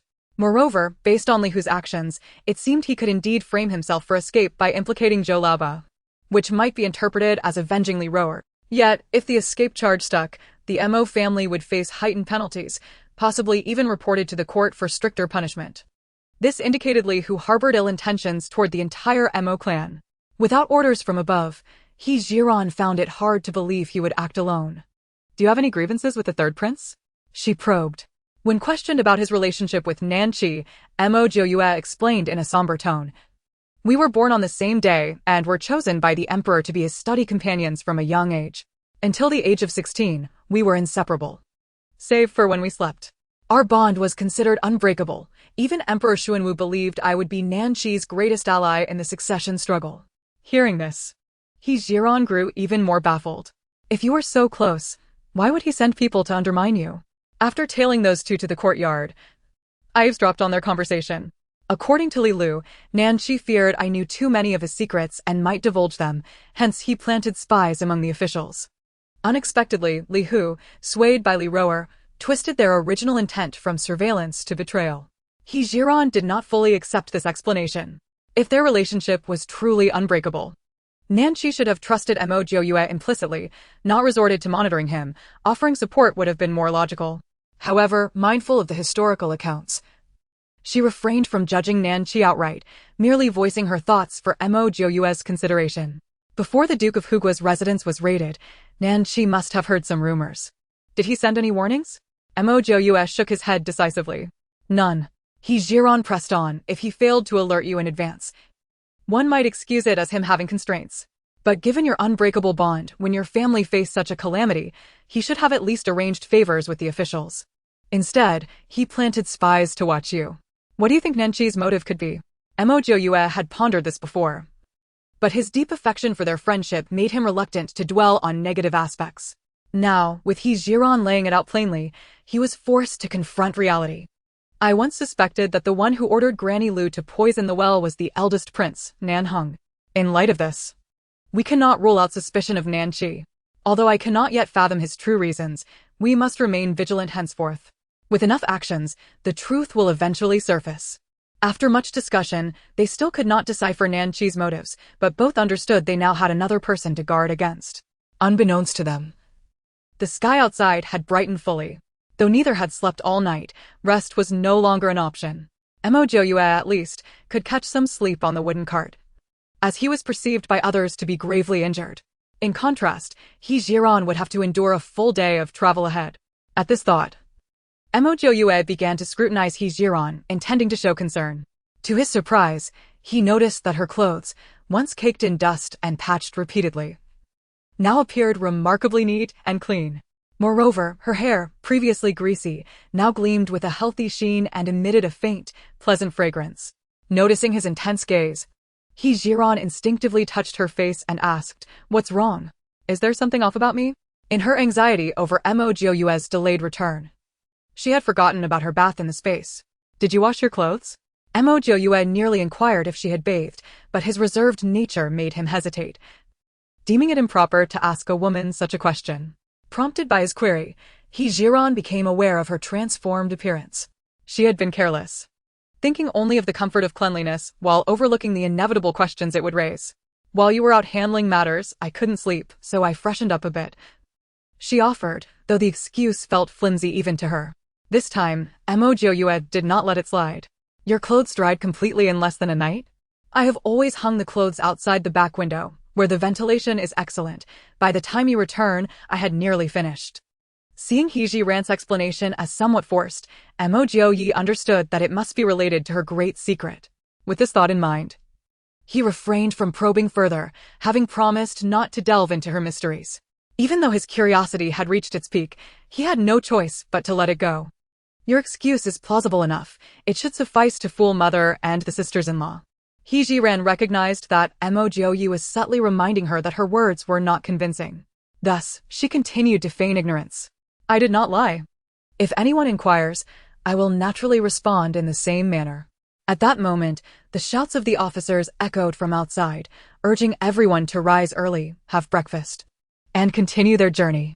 The two in the room exchanged a tacit glance. Mo Jiuyue tidied himself and lay back on the bed, while Zhiren opened the door and stepped outside. Initially, she thought nothing would transpire that day, that everyone would simply eat breakfast and resume their travels. However, the cries from the He family soon shattered that notion. It turned out that He Liang had not survived, while his family prepared to feed him some black buns. They discovered he had already passed away. Fortunately, He Ming had escaped life-threatening danger, leaving the He family with one surviving son. Upon hearing this news, both Zhiren and Mo Jiuyue felt a sense of confusion. Mo Jiuyue spoke in a solemn tone. "I was careful with my actions. He Liang could not possibly be dead. I observed their injuries yesterday, and they were not severe enough to be fatal." As Zhiren spoke, she fell into contemplation, seemingly harboring an ominous suspicion. Mo Jiuyue's thoughts were equally heavy. Both felt that He Liang's death was undoubtedly suspicious. To validate their suspicions, Zhiren resolved to visit the He family. Currently, the officers had a favorable impression of her and would not restrict her movements. She arrived smoothly at the thatched hut where the He family resided. At that moment, Peng Wang was there with several officers, intending to handle the aftermath and continue their journey. Zhiren realized that if she approached to examine He Liang's corpse without caution, the He family would surely reject her. After some contemplation, she decided to subtly leverage Peng Wang's presence. She approached him, feigning curiosity. "Master Peng, how did He Liang suddenly pass away?" Peng Wang appeared to harbor no doubts regarding He Liang's death, as he had seen the severity of his injuries the day before. He must have succumbed to his grievous wounds. Zhiren shook her head in feigned lament. What a pity to leave this world at such a young age. After a pause, noting Peng Wang's lack of reaction, she continued, "Master Peng, I am quite soft-hearted. Why not let me take a look at He Ming's injuries before we set off?" Peng Wang, with his own thoughts, inferred that her offer to assist He Ming was driven by ulterior motives. Nonetheless, he graciously refrained from exposing her. "If you wish to help He Ming, it is indeed a good deed. It will save us from having another burden on our journey." With that, Peng Wang led Zhiren to where He Ming was. Upon seeing her approach, the He family immediately became vigilant. Many had witnessed the ferocity with which she had assaulted Li Ro the previous day. Had it not been for a lingering sense of fear, they might have vocally expressed their disdain. Peng Wang disregarded the family's expressions. "I managed to persuade the He family to allow her to examine He Ming's injuries, lest we have another death in our exiled group." His words, though harsh, echoed the He family's deepest fears. Presently, Zhiren's assistance in examining He Ming's injuries was something they desperately desired. They tacitly cleared a space for her to treat him. In truth, He Jiren had already seen He Ming's injuries from a distance yesterday and was well aware of his condition. However, to maintain the facade, she pretended to lift He Ming's sleeve. As the wound was suddenly exposed to the air, He Ming instinctively recoiled. The He family watched her closely, awaiting the outcome. He Jiren did not immediately disclose her findings, but instead queried the family, "Are He Liang's wounds similar to his?" He Jiuyue assumed her question pertained to treating He Ming and answered without hesitation. "Both of their wounds were treated with clean water by me yesterday. They appear to be indistinguishable." Upon He Jiyuan's statement, he immediately sensed something amiss. He disregarded the fact that the person examining He Ming harbored animosity toward his family and continued, "This should not be. He Ming and He Liang's injuries are identical, and their conditions were nearly the same yesterday. How could He Liang have died from his injuries?" Having examined He Ming's condition, He Jiren was now thoroughly convinced. According to Mo Jiuyue, his actions had been precise and their injuries could be described as identical. Just moments ago, when she checked He Ming, she could ascertain that apart from some weakness, he posed no threat to his life. It was impossible for someone to simply fall asleep and perish. He Jiren strode purposefully toward the body laid out nearby. Before the gathered crowd, she lifted the tattered cloth covering He Liang's head. His eyes were tightly shut, not as if forcibly closed post-mortem, indicating he had not suffered in death. Furthermore, she could determine that he had not been deceased for more than an hour, precisely since Mo Jiuyue returned from his clandestine visit to the county jail. After a careful examination, He Jiren extracted a slender silver needle from the Baihui point on He Liang's head. Throughout her inspection, both Peng Wang and He Jiyuan had remained close by, watching in astonishment as she withdrew the needle. He Jiyuan erupted into tears once more. Who is responsible for this? Inflicting harm upon my son was not enough. They have taken his life. Having served as an official for many years, he was not entirely unfamiliar with assassination methods. Those capable of killing in such a stealthy manner were truly experts, and their primary aim was to silence him. He Jiyuan fell into contemplation, pondering whom He Liang might have offended during his time in the capital. Perhaps such reflections would lead him to deduce the identity of the murderer. Yet, despite racking his brain, he could not recall any significant adversaries that He Liang had made. He Liang's wife approached, weeping as she laid the tattered cloth back over his head, sobbing, "Just before dawn, my husband said he was thirsty. I gave him some water. I wasn't sleeping too soundly, yet how could I not notice someone coming to harm him? My dear husband, I am so sorry. It is my fault for not taking better care of you." Witnessing her sorrow, He Ming's wife joined in the lamentation.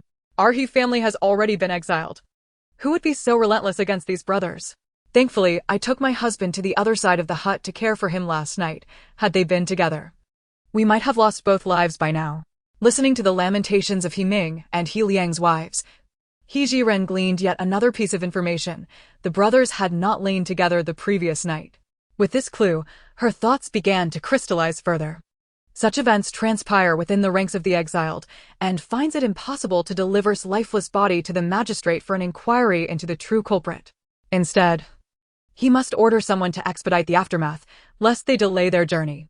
While the family of remains engulfed in sorrow, the local officials have already summoned an individual specializing in the handling of corpses, who, after receiving a few coins, promptly removed its remains.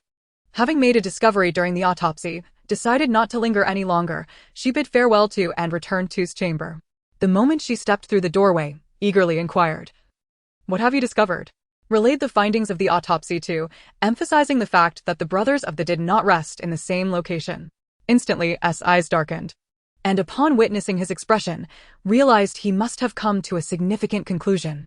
"Do you believe that was merely a scapegoat?" she asked. Lifted his gaze, his eyes growing even more profound. "Do you think so as well?" Nodded and articulated her deduction. "The time of demise aligns with your departure from that courtyard," indicating that those individuals had begun new actions unbeknownst to you. If the assassin was indeed targeting you, they would have sought out an injured person upon arrival. As fate would have it, was resting at the edge of the thatched shelter, and his wife assisted him in rising to drink water just before dawn. I surmise that the assassin observed their interaction, recognized as gravely injured, and mistook him for you due to his resemblance. S. comprehensive narrative resonated perfectly with suspicions.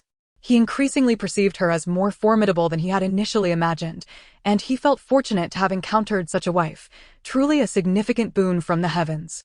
despite the gravity of the situation, found it curious that he could still entertain such thoughts.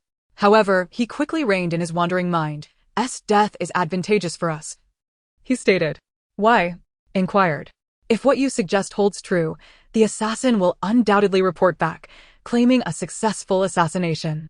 In the short term, will believe me to be dead. Even if he suspects otherwise, his subsequent actions will not come swiftly. We may enjoy a period of relative peace. Acknowledged the validity of his analysis. Yet, she understood that his notion of peace could only be temporary. True, lasting tranquility seemed a distant dream. She had mentally prepared herself for the tumultuous journey ahead when she joined in exile, knowing that tranquility was not in the cards, both now and in the future. Since that is the case, let us face the future with open hearts. We shall confront whatever comes our way, like water against the earth when the tide rises. Throughout history, righteousness has triumphed over evil. I refuse to believe that those with ill intentions can thrive for long. Consider who, according to historical records, ascended the throne but succumbed to his vices within 5 years, leading to his untimely demise. Subsequently, his 6-year-old son took the throne, only for the court to fall under the control of power-hungry ministers, resulting in the swift downfall of the dynasty. However, refrained from sharing these thoughts with. She had already altered his fate once. What the future held remained uncertain. When faced the confiscation of his family's possessions and subsequent exile, he had lost faith in the future, even entertaining thoughts of self-destruction. Yet, upon uncovering's true nature, he underwent a profound transformation.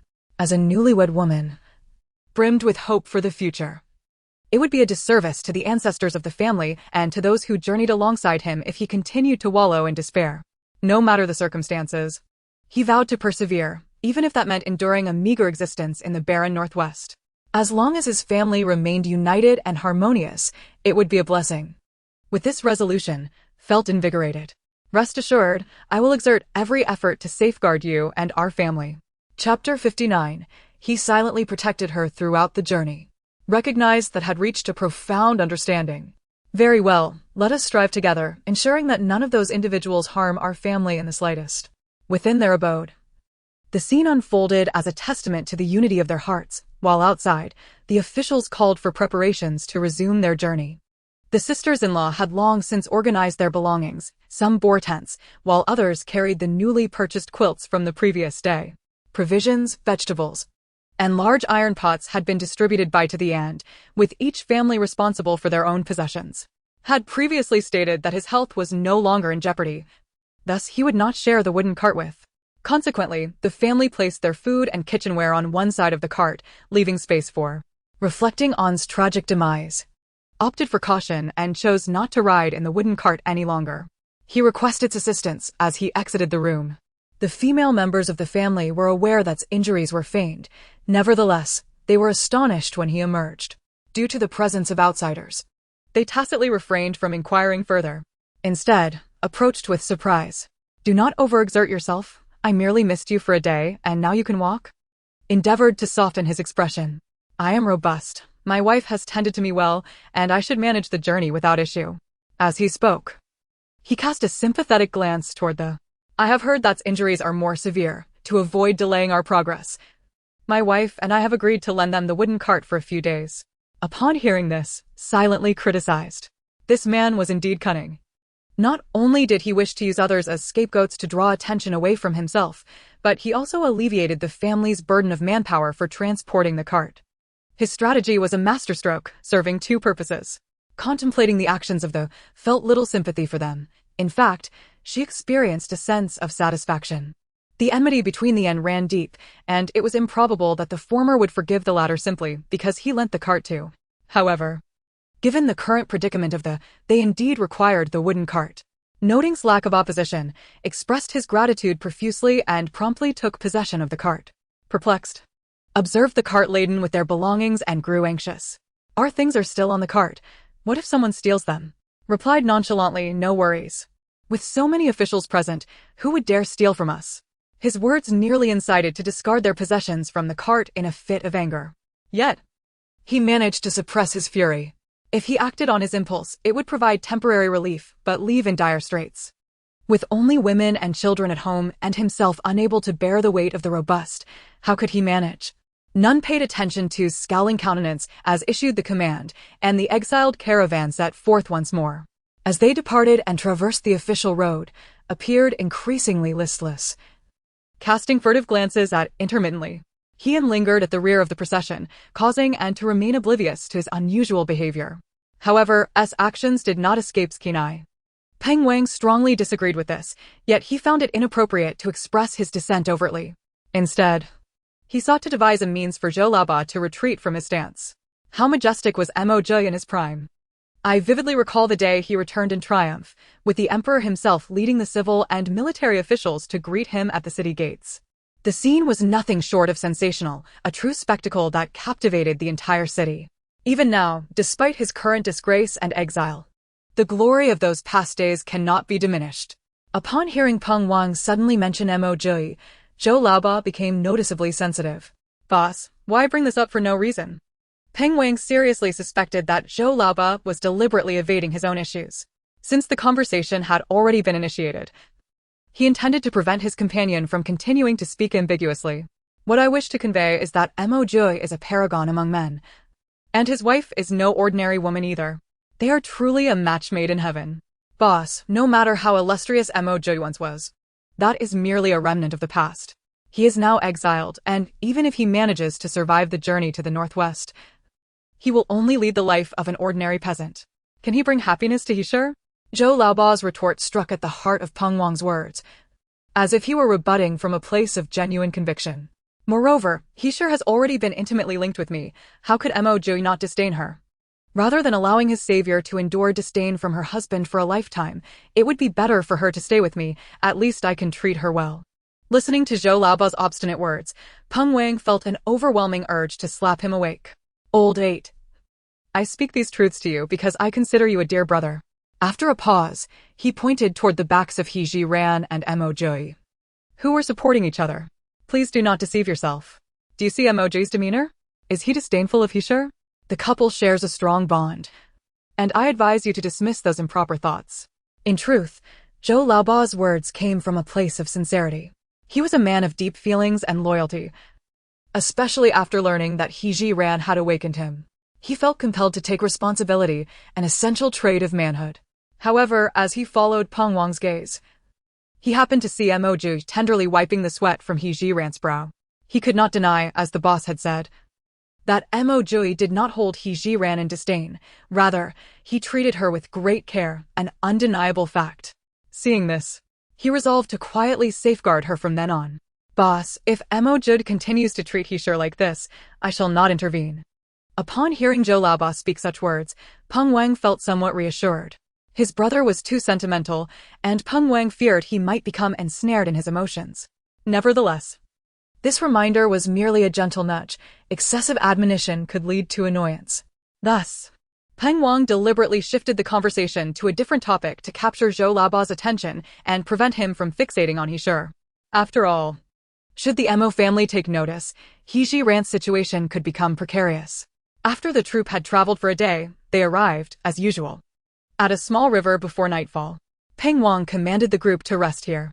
The officials were the first to rush to the riverbank to fill their water bags, then leaned against a great tree to recuperate. The prisoners followed suit, scurrying to the river to refill their water bags. Zhiren noticed the Mo family women preparing to follow suit and hastily stopped them. Sisters-in-law, there are too many people by the river, we shall go later. The Mo family members, now almost entirely obedient to Zhiren's words, did not require further explanation and obediently remained seated to rest. Mo Jiuyue, recalling Zhiren's previous actions, found a thicker branch, sharpened its end with an officer's waist knife, and prepared to try his hand at catching fish to enrich their meal. Chapter 60. Mo Jiuyue's means of release. Zhiren watched with keen interest from the shore. With his physical prowess, Mo Jiuyue moved through the water with ease. He halted when the water reached nearly thigh-deep, concentrating intently on the surface. With a swift motion, he plunged the branch into the water. When he lifted the branch, it was adorned with two lively, wriggling carp, prompting cheers from those on the shore. Just as Zhiren stood up, Mo Jiuyue flung the two fish onto the grass before her. The sisters-in-law and Mo Hanyu rushed over, clamoring to clean them. The officials, witnessing the scene, were also delighted, knowing they would feast on delicacies that night. Mo Jiuye's agility and keen eye surpassed Zhiren's by leaps and bounds. One after another, he swiftly brought fish to shore. Seeing the sisters-in-law scrambling to prepare the catch, Zhiren opted to take their water bags and moved a short distance away to fill them at the river. She pretended to immerse the bags in the water, but her finger lingered at the opening. With her mind, she slowly drew clean water from her space's purifier into the bags. Although the river water was relatively untainted in ancient times, it still harbored many bacteria. Whenever possible, she endeavored to provide her family with pure and sanitary drinking water. As for Mo Jiuyue, whether by luck or some other fortuitous circumstance, it appeared that every fish in the river was drawn to him. He continued to cast fish onto the bank with relentless speed, not only catching carp but also a variety of other species, such as catfish and crucian carp. The sisters-in-law ran back and forth, collecting the fish he caught. Members of the Fang and Xia families also hurried over to assist. Despite the chaos, the group was overwhelmed with the sheer volume of fish, showcasing Mo Jiuyue's astonishing speed in catching them. Seeing the pile of fish growing ever higher, Zhiren could not help but interject, "Husband, we have more than enough fish." In truth, no one realized that while it appeared as though Mo Jiuyue was merely catching fish, he was actually venting his frustrations. The gloom that had settled in his heart over the past days had left him feeling suffocated. Only through this act could he sense that he still had some utility. Upon hearing Zhiren's reminder, Mo Jiuyue finally ceased his activity and waded back to shore, his trousers drenched, with no spare clothing to change into. Fortunately, it was summer and the wind would soon dry them. Old Madam, understanding her son well, approached him with concern, wiping the sweat from his forehead. Wanting to say something but hesitating. Having just released his pent-up emotions, Mo Jiuyue felt considerably lighter. Noticing his mother's conflicted expression, he softly reassured her, "Mother, do not worry. I will strive to survive, and if given the chance, I shall seek to clear the Mo family's name so that you and the sisters-in-law can live well." Old Madam nodded, "As long as you are aware. Remember to look forward in all things. I believe that heaven will not always be unjust to the Mo family." The mother and son quietly conversed while the riverbank buzzed with activity. The women of the three families were all gathered, busily preparing the fish Mo Jiuyue had caught. The joy on their faces was unmistakable. Each of those women hailed from affluent families, having lived lives of luxury with countless servants attending to them. Now, as they engaged in self-sufficient labor, they found joy in the experience, momentarily forgetting the harsh realities of their circumstances. Zhiren contemplated that if one were to disregard the term exile and their current identities, this existence resembled the frugal travels of a past life. Although every task required her personal effort and life was somewhat arduous, the profound connection with nature indeed provided a refreshing respite for both body and soul. Among the exiled group, only a select few shared this exhilarating sentiment. The members of the He and Li families glared fiercely at the women busily working by the riverbank, their eyes ablaze with envy as they watched the fish being cleaned, yearning to seize some for themselves. Yet, with so many constables keeping watch, they could only harbor such thoughts in silence. The women by the river engaged in lively chatter. "Sister Jiuyue, do you think we'll be able to finish all these fish before they spoil? Brother Jiuyue is truly remarkable, catching so many fish in one go. I doubt he even considered whether we could consume them all. Sister Jiuyue, shall we indulge ourselves tonight? I, your aunt, have lived half a lifetime, and this is my first attempt at cleaning fish. Surprisingly, it's rather simple." Little Xia Lin, unbothered by the fish's sliminess, dashed over to Zhiren, holding a large fish. "Aunt, look. The fish is watching me." In her previous life, Zhiren had little opportunity to interact with children, and seeing Xia Lin's spirited demeanor stirred something within her. She gently patted Xia Lin's head, saying, "Linner, be good. And Aunt will give you some candy." As she spoke, Zhiren focused her thoughts inward, discreetly retrieving 2 pieces of rock candy from the spice cabinet in the kitchen, concealed by her sleeve. "Quickly, eat it quietly. We wouldn't want those bad people to snatch it away."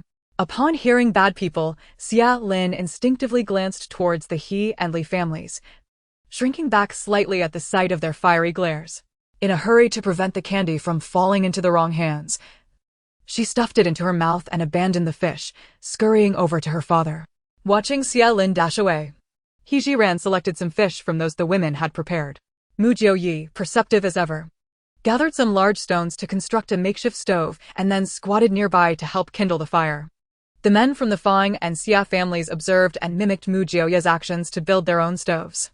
The Mo family, ever generous, provided them with a large iron pot, along with grains and vegetables. It would be unreasonable for them to consume food prepared by others without contributing in some manner.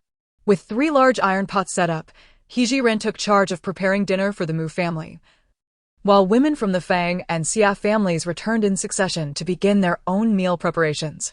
Knowing that the Mo family's dinner would surely include their portion, Peng Wang instructed the constables to gather some firewood from around the area, thus contributing his share. The women from the Xia and Fang families, lacking culinary skills, imitated Zhiren's methods clumsily.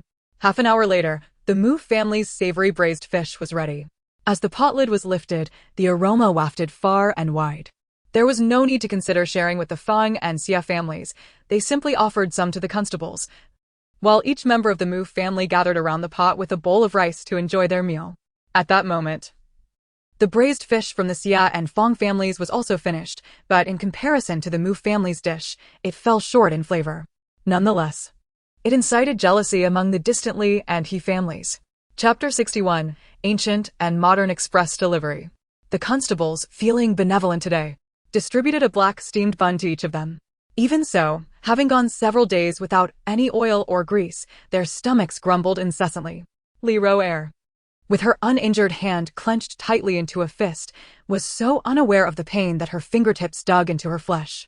Joshua quickly noticed her distress and recalled the scene of their beating at the hands of the Mo family, which still instilled fear in her. She urgently whispered to Li Rouer, "We are no match for that venomous woman. It would be wise not to provoke them again." Li Rouer shot Joshua a fierce glare. She had little patience for a mother who had spent her life in submission. Turning her head away, she closed her eyes, feigning rest while her mind was consumed with the image of Mo Jiuyue squatting by the stove, helping Zhiren.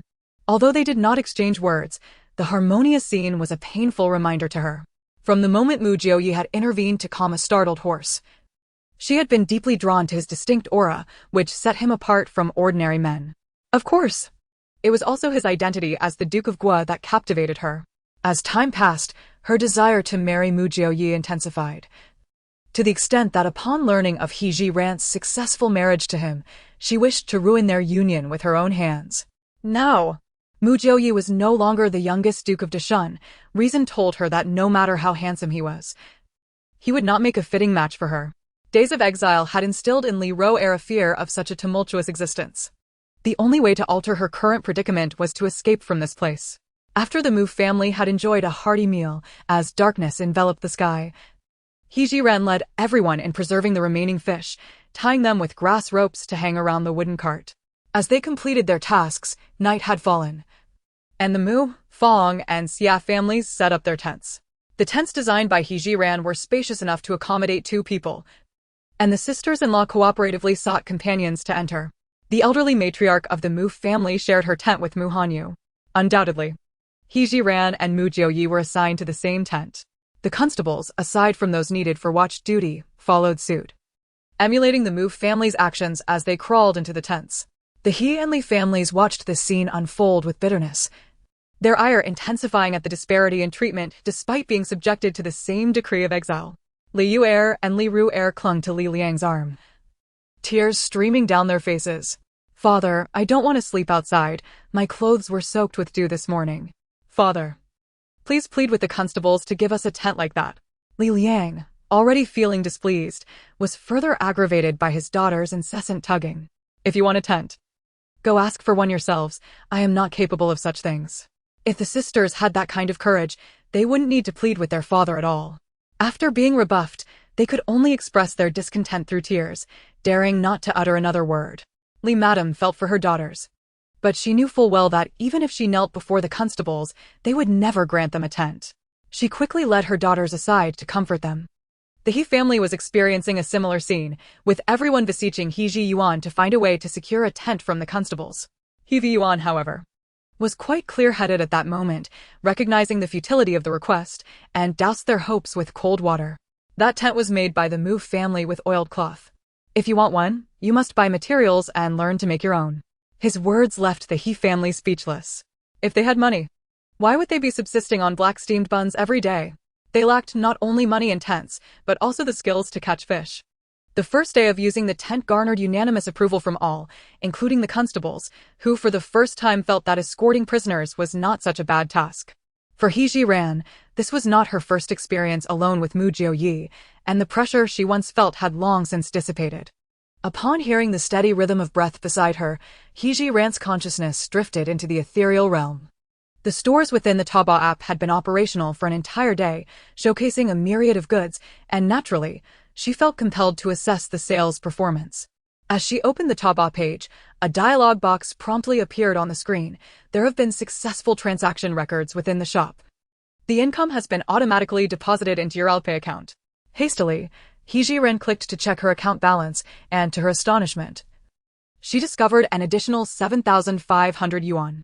Bewildered by this figure, she realized that the cheapest item she had sold in the marketplace was priced at 150,000 yuan. Thus, this sum of 7,500 yuan was utterly perplexing. Seeking clarity, Zhiren returned to the app to examine the merchant transaction records. Upon doing so, she was nearly driven to the brink of fury. The transaction record displayed that a silver hairpin had been successfully sold today for 150,000 yuan.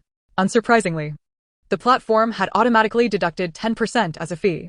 Moreover, the shipping cost amounted to 40% of the sale price, totaling 6,000 yuan. Zhiren could not help but inwardly curse the avaricious courier company. How could the shipping fee be so exorbitant? In her quest for understanding, she continued to investigate. After some searching, she finally discovered the name of the courier company, Ancient and Modern Express. This was a name she had never encountered before.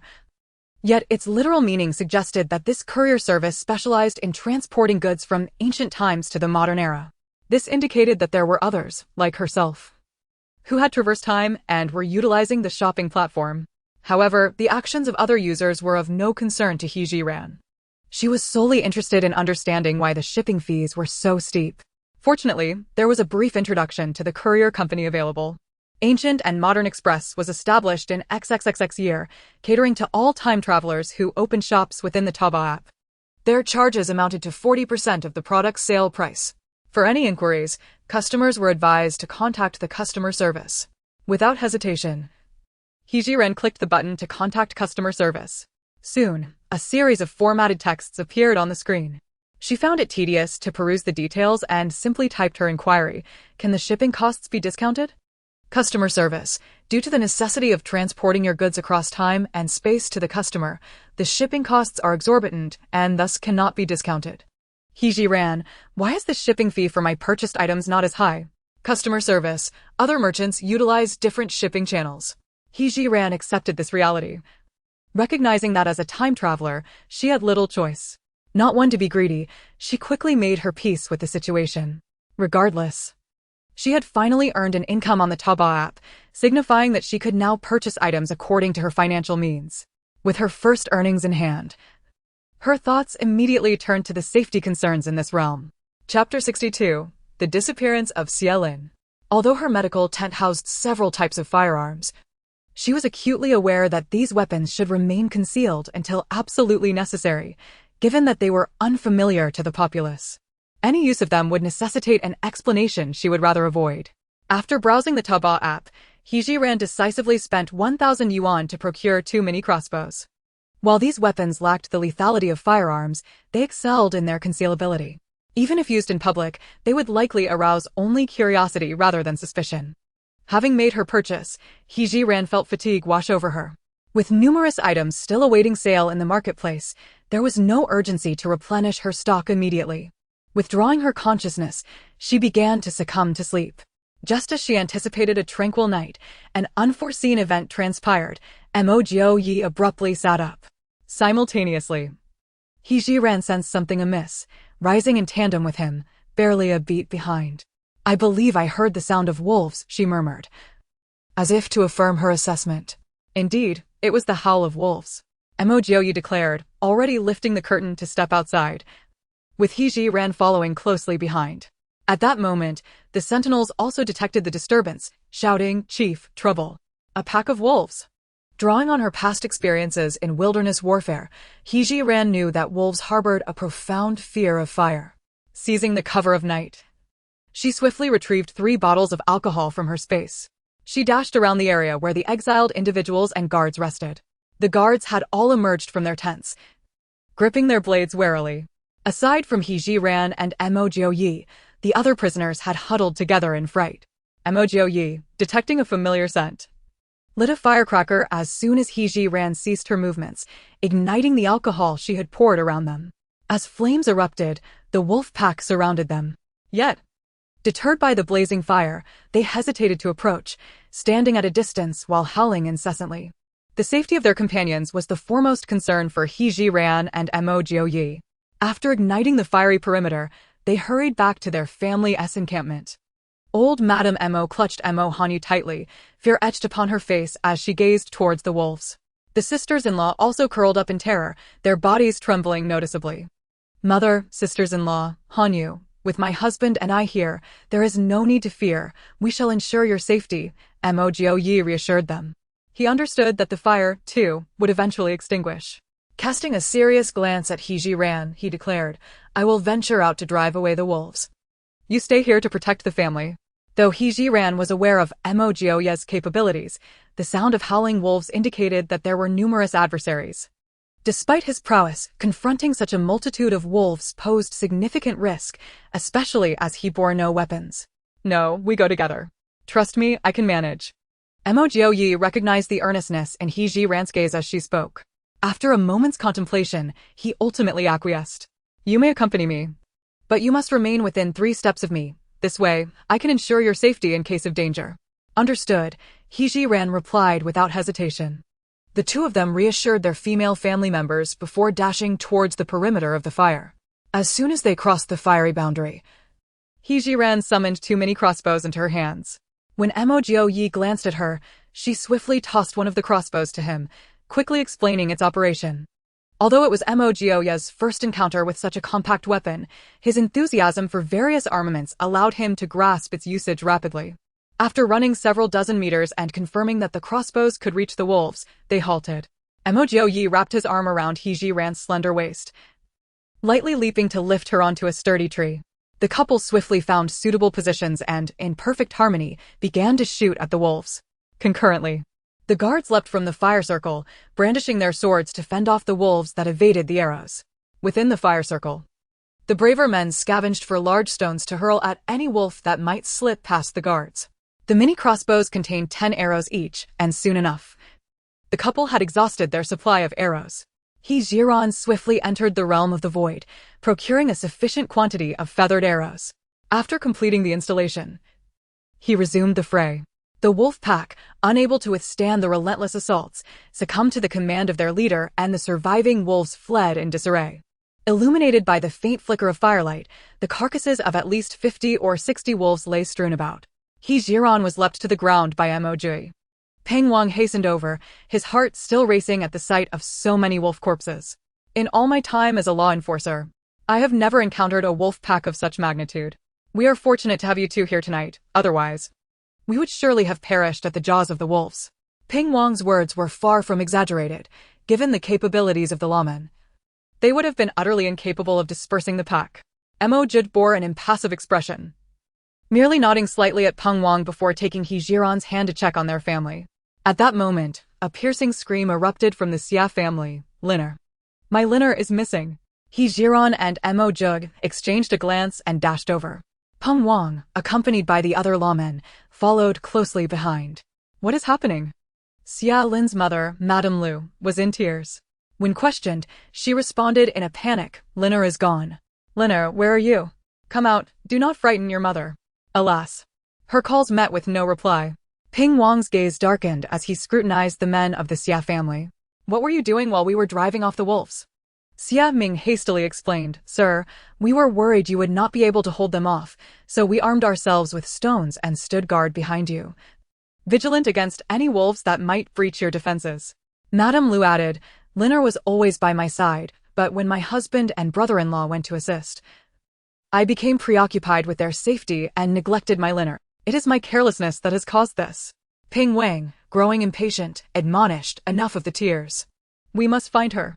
Zhiren, Unable to hold back, suggested, Lord Peng, should we inquire with the other families to see if anyone else is missing? Upon hearing this, Peng Wang called out, everyone, check your families for any missing members and report to me immediately. The disappearance of a convict is no trivial matter. It raises suspicions of them becoming a fugitive. Chapter 63, Li Ruer is missing. If a fugitive arises from any family, that entire family will bear the consequences. Furthermore, Peng Wang and his lawmen would face punishment for their failure to maintain order. Hence, no one dared to treat this matter lightly. The matriarch of the Mo family spoke first. No one from the Mo family is missing. Fang Chuanzhou reported, no members of the Fang family are unaccounted for. Sir, Li Ruer is missing. Li Wei exclaimed, her tone tinged with a hint of excitement. Li Wei, reveling in the absence of her bothersome half-sister, was oblivious to the impending repercussions her family would face. Peng Wang's countenance darkened immediately, and he instructed the lawmen, light the torches. Even if we have to dig 3 feet into the ground, we must find her. Yes, the lawmen chorused, brandishing their torches as they commenced their search for Li Ruer. Mo Jiuyue leaned toward Zhiren and whispered, I suspect Xia Lin has been taken by Li Ruer. Indeed, I had the same suspicion when I heard Li Wei's cry. She replied. Their mutual conjecture solidified, and they fell into contemplative silence, pondering the motives behind Li Ruer's abduction of Xia Lin and the potential hideouts she might have chosen. As if struck by an epiphany, Mo Jiuyue led Zhiren to Peng Wang. Sir, my wife and I wish to assist in the search. Peng Wang, inexplicably trusting of the couple, believed in their integrity and that they would not abandon their family to flee. Without hesitation, he acquiesced, very well, return here before dawn. Regardless of the outcome. Before departing, Zhiren reminded him, Lord Peng, I kindly ask you to look after my mother-in-law, sisters-in-law, and younger aunt. Rest assured, Peng Wang affirmed, waving them off, urging them to hurry. Hand in hand, Mo Jiuyue and Zhiren first arrived at the spot where Madame Lu last saw Xia Lin. From there, they commenced their search, eyes keenly scanning for any clues. Concurrently, they calculated the most advantageous escape routes and directions from that location. If unnoticed, the optimal path would lead to where the lawmen had set up camp. While the lawmen were engaged in the firelit circle battling the wolves, the area behind their tents was devoid of personnel, providing an ideal opportunity for Li Ruer to abscond with Xia Lin, skillfully evading the gaze of others. Navigating past the lawmen's tents, a narrow path emerged. Following this path, they meticulously observed their surroundings, leaving no blade of grass unexamined. After traversing approximately 100 meters, they encountered a fork in the road. In perfect synchrony, they split left and right. After only a few steps, Zhiren crouched to pick up a piece of torn fabric. Mo Jiuyue hurried over. What have you found? Zhiren presented the palm-sized fragment, if I am not mistaken. This is Xia Lin's scarf. She distinctly recalled having touched Xia Lin's head earlier in the day. The scarf was a deep green, and she had found it amusing, thinking it peculiar that ancient customs allowed boys to wear such a hue. Mo Jiuyue grasped the scarf tightly in his hand. Let us continue the pursuit. They pressed onward along the narrow path, their search growing increasingly meticulous. Meanwhile, the scene shifted back to half an hour prior. Li Ruer observed as the lawmen rushed outside the fire circle to confront the wolves, recognizing her chance had arrived. To ensure her success, she decided to scout a crowded area. Upon arriving at the resting spot of the Xia family, she spotted Xia Lin standing alone at the back of the crowd. Boldly, she approached and forcefully covered Xia Lin's mouth, whisking her away unnoticed. Indeed, Li Ruer's escape route unfolded just as Mo Jiuyue had anticipated, behind the lawmen's tents. With one arm dislocated, she struggled to control Xia Lin, who was actively resisting. In desperation, she ducked into a nearby tent, seizing a pair of socks that a lawman had yet to don and stuffing them into Xia Lin's mouth. The pungent odor momentarily disoriented Xia Lin, allowing Li Ruer to bind Xia Lin's hands and feet with a length of rope. With that, she hoisted Xia Lin onto her shoulder and sprinted down the narrow path. Spotting a fork ahead, she noticed that one path bore heavy footprints, indicating frequent passage. Fearing encounters with others, she decisively chose the less trodden route. In that moment, Xia Lin managed to loosen her hairpin, allowing her scarf to slip to the ground, providing Zhiren and Mo Jiuyue with a vital clue. Li Ruer had initially underestimated Xia Lin's weight, believing her to be a mere child. However, she soon realized she had overestimated her own stamina after only a short distance. Fatigue began to set in. Glancing back and seeing no one in pursuit, she concealed herself and Xia Lin within the tall grass at the roadside. She thought to herself that if she could merely survive the night, the officials, eager to continue their journey, would abandon their search. By then, that little brat Xia Lin would be of no use and could be sent straight to the afterlife, sparing herself the torment of suffering alongside those criminals. However, as Li Rower sat concealed in the grass, lost in her fanciful thoughts, she suddenly heard footsteps approaching from not far away. Instantly, her instincts sharpened, and she pulled Xia Lin forcefully in front of her. Li Rower had somehow procured a sharp stone, which she pressed against Xia Lin's neck. If discovered, she would use his life as leverage, ensuring an opportunity for her escape. Mo Jiuyue, possessing exceptional martial prowess and extraordinary perceptive abilities, paused as he passed by the thicket, directing a sharp gaze toward the direction where Li Rower was hiding. At that moment, the eastern sky was beginning to blush with the faintest light of dawn. He keenly discerned a peculiar hue amidst the grass, which was the corner of Xia Lin's garment. Li Rower, what skill is there in using a child as a hostage? Zhiren coldly exposed Li Rower's intentions, startling her and making her aware that her concealment was futile. In her quest for a successful escape, she struggled to suppress her anger toward Zhiren. Zhiren, I know I have wronged you greatly in recent days, all due to my inability to accept the reality of my exile. Now that I recognize my mistakes, can you let me go for the sake of our sisterhood? That is impossible. Before Zhiren could respond, Mo Jiuyue coldly interjected. In his eyes, Li Rower's actions against Zhiren were nothing short of heinous, disregarding their former bond as sisters. To spare such a person would be akin to releasing a tiger back into the mountains, ensuring endless troubles to come. His premature response was driven by concern that Zhiren might waver in her resolve. If those words had come from Zhiren, Li Rower might have found them somewhat acceptable, as their dispute had escalated to a point of no return. To die like this would indeed be too lenient for her. However, hearing such sentiments from Mo Jiuyue left Li Rower momentarily stunned. This was a man she had once cherished. How could he utter such words? Mo Jiuyue, do you know how desperately this woman wished to avoid marrying you? She feared that entering the Mo family would condemn her to a life akin to your 8 sisters-in-law, and sought my counsel on how to annul the marriage. Moreover, she has always been selfish and lacking in responsibility. Such a woman does not deserve your protection. Zhiren, despite her limited interaction with Mo family members, had gained insight into Mo Jiuyue's character. As for my woman, even if it requires my life to safeguard her, it is only fitting. This matter does not concern you. Li Rower was thoroughly provoked by Mo Jiuyue's words. Rising slowly while pressing the sharp edge of the stone against Xia Lin's neck, her swollen face twisted into a menacing grimace. Since that is the case, I shan't waste further words with you. You have 2 choices. Either let me leave, and I shall spare this child's life upon reaching safety, or, no need to elaborate, we will never allow you to depart. Zhiren interrupted coldly. At that moment, several officials arrived at the scene. Upon seeing Li Rower holding Xia Lin hostage, they shouted at her, Li Rower, do you understand the fate of fugitives? At this juncture, Li Rower felt no fear. She was acutely aware that if she did not escape today, death was her only option. I care not for the outcome. I have committed no crime. So why must I endure this? As she spoke, she forcefully dragged the sharp stone across Xia Lin's neck, blood seeping down his collar. Though still a child, the pain instinctively made him struggle, but the more he squirmed, the harder it became for Li Rower to control her grip, causing his wound to widen. Simultaneously, as Li Rower began to retreat, Zhiren and Mo Jiuyue, disregarding the presence of the officials, raised their arms, shooting their arrows directly at Li Rower's forehead. In an instant, 2 arrows struck true, causing her to fall backward. As Xia Lin, bound by ropes, lost his balance, he pitched forward.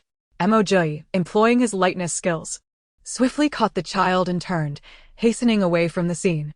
Returning to their original position, Zhang Qing approached to remove the object stuffed in Xia Lin's mouth, only to be met with a foul odor.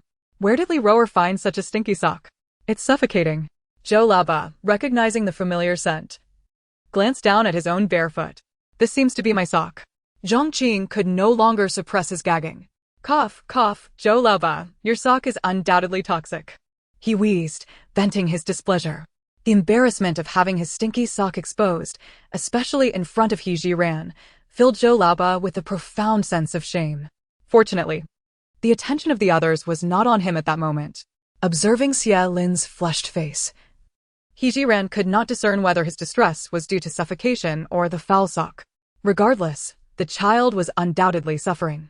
And with a wound on his neck from the stone, although it did not appear severe, it required prompt care. Thus, she hurriedly untied the ropes binding his hands and feet and offered him some water from her water pouch. Esteemed officials, the child has been found. We should return swiftly.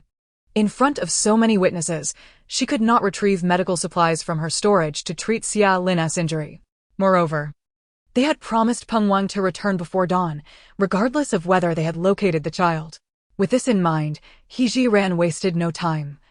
Scooping Xia Lin into her arms and heading back, Mo Jiuyue and Zhou Laoba nearly pursued her simultaneously, intending to take Xia Lin into their own embrace. Zhou Laoba, lacking the swiftness of Mo Jiuyue, was just a beat too slow, as Mo Jiuyue had already secured Xia Lin before turning away without a glance. Continuing alongside Zhiren, observing the harmonious pair of striking individuals ahead, Zhou Laoba deliberately slowed his pace, opting not to intrude. Yet, the inexplicable feeling of loss within him was something only he could comprehend. Leaving 2 officials to handle Li Roer's body, the rest hurried back to the camp. Throughout the journey, Zhiren reflected on how fortunate it was that a vile woman like Li Roer had met her demise. It was truly too lenient for her. Nevertheless, it was a relief, as it spared her from incessant troubles, thus avenging the original owner's grievances, albeit in a small way. The group soon returned to the camp, where upon seeing Xia Lin in Mo Jiuyue's arms, the Xia family surged forward. Xia Lin, upon spotting his relatives, became tearful once more, reaching out to Lu Shi for an embrace.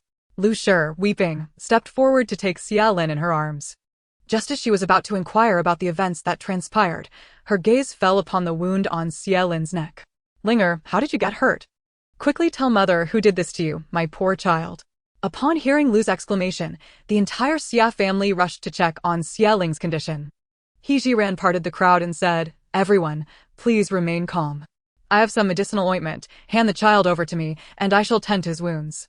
Upon hearing this, Lu, disregarding her reservations, grasped Zhiren's arm and insisted on accompanying her.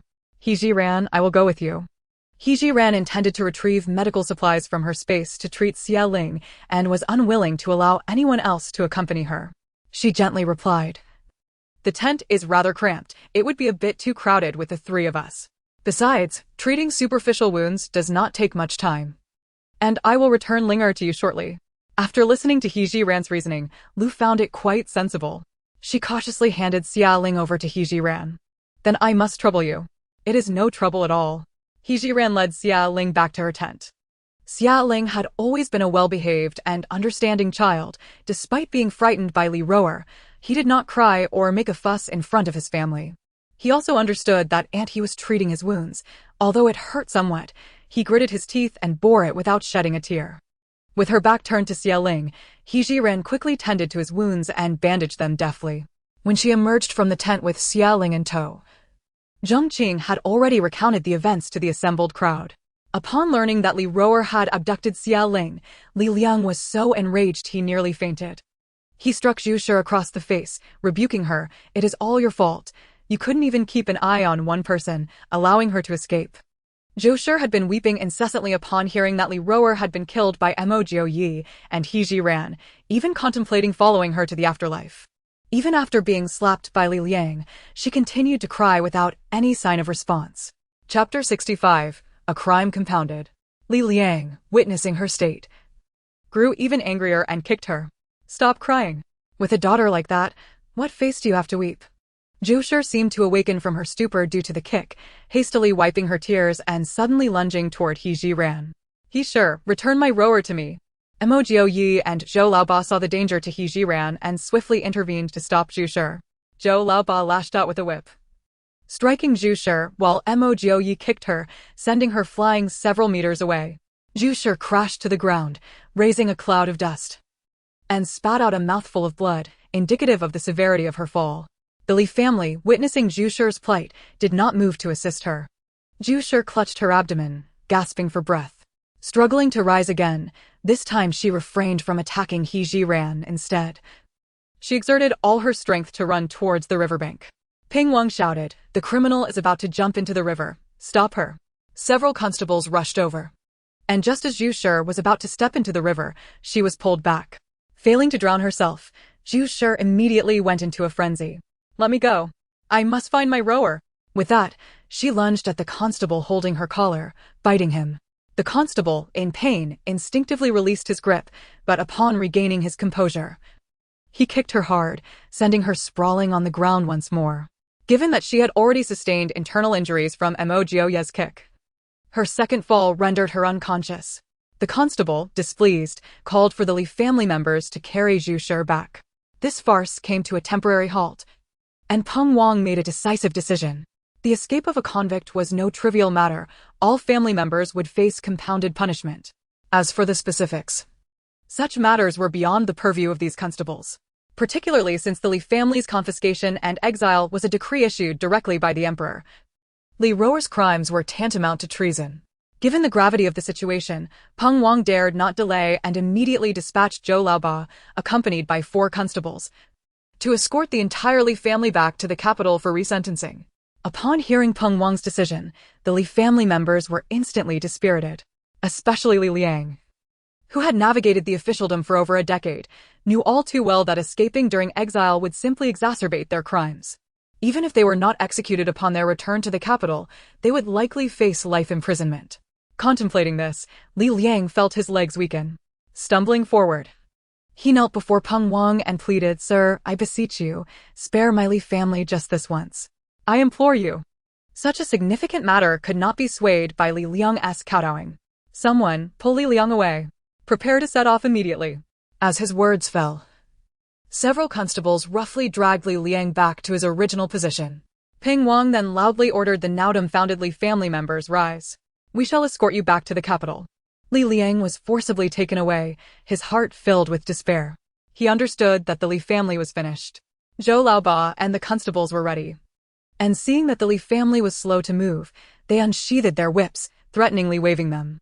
The Li family, terrified of returning to the capital and even more so of the constable's whips, complied and followed them back to the capital. Fortunately, their journey had only taken a few days, and they hadn't traveled far. As long as they didn't delay, Zhou Laoba and the others would be able to return within 4 or 5 days. Peng Wang decided to stay put until Zhou Laoba and the others returned before continuing their journey. Witnessing the Li family's downfall, everyone expressed their dismay. It seemed that harboring thoughts of escape was indeed a grave error, as it not only implicated family members, but also left them without a path to survival. Li Roer stood as a prime example. Her death was not enough, as she had led her entire family into disaster. As the Li family disappeared from view, dawn broke. When Zhiren and Mo Jiuyue returned to their camp, the sisters-in-law had already begun preparing breakfast. The original body had not been well exercised and felt rather weak. Zhiren, now out of breath, felt utterly fatigued and feared she could not assist the sisters-in-law. The matriarch, noticing her condition, quickly said, "Zhi, you have worked hard searching for Xiaoling, you need not help with breakfast. Let your sisters-in-law handle it. In the future, we must learn to be self-sufficient, allowing them to strengthen themselves." Zhiren did not wish to overexert herself. "Then I will heed Mother's advice and rest for a while. I truly am a bit tired." As she spoke, she raised her small fist, gently massaging her shoulders. Mo Jiuyue, seeing this, stepped forward and inquired, "Do you need assistance?"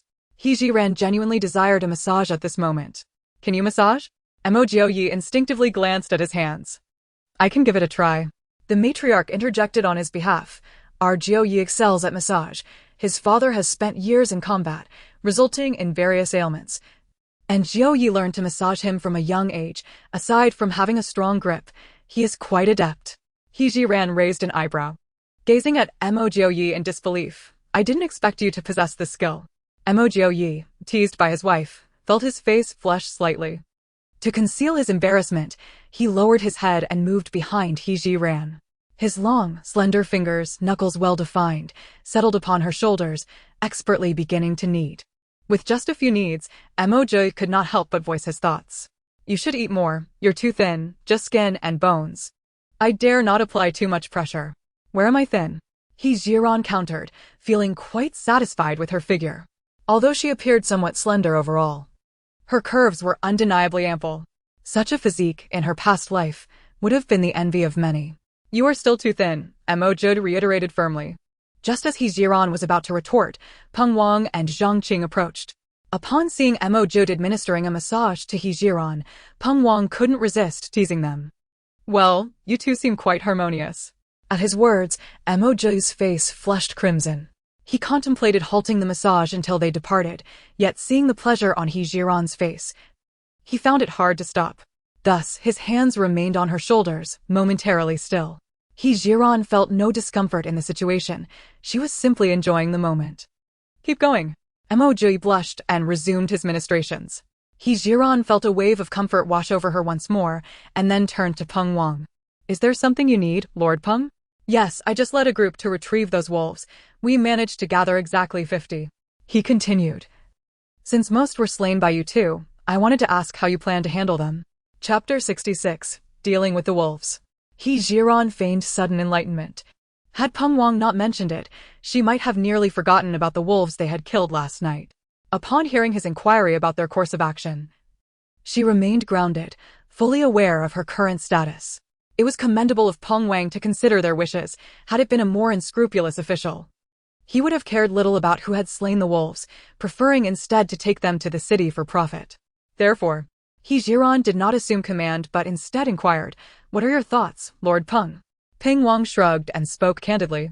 In the past, had I encountered this many wolves, I wouldn't have cared who was responsible. I would have sent them off to the city for silver. This was enough for He Zhiren and Mo Jiuyue, as it highlighted that they were merely exiles scraping by under the watch of officials. The fact that Peng Wang treated them with such respect indicated he no longer viewed them as criminals. Such a person was undoubtedly worth cultivating a deeper relationship with. In fact, when Peng Wang posed his question, He Zhiren had already concocted a plan. Understanding his intentions, she decided to be forthright. Even if you were to sell the wolves in town, the amount you would receive might be minimal, wouldn't it? Peng Wang nodded. Last year, we killed 2 wolves while traveling, and they fetched 1 tael of silver each in the city. He Zhiren raised an eyebrow.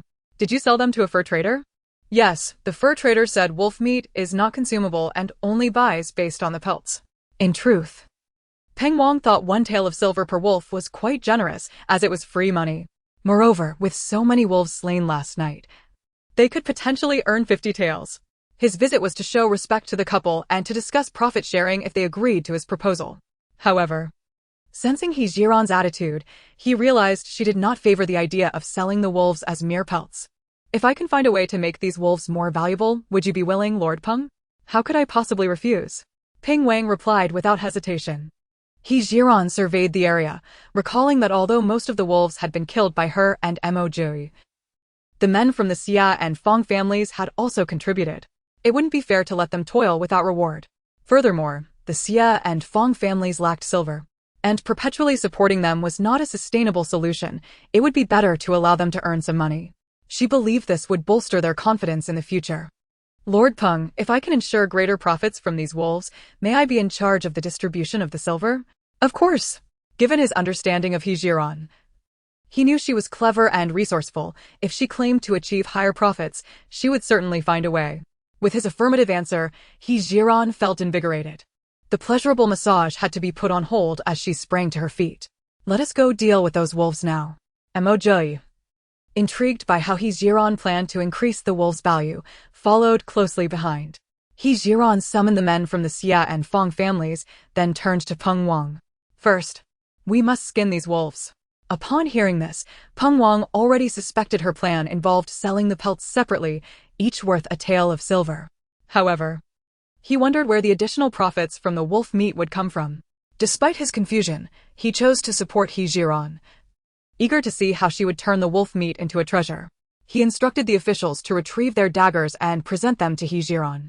She casually picked up a dagger and deftly began skinning one of the wolves by its hind leg. Observing her, Mo Jiuyue also took up a dagger to assist. The men from the Xia and Fong families followed suit, emulating their actions. He Zhiren reminded them to be cautious not to damage the pelts or they would lose money. Some bold women also joined in to help, and by mealtime, they had successfully skinned 20 wolves. With the Li family returned to the capital for reassignment, the He family felt increasingly out of place. Clutching their coarse black buns, they watched as others busied themselves, regretting their earlier opposition to the Mo family. Now, they found themselves gnawing on hard, inedible bread, isolated from everyone else. It must be said that the Mo, Fong, and Xia families had seamlessly begun to treat the He family as if they were invisible, not even bothering to glance their way. The officials had no choice but to observe them, especially after the incident involving Li Raoer. They had grown increasingly vigilant, counting the number of He family members each time they looked their way. In stark contrast, the other three families, though their meals could not compare to previous lavishness, were content with what they had on the road to exile. Watching as the other families and officials coexisted harmoniously and enjoyed delectable meals only fueled the He family's frustration. Everyone had long become accustomed to such disdainful looks and chose to ignore them altogether. After breakfast, Zhiren noted that the others had become adept at skinning the wolves and could manage independently. She then turned her attention to other tasks. Summoning the women, they began cutting the wolf meat into thumb-sized strips, quietly retrieving some seasonings from their supplies to marinate it. As the other women continued slicing the meat, Zhiren led Mo Jiuyue to the riverbank. If her memory served her correctly, she had spotted a thin piece of bluestone there while filling her water pouch the day before. Found himself bemused as his wife led him to the riverbank, contemplating whether she desired his assistance with a massage, seeking a secluded spot due to the presence of onlookers. As he pondered over how to exert himself further in aiding her, he observed pointing to a flat piece of bluestone by the river, saying, "Let us wash this stone and then use it to roast jerky." Washing a stone? Roasting jerky? For a moment, S thoughts were muddled. However, upon seeing lift one side of the stone, realization dawned upon him. Without a second thought, he rushed to her side, pulling her aside and with a forceful heave, moved the stone to the riverbank, swiftly gathered some sturdy grass and crouched down to scrub the stone clean. Given the peculiar circumstances, they had no other choice. Mimicked her actions, assisting in the scrubbing. Before long, the stone was spotless, and they set it up right there. At that moment, the first batch of marinated wolf meat was nearly ready. Smeared some oil on the stone and neatly arranged the wolf meat atop it. Meanwhile, crouched nearby, adding kindling beneath the stone, the couple worked in harmony, and soon, a tantalizing aroma wafted through the air, making mouths water among the onlookers. Approached, his nose twitching with anticipation, handed him a piece of the roasted jerky. "Do taste this and see if such flavorful jerky could fetch a good price." Eagerly bit into the jerky, chewing thoughtfully. Tender, delicious, and rich in meaty flavor, I have never encountered such a chewy delight. This is truly a rare treat. His heartfelt praise acknowledged the first batch of jerky produced by, filling her with joy as she promptly offered a piece too. "Husband, do have a taste." In an unguarded moment, her fingertip brushed against his lips. A shiver coursed through him, quickening his heartbeat. Unconsciously, he reached to touch the spot she had grazed, inexplicably filled with a sense of exhilaration. To mask his unease, earnestly chewed the jerky. Soon after, S' sweet voice rang in his ears again. "Husband, is the jerky delicious?" "Yes, it is very delicious." At that moment, S' thoughts were far from the jerky. He could not savor it as meticulously as had, yet he acknowledged its undeniable quality. Not catching the nuance of his simple response, attributed it to his naturally aloof demeanor, and did not dwell on it. She turned her attention back to, "Do you still believe this wolf meat is worthless?" "Not at all. This jerky, once taken to the city, will undoubtedly command a good price." Seemed to envision a cascade of coins raining down upon him. "Then let us proceed with this method, transforming all the wolf meat into jerky for sale in the city. Moreover, we should dry the wolf skins in this splendid sunshine. With proper handling, they too could yield additional silver." Listening to articulate her plans with such clarity, grew increasingly impressed. One could only marvel at the wealth of ideas contained within her mind. "Let us do as you suggest." Resolutely decided to remain there, eager to indulge in the delectable jerky. After all, with so much wolf meat available, he did not mind enjoying a bit more. As he savored the jerky, a thought struck him, and he dashed off. Shortly after, he returned, cradling a gourd of wine as if it were a treasure. He uncorked the wine. Yet instead of partaking himself, he presented it to. "Such exquisite jerky deserves a fine wine. You should drink first." Recalling the time spent feasting and drinking with his comrades in the military, accepted the gourd without hesitation. However, just as he was about to take a sip, intervened. You have injuries. You cannot drink. At her words, S' hand froze midair, but he soon returned the gourd too. My wife is right. It is unwise for me to drink with my injuries. Chuckled lightly at the two, teasingly remarking, who would have thought our formidable would be so henpecked? Fully aware of the jest, replied earnestly, be cautious with your words. I am but a convict exiled by decree, no longer a. Recognized the insensitivity of his previous comment. In that case, I shall refrain from calling you, and you need not address me as. If it suits you, simply refer to me as. Not one to feign shyness, accepted this camaraderie. Took a hearty swig of wine and laughed, excellent. From now on, you shall be my, and will be my. The deepening relationship with the head of the constabulary was something had longed for. With renewed vigor, she continued to roast the jerky. At that moment, her sisters-in-law and arrived, drawn by the enticing aroma. Eagerly invited them to sample the jerky. Once they began, they found it nearly impossible to stop. This is simply divine. Never have we tasted such exquisite fare, not even in the capital. The sisters-in-law, empathizing with efforts, earnestly learned the art of jerky making and took over her task. After stretching and relishing a moment of respite, carried some freshly roasted jerky to share with everyone. Each individual who tasted it sang its praises. In her delight, declared that there would be an ample supply of jerky for the day. As darkness fell, due to limited tools, only a third of the jerky was completed. Fearing that the wolf meat would spoil if left too long, the matriarch offered to work through the night with her family. The matriarch of the family also suggested that they continue the following day while the family rested. At this rate, all the jerky could be finished before nightfall the next day, with the warm season's oppressive heat to prevent the marinating wolf meat from spoiling. And her companions relocated it to the riverbank, where the cooler temperature would aid in preservation. After a long day of labor, they finally had the chance to rest. After washing up, returned to the tent, where expressed his concern, you should rest early, you have worked the hardest today. Expecting him to say something more, was met with silence. Since he remained reticent, she decided to take the initiative. The family is likely to arrive in the capital tomorrow. Once they reach the capital, the news of those who perished in the makeshift shelter will undoubtedly reach my enemies swiftly. S' tone was remarkably flat, as though the matter bore no significance to him. Found his demeanor perplexing. Are you not concerned they may send others after you?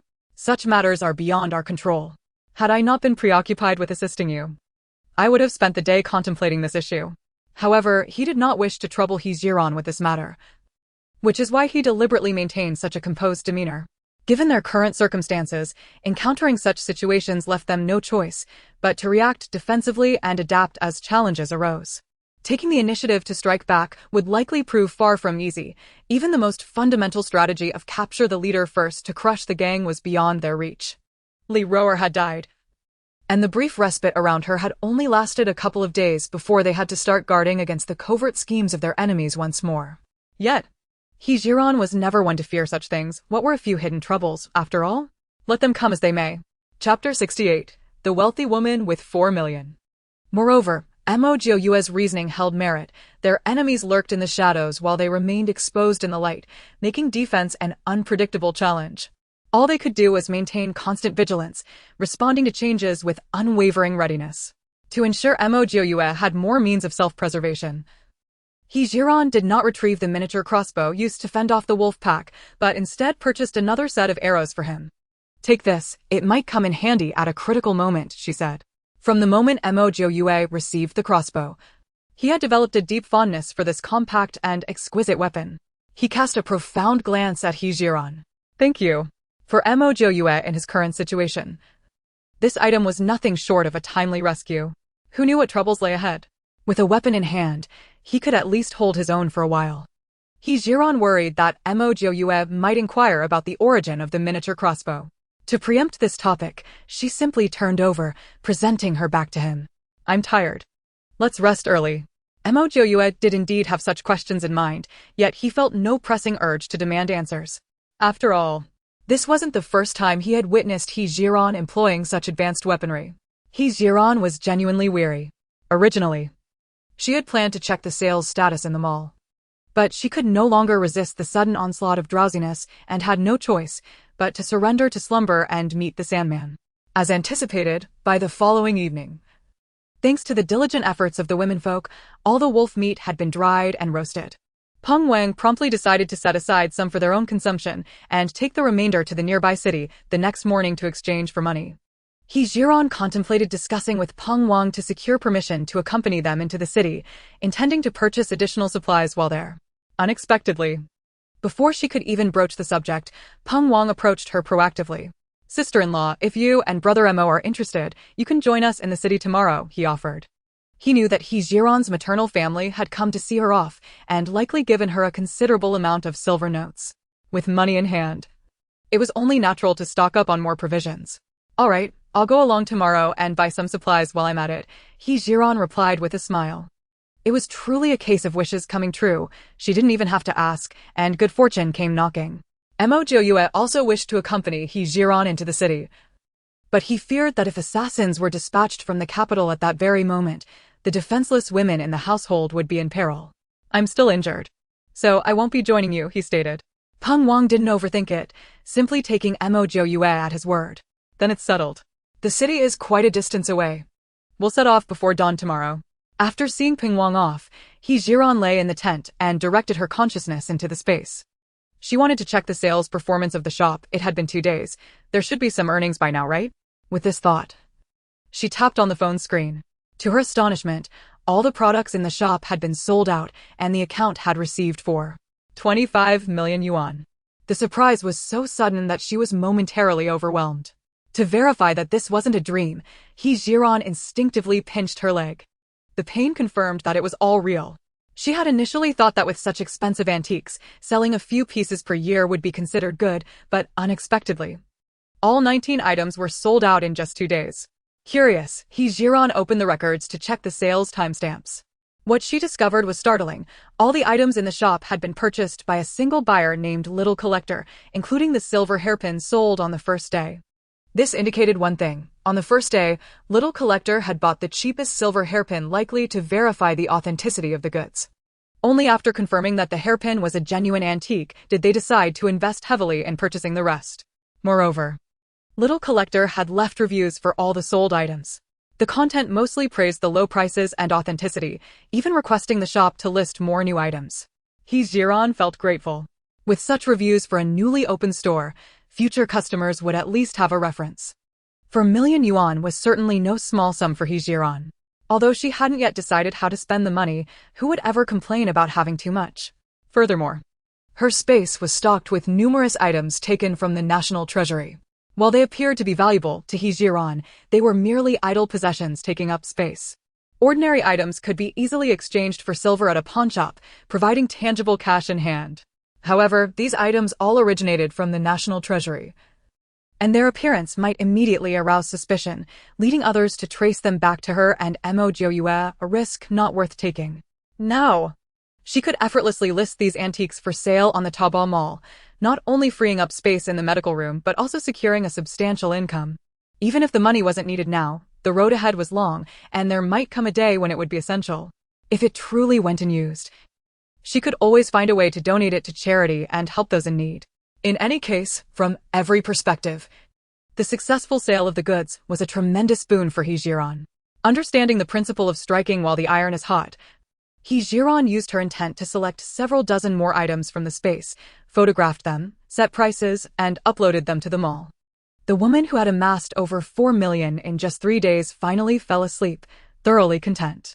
The next day, before dawn, Zhiren rose as agreed and set off on the journey to the city with Peng Wang and another official.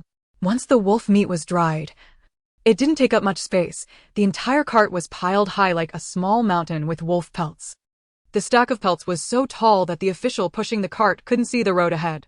Left with no choice, Peng Wang had to walk in front to guide the way. For convenience during the trip, Peng Wang and the official had somehow acquired 2 sets of ordinary civilian clothes to wear. From a distance, the trio looked like genuine hunters heading to the city to sell their game.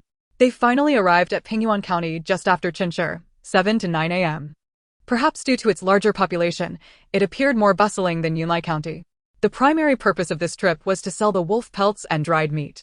Peng Wang directly led them to the only fur-goods store in the area. After inspecting the pelts, the shopkeeper indeed offered 1 tael of silver per pelt, just as Peng Wang had predicted. Just as Peng Wang was about to agree without hesitation, Zhiren stepped forward. Shopkeeper, these wolf pelts have been processed and sun-dried. Surely they can't be priced the same as if we'd brought the entire wolf, can they? She questioned. The shopkeeper, seeing that the speaker was a young woman, paid little heed to her words. Young lady, you don't understand the trade. This season, fur is at its least valuable. I'm offering 1 tael per pelt precisely because the pelts have been treated. Upon hearing this, Zhiren inquired with a calm demeanor, according to the shopkeeper.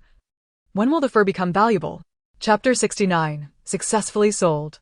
The shopkeeper, without a moment's hesitation, replied, furs are naturally more valuable in winter, as they provide warmth. Zhiren turned to Peng Wang. Brother Ping, since these pelts won't spoil before winter, let us wait until then to sell them. Peng Wang readily concurred. Very well. I shall heed my sister-in-law's advice. With that, he gestured for the officials to depart.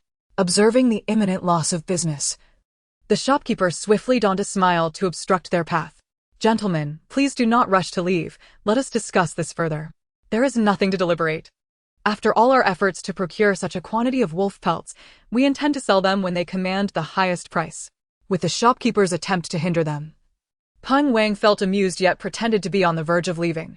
In a moment of desperation, the shopkeeper exclaimed, how about I add an extra 101 for each pelt?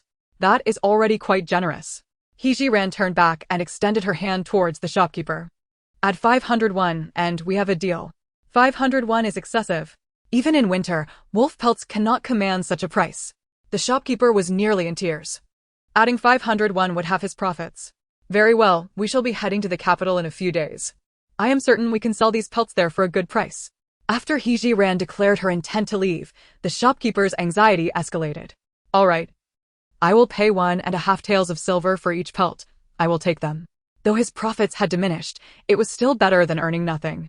Peng Wang was thoroughly impressed. With a mere few words from Zhiren, they had secured an additional 25 taels of silver.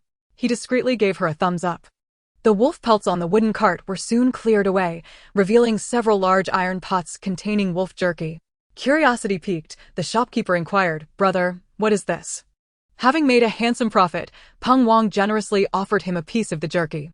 This is wolf jerky, do try it. Wolf jerky?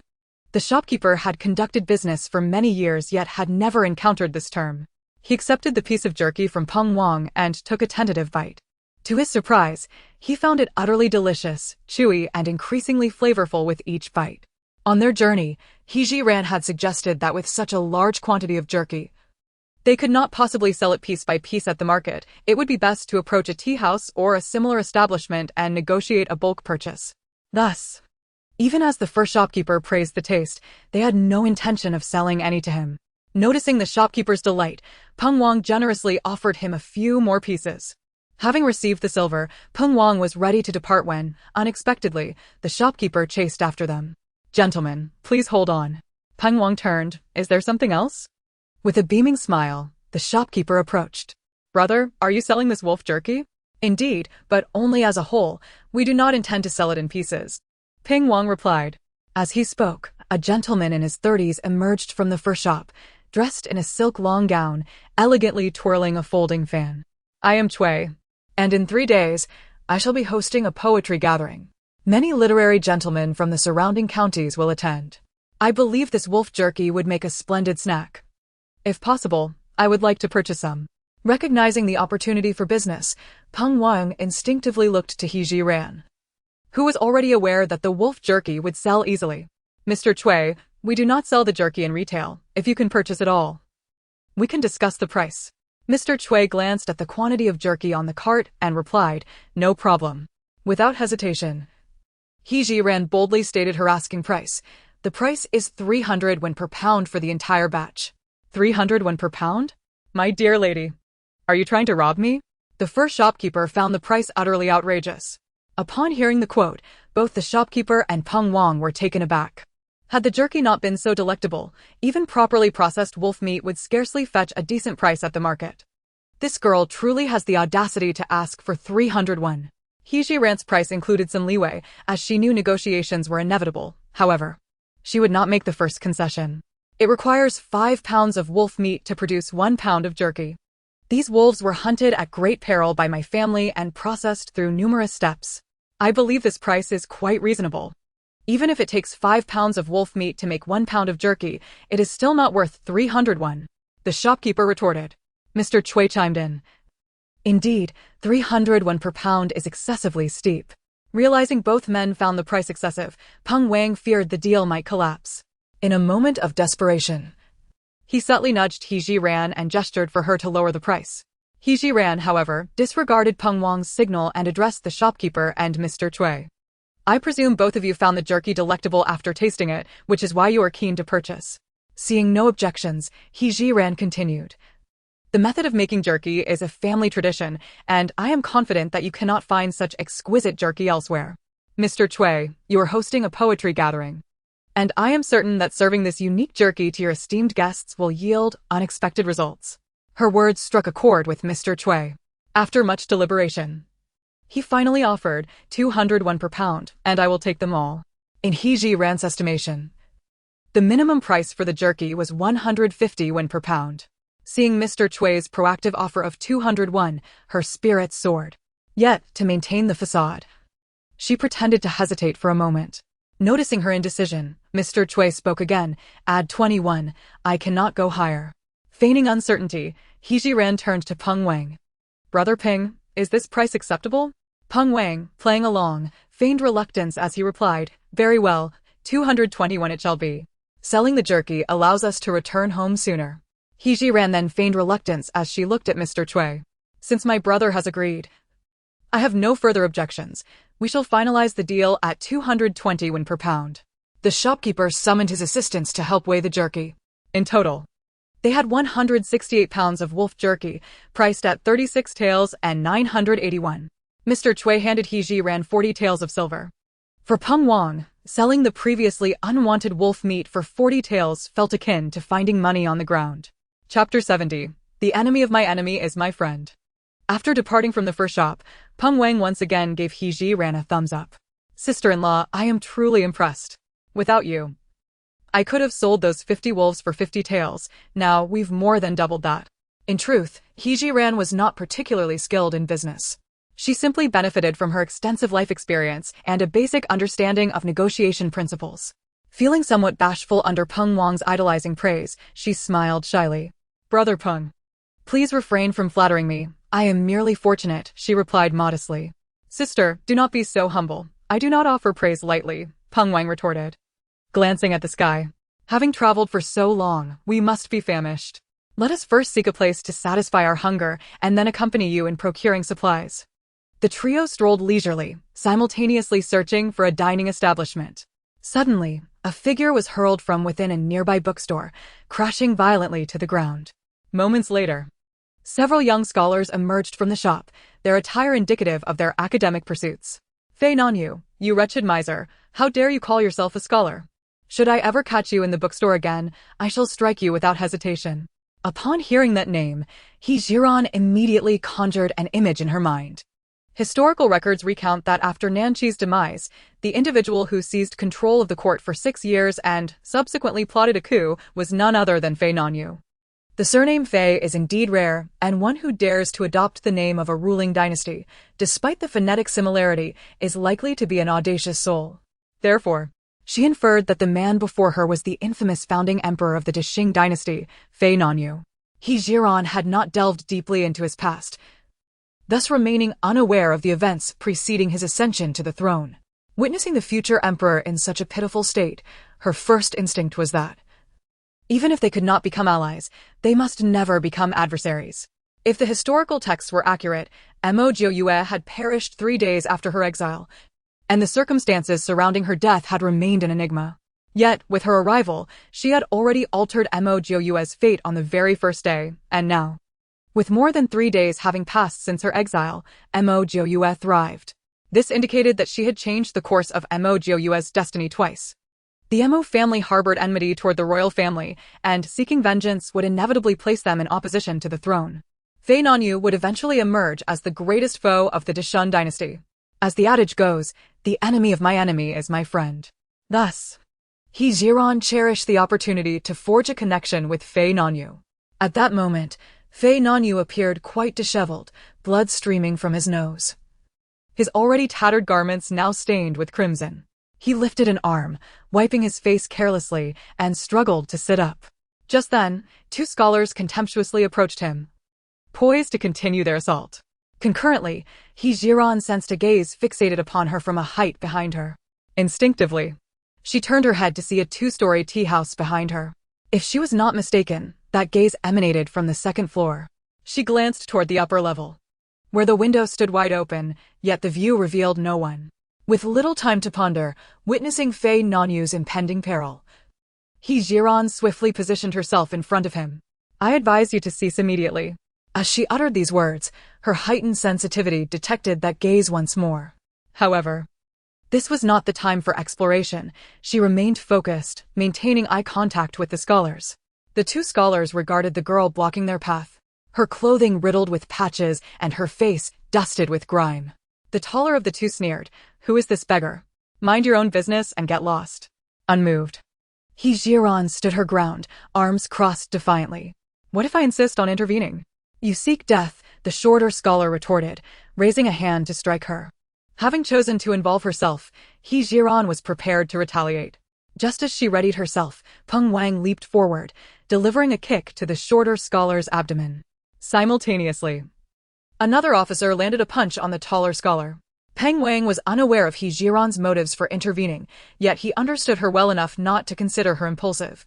She must have had her reasons. Thus, he chose to support her unconditionally. Seeing their leader take action, the officer naturally joined the fray. The two scholars, now struck, glared at one another while clutching their injuries. A few more scholars gathered, their expressions fierce, yet none dared to escalate the conflict further. "You audacious beggars! How dare you assault someone in broad daylight?" Zhiren retorted, laughter lacing her voice as she pointed to Fei Nanyu behind her. "Are you not also guilty of public assault? This is merely returning the favor, do you comprehend?" Judging by the scholars' attire, they were evidently from affluent families, likely accustomed to arrogance. Even if Zhiren spoke the truth, they would never concede. "Who witnessed us assaulting anyone?" "It is you, who in plain view struck a scholar. Yet you dare to twist the narrative." Impatient, Peng Wang stepped forward, concerned that Zhiren, as a woman, would suffer in a debate against so many scholars. "We three witnessed your actions firsthand. If you dispute this, let us seek the magistrate and let him adjudicate." He had already formulated a plan. He held a position as an 8th-rank official, and he thought it would be easy to reveal his identity at the county office, rendering him unafraid of a few uneducated scholars. Upon hearing the mention of the magistrate, the scholars instantly faltered. Should the county magistrate truly side with Fei Nanyu, their hard-won status as students would be at stake. "We did not strike anyone. Why should we go see the magistrate?" "If you refuse to go, the fact remains that you assaulted him, and you must compensate for his medical expenses." This was Zhiren's primary objective. Judging by Fei Nanyu's attire, it was evident that he was destitute and desperately in need of money. She could provide the funds, but it had to be justified. Otherwise, with Fei Nanyu's astute mind, he would undoubtedly suspect ulterior motives. Upon hearing that money could resolve the matter, the scholars, unwilling to escalate the situation, reluctantly acquiesced. "How much do you demand?" "There are 5 of you. I propose 20 taels each, which totals perfectly," Zhiren replied nonchalantly. "What? 20 taels each? He does not deserve it." The shorter scholar protested first. "In that case, let us proceed to the magistrate's office and let him decide whether he is worthy or not." Chapter 71. All expenses covered by the Xuanwu Emperor.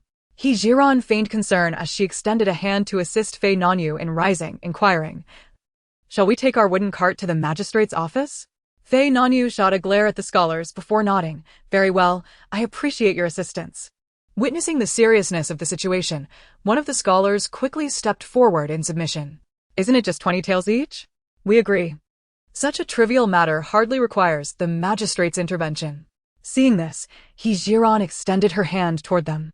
"If you wish to avoid the magistrate, then hand over the money promptly." The scholars exchanged glances, then reluctantly pooled their resources. Soon, 100 taels were presented before Zhiren and her companions. Peng Wang waved dismissively, urging them to leave.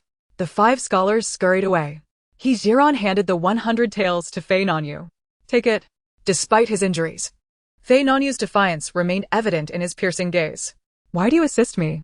Are you not concerned about incurring their wrath?" Zhiren shrugged nonchalantly, responding, It was merely a matter of witnessing injustice. Do not overthink it. To prevent Fei Nanyu from growing suspicious, Zhiren averted her gaze, avoiding direct eye contact.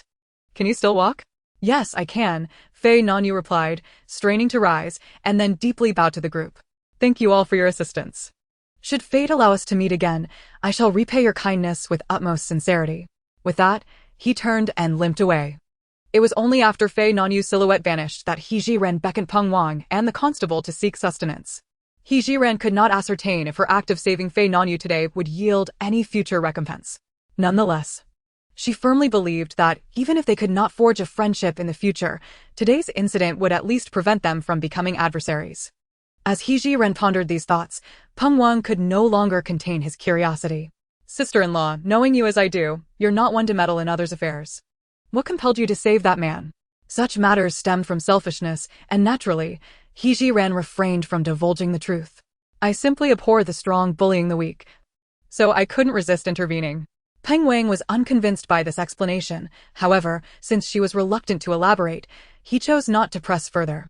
After walking for nearly 10 minutes, Peng Wang pointed to a seemingly inconspicuous stall. The wontons from that place are exquisite, and their signature braised meat is a must-try. Shall we go sample them? At that moment, Zhiren was ravenously hungry and had no particular demands regarding the food. She simply wished to satiate her hunger. Moreover, given Peng Wang's familiarity with the stall, having enjoyed its offerings before, it was likely to be satisfactory. I have no objections. Whatever you suggest, Brother Peng, she replied. The constable chimed in, whatever the boss decides, we shall have. Seeing that both men were in agreement, Peng Wang led the way to the wonton stall. They ordered 3 bowls of wontons, accompanied by a large platter of braised meat. After tasting a bite, Zhiren found both the wontons and the braised meat to be quite palatable. Yet, when compared to the culinary delights she had experienced in her previous life, they fell slightly short. Nevertheless, for the resource-scarce era they inhabited, the flavors were commendable. The weather was already sweltering, and after consuming a steaming bowl of wontons, beads of sweat appeared on all 3 foreheads. The constable, noticing the scorching sun outside, expressed his reluctance. Boss, the sun is too fierce. Let us find a place to rest before continuing. Peng Wang shared the sentiment. In the past, while escorting prisoners, they would always seek shade during the midday heat before resuming their journey. There's a tea house over there. We can go there for some cool tea and take a break. Zhiren, too, desired to enjoy some refreshing tea.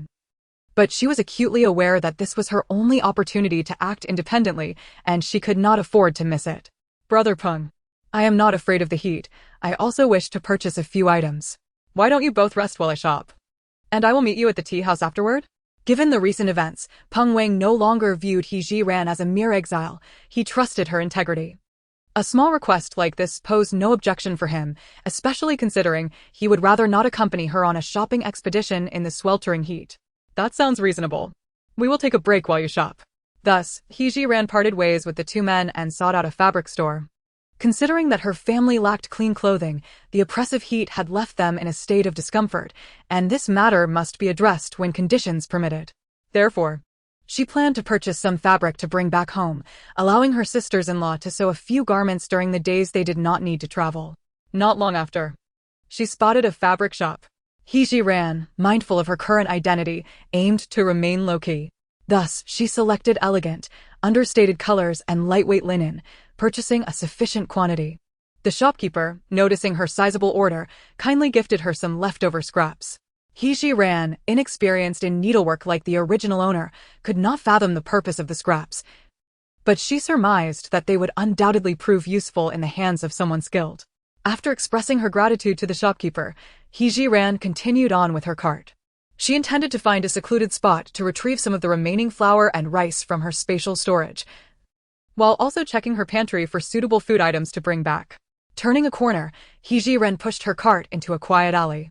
Upon ensuring no one was around, she entered her space and extracted 2 bags each of white rice and flour. Additionally, she purchased 20 roasted chickens and 20 roasted ducks from her pantry, repackaging them in oil paper before placing them on her cart. Beyond these, she also wished to acquire some pork and vegetables. Given the oppressive heat of the day, Zhiren lacked the motivation to continue browsing the market and decided to finalize all her purchases in her pantry. Observing the cart brimming with supplies, She felt no burden, knowing that the expenses were covered by the imperial treasury. Indeed, this was the case. The over 400,000 she had earned were all exchanged for items from the treasury of the Xuanwu Empire, so it was he who was footing the bill. Checking the time, she realized it had only been half an hour since parting with Peng Wang. If she were to head to the tea house now, her swift accumulation of goods might arouse suspicion. Thus, Zhiren chose not to rush. Instead, pushing her cart to a shaded area and finding a vacant spot to sit. She also treated herself to a cold drink from her pantry to alleviate the heat. Since her arrival in this world, Zhiren had never felt so at ease. Sitting on her cart, sipping on her icy beverage, she rhythmically swung her legs. Just as she began to lose herself in satisfaction, she suddenly heard footsteps approaching from the direction of the alley's entrance. Zhiren quickly stored away the remaining half of her drink and turned her gaze towards the source of the sound. Chapter 72. Fei Nanyu's Past. It was Fei Nanyu. He limped ahead, followed by 4 others who were carrying a coffin. Upon spotting Zhiren, his brow furrowed as he scrutinized her intently, seemingly attempting to decipher her thoughts. In the face of such scrutiny, Zhiren maintained her composure. "What brings you here?" "I found this place quiet and thought to rest for a moment and cool off." As the 4 men approached with the coffin, Zhiren instinctively pushed her cart against the wall, clearing a wide path for them. Observing the cart laden with goods, Fei Nanyu showed no sign of suspicion. He clasped his hands in salute, saying, "There is a funeral to attend at home. I shall take my leave first." With that, he turned and walked away without a backward glance. Watching as Fei Nanyu and his entourage entered the innermost courtyard, Zhiren also rose to push her cart away. Along the way, she noticed a stall displaying a large stack of straw hats. For the exiles, particularly the women, who endured the relentless heat of the sun daily, such hats were essential. Without hesitation, she purchased all 28 hats from the stall. Upon returning to the tea house, Ping Wang was astonished to see Zhiren back so swiftly. "What a rarity for you to be out. Why did you not explore a little longer?" Zhiren tilted her head toward the sky. "It was too hot, and I had too much on the cart. I found it difficult to continue, so I returned." Peng Wang glanced at the items atop the wooden cart and couldn't help but click his tongue in astonishment. It was evident that the minister he had generously provided for his daughter, for if he had offered any less, given the woman's lavish spending habits, she would have exhausted her funds by the time they reached their destination. Now that the purchases were complete, it was time to make their way back. The constable assisted in pushing the cart, and soon they departed from Pingyuan County. Having spent many years on the road, Peng Wang had developed swift legs, while Zhiren possessed a naturally resilient spirit. However, the frail constitution of the original owner hindered her ability to keep pace with the 2 men. Noticing her struggle, Peng Wang suggested she take a seat in the corner of the cart to rest. With a delicate frame, Zhiren had no choice but to concede, hoping that with time, her endurance would improve. After expressing her gratitude, she nestled beside the provisions. Reflecting on her encounter with Fei Nanyu in Pingyuan County and the elusive gaze from the tea house, Zhiren felt compelled to delve into the historical context of the period. Thus, feigning fatigue, she leaned on the grain, shading her eyes with a straw hat as if in slumber, while her consciousness ventured into the realm of knowledge. Within the Taba marketplace, she procured several volumes regarding this historical era, leaving no stone unturned, even indulging in wild histories to ensure a comprehensive understanding. As her awareness swiftly navigated the table of contents, she finally stumbled upon a chapter titled Fei Nanyu in the latter sections. Zhiren read attentively. Fei Nanyu's father was a scholar who began his education at an early age. Gifted with remarkable intellect, Fei Nanyu excelled in his studies, achieving the top rank in the scholar's examination by the age of 12. However, when he returned home with the joyous news, his mother fell gravely ill. In a desperate attempt to save her, the Fei family depleted almost all their resources, but despite their efforts, they could not save her life, and shortly thereafter, his father also succumbed to illness. To shoulder the burden of supporting his family, Fei Nanyu forsook the path of scholarly pursuits, silently taking on the responsibilities of providing for his father. Though his qualifications would have allowed him to teach in a private academy, he could not abandon his ailing parent.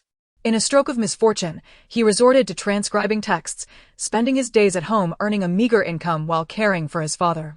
This existence continued for 8 arduous years. By the time Fei Nonyu reached the age of 21, his father had ultimately lost the battle against illness and passed away. To afford a proper burial, Fei Nonyu sought to advance some funds from the bookshop where he often worked. However, he encountered a group of long-time adversaries, envious of his intellect and disdainful of his current misfortune, who mercilessly assaulted him. Thankfully, he was rescued by the third prince, Nanqi, who not only saved him but also provided the funds for his father's burial. From that moment on, Fei Nonyu became a trusted advisor to Nanqi, whose ascent to the throne of the Destined dynasty was significantly aided by him. After Nanqi's coronation, he appointed Fei Nonyu as the prime minister, second only to the emperor himself. The first decree Fei Nonyu presented was a request for the exoneration of Mo Jiuyue, a move that Nanqi, trusting Fei Nonyu implicitly, readily approved. In the third month of Nanqi's reign, an edict was announced, declaring that Mo Jiuyue had not conspired against the state but had been wrongfully exiled. To commemorate this, Nanqi personally oversaw the construction of a mausoleum for Mo Jiuyue. Fei Nonyu's fortune soared, yet his ambition for the position of prime minister was insatiable. Before Nanqi's demise, he began discreetly cultivating his own power, and years later, when his influence reached a critical mass, he revolted and seized the throne for himself. Although Fei Nonyu's rise was marked by treachery, he proved to be a diligent and benevolent ruler, earning the admiration of the populace. Reigning for 28 years, he transformed the lives of his subjects from hunger to abundance and quelled border rebellions that had long plagued the realm, thereby solidifying his legacy as an exemplary emperor, celebrated by posterity as a sovereign of unparalleled virtue. Upon reaching this point in her reading, Zhiren felt as though many pieces of the puzzle had fallen into place. If her intuition served her correctly, the gaze she had sensed from the tea house belonged to none other than Prince Nanqi. This implied that her presence had inadvertently disrupted a potential meeting between him and Fei Nonyu. She had unwittingly altered the course of history once again, leaving her to ponder whether Fei Nonyu would still have the opportunity to meet Nanqi in the future. With the trajectory of events now uncertain, she realized that she could no longer foresee the developments between Nanqi and Fei Nonyu. Faced with such unpredictability, Zhiren remained undeterred and, in her moments of ennui, resumed her perusal of the wild histories. To her surprise, she discovered that these texts also chronicled the relationship between Nanqi and Fei Nonyu, albeit in a more straightforward manner, with no significant discrepancies from the official historical accounts. After digesting the information regarding Fei Nonyu, Zhiren continued her exploration, only to find a captivating description of Mo Jiuyue. With a sense of curiosity, she read intently. To her astonishment, the very first line revealed that the origins of Mo Jiuyue remained shrouded in mystery. A mystery surrounding his lineage? Zhiren's intrigue surged to new heights as she delved deeper into the narrative. It was said that Mo Jiuyue was not the biological offspring of the Mo family, but rather the third son of the Shun Wu emperor, born of the noble concubine Yuan. Years prior, while concubine Yuan was pregnant, she summoned Master Wuchen from any temple to determine the gender of her unborn child. Master Wuchen declared that she was expecting a daughter. In a bid to secure her position within the palace, concubine Yuan devised a scheme to exchange her child. She secretly dispatched numerous agents to locate women who were due around the same time, plotting to switch her child with theirs should their births coincide. On the day of her delivery, concubine Yuan bribed the midwife, instructing her to remain silent and directly hand over the newborn to her trusted maid. Coincidentally, concubine Yuan and the wife of the duke gave birth on the same day, and the duke's wife had delivered the very son that concubine Yuan desired. Through her covert machinations, the newborn boy from the Mo family was swapped with the third prince, Nanqi. Ironically, concubine Yuan also gave birth to a son. But due to her blind faith in Master Wuchen's prediction and her instructions to the midwife to maintain secrecy, the midwife, having been paid off, remained tight-lipped and handed over the child without a word. Hence, everyone except the midwife remained oblivious to the fact that concubine Yuan had birthed a young prince. After the exchange was complete, concubine Yuan sent a messenger to inform the emperor of the new addition to the royal family. The emperor, overjoyed to learn of the birth of another prince, personally selected gifts to present to concubine Yuan. It was only the next day, as the maid prepared to silence the midwife, that she discovered that the concubine had also delivered a son, resulting in the absurdity of having switched the Mo family's child. Upon learning of this turn of events, concubine Yuan was consumed by sorrow for several days. However, the emperor had already been introduced to the Mo family's child, making it impossible for her to reclaim her own offspring. She was left with no choice but to accept the unfortunate outcome. At the tender age of 5, Nanqi reached the pivotal moment of enlightenment, prompting the beloved concubine Yuan to beseech the emperor. She expressed her desire for Mo Jiuyue, the ninth son of the Mo family, who shared the same birth date as Nanqi, to be appointed as his companion in study. This arrangement would allow her to frequently glimpse her own flesh and blood. The Emperor Xuanwu harbored no objections and promptly decreed that Mo Jiuyue be summoned to the palace. Upon reading this passage, Zhiren gasped in shock. Although this account belonged to unofficial history, it did not necessarily imply that its content was fabricated. Many unofficial records encapsulate secrets that remain hidden from the public, often suppressed by those in power to prevent their scandals from permeating through time. Nevertheless, a multitude of such clandestine truths continues to circulate. If this particular account were indeed authentic, it would elucidate why Nanqi suddenly turned against Mo Jiuyue. He must have received some alarming news regarding their exchange, fearing exposure and thus resorting to hostility against Mo Jiuyue. This matter was of grave significance. She needed to contemplate how to discreetly inquire about it with Mo Jiuyue. At that moment, Zhiren sat up straight, her small hand gently patting her chest, appearing to an outsider as if she had just awakened from a harrowing nightmare. The lingering dread of this revelation still haunted her. If this unofficial history bore truth, it would mean that Emperor Xuanwu had, with his own hand, condemned his son to death, a poignant reflection of Cao Ji's poem 7 Steps. The rickety wooden cart swayed as Zhiren's mind meandered back to the camp.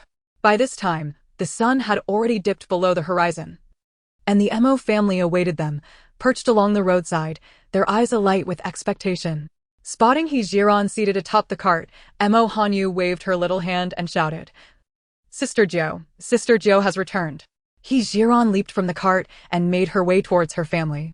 Her elder sister-in-law thoughtfully handed her a damp towel. "Sister Jiu, you must be weary from the journey. Do wipe away your sweat." Zhiren felt deeply touched by her family's concern. In her previous life, having endured 24 years without parental affection, she had never experienced such a taste of familial love. To her astonishment, she had unexpectedly traversed into a different world, where she was now graced with the familial bonds she had long yearned for. Despite the arduous and perilous path of exile ahead, Zhiren firmly believed they would weather this storm and ultimately thrive together as a family. After expressing her gratitude to her elder sister-in-law, she took the towel to wipe her face. Peng Wang presented her with the day's earnings, totaling 115 taels of silver, affirming that she could allocate it as she saw fit, without any reversal of his promise.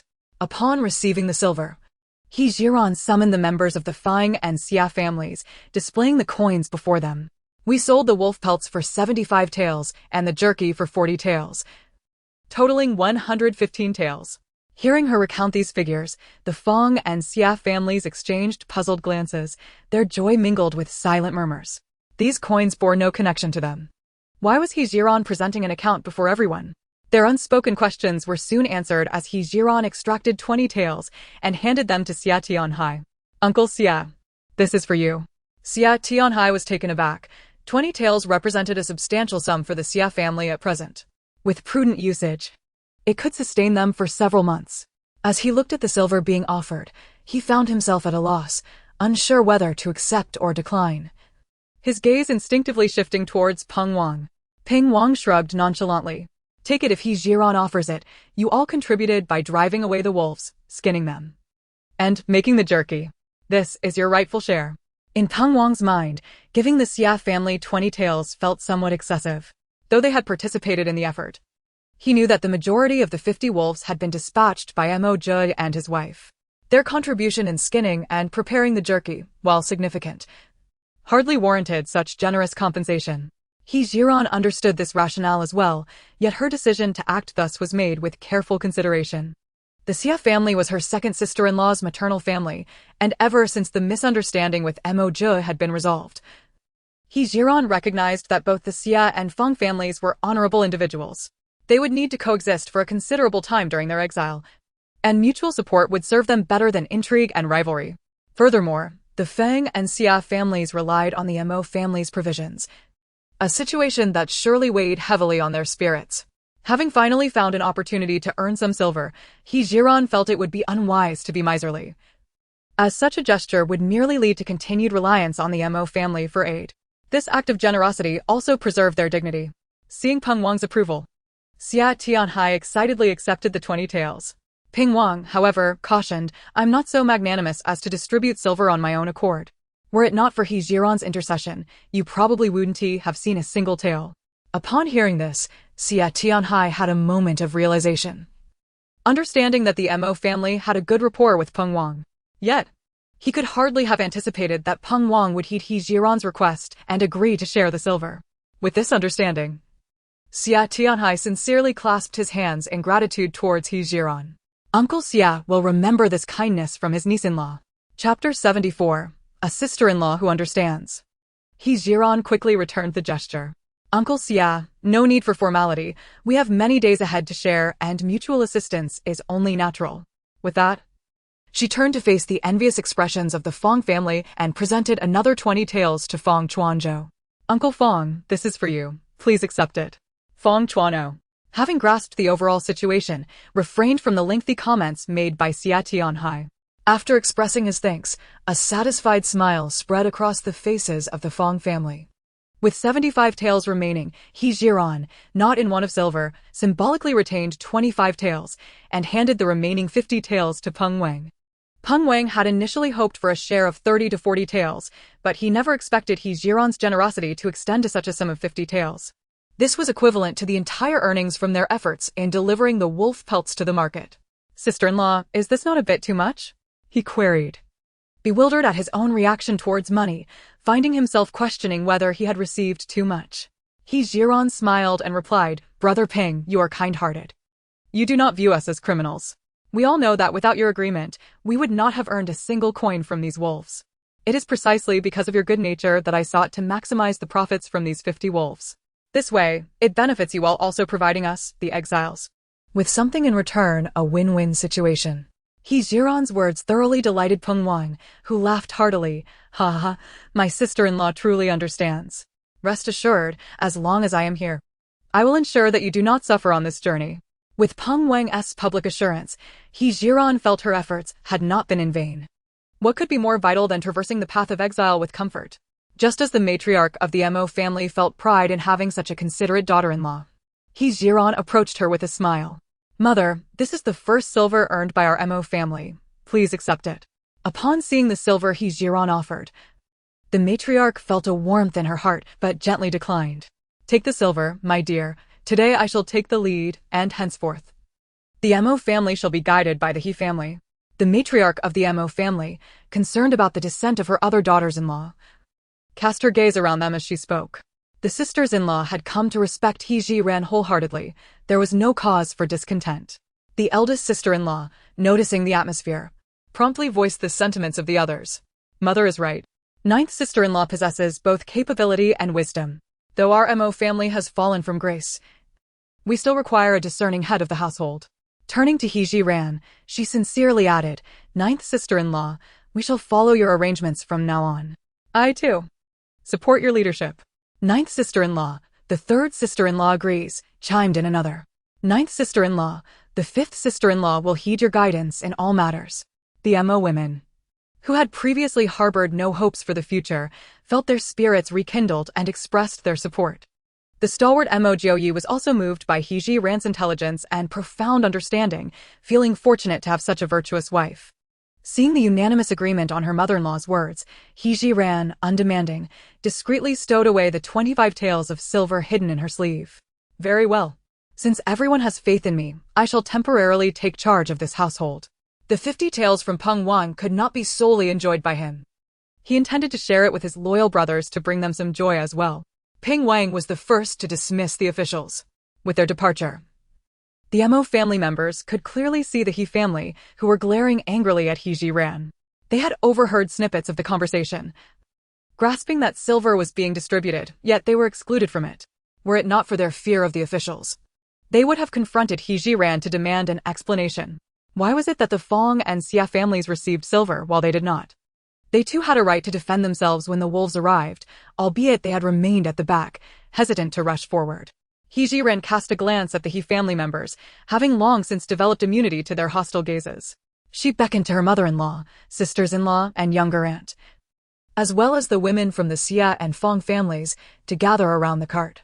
The women, upon her return, beheld the cart laden with coarse fabrics and were envious in their admiration. Although the materials were of lesser quality than what the servants once wore in their household, during these extraordinary times, having something was better than nothing. Furthermore, while the coarse fabric was not aesthetically pleasing, garments fashioned from it would be far superior to the patched clothing they currently wore. Mo Jiuyue, upon seeing the ninth sister-in-law return with such an abundance of items, could not help but beam with delight. Ninth sister-in-law, you are truly wonderful for procuring so many fine goods. He Jiren affectionately ruffled Mo Jiuyue's hair. It is quite warm, and we have not had the opportunity to change our clothes since leaving the capital. I bought some fabric so that while we are here, we can each make ourselves a new garment. What woman would not be elated at the prospect of new clothing? Moreover, their patched garments had become unbearably dirty, the heat mingling sweat and dirt into a scent they themselves found repugnant. Although the Fong and Xia families understood He Jiren's benevolence, they did not expect her to include them in her fabric purchases. Zhao Shi pondered for a moment and stepped forward. He dear, I see you have procured quite a bit of fabric. Could you spare some for our Fong family? Rest assured, I now have silver and can purchase it. And we can also assist your family in making clothes. The women from the Xia family nodded in agreement with Zhao Shi's suggestion. He Jiren quickly realized there had been a misunderstanding. The reason she had acquired such a substantial amount of fabric was indeed for everyone to share. However, she had refrained from offering it to the Fang and Xia families, believing it unwise to provide them with endless support. She wished for them to understand that there are no free lunches in this world, and the Mo family could not unconditionally sustain them indefinitely.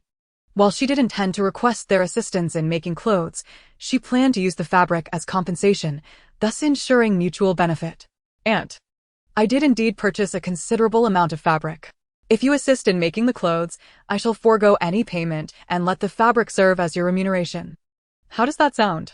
Zhao Shi understood that although He Jiren's words were framed as a trade, they were also a form of assistance. The Fong family was grateful for this kindness. Very well, our aunt and the other daughters-in-law possess commendable skills, and we shall gladly take on this task. The women from the Xia family echoed their agreement, feeling genuinely appreciative of He Jiren. Seeing that the ninth sister-in-law had allocated the task of making clothes, the sisters-in-law felt a tinge of anxiety. The eager second sister-in-law was about to proclaim their sewing prowess when the matriarch of the Mo family intervened. Having discerned He Jiren's intentions and fully supporting her approach, she could not allow her own family to complicate matters. Though the second sister-in-law was puzzled by her mother-in-law's silence, she obediently closed her mouth. He Jiren publicly distributed the fabric, and Zhao Shi confidently assured everyone that they would measure and tailor the clothes after dinner, vowing to have them completed during the evenings by the fire. Taking advantage of their respite from travel, after distributing all the fabric intended for clothing, He Jiren retained 12 straw hats for her family, giving the remainder to the Fang and Xia households. With only a limited quantity available, they would have to take turns using them. The Fang and Xia families left joyfully with their newfound items, while He Jiren retrieved the bag of scraps gifted by the fabric storekeeper. Upon seeing the scraps, the sisters-in-law instinctively glanced at their own embroidered shoes, which were already exposing their toes. Not only were their shoes tattered, but they would likely wear through the soles if they continued on their journey. Ninth sister-in-law is truly considerate, thinking to buy so many scraps for us to make shoes. Chapter 75. Are you not curious as to how I know all this? The sisters-in-law's admiration for He Jiren was swiftly shattered by her next words.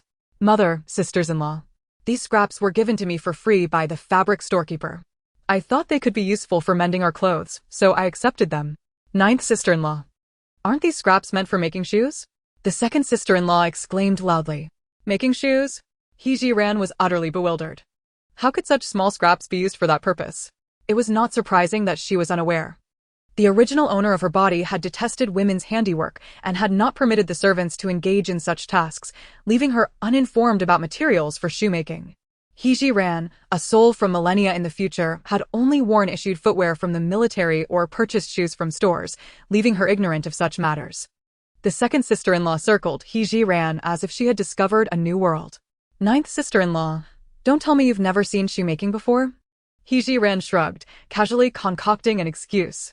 When I was at home, I spent all my time studying medicine and had little opportunity to observe such things.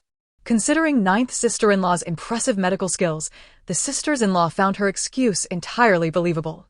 It was clear that one could not acquire such proficiency without diligent effort, so it was not surprising that she did not know how to engage in women's crafts. After several days of tumultuous travel, the sisters-in-law had gradually come to accept this way of life.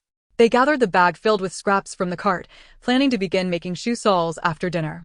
The provisions remained on the cart, and He Jiren retained enough roast chicken and duck for her family, distributing the rest to the officials and the Xia and Fong families. The members of the Xia and Fong families were naturally overflowing with gratitude and eagerly insisted on offering silver in return. Observing their fervent desire to bestow wealth upon her, He Jiren felt inclined to say, "Please, indulge yourselves. Do not feel any burden. All of this is courtesy of the Dog Emperor." However, such words remained unspoken, confined to her thoughts, for she dared not voice them aloud. After exchanging pleasantries, He Jiren firmly sent away those who insisted on thrusting silver upon her, finally achieving a moment of peace.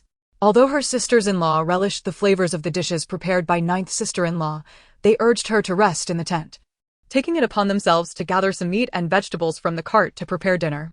Upon returning to the tent, she found Mo Jiuyue sitting quietly, a blade of grass between his lips, lost in thought.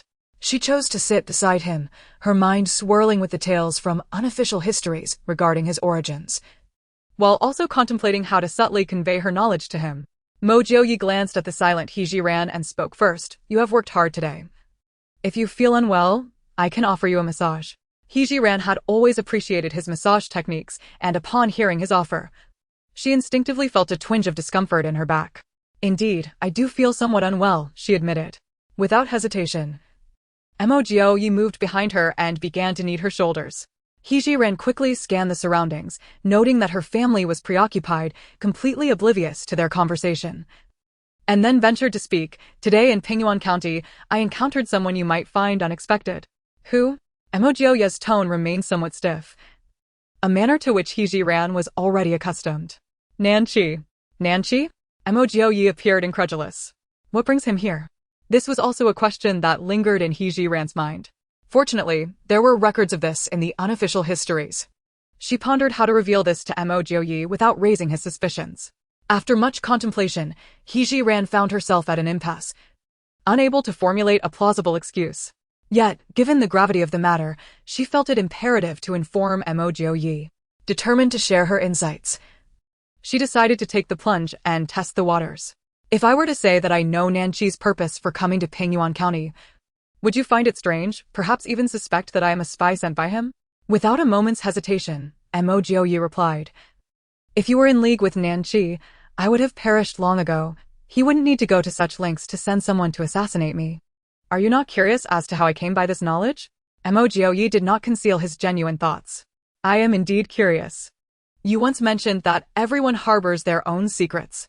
As I have said before, as long as you do not engage in actions detrimental to the Mo family, I shall not pry into your secrets."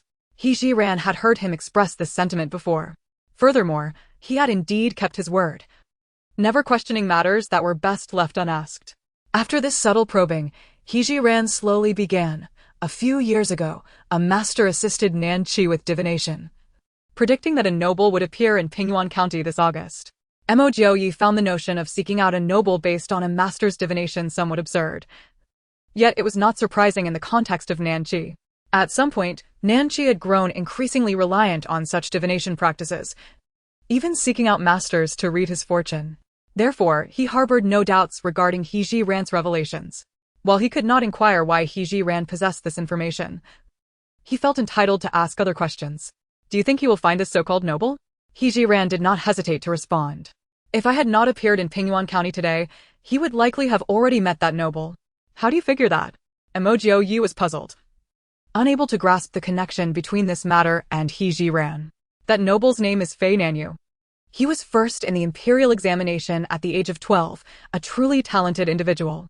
He Jiren selectively recounted some of Fei Nanyu's experiences, including how he came to know Nanqi and assisted him in ascending the imperial throne. Naturally, She chose to withhold the details regarding Fei Ninyu's involvement in the change of dynasty for the time being. After all, such matters were too extraordinary. She feared that Mo Jiuyue might not believe her and also wished to delay his knowledge of these events. Her arrival had already altered many things, and the future held the potential for even greater upheaval. As a torrent of incredulous information flooded Mo Jiuyue's mind, he fell into deep contemplation. The name Fei Ninyu felt vaguely familiar, as though he had heard it before, yet he could not place it. Noticing Mo Jiuyue's prolonged silence, Zhiren worried he doubted her words. Turning to him, she found him furrowed in thought. What is it? Do you find any logical inconsistencies in my account? Mo Jiuyue shook his head. I was thinking about who Fei Ninyu is. He seems somewhat familiar. Zhiren refrained from urging him, instead savoring the massage he provided. After a considerable time of reflection, Mo Jiuyue suddenly exclaimed, I remember. Zhiren pressed, Where have you heard of this person? In my youth, I served as a companion scholar to Nanqi and frequently visited the palace of concubine Yuan. She had a trusted maid surnamed Fei, and I recall her chatting with concubine Yuan about us.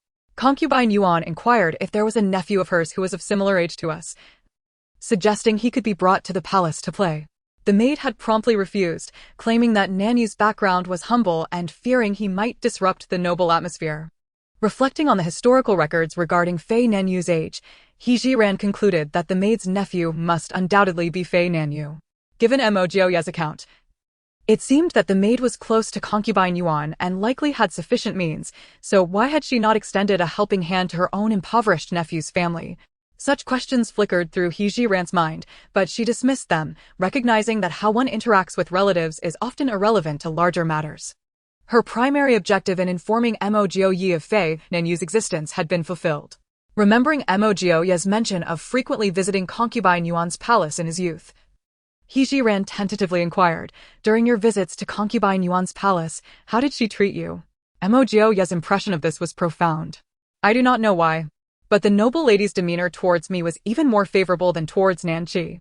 Precisely, Zhiren replied, this aligns almost perfectly with the unofficial historical accounts. Concubine Yuan must have known that Mo Jiuyue is her own flesh and blood, which explains her kindness. Mo Jiuyue, being perceptive, immediately sensed that Zhiren's inquiry was somewhat peculiar. Why do you ask? Seeing his serious expression, Zhiren could not resist teasing him. Have you ever considered that you might be concubine Yuan's child? That is impossible. Mo Jiuyue vehemently refuted, his expression growing even more solemn. Are you so certain? Zhiren pressed on. Of course I am certain. A son of the Mo family bears the unique family mark from birth. Mo Jiuyue had no doubts about his origins. Family mark? Was hearing for the first time about the potential for familial marks, a concept that defies scientific explanation unless deliberately orchestrated. Upon the birth of myself and my 8 elder brothers, we all bore a crescent-shaped birthmark on our left shoulders. My father claimed this to be an ancient legacy of the Mo family, a lineage that includes him and many of our ancestors. Witnessing Mo Jiuyue speak so earnestly left Zhiren in a state of confusion. In this vast world, where the extraordinary can manifest, the emergence of a familial mark seems hardly extraordinary, especially given the bizarre occurrences of time travel. In the unofficial histories, the passage detailing Mo Jiuyue's origins led her to surmise that this could very well be the true reason behind Nanqi's actions against him. However, this conjecture was quickly nullified by the existence of the Mo family mark, leaving the motives behind Nanqi's hostility towards Mo Jiuyue shrouded in mystery once more. Simultaneously, a series of questions plagued Mo Jiuyue's mind. Why would Nanqi wish to bring about his demise? Why did Zhiren pose such inquiries? Both harbored their own thoughts, and silence enveloped them. Due to their preoccupations, dinner was consumed in a perfunctory manner. Once they returned to the tent, Zhiren found herself devoid of sleep. As her consciousness drifted into another realm, she first assessed the sales in her shop, discovering that only one item had been sold that day, adding 250,000 to her account. With ample inventory and no need for restocking, she decided to continue perusing that historical tome, hoping for further insights. Meanwhile, in the upper chamber of an inn in Pingwan County, Nanqi sat at a table, rhythmically tapping his fingers against the surface. Your Highness, I have just received a message via pigeon from Uniquely, Hefeng announced respectfully, presenting a small scroll of paper measuring about 5 centimeters in length. With unhurried composure, Nanqi unfurled the scroll and, after scanning its contents, slammed his hand onto the table. A pack of imbeciles. How could they even manage to kill the wrong person? What use is there in keeping such inept fools? He Feng, unaware of the message's contents, could only surmise the gravity of the situation from his lord's furious demeanor. Your Highness, what has transpired? He inquired cautiously. Nanqi, displeased, tossed the note towards him. Read it yourself. After perusing the note, He Feng deduced. Li Liang's family has been escorted back to the capital. This message from eunuch Li should be credible. Now that Mo Jiuyue has regained consciousness and given his astuteness, he will undoubtedly realize that He Liang was merely a scapegoat. It will not be so easy to take his life again, Nanqi mused, his composure returning as he contemplated the next steps. Although He Feng remained oblivious to his lord's urgent desire to eliminate Mo Jiuyue, he understood that this matter was of paramount importance to Nanqi. Your Highness, perhaps I should send a few individuals to inquire about the whereabouts of Mo Jiuyue's exiled convoy and gather intelligence for our next move? Nanqi waved his hand dismissively. There is no need. With the Li family being escorted back to the capital, the exiled convoy will likely remain in place until the officials return to regroup before proceeding. Pingyuan County is a necessary stop on the way to the northwest. We shall wait here. I intend to confront Mo Jiuyue personally. With his master having made a decisive resolution, He Feng shifted the conversation. Your Highness, tomorrow marks the final day as predicted by Master Wuchen. If you do not encounter that noble person, what shall we do? Nanqi's tone carried an undeniable authority. Master Wuchen's calculations have never failed. I must locate that individual. Moreover, he had resolved to remain there to await Mo Jiuyue, taking the opportunity to search for that noble person in the interim. Oblivious to the passage of time, Zhiren had inadvertently reread the entire volume of the unofficial history, particularly the segment detailing Mo Jiuyue's origins. From any perspective, the narrative appeared flawless. And Mo Jiuyue had mentioned that the concubine's treatment of him was even more favorable than that of Nanqi. Why could that be? Zhiren pondered various possibilities. And suddenly, a thought struck her. Nanqi, discovering a new lead, stirred her excitement, causing her to shift her position slightly, inadvertently pressing against Mo Jiuyue's arm. Realizing the awkwardness, Zhiren hastily withdrew. Whether it was her movement that roused Mo Jiuyue or if he, like her, had been unable to sleep remained uncertain. To her surprise, Mo Jiuyue sat upright, his tone devoid of warmth. Are you unable to sleep as well? Yes, my mind is preoccupied with thoughts, leading to a bit of insomnia. Zhiren admitted candidly. Mo Jiuyue inquired further, are you still contemplating my origins? His piercing question caused Zhiren to hesitate for a fleeting moment before she asked, have you and Nanqi ever bathed together? Mo Jiuyue, perceptive as ever, grasped the underlying implication of her inquiry. I can assure you, he bears no birthmark. Chapter 77. The moment he turned against me, we were no longer brothers. With that, Zhiren's hopes were utterly extinguished. Initially, she had considered the possibility that Mo Jiuyue's birthmark had been later tattooed on him by the Mo family. However, the absence of the Mo family's distinctive mark on Nanqi entirely disproved the notion of any exchange. Thus, the account from the unofficial history proved utterly untenable. After receiving Mo Jiuyue's final answer, Zhiren's suspicions about his origins dissipated completely, leaving her even more perplexed by Nanqi's antagonistic behavior towards him. To unravel this mystery, it seemed only Nanqi himself could provide the answer. Observing Zhiren, lost in thought, Mo Jiuyue felt compelled to inquire about the source of such absurd rumors. Yet, recalling his previous promise to her, he restrained his curiosity.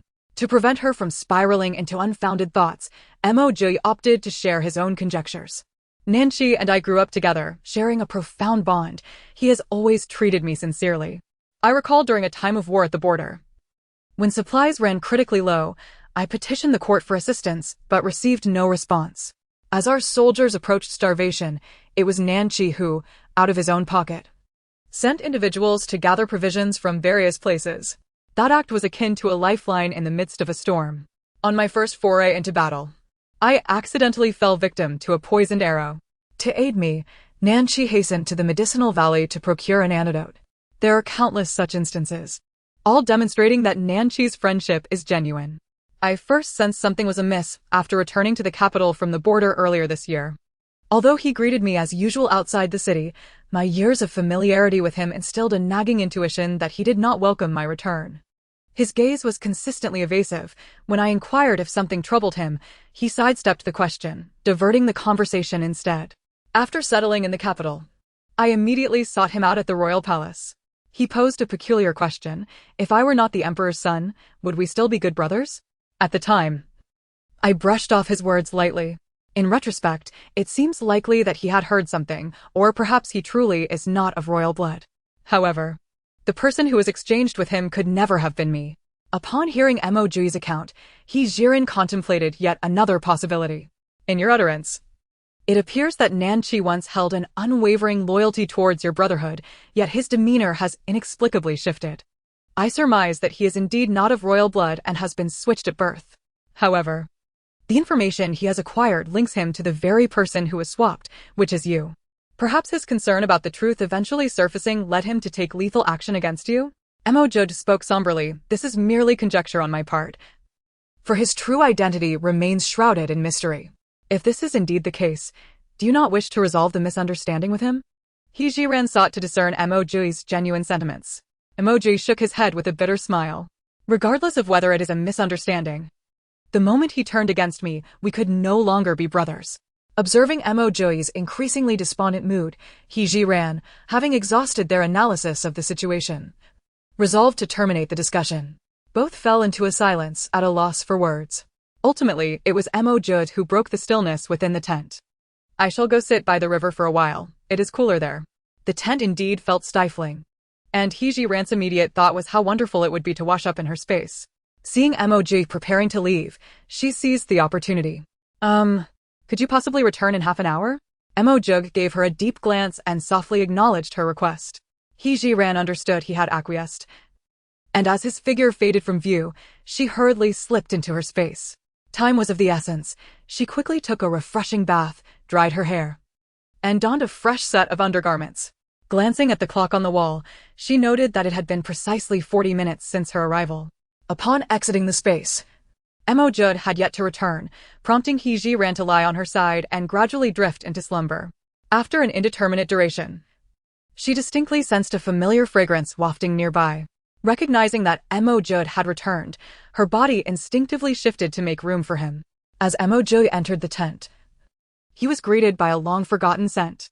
For reasons he could not fathom, he felt an inexplicable allure toward it, accompanied by a primal urge stirring within him. He vigorously shook his head, striving to maintain clarity of thought, and then gently reclined on the opposite side. The ensuing days would be spent awaiting the return of Zhou Laoba and his entourage. The womenfolk were engaged in their respective tasks, and though Zhiren could not assist them, she remained industrious, dedicating her time to potion-making aside from preparing meals. The silver ring snake had been stored in her space for several days, and she intended to utilize her free time to concoct the poisons she desired. Secluded within the tent, she employed some modern medical tools to extract the snake's venom. According to various formulas, combining different herbs would yield poisons with diverse effects. This posed no challenge for Zhiren, as her treasure trove contained an abundance of medicinal materials. After 2 days of diligent effort, she successfully crafted 2 types of poison and 1 type of sedative. One was capable of temporarily incapacitating a person's faculties, which she named loss of consciousness. The other was more straightforwardly lethal. Anyone who ingested it would die instantly, rendering an antidote unnecessary. She dubbed this poison the Reaper's Descent. The sedative was rather self-explanatory. Once ignited, it would render those who inhaled it unconscious for approximately 2 hours. To ensure her own safety, Zhiren simultaneously prepared an antidote for the sedative. She carefully stored these concoctions, cherishing them for future contingencies. While Zhiren was occupied with her potions and sedatives, the womenfolk had completed their sewing of garments and shoes. Coincidentally, Zhou Laoba returned from the capital with several officers. As the sky grew dim, Peng Wang decided to halt their journey for the night, planning to set off at dawn. After a night of rest, the group took the opportunity to don fresh clothes and shoes, ensuring that any dirt accumulated was washed clean and packed away for later use. At the break of dawn, after breakfast, Peng Wang issued the command for the main contingent to resume their journey. Pingyuan County was a necessary stop on their route to the northwest, and by afternoon, they entered the city with great fanfare. Had it not been for the presence of several officers, one could hardly discern that these neatly attired individuals were exiles. As they entered the city, they attracted numerous curious gazes, prompting the Mo family to discreetly lower their straw hats, concealing their faces from prying eyes. Chapter 78. A Chance Encounter with Fei Nanyu. Pingyuan County is expansive, requiring them to traverse the entire city. Entering through the east gate and exiting via the west would take nearly 2 hours. Along the way, the officers needed to replenish some supplies, which would inevitably delay their arrival at the west gate until evening. Spending the night in Pingyuan County was unavoidable, so upon entering, Peng Wang did not rush the group. Instead, they proceeded at a leisurely pace, stopping intermittently to procure supplies.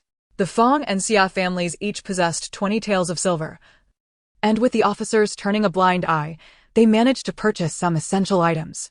However, they refrained from extravagant spending, aware that their journey ahead was long and they needed to conserve their hard-earned silver for more crucial needs. The Mo family, on the other hand, was considerably more generous. Setting aside Zhiren's considerable wealth, the sums sent by the maternal families of the third and fourth sisters were also quite substantial. The two sisters, seeing their silver finally put to use, were exceedingly eager to buy whatever caught their eye, to the point that they halted only when their wooden cart could hold no more. The He family members wore long faces, unable to articulate the feelings of envy that consumed them as they watched the shopping spree unfold. With the contributions of the two sisters, Zhiren did not partake in the shopping. It was only when they passed a wooden goods shop that she felt a flicker of interest.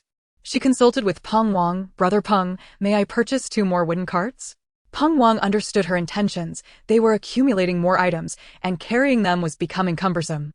Nonetheless, he declined her request. "Sister-in-law, you may not be aware, but in a few days, we will encounter many mountainous paths, some of which will require us to traverse steep inclines. At that time, even the 2 wooden carts we currently possess will be of no use. I advise you to wait until we have crossed the mountains before considering additional carts." Zhiren was indeed unaware of the challenging terrain that lay ahead. Given this information, she decided to heed Brother Peng's counsel. Although she was not particularly concerned about the silver needed for the carts, knowing she could easily part with it, she recognized the need to maintain a low profile due to their unique circumstances. Additionally, she pondered the necessity of conserving food supplies for the arduous journey ahead to avoid excessive burdens when navigating the mountains. As Zhiren contemplated her plans, her gaze was drawn to the entrance of an inn not far ahead, where Mr. Cui, who had purchased wolf jerky from them, was warmly welcoming patrons. She had long heard of Mr. Cui's intent to acquire such a vast quantity of wolf jerky for a poetry gathering. Presumably, today marked the occasion of the event.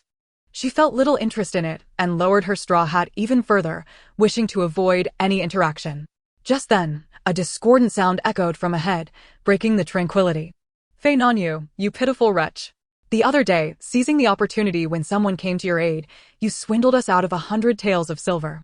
How dare you show your face before us again? Fei Nanyu, do take a moment to gaze into the mirror and reflect upon your own character. This is a poetry gathering hosted by Scholar Cui, not an event for just anyone to attend. Begone at once, linger too long, and my brothers may not treat you kindly." Zhiren followed the direction of the voice and spotted the same group of scholars he had encountered days prior outside the bookshop. They had cornered Fei Nanyu, hurling insults at him. With his back straightened, Fei Nanyu exhibited no fear. "As fellow scholars, what right do you have to bar me from attending the poetry gathering?" he retorted, as the group of scholars began to close in on him. "You dare attend the gathering with the silver you extorted from us, and yet have the audacity to call yourself a scholar?" At that moment, the scholars assumed an aggressive posture. Scholar Cui, hearing the commotion, rushed over to ascertain the situation. The crowd that had gathered continued to swell, rendering the narrow alley impassable. Scholar Cui scrutinized the young scholars before him and inquired, "Why are you causing a ruckus during my poetry gathering?" Before the scholars could act against Fei Nanyu in front of Scholar Cui, they quickly adopted a sycophantic demeanor. "Scholar Cui, you are unaware that this scoundrel swindled 100 taels from us just days ago, and today he dares to disrupt the gathering with our money. Such a person must not be allowed entry." At this, Fei Nanyu's face flushed with indignation as he clasped his fists before Scholar Cui. "Scholar Cui, I hold the title of a scholar myself. May I not attend the poetry gathering you host?" Without hesitation, Scholar Cui replied, "Of course, you are qualified." He paused before adding, "However, having just heard these gentlemen claim your conduct is unbecoming, if there is no one to vouch for you, I cannot permit you to enter." As Fei Nonyu prepared to defend himself further, a figure clad in white, holding a folding fan, descended gracefully from the second floor, landing lightly between Scholar Cui and Fei Nonyu. Nanqi did not conceal his identity. If I personally recommend this young gentleman to attend the gathering, Scholar Cui, would that be acceptable? Upon seeing Nanqi, Scholar Cui quickly knelt before him, lifting his robe. Your Highness, you honor me. There is no need for a recommendation to bring someone to the gathering. Nanqi smiled with satisfaction, his gaze warm as he turned to Fei Nonyu. Come, let us proceed to the private room on the second floor together. At that moment, Fei Nonyu's expression shifted slightly, though he quickly regained his composure. This subtle reaction did not escape the notice of Zhiren and Mo Jiuyue, who observed from a distance. Both were captivated by the name Fei Nonyu. Their attention riveted on the unfolding scene, and when Nanqi appeared, Mo Jiuyue became fully convinced of Zhiren's words. Fei Nonyu, maintaining his dignity, bowed slightly to Nanqi. I, Fei Nonyu, am deeply grateful for your Highness's favor. With that, he followed Nanqi into the tavern. The scholars, witnessing this unexpected turn of events, were left utterly dumbfounded. They never anticipated that Fei Nonyu would earn the recognition of His Highness Qi Wang. If Fei Nonyu were to report them to His Highness, not only would their own fates be sealed, but their families might also suffer consequences. At this moment, as the crowd watched Fei Nonyu accompany Qi Wang into the tavern, they lost interest in the scholar's misfortunes. Seeing the onlookers gradually disperse, Peng Wang urged the prisoners to continue onward. Emerging from the bustling market, Peng Wang approached Zhiren and Mo Jiuyue. Sister-in-law, the individual you rescued is certainly no ordinary person. He has caught the attention of His Highness Qi Wang. Zhiren detected a note of challenge in Peng Wang's tone. Brother Peng, you jest. How could I have known he was acquainted with His Highness? I merely could not abide the sight of many bullying the few. Chapter 79. Nanqi's Visit. At this moment, Mo Jiuyue had a plethora of thoughts to share with Zhiren. Noticing that Peng Wang lingered, he feigned discomfort. My dear, I feel rather unwell. Would you support me for a moment? Zhiren quickly discerned that Mo Jiuyue was pretending and willingly offered her arm for support. Husband, you must still be recovering from your injuries. Today's journey has been arduous. I shall help you walk slowly, and once we reach the inn, I will tend to you properly. Mo Jiuyue leaned closer to Zhiren, appearing exceedingly frail to any onlookers. Believing Mo Jiuyue was genuinely unwell, Peng Wang ordered the group to proceed at a slower pace and went to the front to moderate their speed.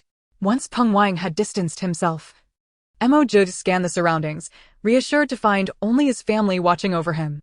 He winked at the elderly matriarch and the others, signaling that he was fine. Then whispered to Zhiren, your arrival merely altered the timing of their encounter. What he implied was that the two still had a connection. Zhiren was not particularly surprised. In fact, she welcomed the acquaintance between Nanqi and Fei Nonyu. Should Fei Nonyu become a confidant to Nanqi, she could utilize historical records to draw further conclusions, thus gaining insight into both friends and foes. This development might not necessarily be a negative outcome. Why? Mo Jiuyue inquired. Perplexed, Zhiren struggled to find a way to explain her thoughts. I cannot elaborate too much. I can only say it is my intuition. Her statement only deepened Mo Jiuyue's confusion. However, he understood that he would not glean more useful information from Zhiren. Thus, he silently contemplated various possibilities in his mind. The couple continued to lean on each other, each harboring their own thoughts, as they arrived at the westernmost edge of Pingyuan County. There, they found an inn familiar to Peng Wang, who led them inside. Zhou Laoba conversed with the innkeeper, and soon a servant emerged to guide them to the available rooms on the first floor. The accommodations were once again divided into 10-person and double rooms. This time, the officials did not seek a kickback on the room fees. Instead, the inn's staff provided direct pricing. The cost for both the 10-person and double rooms was set at 101. Now that Zhiren was managing the Meng family, and with the fourth sister-in-law possessing the funds, she turned to her. Sister-in-law, today fourth sister-in-law will cover the expenses. What sort of room do you think we should choose? Although Zhiren was now in charge, she still sought the opinions of others. She approached the elderly matriarch and the other female relatives alongside fourth sister-in-law. Mother, how should we distribute the rooms today? The matriarch surveyed the group. I suggest we do as we did last time. You and Jiuyue shall occupy the double room, while the rest of us will share the 10-person room. With the matriarch's guidance, Zhiren turned to fourth sister-in-law. Let us proceed as mother suggests. Very well. Fourth sister-in-law replied, heading to settle the payment with the innkeeper. The Xia and Fong families, with limited funds, tacitly opted for the 10-person room, despite each having numerous members, refusing to book an additional room. In contrast, the He family, witnessing the other families selecting their accommodations, cast desperate looks at Peng Wang, hoping for his compassion to spare them from being relegated to the outdoors. After years of serving as a transport officer, Peng Wang was not the type to soften at the sight of pity. What are you staring at? Without any money, you might as well sleep in the woodshed. The He family exchanged glances, ultimately resigning to their fate. A woodshed is still a shed, at least it has the semblance of a room, which is far preferable to slumbering in a filthy, odorous grass hut. Once their sleeping arrangements were settled, each family began searching for a suitable patch of ground to prepare their meals. After a long day of travel, everyone was fatigued and returned to their guest room to rest before nightfall. He Zhiren, fearing that Mo Jiuyue would continue probing into Fei Nanyu's affairs, pretended to doze off, facing the wall, despite lacking any real desire for sleep. Mo Jiuyue, perceptive as ever, recognized that she was not truly asleep and refrained from further discussion. What they had anticipated would be a tranquil night took an unexpected turn when a knock resounded through the stillness. Mo Jiuyue sat up alertly, asking in a low voice, "Who is it?" "Jiuyue, it is I, the king." He Zhiren also sat up, locking eyes with Mo Jiuyue, both surprised that Nanshi had chosen to present himself. After a brief hesitation, Mo Jiuyue slowly opened the door. At that moment, He Zhiren had also adjusted her attire and lit the oil lamp on the table. Upon the door's opening, both Nanshi and Fei Nanyu stood before them. In the dim light of the lamp, He Zhiren keenly observed the fleeting complexity in Fei Nanyu's gaze as he first met Mo Jiuyue's eyes. However, he quickly masked his emotions, dutifully standing beside Nanshi. "Jiuyue, will you not invite me in for a moment?" Mo Jiuyue maintained a calm facade, seemingly oblivious to Nanshi's recent actions towards her, and slightly stepped aside to allow access. Nanshi strode confidently across the threshold and took a seat at the round table, gesturing for Mo Jiuyue to join him. She sat down with measured grace, beckoning He Zhiren to sit beside her. It was only then that Nanshi truly acknowledged He Zhiren's presence. His eyes brightened momentarily as he recalled the incident when Fei Nanyu had been bullied by several scholars in the street. Despite recognizing He Zhiren, Nanshi's reserved nature prevented him from addressing it outright.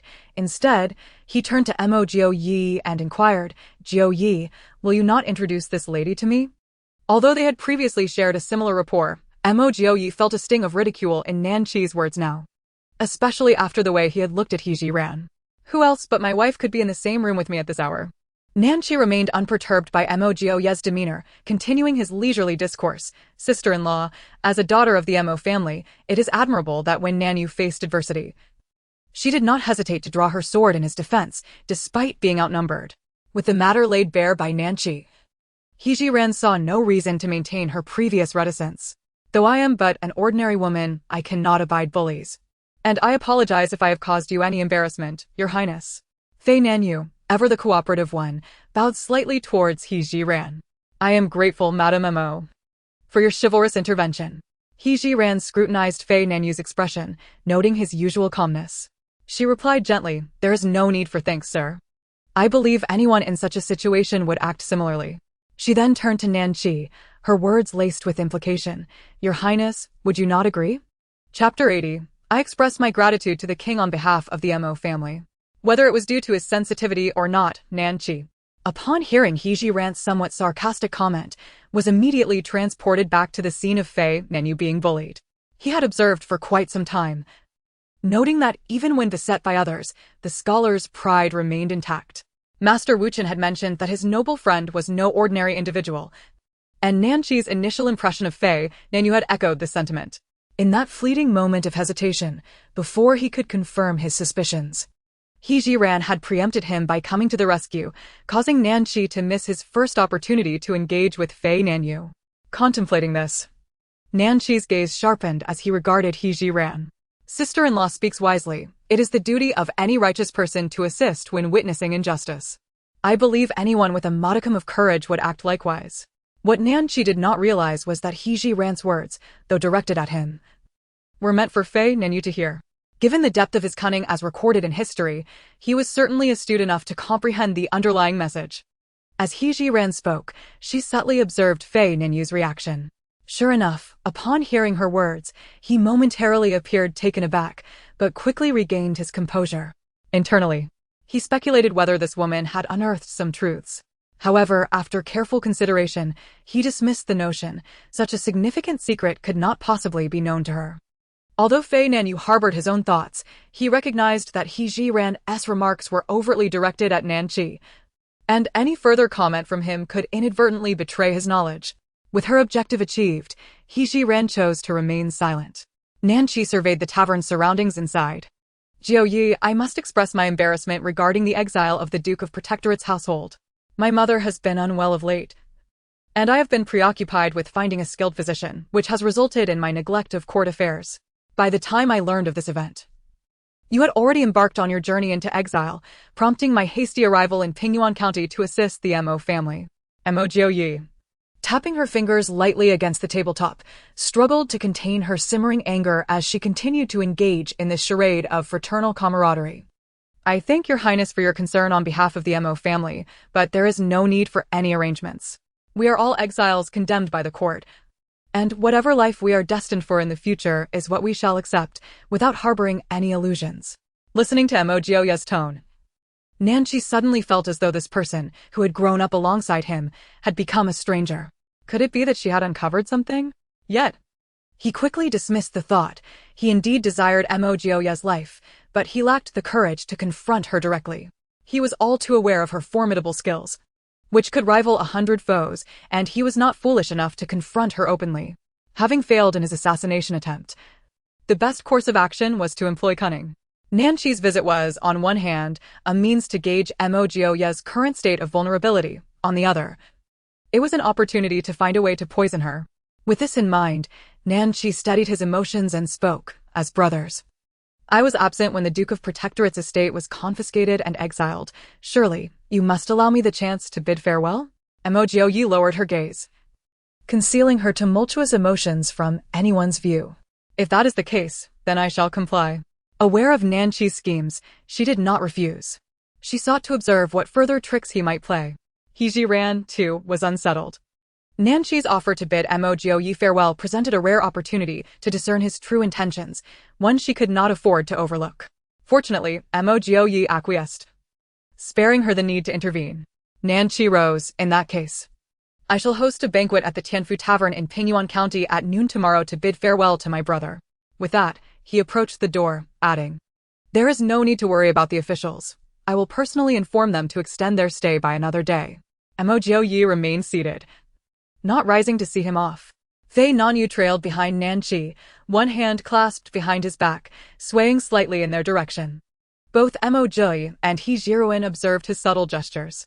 His implications seemed to suggest a dissuasion from attending the banquet.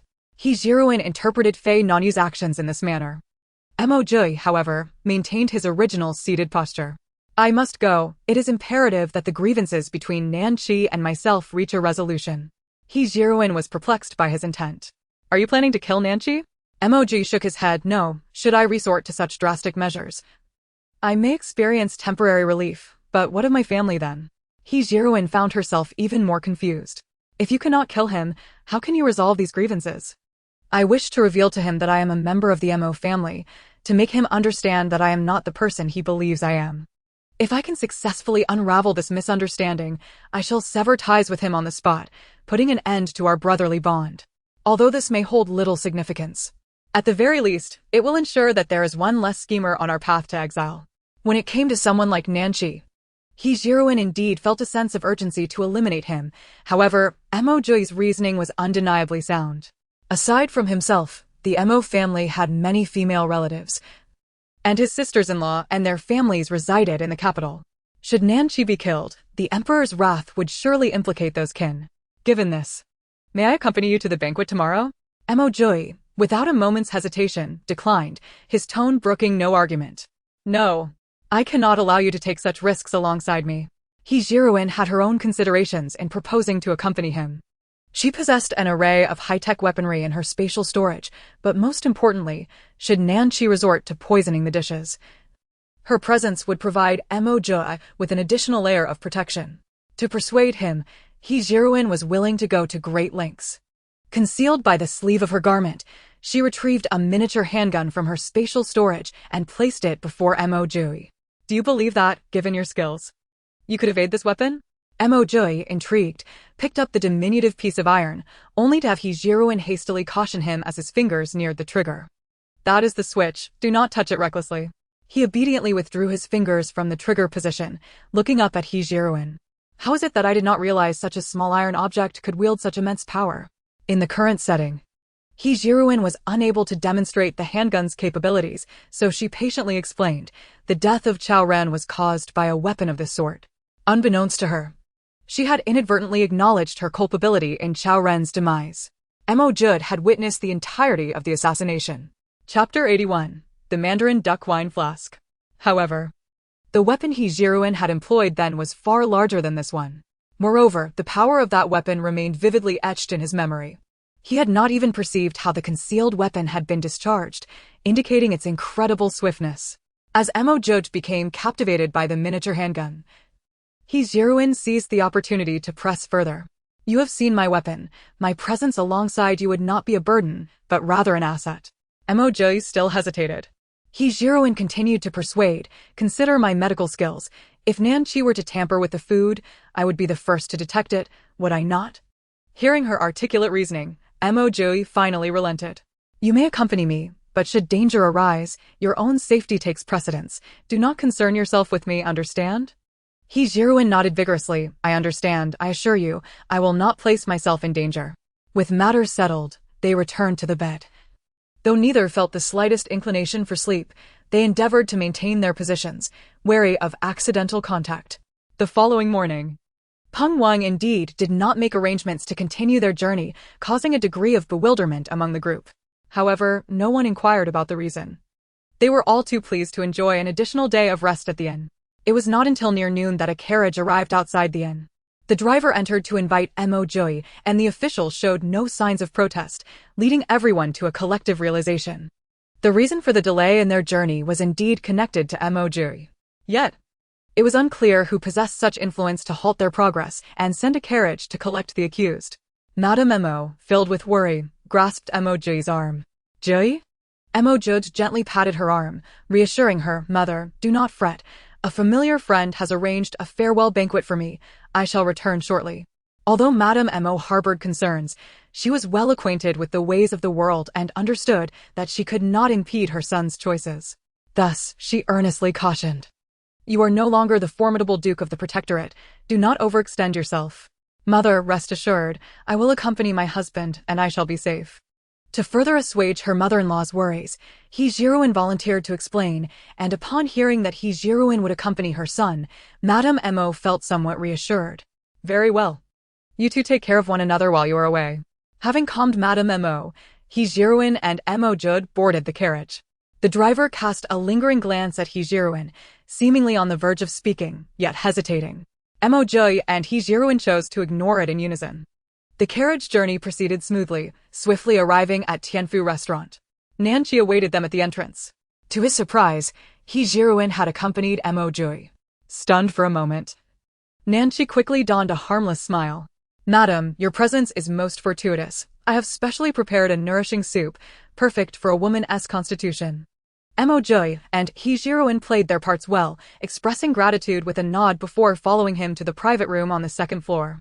The two guards stationed at the entrance promptly stepped aside upon the arrival of their master. Nanqi instructed the guards, no one is to enter without my express permission. Upon entering the private room, they beheld a table set with 8 dishes and a soup, accompanied by an exquisite wine flask. The dishes, a harmonious blend of meat and vegetables, appeared quite pleasing, clearly a testament to Nanqi's careful planning. However, Zhiren was unimpressed by the cuisine. Her attention was entirely captured by the wine flask. To an ordinary observer, it might seem merely a costly item, yet Zhiren recognized its significance. If her memory served her correctly, this was the famed Mandarin duck wine flask often depicted in television dramas from her past life. The flask contained 2 compartments, and at the handle, there existed a minuscule mechanism. Those in the know could control whether the liquid poured out was poisoned or not. Zhiren inwardly scoffed. To claim Mo Jiuye's life, Nanqi was indeed willing to employ any means necessary. Today, Nanqi radiated confidence as he cheerfully invited the two to take their seats. Zhiren strategically chose a position closest to the Mandarin duck wine flask. Nanqi exchanged pleasantries before rising to retrieve the flask, only to be preempted by Zhiren. Your Highness, how could you personally serve us when it is such an honor for us to dine at your invitation? As Zhiren spoke.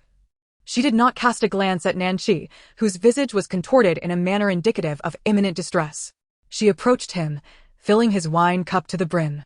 Nanqi's gaze remained fixed on the hand that held the wine jug, and upon noticing she had not pressed the button, his taut heartstrings relaxed slightly. Zhiren feigned ignorance of Nanqi's fleeting expression of discomfort and quickly proceeded to refill Mo Jiuyue's cup. To ascertain whether the wine was tainted, she deliberately proclaimed, "The aroma of this wine is truly delightful. Alas, as a humble woman, I am incapable of indulging in it. I shall merely savor its fragrance." With that, she swiftly lifted Mo Jiuyue's cup to her nose for a sniff, and after confirming its safety, returned it to its rightful place. "Pardon my rudeness, Your Highness. But I have long harbored a vice. I do not drink, yet I revel in the scent of fine wines." The corner of Nanqi's mouth twitched. "No matter. There are no outsiders present. My sister-in-law need not feel constrained." Mo Jiuyue, aware of Zhiren's subtle gestures, understood her to be conveying that the wine posed no threat. Consequently, he raised his cup. "I am grateful to His Highness for sending me off despite my past transgressions. Jiuyue shall drink first as a token of respect." Observing Mo Jiuyue down the contents of his cup, Nanqi followed suit without hesitation. Just as Nanqi reached for the wine jug again, Zhiren swiftly stood and grasped it in her hands. "Allow me, it is still the duty of a humble woman." Noticing that Zhiren still refrained from pressing the mechanism's button, Nanqi speculated she must have been oblivious to the jug's treachery. However, her persistent grip on the jug posed a dilemma for him. How could he pour the poisoned wine into Mo Jiuyue's cup? This thought left Nanqi in a state of frustration. Regardless of how he expressed his desire to serve his brother, Zhiren always found ways to seize the jug first. Meanwhile, she meticulously inspected each dish on the table, confirming their safety before signaling to Mo Jiuyue to eat heartily without concern. Before long, the portion of the wine that contained no poison was entirely poured out by Zhiren. Seeing no change in Mo Jiuyue's complexion, she concluded he possessed a commendable tolerance for alcohol. In contrast, while Nanqi maintained a composed demeanor, a flush had begun to creep across his face. It was evident that if the two continued to drink, Nanqi would likely succumb to intoxication first. Chapter 82. I, Mo Jiuyue, am of the esteemed bloodline of the Mo family. Zhiren deliberately shook the wine jug in her hand. "Your Highness, the wine is finished." At that moment, Nanqi longed to hurl Zhiren out of the window, yet his objectives remained unfulfilled, necessitating his continued patience. "Bring another jug of wine." However, he lamented that the next jug would not be of the same kind. He thought that once a new jug arrived, Zhiren would no longer cling to the current one, allowing him the opportunity to pour the poisoned wine into Mo Jiuyue's cup. To his surprise, Zhiren deviated from expectations and ceased to pour wine for them. Not only that, she placed the jug beside herself. "After all my efforts, I find myself quite hungry." With that, she cheerfully began to partake of the dishes on the table. Nanqi was nearly driven to exasperation by Zhiren's antics. For the sake of the greater good, he stifled his ire and continued to clink glasses with Mo Jiuyue. Sensing the moment was ripe, Mo Jiuyue initiated the conversation. "Do you recall the crescent-shaped birthmark on my left shoulder?" Nanqi, slightly inebriated, nodded. "Of course, I remember. We often sneaked away to bathe in the Emperor's hot springs as children, and I remarked that your birthmark was quite distinctive." Mo Jiuyue scrutinized Nanqi's expression and continued. "Do you know the significance of that birthmark?" Nanqi raised an eyebrow. "It is merely a birthmark. What significance could it possibly hold?" Mo Jiuyue replied solemnly. "That is a mark unique to the sons of the Mo family. For generations, every male born into the Mo lineage bears that crescent-shaped birthmark on his left shoulder." Nanqi was taken aback. "You mean to say this birthmark is unique to the sons of the Mo family?" "Indeed. The crescent-shaped birthmark is a distinctive emblem of the Mo family's sons," Mo Jiuyue affirmed. Nanqi fell into deep contemplation, unsure why Mo Jiuyue had broached the subject of the birthmark. Did he suspect something? He quickly dismissed the notion. If not for his accidental overhearing in his mother's palace, only his mother and her 2 trusted maids would have known of this matter. Mo Jiuyue could not possibly be aware of his intent to kill him. But why had Mo Jiuyue suddenly mentioned his birthmark? In an effort to clarify Mo Jiuyue's intentions, Nanqi posed the question. Mo Jiuyue's choice to bring up the birthmark was an attempt to dissolve the misunderstandings between them. I share this with you to convey that I, Mo Jiuyue, am of the pure bloodline of the Mo family, and there is no possibility of substitution. At this revelation, Nanqi's expression shifted drastically. What exactly do you know? Mo Jiuyue maintained an air of calm amidst the turmoil. While we can no longer share the camaraderie of old, I, Mo Jiuyue, have always conducted myself with integrity, especially concerning our relationship. I hope there are no misunderstandings lingering between us. I trust my words have been clear. And I wish that my adversarial sentiments do not encompass you. Pausing, Mo Jiuyue rose to his feet. I have said all I need to. I trust you are perceptive enough to comprehend this. As Mo Jiuyue made to leave, Nanqi immediately intercepted him. Wait, let us clarify this matter before you depart. Mo Jiuyue, having reached the door with Zhiren, halted upon hearing Nanqi's voice. He turned back. Have I not made myself clear? Nanqi persisted. Tell me. What do you know? Mo Jiuyue had already discerned that Zhiren had indeed informed him of the possibility of Nanqi being swapped, and that Nanqi's attempt on his life was indeed linked to this issue. Although he had dispelled the misunderstanding regarding the swap, he had inadvertently exposed his knowledge of the secret, which could provide grounds for Nanqi to pursue him. Reluctantly, Mo Jiuyue returned to his seat. What I can tell you now is that I learned of this matter when I was quite young. I considered you a brother, and regardless of the truth, I never spoke of it to outsiders. Had you not sent someone to kill me, I would not have mentioned it even in your presence. Nanqi cradled his head in his hands, his eyes turning crimson. To prevent him from acting rashly, Zhiren instinctively seized the paired wine jug from the table. In full view of Nanqi, she pressed the mechanism's button, producing a cup of poisoned wine. Your Highness, this wine jug is indeed exquisite. It must be of considerable value, I presume? Nanqi's eyes widened in disbelief as he gazed at Zhiren. Zhiren smiled. But the mirth did not reach her eyes. Your Highness has gone to great lengths to claim my husband's life. I can only imagine this exquisite jug was not easily acquired. Nanqi nearly retched in fury. Had it not been for his trepidation of Mo Jiuyue, he would have unhesitatingly slain this detestable woman. Zhiren disregarded the murderous intent radiating from Nanqi and leisurely retrieved a small paper packet from her sleeve. She opened it to reveal a white powder within. Your Highness, have you ever heard of a poison known as 7-day down? Nanqi incredulously pointed at the packet. Is the 7-day down? The poison known as 7-day reversal is exceedingly rare in the Great Shun, undeniably the most insidious choice for clandestine murder. As the name implies, anyone afflicted by this venom will exhibit no signs of discomfort until the 7th day, at which point death will ensue without any prior indications. Even the most skilled physician would be unable to discern the cause of death. Contemplating this, Nanqi felt a shiver of dread. Should he indeed fall victim to such a poison, his demise would be all but certain.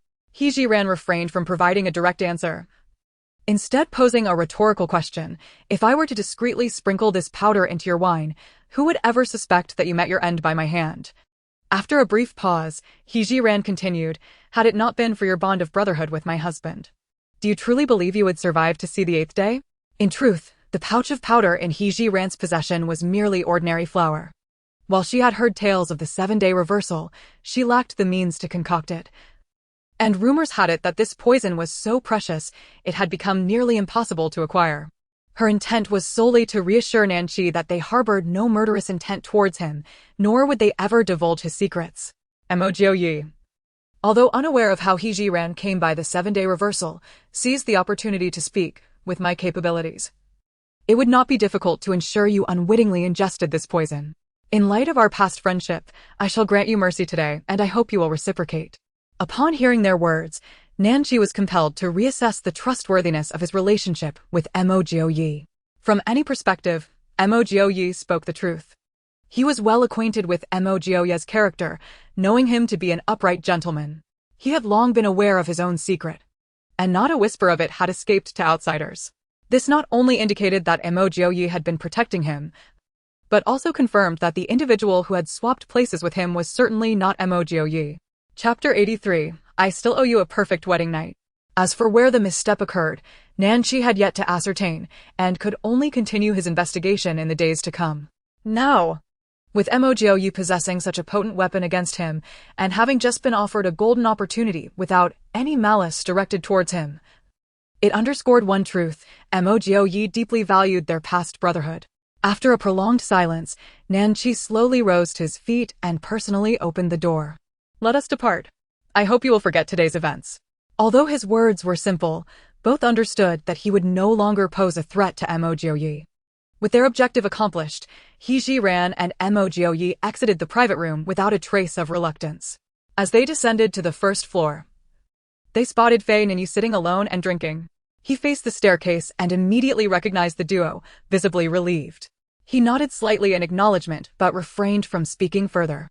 Zhiren and Mo Jiuyue reciprocated with a nod before departing the tavern. The coachman, having received instructions solely to fetch them, had no inkling they would leave unscathed, and had already taken the carriage to the rear courtyard. Since neither Mo Jiuyue nor Zhiren wished to have Nanqi's men escort them, they leisurely strolled along the streets of Pingyuan County. Unable to suppress his curiosity, Mo Jiuyue finally asked, "Do you truly possess the 7-day reversal?" Zhiren chuckled, and upon confirming they were not being followed by Nanqi's men, retrieved the small paper pouch once more. She opened it and gently blew upon the contents, causing a cloud of white powder to disperse, creating a veil of white dust. "It's merely a trick, just flour." Mo Jiuyue was genuinely impressed, pondering what other clever schemes resided in her mind. For the first time, he smiled at Zhiren, his voice unconsciously laced with affection. "You truly are something else." Zhiren, feeling a surge of pride, replied, "Of course. I have countless clever ideas." Just as she basked in her moment of triumph, a carriage came barreling down the bustling street towards them. In a reflexive motion, Mo Jiuyue instinctively wrapped his arms around Zhiren's waist, swiftly pulling her aside to safety. They narrowly avoided the oncoming carriage, but due to the intensity of his movement, Zhiren lost her balance and found her face mere inches from his. The sudden warmth made Mo Jiuyue's heart race, and he couldn't help but acknowledge that he relished this feeling. Even as they regained their footing, he showed no inclination to release Zhiren, wishing instead to remain in that intimate embrace indefinitely. Zhiren, too, felt a jolt of electricity coursing through her, her heart racing as she gazed into Mo Jiuyue's handsome features. Her face flushed with heat, and in a bid to escape the awkwardness, she pushed against him. Realizing the situation, Mo Jiuyue hastily withdrew his arms from her waist. Both turned their heads away, unable to meet each other's gaze. The tension lingered until Mo Jiuyue finally broke the silence. "Let us go home." "All right." Zhiren followed closely beside him, never having imagined she could feel such bashfulness. They maintained a comfortable silence as they made their way back to the inn, and after what felt like an eternity, they finally arrived. The Mo family, relieved to see them return safely, felt a weight lift from their hearts. To avoid further awkward encounters with Mo Jiuyue, Zhiren hurried to converse with her sisters-in-law. When night fell and they returned to their room, the atmosphere was thick with unspoken tension, with only the sound of their heartbeats breaking the silence. Ultimately, it was Mo Jiuyue who spoke first. "Perhaps we should retire for the night." "Yes." Zhiren dove into bed, pressing herself against the wall. Mo Jiuyue settled at the edge of the bed, careful not to fall off. Perhaps due to the earlier indulgence in alcohol, he found himself sleeping rather soundly. Zhiren, not wishing her insomnia to affect their journey the following day, had taken a melatonin before bed. Thus, for the first time, both found themselves in deep slumber. Despite the aid of melatonin, Zhiren's internal clock remained as precise as ever. At her usual waking time, she stirred with a sense of alertness. However, today felt different. She sensed herself enveloped in warmth. With her eyes closed, she focused on the sensation, realizing her face was pressed against something solid, and she was weighed down by a heavy object. Suddenly, her eyes flew open to reveal Mo Jiuyue's chest mere inches from her face. His arm and leg were draped across her, and her own arm was unexpectedly wrapped around his waist. "Oh my heavens," she thought. "I have spent the night in the embrace of this man." In a bid to alleviate her embarrassment, Zhiren cautiously withdrew her arm from around his waist, inching her body backward. Little did she know, Mo Jiuyue was already awake. Though a grown man, he had never been this intimately close to a woman before. While he did not dislike the sensation, he feared her potential disapproval. To avoid facing the prospect of an awkward situation, and to prolong the delightful feeling, Mo Jiuyue opted to feign sleep. However, the more careful Zhiren tried to be, the more anxious she became. In her attempt to shift, her knee inadvertently collided with a sensitive area.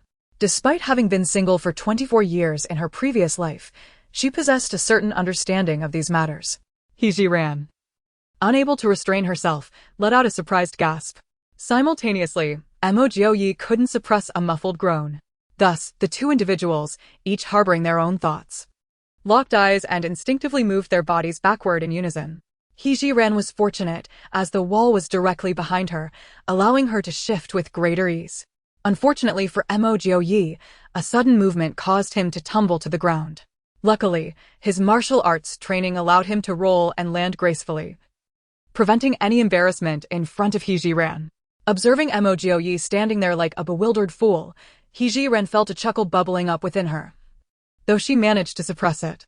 In an effort to ease the tension, she blurted out, "It's perfectly normal for a couple to embrace, so there's no need to be so nervous." This statement was somewhat jarring for a man of Mo Jiuyue's stature. Ideally, such words should have come from him. Yet this woman had stolen his thunder. "I understand. I still owe you a splendid wedding night. Once we settle down in the northwest, I shall make it up to you," he said, as a little voice within him shouted, "If you wish, I could fulfill that obligation right now." Chapter 84. It is my fault for causing your misunderstanding. Zhiren? She vigorously rubbed her ears, feeling as though she had misheard. Mo Jiuyue had always struck her as aloof, profound, and somewhat reticent, even prone to shyness. Had she not heard it with her own ears, she would have found it difficult to believe that he could utter such words. "When did I ever ask you to make up for the wedding night? Did I say something wrong that led to this misunderstanding?" Yet, upon reflection, she realized that she did not entirely shy away from physical contact with Mo Jiuyue. Was it possible that she had begun to develop feelings for him? This seemed implausible. They had only known each other for a few days. Surely, she could not fall for someone so quickly. Although she had admired Mo Jiuyue in her past life, the distinction between an idol and a lover was stark. In that moment, Zhiren felt her thoughts spiraling into chaos. However, she had never contemplated evading the issue. As a woman with a modern soul, she had always been bold in love and hatred, yet she remained uncertain about her true feelings. Zhiren shook her head vigorously, striving to maintain clarity. Whatever their relationship might evolve into, she resolved to let fate take its course. "I will go out and see when we depart," she said, hastily diverting the conversation to alleviate the awkwardness. Seeing her dash out, Mo Jiuyue finally felt some of his tension dissipate. After a simple breakfast, with a command from Peng Wang, the group resumed their journey. To their surprise, upon reaching the city gates, they encountered Fei Nanyu once more. Spotting the exiled group, Fei Nanyu approached, evidently having awaited their arrival. He recognized Peng Wang as the individual who had assisted Zhiren in her moment of need. With a respectful clasp of his hands, he exchanged pleasantries with Peng Wang before making his way toward the group, clearly aiming for the Mo family. Mo Jiuyue's instincts kicked in, and he immediately suspected that Fei Nanyu might have been sent by Prince Qi. Fei Nanyu halted before them. "Madam Mo, I am aware that your journey into exile is long and arduous," he stated, producing a stack of silver notes from his robe. "This is but a token of my appreciation, and I hope it may aid you in some way." Zhiren observed that the notes were each worth 100 taels, likely numbering around 10. Meaning Fei Nanyu was offering her a total of 1,000 taels of silver. For ordinary exiles, this sum would indeed be substantial. Yet for Zhiren, who managed the entire national treasury, it was hardly significant. The fact that Fei Nanyu could present such a sum all at once suggested it was a reward from Nanqi. Even if Nanqi held Fei Nanyu in high regard, it was unlikely he would bestow such a large sum so soon. Thus, Fei Nanyu's generous offering was likely all he could muster. Zhiren felt a surge of gratitude. It was evident that he was a man who understood the value of kindness. However, she could not accept Fei Nanyu's silver. His gesture was merely an attempt to repay her kindness from that day. If he were an ordinary man, it might have been different. But Fei Nanyu was destined to be an emperor. Zhiren would not be foolish enough to settle her debt of gratitude with a mere 1,000 taels. Although she was uncertain if their paths would cross again in the future, she was willing to wager on Fei Nanyu's humanity. After all, Mo Jiuyue's fate had already shifted. Being vindicated posthumously bore a different significance than while living. The person who could potentially clear Mo Jiuyue's name while he was alive was none other than Fei Nanyu. Zhiren did not extend her hand for the silver but firmly declined. "Mr. Fei, I cannot accept the silver. Please take it back." Yet, Fei Nanyu persisted. "Madam Mo, you may not know, but had you not lent your assistance that day, I would have been unable to afford even a coffin for my father. I shall never forget this immense favor. I only hope you will accept this token of gratitude to ease my conscience." "Ease your conscience? How could that be?" "I wish for you to remember this kindness for a lifetime." Zhiren mused to herself, resolutely pushing the silver notes back. Seeing this, Mo Jiuyue stepped forward, stating, "Sir, my wife is known for her steadfast nature. If she says she will not accept it, she truly will not. Please do not make it difficult for her." Observers watched in dismay as the couple rejected the silver that could have alleviated their burdens during their journey. With such a sum, they would have been free of worries until they reached the northwest. It was bewildering to witness their refusal of such wealth. Several sisters-in-law felt anxious. Yet they understood that Zhiren was a woman with her own calculations. Her refusal must have been for a valid reason. Thus, they remained silent, simply watching as the silver notes were returned. Fei Nanyu realized that he would not be able to give the silver today. With a resigned smile, he tucked the notes back into his robe.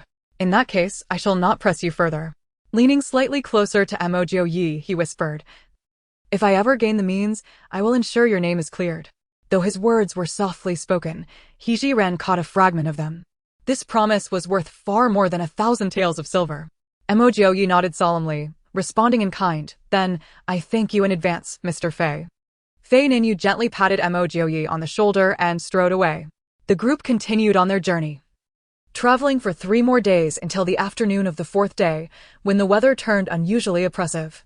At that moment, the heavens seemed to change, as the previously clear sky became engulfed in dark clouds after a gust of wind. Lao Zhouba, at the back of the line, hurried to catch up with the leading Peng Wang. "Boss, it looks like it's going to rain." Peng Wang looked up at the ominous sky filled with dark clouds. "The impending rain threatens to be quite substantial. If we proceed another 10 miles, we shall encounter a village. Let us hasten our steps and seek refuge with a local inhabitant." "Very well." Zhou Laoba responded affirmatively, calling out to the crowd, "Everyone, quicken your pace.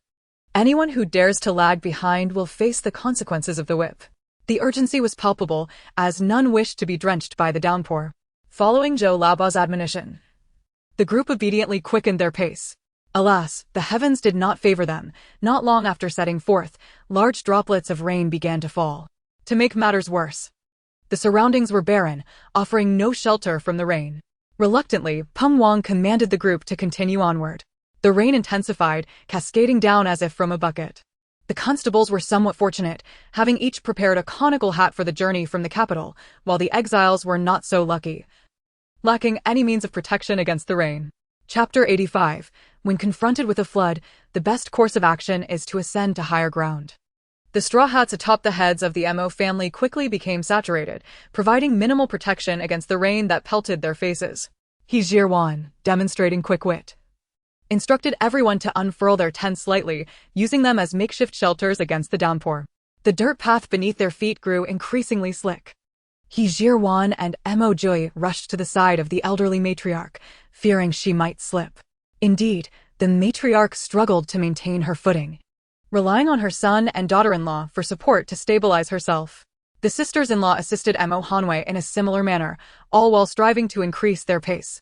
Members from other families mimicked the Mo family's actions, closely following their lead.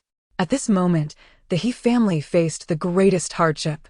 They not only suffered from inadequate food and rest, but also lacked any means to shield themselves from the rain, all while struggling to push a heavy wooden cart forward.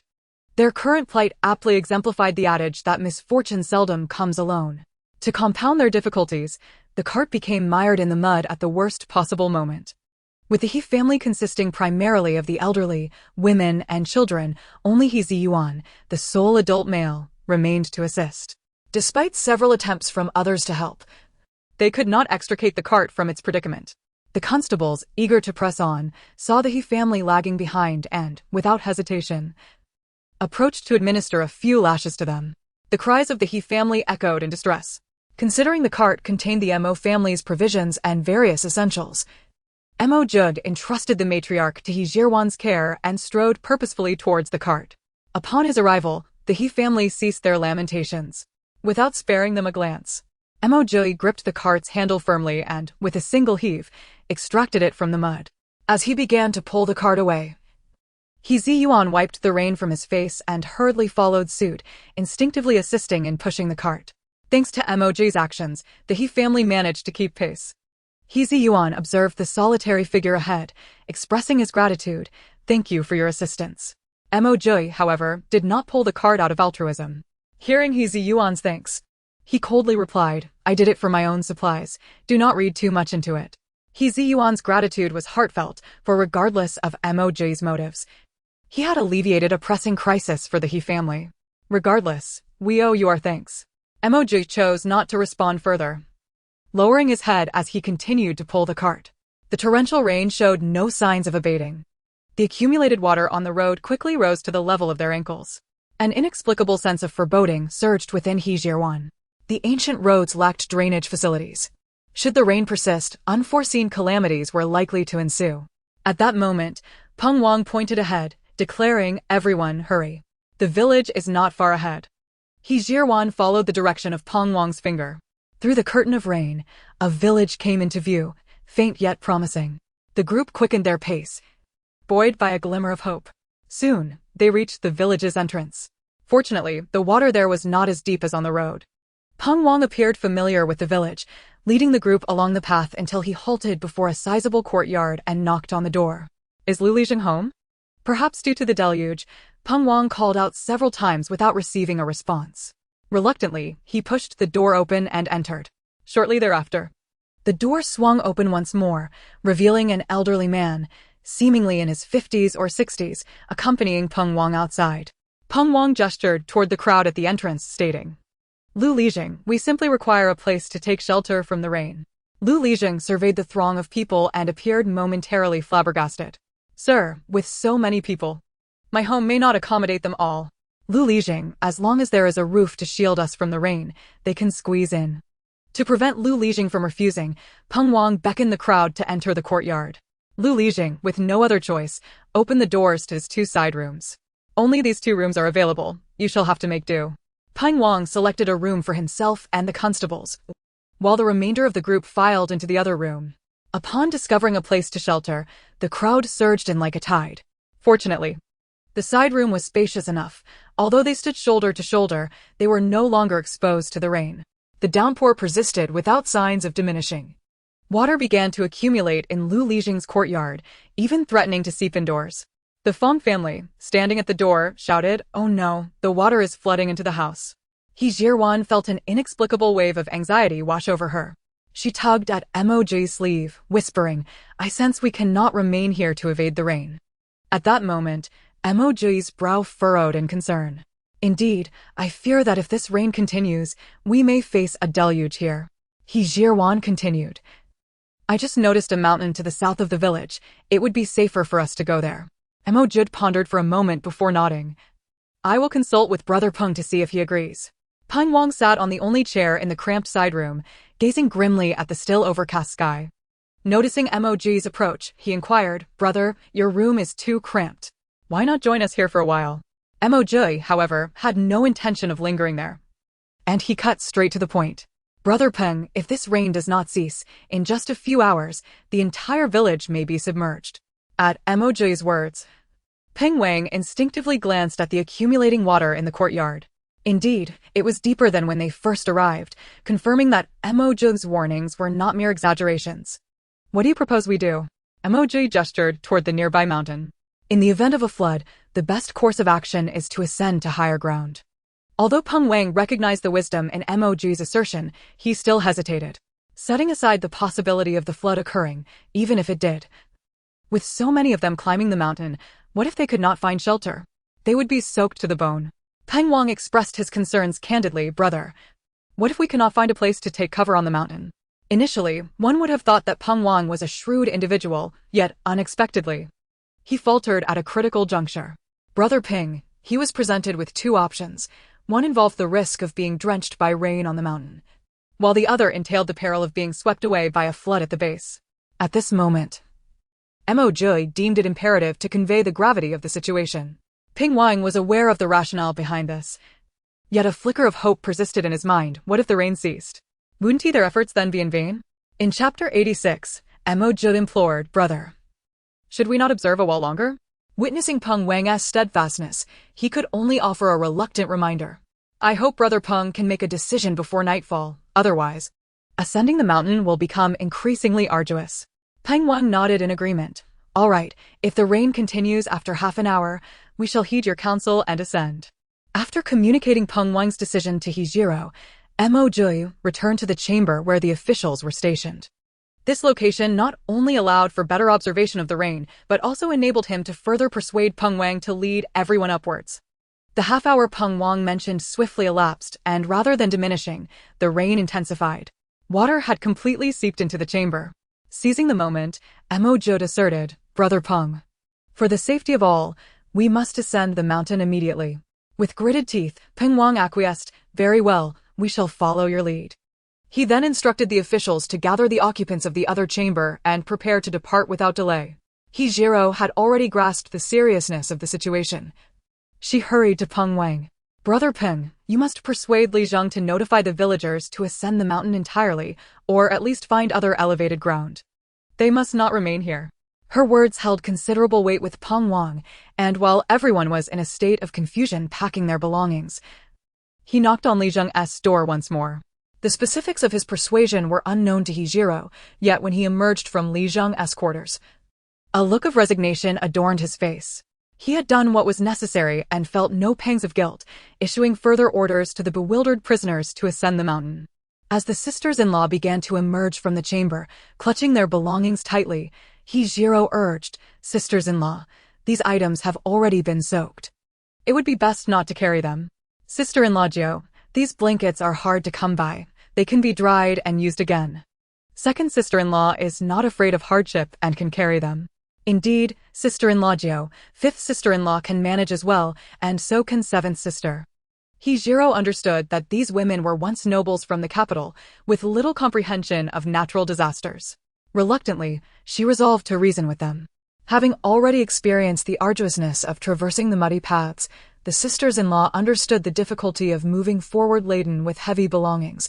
The mountain paths were even more treacherous, where a single misstep could lead to a tumble. Carrying such burdensome and currently unnecessary luggage was hardly a judicious decision. Although the sisters-in-law recognized the logic in Hijiro's words, they remained reluctant to part with their possessions. Observing their conflicted expressions, old Madame Mo spoke firmly, "You all must heed his advice." With their grandmother's directive, the sisters-in-law begrudgingly left their belongings in the chamber. The Fang and Xia families, being astute, although uncertain of Hijiro's intentions behind discarding their luggage, instinctively followed suit. They left all their belongings in the chamber, taking only the tents with them. Once Peng Wang saw that everyone was gathered, he commanded them to set off into the rain. The group trudged through the muddy village path. None could comprehend Peng Wang's actions. However, they dared not voice their dissent, following behind him in silence, their frustration simmering beneath the surface. Seizing a moment when no one was paying attention, Hijiro procured 2 bags of charcoal from the Taba marketplace, wrapping them in oilcloth to form a sizable bundle from her spatial storage. In the entire procession, aside from Hijiro bearing the oilcloth package, the remaining individuals managed only 2 people holding a tent for shelter. Mo Jiuyue, observant as ever, quickly noticed Hijiro's large package and hurriedly took it upon himself to carry it. Soon, they arrived at the foot of the mountain and located a narrow path leading upwards. Mo Jiuyue gallantly took the lead to clear the way for everyone, while others supported one another in their ascent. The most challenging task fell to the He family, as they needed to carry the mobility-impaired He Ming up the mountain. A daunting endeavor. To prevent the He family from lagging behind, Hijiro proactively suggested a solution: to remove the planks from the cart, bind He Ming to it, and pull him along with ropes. The officials, recognizing the urgency of the situation, provided coarse ropes. Even so, the He family remained at the tail of the group. Fortunately, as they climbed halfway up the mountain, they stumbled upon a hollow in the hillside. In Hijiro's assessment of danger, this location appeared most suitable for temporary refuge. Although it lacked shelter from the wind and rain, the absence of trees mitigated the risk of lightning strikes during thunderstorms. Additionally, she considered the potential for landslides in such weather, thus deeming this hollow the optimal position to evade flooding. She promptly proposed this location to Peng Wang. Initially, he was reluctant, preferring to search for a cave, which would at least provide some cover from the rain. Jiro had to elucidate her reasoning to him. Although Peng Wang considered her words somewhat alarmist, he eventually conceded, recalling her capabilities. To everyone's surprise, upon reaching the hollow, they discovered 3 caves of varying sizes. Peng Wang was elated and, after a brief inspection, allocated the caves for temporary shelter. He displayed a slight bias towards the Mo family, assigning them to the smallest cave. Despite its reduced size, the Mo family was content, as it meant they could be together. The largest cave was designated for the other 3 families, while the officials opted for the medium-sized one. With each group having secured a place to escape the rain, new challenges arose. Their garments had become thoroughly soaked, and without timely replacement or drying, they risked succumbing to ailments caused by exposure. Moreover, they found themselves devoid of food and a water source. Enduring a night with empty stomachs would surely be tormenting. Jiro had anticipated these issues and was well prepared. She publicly unwrapped the oilcloth package to reveal the charcoal within. The women of the Mo family widened their eyes in astonishment at the sight of the charcoal. Sister-in-law Jiu, what is this? Jiro had already formulated her explanation. I noticed the Li Zheng family had charcoal, and considering we might need it on the mountain, I left a few silver coins and took these with me. Mo Hanyu gazed at her with admiration. Sister-in-law Jiu, you are truly remarkable. You think of everything. Indeed, sister-in-law Jiu, you have my utmost admiration, echoed the second sister-in-law. Jiro smiled at everyone, retrieving a fire starter wrapped in oilcloth from her bosom and, alongside Mo Jiuyue, ignited the charcoal. Simultaneously, Mo Jiuyue commended Jiro for her meticulousness. The wood on the mountain had become saturated with rain, making it nearly impossible to ignite, but with the charcoal, the task became significantly easier and would burn for a longer duration. Jiro had procured quick-burning charcoal, and with little effort, she managed to kindle a flame. Chapter 87 resolved the issue of dinner. As the temperature within the cave gradually increased, the womenfolk gathered around the fire to dry their clothes. Unfortunately, wearing the garments made it exceedingly difficult for them to dry completely.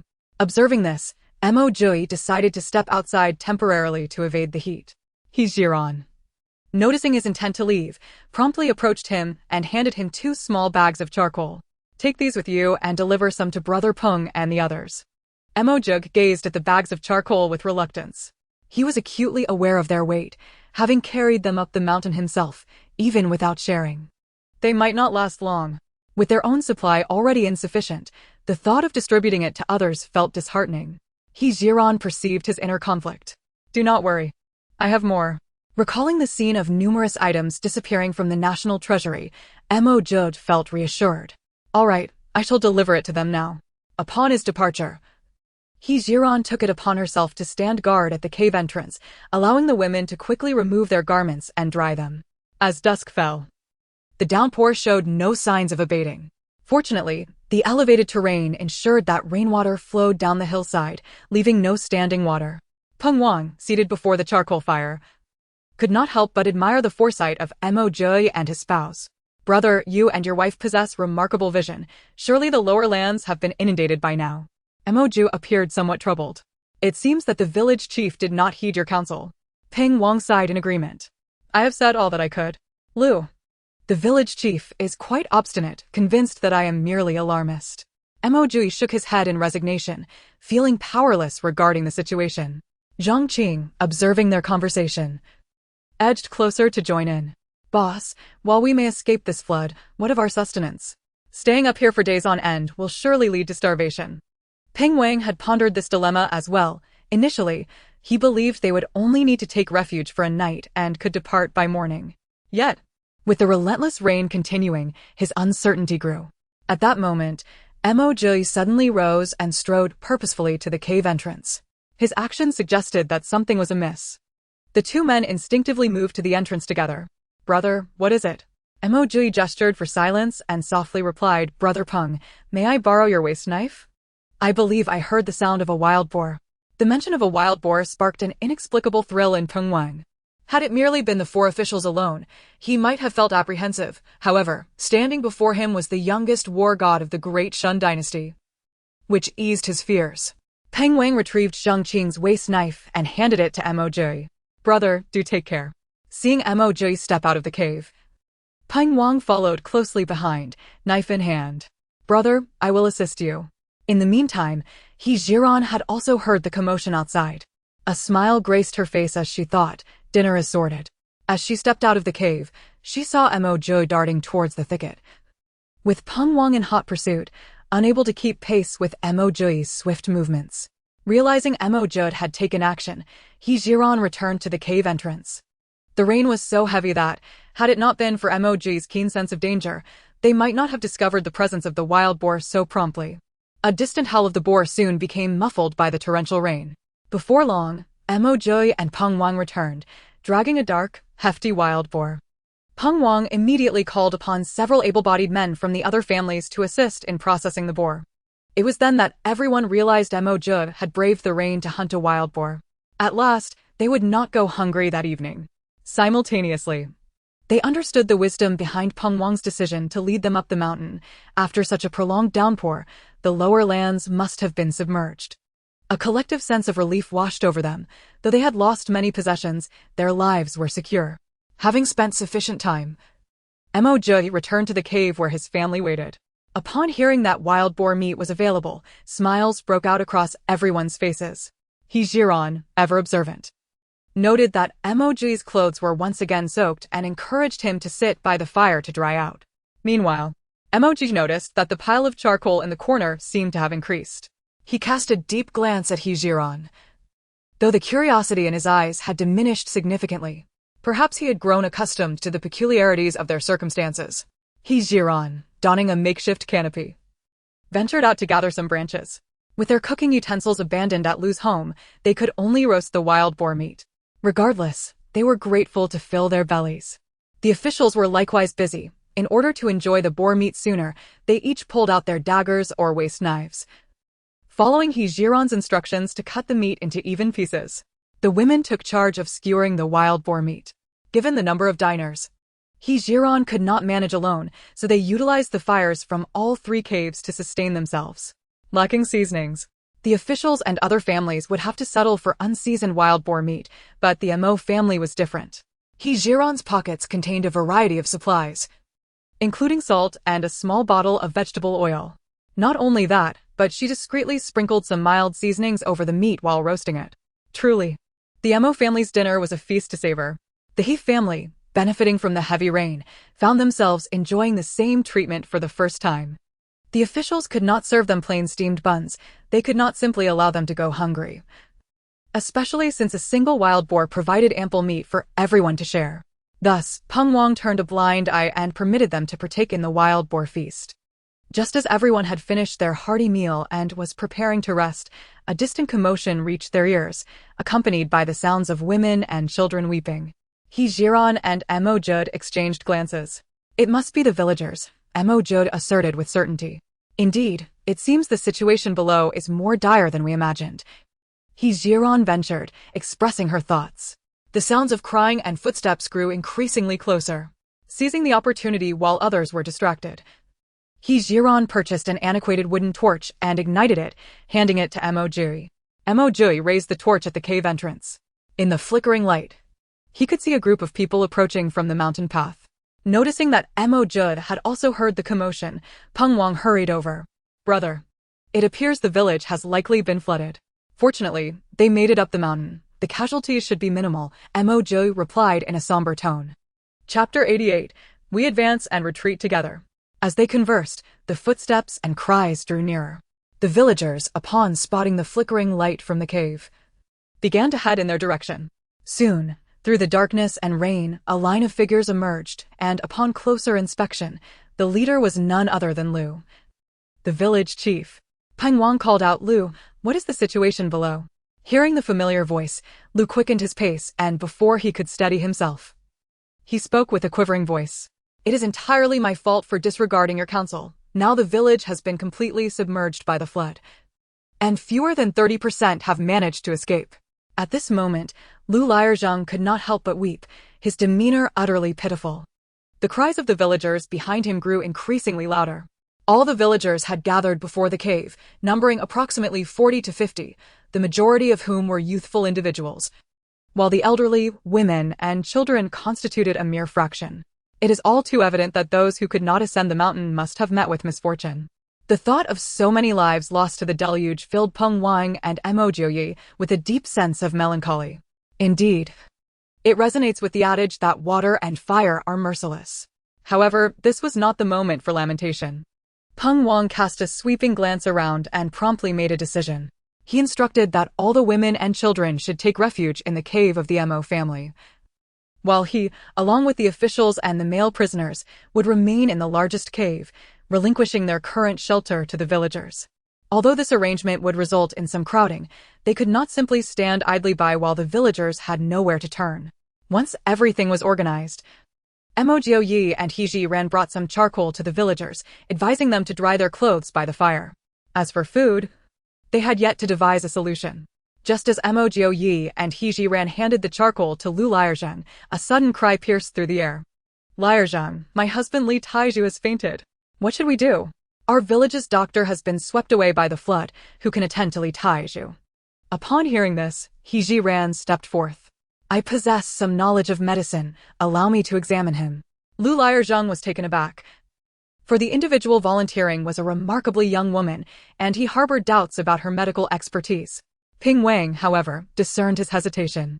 "Lu Lirzhang, the Mo family's daughter-in-law is no ordinary physician. It would not be an exaggeration to call her a divine healer."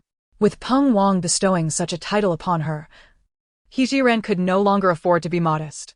She urged Lu Lirzhang, "The situation is urgent. Do not delay any further.